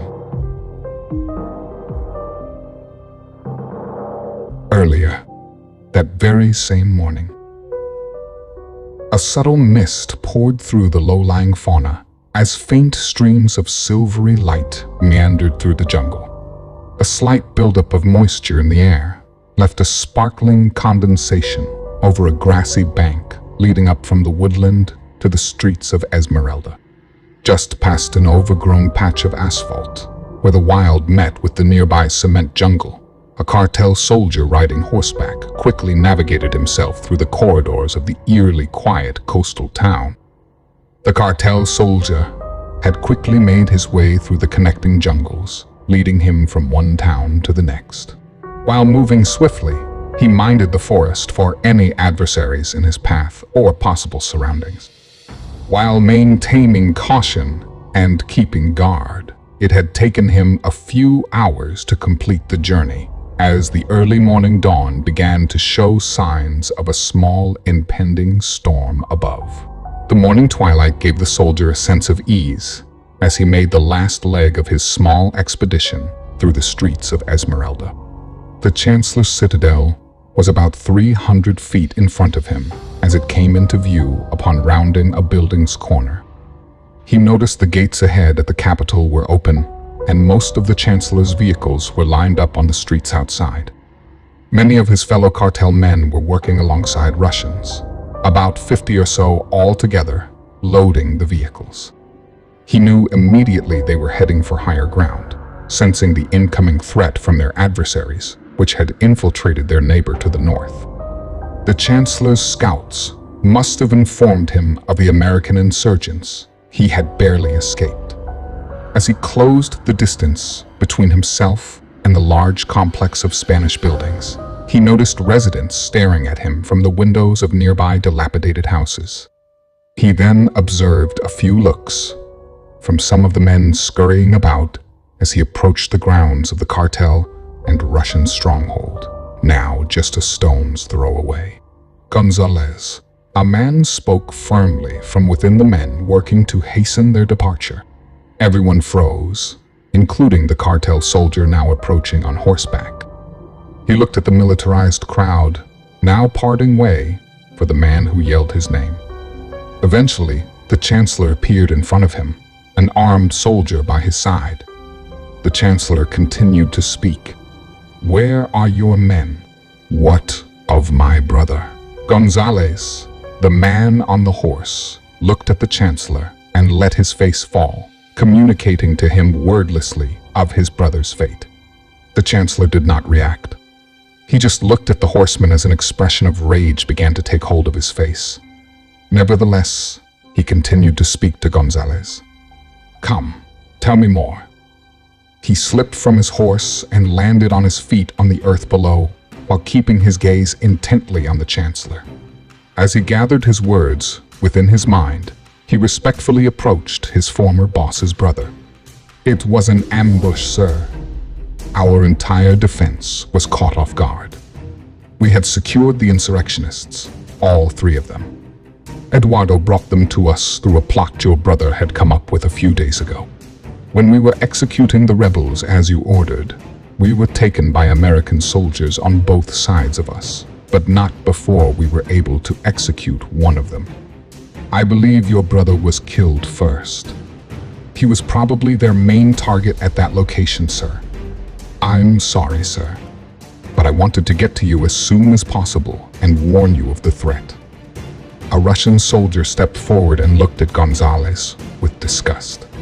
Then he looked over at the Chancellor and said something in Russian. «Предатель».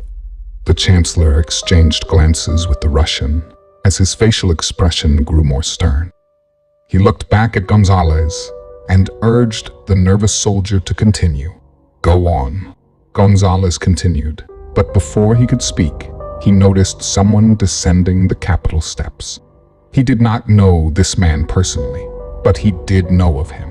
It was a taller, thin American man with blonde hair and blue eyes.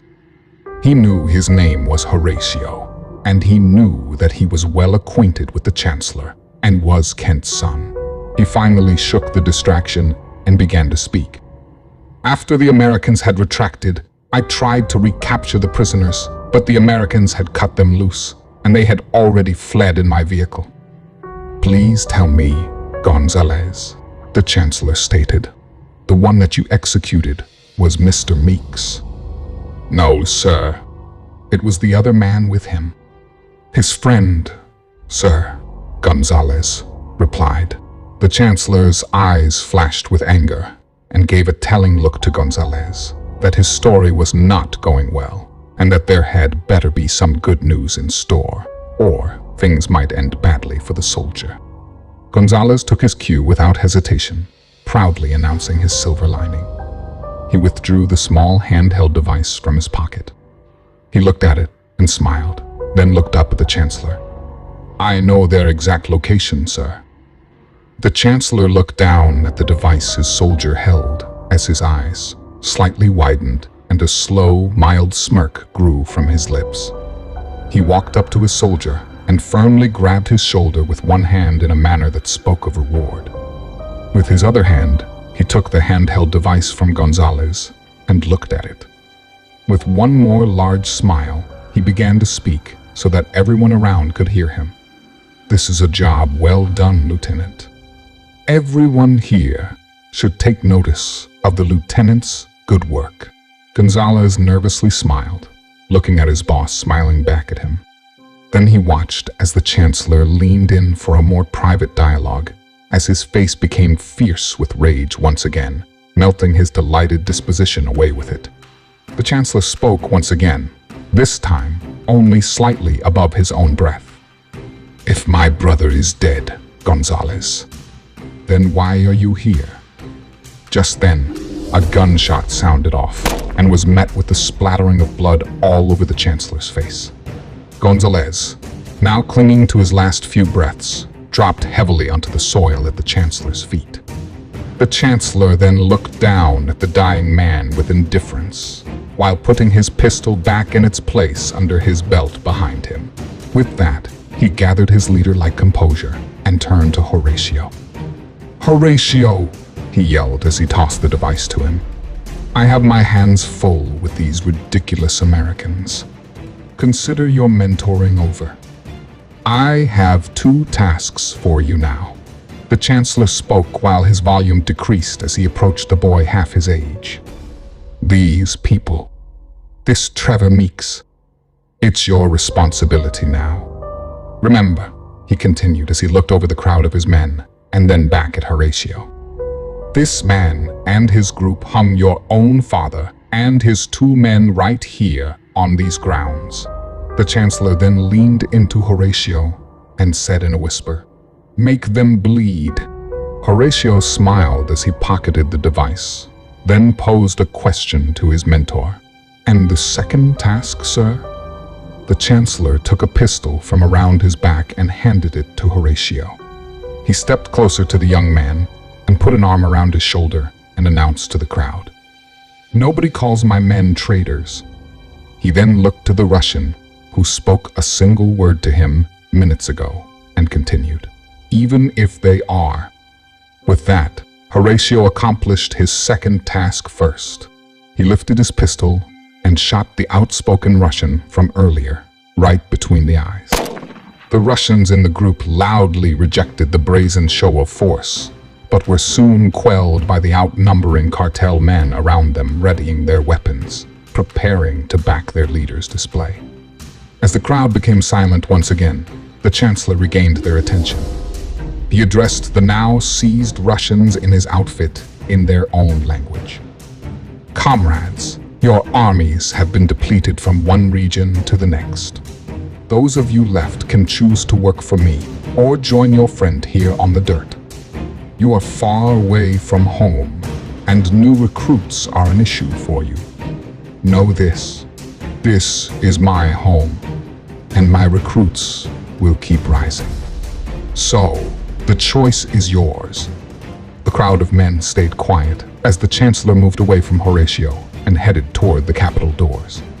He turned and looked at all of his men before disappearing into the Capitol building. "Horatio, you have your orders. You may take 2 men with you. The rest of you, our scouts, have found American aircraft heading this way. We have less than 1 hour to move out. Leave the residence." Horatio looked down at the device he was removing from his pocket. It was simply a black GPS receiver with a darkened black screen underneath a thin, cracked glass cover.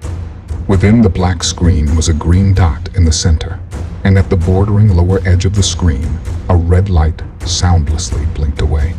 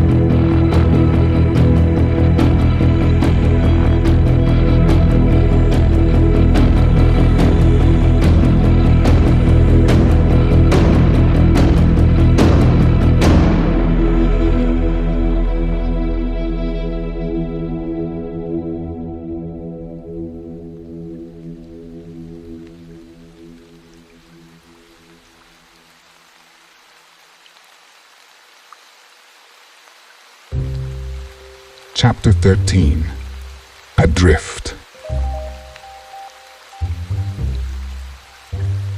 Later that day, after the Chancellor had begun evacuating his forces from Esmeralda, about 20 miles southwest, just a few miles below Tansupa, Trevor, Beck, and the 2 kids were making their way on foot, seeking a vehicle in order to continue their journey. They were all carrying their individual packs of supplies, the same ones they had taken from Gonzalez's truck just one night earlier. While they made their way through the thicket, as they had earlier planned, they kept cover under the nearby jungle, while maintaining a close enough distance to the highway to keep a lookout for any possible working vehicles. It had been several hours since their last vehicle had run out of fuel, and also since they had heard any overhead aircraft in the area. It was nearing afternoon, and throughout the day they had encountered slim showers from the dense storm moving over the coast. The sporadic rain had left the soil damp and had slightly slowed their pace as they made their way through the thick coastal woodlands. It was bright enough to see, but there was no evidence of any sun, as the overcast skies evenly lit up their surroundings in a seemingly permanent state of the most eerie, dull haze. Through these dense jungles, cloudy rays of light were chaotically distributed throughout the vegetation, but were slowly darkened the further in they went. "It's getting late, Trevor. I think they might need a break," Beck remarked as Caleb, just behind her, gave his thoughts on the matter. "I'm hungry," he sighed as he stayed close behind his aunt. Trevor stopped and looked back at the two small kids. He then gave his sister a glance, as if to tell her to join in on his plan, as he turned to Caleb and Delilah once more and began to ease their growing impatience. "Listen, guys. We really don't want to be out here when it gets dark. It would be better if we found a car before then, even if that means just one we could shelter in for the night. As soon as we see something, we'll figure out what to do about some food, okay?" He looked at Beck as they both were growing very aware of the fact that they were now without anyone but the four of them. No food, and no water. Something had to change.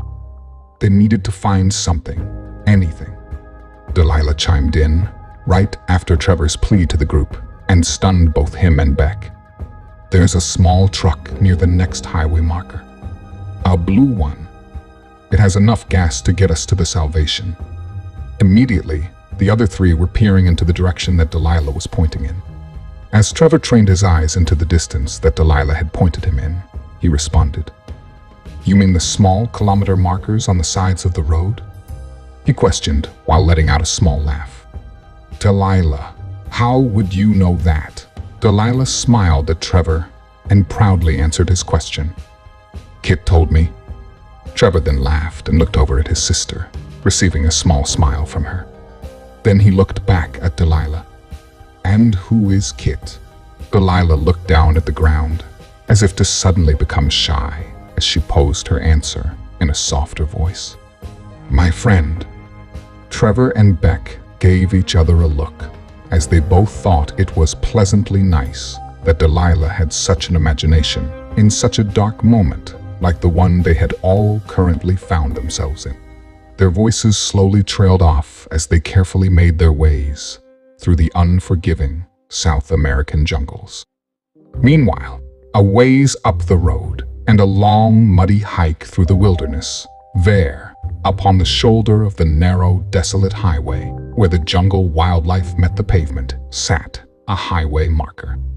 And as a subtle mist began to take place, it wasn't long before four silhouettes began to appear within the trees and flowing ivy not too far from the shoulder of the road they were staying near.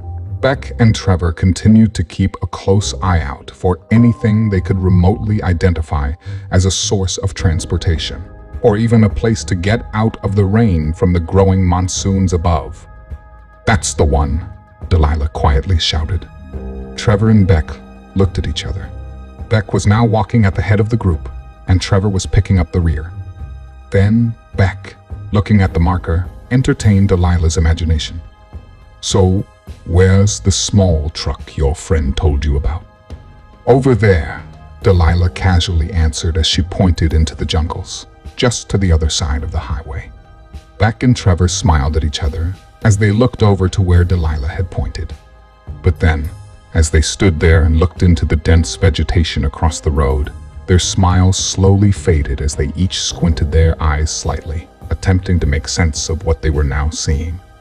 As they both looked on, sure enough, just as the little girl had so simply put, something was there, barely peeking through the leaves within the wilderness.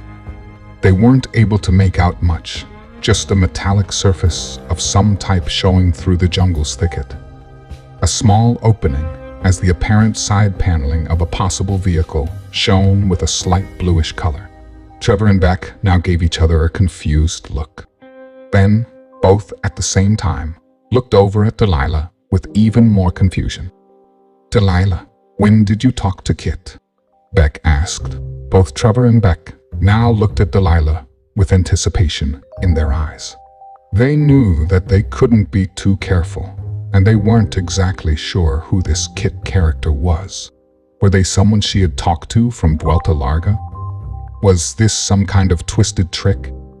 One of Santiago's traps he set before he was killed? How did she know this? And who is Kit?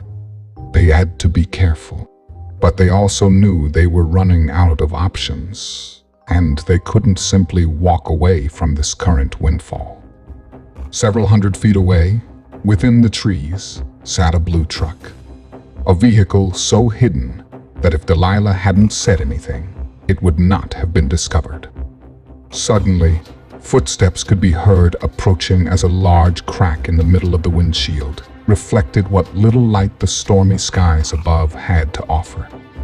As the footsteps made their way around the vehicle, a man began surveying his surroundings, seeing if anyone was close by. It was Trevor, and he was now alone. He looked at the vehicle, studying it for any suspicious attributes. It was a much older vehicle, which looked like it was just recently hidden. It was rusting in several places with a mostly intact yet fading blue painted surface. The small SUV housed 5 seats within it and had various items inside, seeming to belong to its owner. It wasn't much, just some maps and tools and other various belongings. Then he noticed the back seats littered with empty water bottles. Suddenly, Trevor heard footsteps behind him. He quickly spun around, and there, just a few feet away from him, stood a young Hispanic male. Trevor froze. The man he now looked at was well within striking distance, and he didn't want to initiate a confrontation. The man, now facing him, wore torn blue jeans, a white undershirt, and a thick khaki corduroy jacket.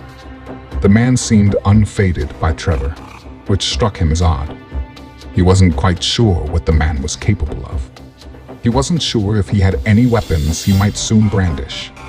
And most importantly, as he checked his surroundings with his peripherals, he wasn't sure if this man had any nearby friends that would be joining them. Then, to Trevor's shock, without saying a word, the man simply walked past Trevor, past the vehicle, and into the jungle, leaving Trevor slightly panicked and now confused. He turned and peered through the back window of the small truck, across the interior, and out the opposite window, where he could see the man stumbling about as he seemed to pointlessly wander into the woods. Trevor then noticed the man pull from his coat pocket a bottle of water as the man quickly threw back the remaining liquid inside. And that was when Trevor lowered his gaze to the back seat of the vehicle where several more empty water bottles lay. As bad as Trevor felt for the man, he knew it was too late for him as he kept an eye on where the stranger had disappeared.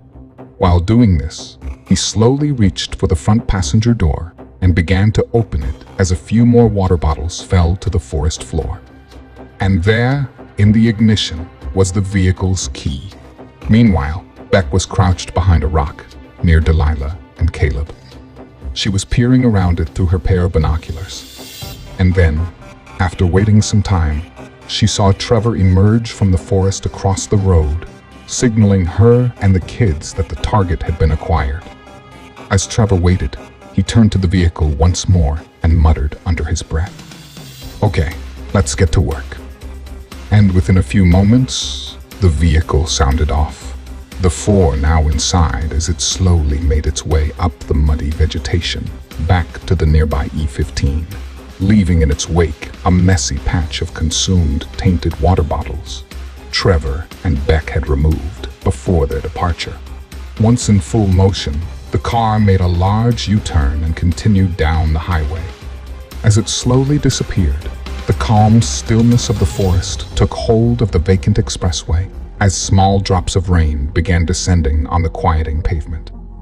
"This thing is 3/4 full," Trevor said, while behind the wheel as his face beamed with joy. "This can get us all the way there." Beck smiled as she looked at her brother and then back at the kids. She reached into her bag and pulled out a thermos, gaining Trevor's attention. Isn't that the rainwater we collected earlier? I thought we used it all, he said, receiving a rather quick response from his sister. I refilled it from the runoff of a rock while we were waiting for you. She then reached back and handed the thermos to Caleb, who took his turn and quickly handed it over to Delilah. Upon pleasing the children and their thirst, Beck turned back around in her seat and once again reached down to her feet, this time pulling out a map they had been given the night before. We still have another 325 miles left to go. What is that, like 8 hours? Beck asked her brother. Trevor thought about his sister's estimation and agreed with her. Yeah, something like that. Maybe 8, 9 at the most, I'd say. Beck thought to herself, reflecting on their current find. Although for years, things really hadn't made much sense. However, this paled in comparison to the last couple of days. And he just walked away. Trevor had his answer ready. It didn't seem difficult to him. Yeah, he must have been bathing in the stuff. Jesus Christ, Beck stated. That could have been us. I drank a few of the bottles they gave me. Me too, Trevor remarked. She also said to stay off the highway, Delilah noted from the back seat. Once again, Trevor and Beck looked at each other.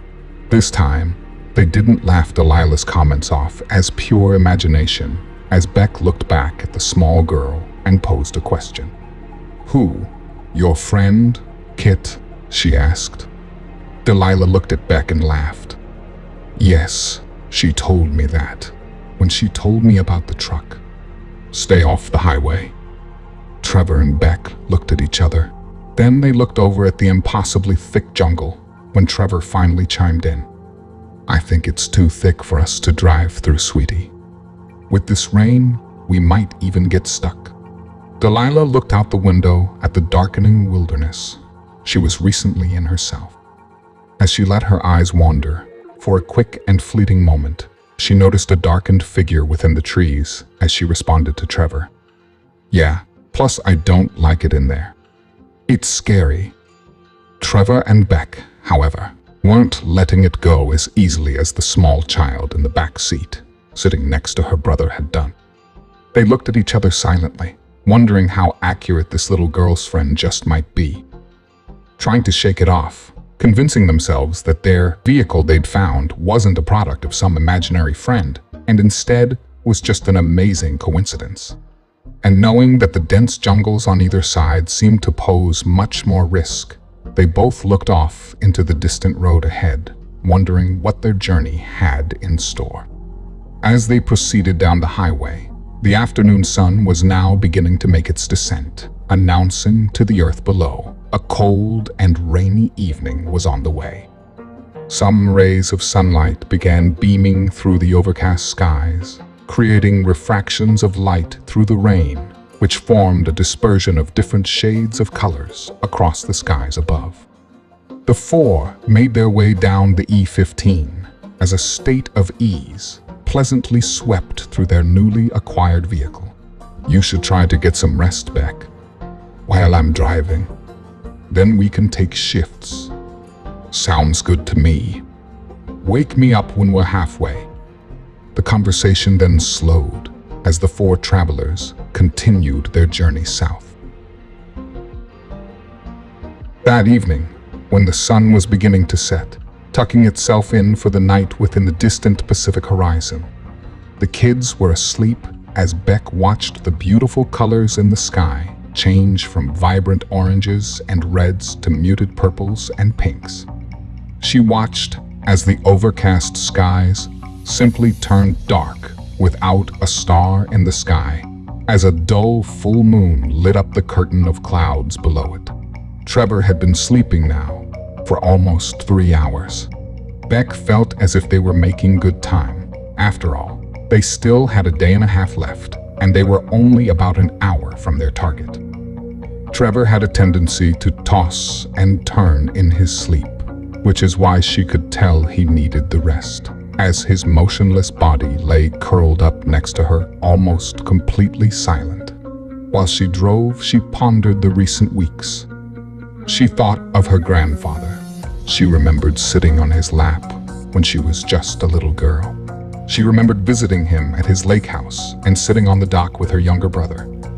She remembered showing him how to properly skip a smooth stone across the water's surface. How to throw it just right. A delicate flick of the wrist as the stone would sail off, gracefully bouncing along its glassy path, ultimately sinking into the water itself. She then thought of Anne and Eugene, how they were such a driving force within their small team, how they lucked upon them when she was taken by a group of Russians. Anne was always pretty quiet, but she was always ready to help wherever it was needed.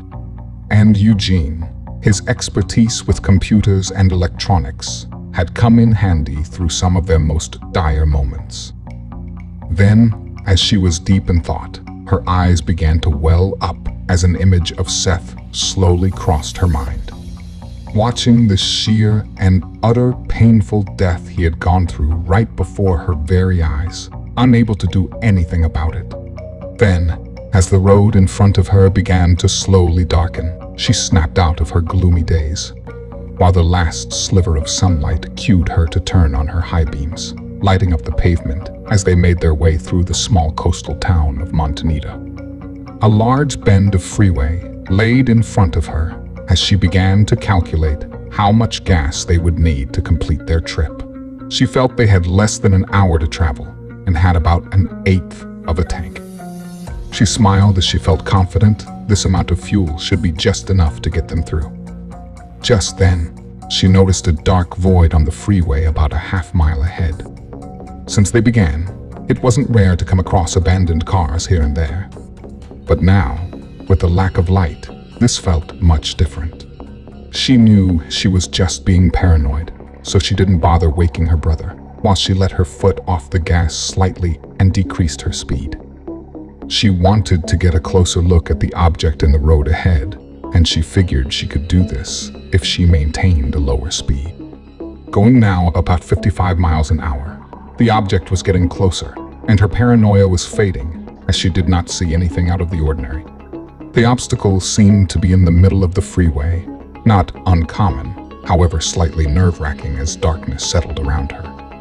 About quarter-mile or so to go before surpassing the incoming hurdle, Beck's confidence swept back in, as she was now close enough to see with her headlights that a threat seemed unlikely. Then, as a sweet and sour medley of flavors would jar one's taste, so did Beck's emotions as her confidence swiftly turned to apprehension. Suddenly, without warning, their blue Suburban was flooded in light from the vehicles ahead. She began to brake as panic set in. Thoughts began to flood her mind as the loudest thought directed her next choice. She needed to wake her brother. As she began to let her brother's name fall from her lips, she heard an echoing, piercing sound come from the distance. She attempted to swerve and avoid the threat from the familiar sound, but immediately felt a cold sensation flood her body while the shattering of glass sounded before her as she was forced back against her seat, while the world around her slowly turned dark. The truck's front wheels made an immediate and sudden shift to the right, joined with the 50 miles an hour it had been traveling, and catapulted itself across the few lanes of blacktop. Flipping itself into a tumble, it landed back on its tires and drifted to the side of the road, smacking into a tree. The chaotic sounds abruptly ended as steam from within the engine began bellowing out of its loosened hood's frame.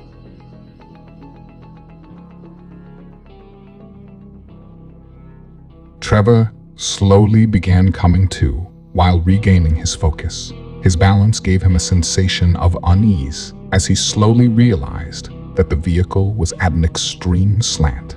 He felt his forehead as he noticed a new gash. His fingers passed while sliding them across his face. Looking through his bloody and blurry vision, he peered at his own blood on his hands that he had swept from his brow. He looked over at his sister, who was pressed up against her door. "Beck," he whispered, unable to speak any louder from the strange pains he now felt across his entire body. "Beck, Are you okay, Beck? But, not hearing her answer, he slowly raised his head in an attempt to see her face through his bloodied and blurry vision. As he scanned his sister pressed up against the driver's side door, he called to her once more. Beck, but then, trying to focus on her face, now coming into view as he strained his eyes while attempting to ignore the pulses of pain now surging through his head, his heart began to sink once more.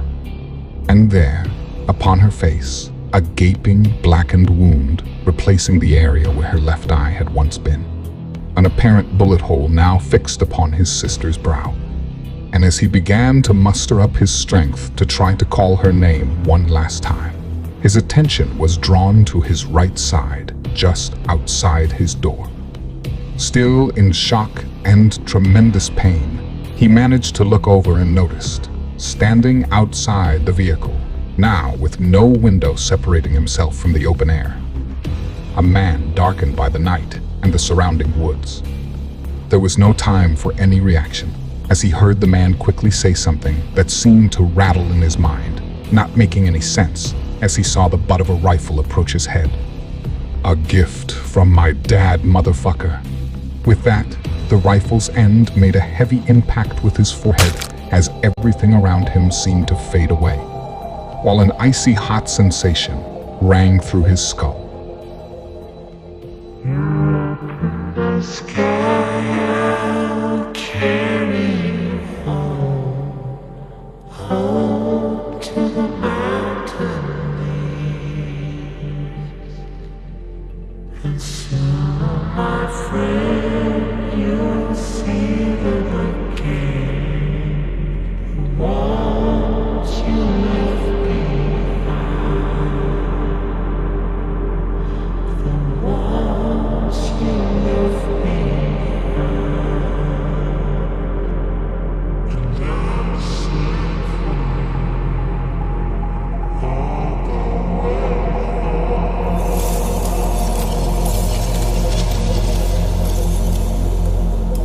Several years earlier, the skies were dark over the Atlantic seas, while flashes of lightning flickered within their misty confines of the nearby heavy clouds.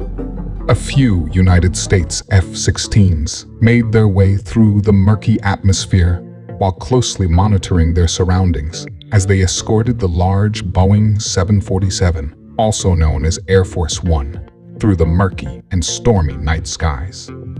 Without a specific agenda at hand, several top officials held an intensively heated security briefing regarding the recent atrocities that had occurred upon their nation's soil.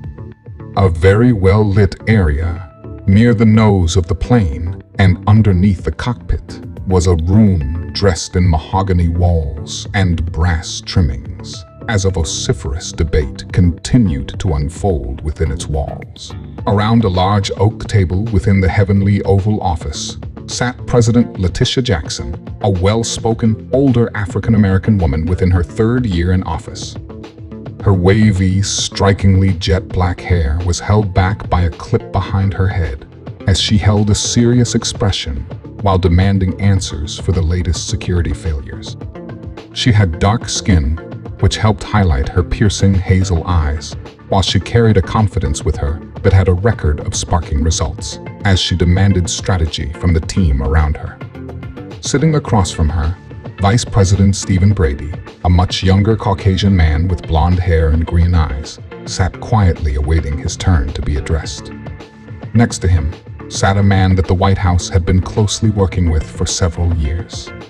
His name was Alex Channing, and he was the nation's leading contagion expert.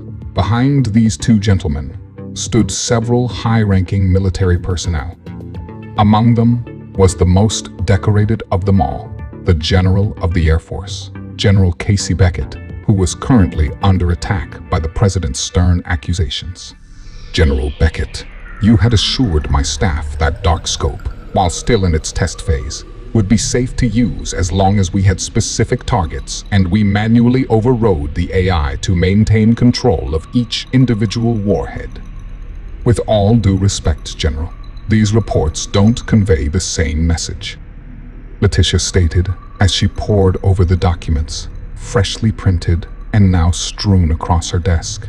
She continued to publicly admonish the high-ranking officer as she proceeded with a lecturing tone. New York, San Francisco, Los Angeles, D.C., Sao Paulo, Mexico City, Rio de Janeiro. The list goes on and on. These are not targets recorded in the briefing just several hours ago. The targets that were ordered were intended to be centered over large military operations within the Russian and Chinese borders.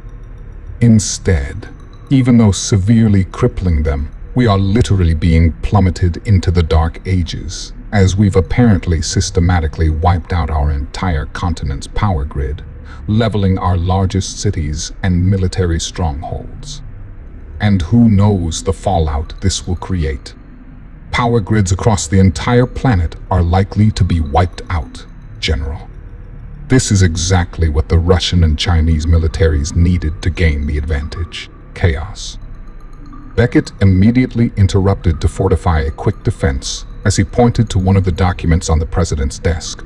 Yes, Madam President, I fully understand your frustration. However, these are not our codes.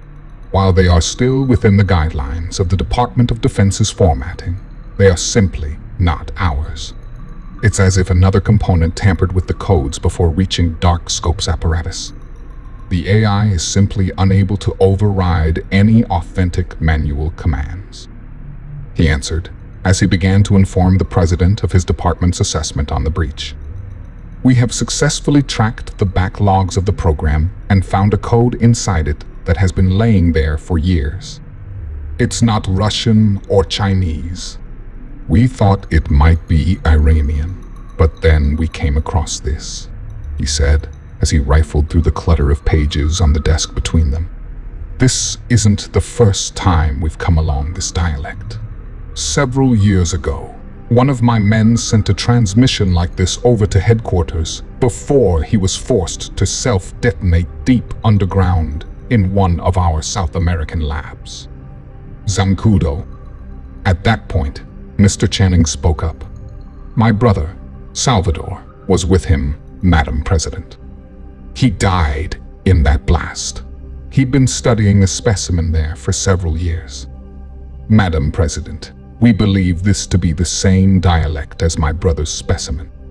They were able to triangulate coordinates of the specimen's origin through ongoing sessions and decoding. Our hacker appears to be from a small planet, Darius of Alpha Centauri. As the president closed her eyes, a sense of helpless anger became apparent to the officials around her as the general began to speak once again.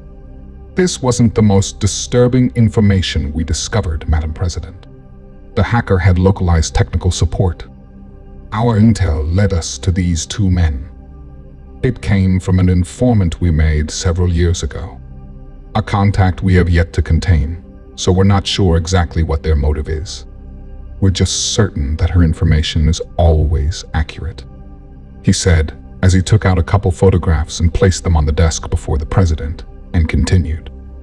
Thanks to this informant's information, the CIA and FBI were closing in on these targets, but they had no reason to execute their mission as they were yet to see any illegal motives for their activities.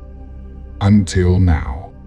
Madam President, these were two of the most high-ranking officers in the CIA before they moved on to being private contractors. We believe they are now working closely with the hostile outsiders. And last but not least, we recently received this. The general pulled out another paper from his pocket and placed it before her. It's their last transmission monitored by the two cooperating agencies. The president looked at the transcript, which was obviously printed from a fax machine, and then posed a question. What do we know about this informant?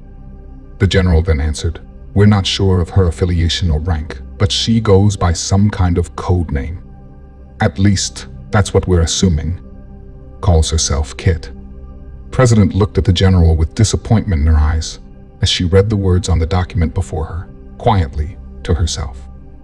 It had been addressed to a Mr. Shields, and was from a man named Mr. Brooks.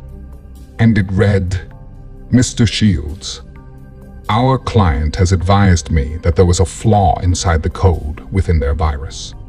Apparently, a small percentage of the infected can identify the loss prevention agents known as cattle guards.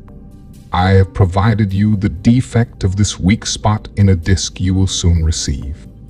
Once you run it through the database, it should allow you to identify and evaluate the targets. The client would like you to cull this population. Eliminate the threat, Mr. Shields." Arlo. Beckett continued speaking as the presence of hair-raising energy began drifting through the plane's cabin. Both of these men are at the top of their pay grades. They are very hard to track, and they work on a contractual basis with the CIA. They are even known to have body doubles around the world. Some say they're not exactly body doubles, but some kind of mutation from a compound we've been briefed on called DX4.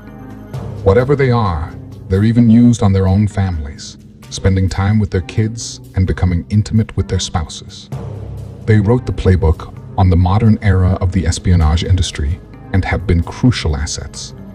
However, it appears they are extremely ruthless. Letitia peered back to the photographs, trying to connect the dots as the general continued speaking. Their names are Thomas Shields and Arlo Brooks. And this picture of Thomas Shields, although unbeknownst to the officials aboard Air Force One, was the same man that was once within Trevor's team, below them on the ground. It was Seth's father.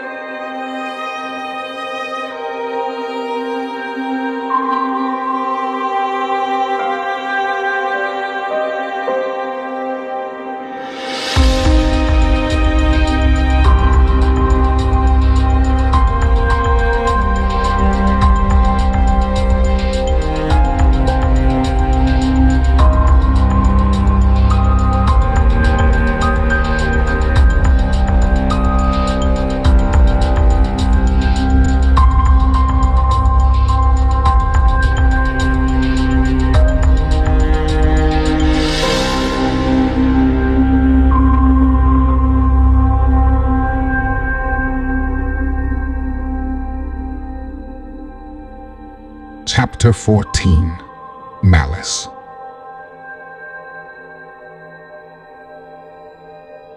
Trevor now found himself in a darkened haze. A haze that brought with it the cold realities of the events that had just transpired. After being attacked through his shattered window, he didn't remember much. But one thing that he did remember played over and over within his mind, like a relentless nightmare seeping through his entire being, controlling every thought. And as he slowly began to regain his bearings, he looked around within the quagmire that used to be their only way out of this cat and mouse scenario. Him and his companions had been trapped in over the last couple of weeks. As he mustered up the courage to look upon his sister once more, he tried to shake his most recent image of her, rattling within his head, hoping it was perhaps just a bad dream. But to Trevor's dismay, as he once again peered over at Beck, just like before, there, where her eye had once been, a bullet wound was now instead. "Beck," he whispered. "Beck, no. Please, no." And as a tear began to slip from his own eye, a hint of hope washed over his face as he immediately drew his attention back to his sister. He could hear her trying to speak. "Beck," he whispered once more. As he held his gaze intently upon her lips, He could see them slightly move in another attempt to speak once more. But then, whisking him swiftly away from a hopeful demeanor, horror set in as Beck quickly sat up and lunged at her brother, sitting in the passenger seat of the now defunct vehicle, and met him face to face. Blood now dripping from her gaping wound onto Trevor as she let out a few unnerving words. "Wake up, Trevor. You must save them. You must save yourself." Trevor was suddenly punched in the gut, bringing him out of his brief, dark dream. And as a man withdrew his fist, Trevor regained consciousness, his hands now tied behind him, leaning against a tree. The vehicle now, not in sight. It was dark and very cold as he tried to focus his sights. The man who had assaulted him was just a dark silhouette as he stepped back at the sight of Trevor awakening. Just then, another man stepped forward and kneeled down near him and spoke. "Wake up, Trevor." The stranger then reached behind him and grabbed a duffel bag that Trevor immediately recognized. It was the one he had been carrying for the last day or so. It was one they had found amongst other bags in a vehicle back at Vuelta Larga, the one they had unwittingly stole from a cartel soldier hiding out nearby after being set free by the American forces. The man then used a knife as he cut one of the seams of the bag and pulled out a small, thin black object with a blinking red light. The man leaned into Trevor and spoke with a lowered voice. "We have eyes everywhere." Trevor, now knowing that this sadistic cat and mouse game was back in play, rolled his eyes, partially with frustration, leaving the remainder of his expression defined by utter confusion. He tossed his head back, causing a small sound as he hit the tree behind him. He winced in pain from the bruising he had incurred from the prior, thrashing accident, joined with a new discomfort from the most recent assault.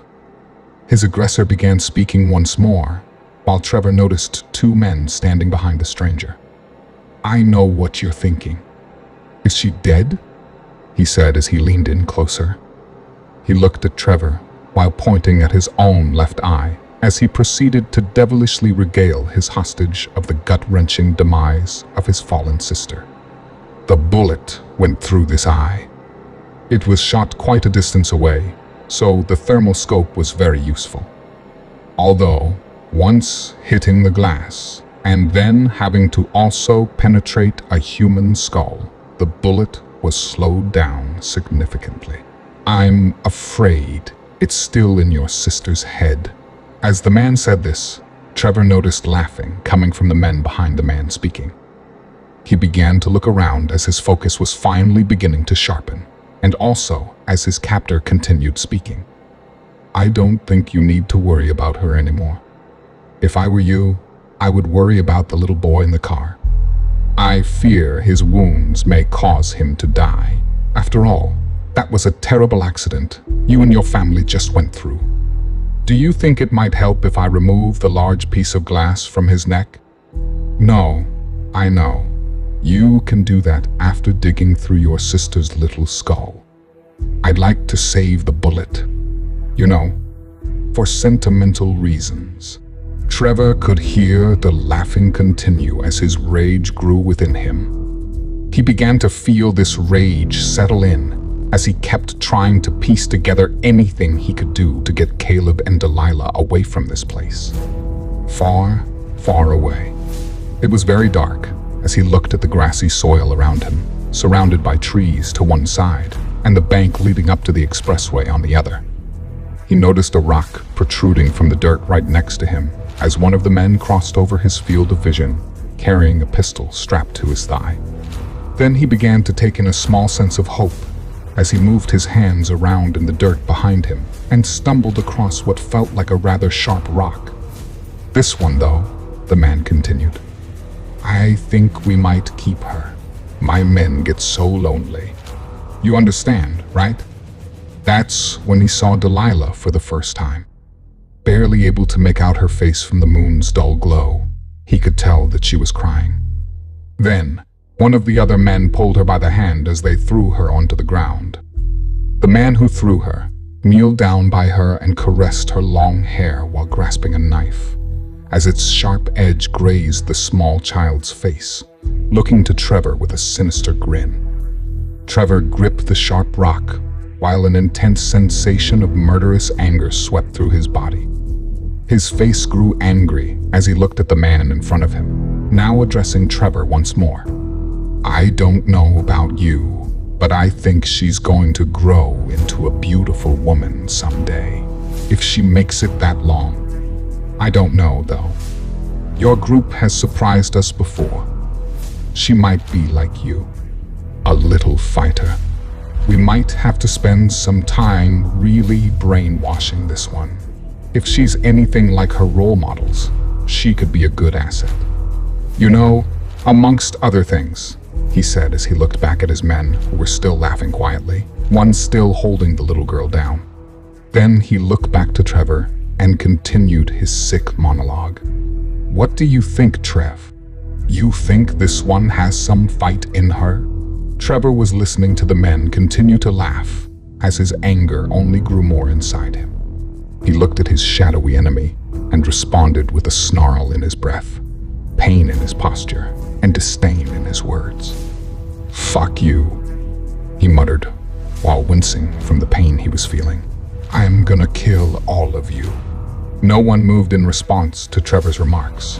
They just looked at one another and laughed, the leader of the small group refocusing on their prisoner. "And how do you see that happening, my friend?" Trevor finally matched their menacing expressions as a smile filled with pure hatred slowly stretched across his bloody face. He continued to speak, while looking at each one of them, making sure they all felt included in his plan. "First, I'm gonna knock that guy out cold," he said while nodding his direction at one of the men, causing his aggressor to look in the same direction, and then back at his hostage as Trevor continued. "Then I'm gonna stab that one in the throat. And then, finally," he stated, pausing for a moment and smiling more confidently. And as his smile reached its maximum, he proceeded foretelling their fates. "Then I'm going to make you eat your own fucking gun." This time, the leader of the three showed a slight hint of hesitation, having witnessed his hostage's capabilities in the recent weeks, as he pathetically tried hiding it with his menacing laughter and ordered one of his men to secure Trevor. "Tighten his bounds. We can't take any chances with this one." One of the men, listening to his commander, crossed in front of his boss and began walking around Trevor as he passed between the two. Trevor took advantage of his window and stretched his legs out and clasped the man's feet with his legs, and then drew them quickly back, causing the man to fall face forward. The man then fell flat on his face next to Trevor, slamming his forehead into a nearby protruding rock. Fragments of bone, painted red from dripping blood, broke around the rock's sharp edges. And as soon as this happened, the leader backed off to retrieve his weapon, as the man that once had Delilah in his grips let go of the little girl and sprung towards Trevor in an attempt to subdue their hostage. But Trevor effortlessly rose to his feet as a rush of adrenaline took over. And causing the man to stop dead in his tracks, Trevor faced his enemy's advance as he pulled both of his now freed hands from around his back with a sharp rock still in one, and immediately closing the distance between him and his attacker, not letting a second slip by, allowing his enemies to think, he lunged towards the threat. He pushed his fist forward, clutching the sharp rock, and slit his enemy's throat with his newly acquired shiv. As he heard the sound of a gun being readied, he embraced the man he had just slaughtered, pulled him to his own body, not allowing the dying man to fall to the ground, and turned into the direction of the noise. And using the nearly dead body like a shield, the gun finally sounded off, sending a bullet toward Trevor, but only hitting the shooter's comrade instead. Once the small piece of metal penetrated the corpse, Trevor threw the carcass aside and advanced toward his final enemy. And as he tackled the last man, forcing the two into a tumble through the grass, another shot sounded off. Trevor had been shot in the gut. The man then tightened his grip around his gun, attempting to retrain it on his escaped hostage and deliver another blow as they tumbled through the jungle. They wrestled for several seconds until finally a shot was fired as another bullet sank into Trevor's left side just above his waist.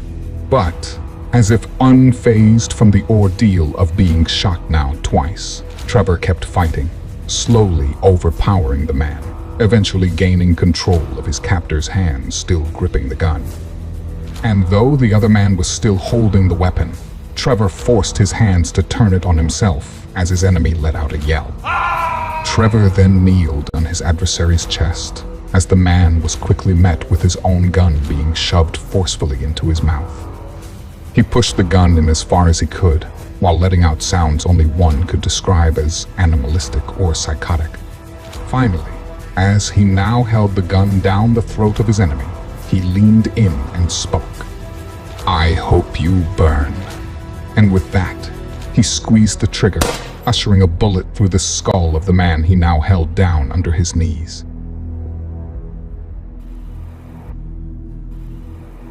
It was a peaceful dawn over the desolate town of Valdivia as the early morning sun, unlike the day before, effortlessly made its way through the clear skies, beckoning the hours of mid-morning. After the storm had rolled through, the soil of the jungles let off a familiar aroma one might recognize as an after-rain perfume. The open sea air swept through the trees and orchestrated a symphony of calm as leaves fluttered about the jungle's canopy. The woodland grounds were dutifully in sync with their skyward neighbors, as wild birds continued their chirping in the distance, composing a song of profound serenity. Alongside the edge of the forest lay a strip of grassy embankment that ran along a deserted and once scenic highway. Upon this strip of muddy grass, Trevor, barely stumbling along, while holding a gun with his left hand and shouldering a sickly pale Caleb with his right, made his way on foot. Delilah, now walking right next to him, looked at Trevor with fear in her eyes as his wounds in his stomach, now bandaged with cloth, ripped from his enemy's clothes just hours ago, continuously bled out. As the trio made their way, Trevor and Delilah each held a somber silence. His lower half was completely drenched in blood as he periodically checked his poorly wrapped wound by rubbing his fingers along it.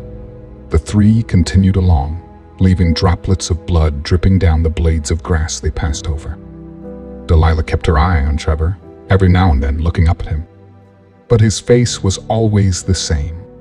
Though she kept hearing signs of discomfort come from her uncle, he never changed his facial expression, always calm and focused on the path ahead of them. But then, something did change. She began to hear sounds coming from behind them as she turned around and looked. Trevor, too, focused on walking and keeping his injuries from his mind, followed her lead to see what she had heard. The sight nearly made him vomit as he looked off into the distance and saw a convoy of vehicles racing their way. He looked to Delilah, cueing her to follow his lead as they began running. He peered over at the forest and contemplated ducking for cover, but could not imagine negotiating the mildly rough terrain in his condition. He could not think of a better plan as he gently set Caleb on the ground and checked his gun for a bullet count. Suddenly becoming very dizzy, he lost his balance and hit the dirt, landing right next to Caleb. And as he clutched the little boy's dying body, he reached out for Delilah's hand while dropping his gun in the process. As he looked at her, not knowing if she was looking back as his vision had become severely blurry and distorted, he managed to get out one final word. "Run." He didn't remember much after that, except for strangely lying on the highway. But didn't he collapse on the grass? He thought to himself, and who is this? And as he faded in and out, he noticed a blurry figure now kneeling over him. His hearing was coming and going, but he made sense of a few of the words that were being spoken around him. Clean. This one's clean too. Get him in with the others. A large portion of the current events were not making any sense, and he wanted it all to end as he felt himself being carried away on what felt like a stretcher of some kind. He was tired of getting free just to be caught again. But then, just as he needed it the most, a small hand reached out and grabbed 2 of his fingers. He felt Delilah, and he felt her walking next to him as he saw he was being carried by multiple American soldiers. A smile slowly made its way across his face, which just seemed to make his wounds hurt even more. But he couldn't care less. Then, he finally managed to get out a few small words before passing out. "Where's Caleb?" One of the soldiers looked down at him and replied, "Medic has him. They're working on him right now. Just rest. We're almost there." Just then, everything around him seemed to grow dark as a large hovering aircraft made its way over his head. It wasn't like anything he had ever seen before. The aircraft must have been the size of a large stadium. His eyes closed as he managed to hear a few last words from a soldier before going unconscious. "There she is. There's sanctuary." Trevor now found himself in a peaceful environment as he looked out toward the lake and admired how the sunlight washed over its surface, while ripples of traveling waves carried the light's reflection with an effortless sense of grace. Ever since he could remember, from being a small boy, his family would come here for some time, away from the rest of the busy world around them. He looked back in an attempt to gain his bearings as he gazed at his grandfather's lake house. It was surrounded by the large ponderosa pine trees that gathered in tight clusters throughout the surrounding forest. While he peered at the cabin, a familiar sense of calm swept through his body as he became comfortable, as if a security blanket of childhood memories seemed to cloak him in a tight embrace. When Trevor switched his gaze back to the pier, a rush of warmth overtook him as he laid his eyes on his older sister, now sitting at the edge of the dock, her blonde hair radiantly glowing in the sun like an angel. He found the small walk to his sister to be somewhat cathartic, as he knew this was some kind of dream, yet reveled in the mere sight of her as he came closer. Now, standing next to her, he peered out into the lake and enjoyed the beauty of the watery surface with his older sister, as they allowed a calming silence to dominate their reunion for a brief moment. "I always loved the sunset here," Beck said. She kept her view on the lake's glossy surface. "I remember we would fall asleep right here as the sun disappeared behind those mountains." Trevor looked down at his sister, fully understanding her description of the childhood memory they had often shared together. He slowly took a seat next to her just inches away, not wanting the mirage to disappear by disturbing the memories, now materializing before him. He continued to look out at the water, matching the sights his sister held within his own mind as he responded to her with a hushed tone. "Mom and Dad would let us sleep out here every night," he said as he looked over at her. He noticed her relaxed, peaceful smile, which seemed to upset him, as it reminded him that it was a sight that was quickly being removed from his life forever. As he looked down, he saw her hands gently gripping a smooth rock as she spoke of their sublime memories they shared together as she continued to speak. "They'll always be here, Trevor, somewhere out there at the bottom. We did that together." Trevor looked at her, unable to speak. He wanted to beg her to not throw the stone, worried with an intense fear that it would quickly usher the end to his small reunion with his departed older sibling. Instead, all he could do was manage a few words to creep past the thick lump, now swollen within his throat, as a tear began to slip from the corner of his left eye. "I don't want to go through this without you," he said as he looked back down at his trembling hands. He listened closely to her next words, as fear of his sister never talking to him again began to take its utterly depressive hold over his entire being. "I love you, Trev. Others need you now. Your journey isn't over. You need to let me go. You need to be there for them." You don't know how important they really are. And then, causing him to look at her with confusion, she looked over and said a few more words. You aren't in a good place, Trev. They still have you. You need to get out. You need to get everybody out. More tears ran down his face, as he couldn't even begin to question the puzzling words she spoke, as his confused face did all the talking. He peered over to his sister, but now found himself sitting on the docks of his childhood memories, quiet and helplessly alone. Beck was now gone. Then he looked out into the distance as he saw a smooth stone plunk into the water's still surface, causing a slight disturbance within its glassy entrance. It had been several weeks since they were rescued. Trevor stood there in the grass as he held a quiet gaze. He was wearing thin cloth pants. He could still feel a bandage on one of his calves underneath them, where a GPS tracker had recently been surgically removed. And Delilah, at his side, held his hand as they both stood in silence while they looked at the ground. Both wearing their new clothes and staring at the ground together, Delilah decided to break the silence. I think it's pretty, she said, while not looking away from the ground. Trevor agreed in response. I think you're right, Delilah, he said as he looked over at her with a small smile and then back to the tiny gravesite below them. The small grave was comprised of a modest-sized grassy mound with a short stone slab erected in the middle of the tiny hill. Trevor looked over as he noticed Caleb reaching up for his opposite hand while smiling up at his uncle. He looked down at the small boy, who still had a bandage wrapped around his neck, and said a few words. I think your Aunt Beck will love our new home. Even if her body is not physically here, she'll always be with us. He looked back and forth, from one small child to the other, and continued. Now you guys can come here anytime you want to talk to her. Or talk to any of them, okay? They stood there, as silence once again wrapped them in its warm embrace, while they admired the thin stone slab. On it, crudely etched with a blade of a knife, read the names of all their loved ones they had lost along the way. From top to bottom, it read, in loving memory, Beck, Seth, Jack, and Eugene, and finally, Thomas. Trevor then peered at the sky. It was overcast.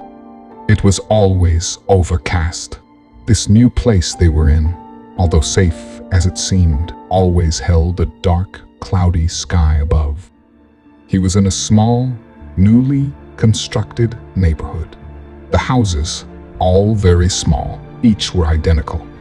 As he scanned the neighborhood, he noticed the other homes, exactly as his, a few rooms with a small back porch.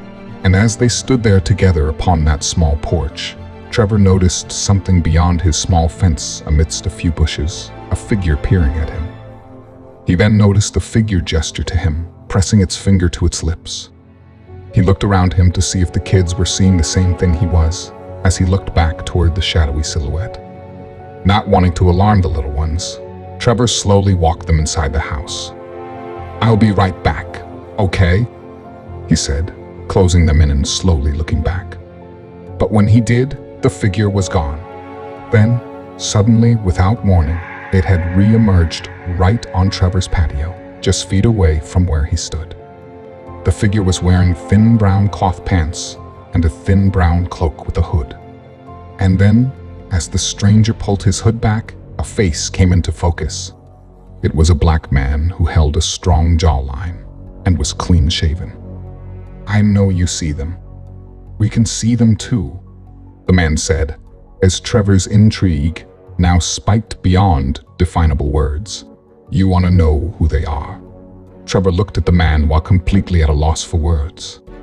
He had so many questions. This was the first time anyone else had witnessed the dark figures that seemed to follow him from place to place. The stranger snapped Trevor from his trance as he began to speak once more. Well, the stranger said as Trevor stared at him in a silent state of shock.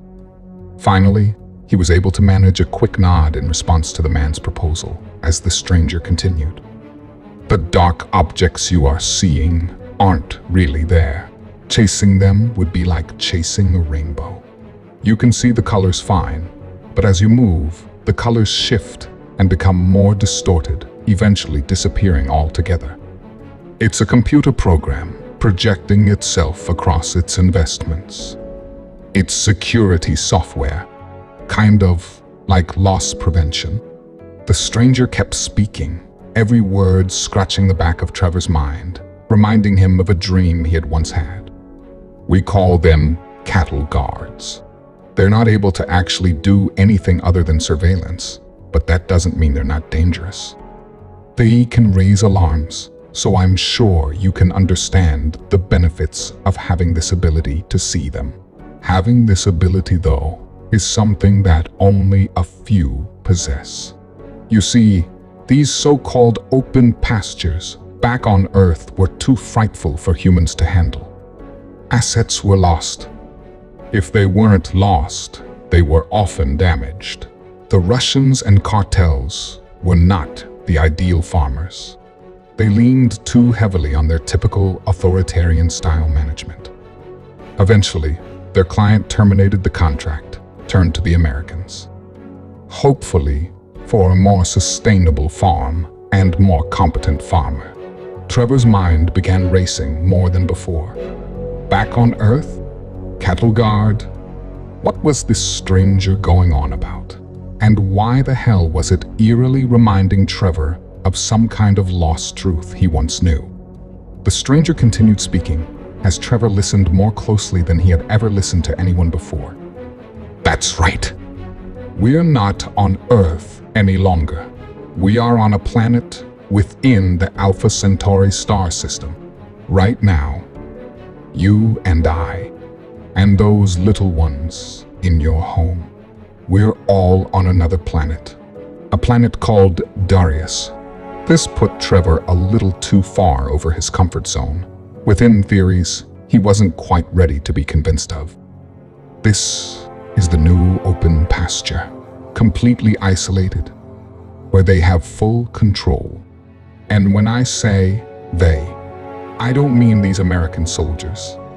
It's someone else who really sits at the top between all the different militarized forces and this client they all are vying for. A man named Arlo Brooks.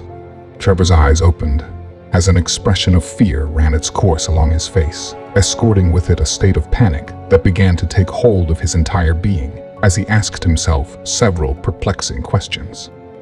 Is it possible I'm really on another planet? Is this really not over?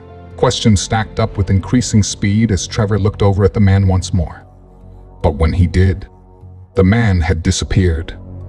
Suddenly, Trevor heard a loud knock as he peered into his home through a window, where he saw Delilah and Caleb now focusing their attention on the front door. Trevor was immediately met with a feeling of unease as he re-entered his home through the back. What the hell was going on? Was he losing his mind? It all seemed to be so surreal. As he slowly made his way into his home, he quietly closed the door behind him and began walking across his living room, while Caleb and Delilah wondered who it could be. He continued his path to the front door as his overflowing mind continued reeling. Who could this be? Eventually coming to the door, where they had all heard the obvious sounds of someone knocking, he paused. And realizing there still hadn't been a second knock, he thought to himself. Perhaps the visitor had left. But then, suddenly, and causing Trevor to slightly flinch, another round of knocking sounded off. He now looked down at the kids and gave them each a reassuring smile and slowly reached out to open it. And as the door began to open, a man came into view. That was when the hair on Trevor's neck began to stand on edge as the man on the other side of the open door was now fully in Trevor's sights. It was a blond man with glasses and a mustache. He was wearing his typical businesslike attire, sporting a jet black trench coat. And as Trevor's expression swiftly changed to complete and utter awe and shock, He recognized this man as an old companion of his, a father of a dear friend he once had. It was Seth's deceased dad, Thomas, and he now stood before Trevor, completely unscathed and in good health. And while holding a focused gaze upon this impossible sight, Thomas then greeted Trevor with a few choice words. "Good evening, Mr. Meeks. You and I need to talk."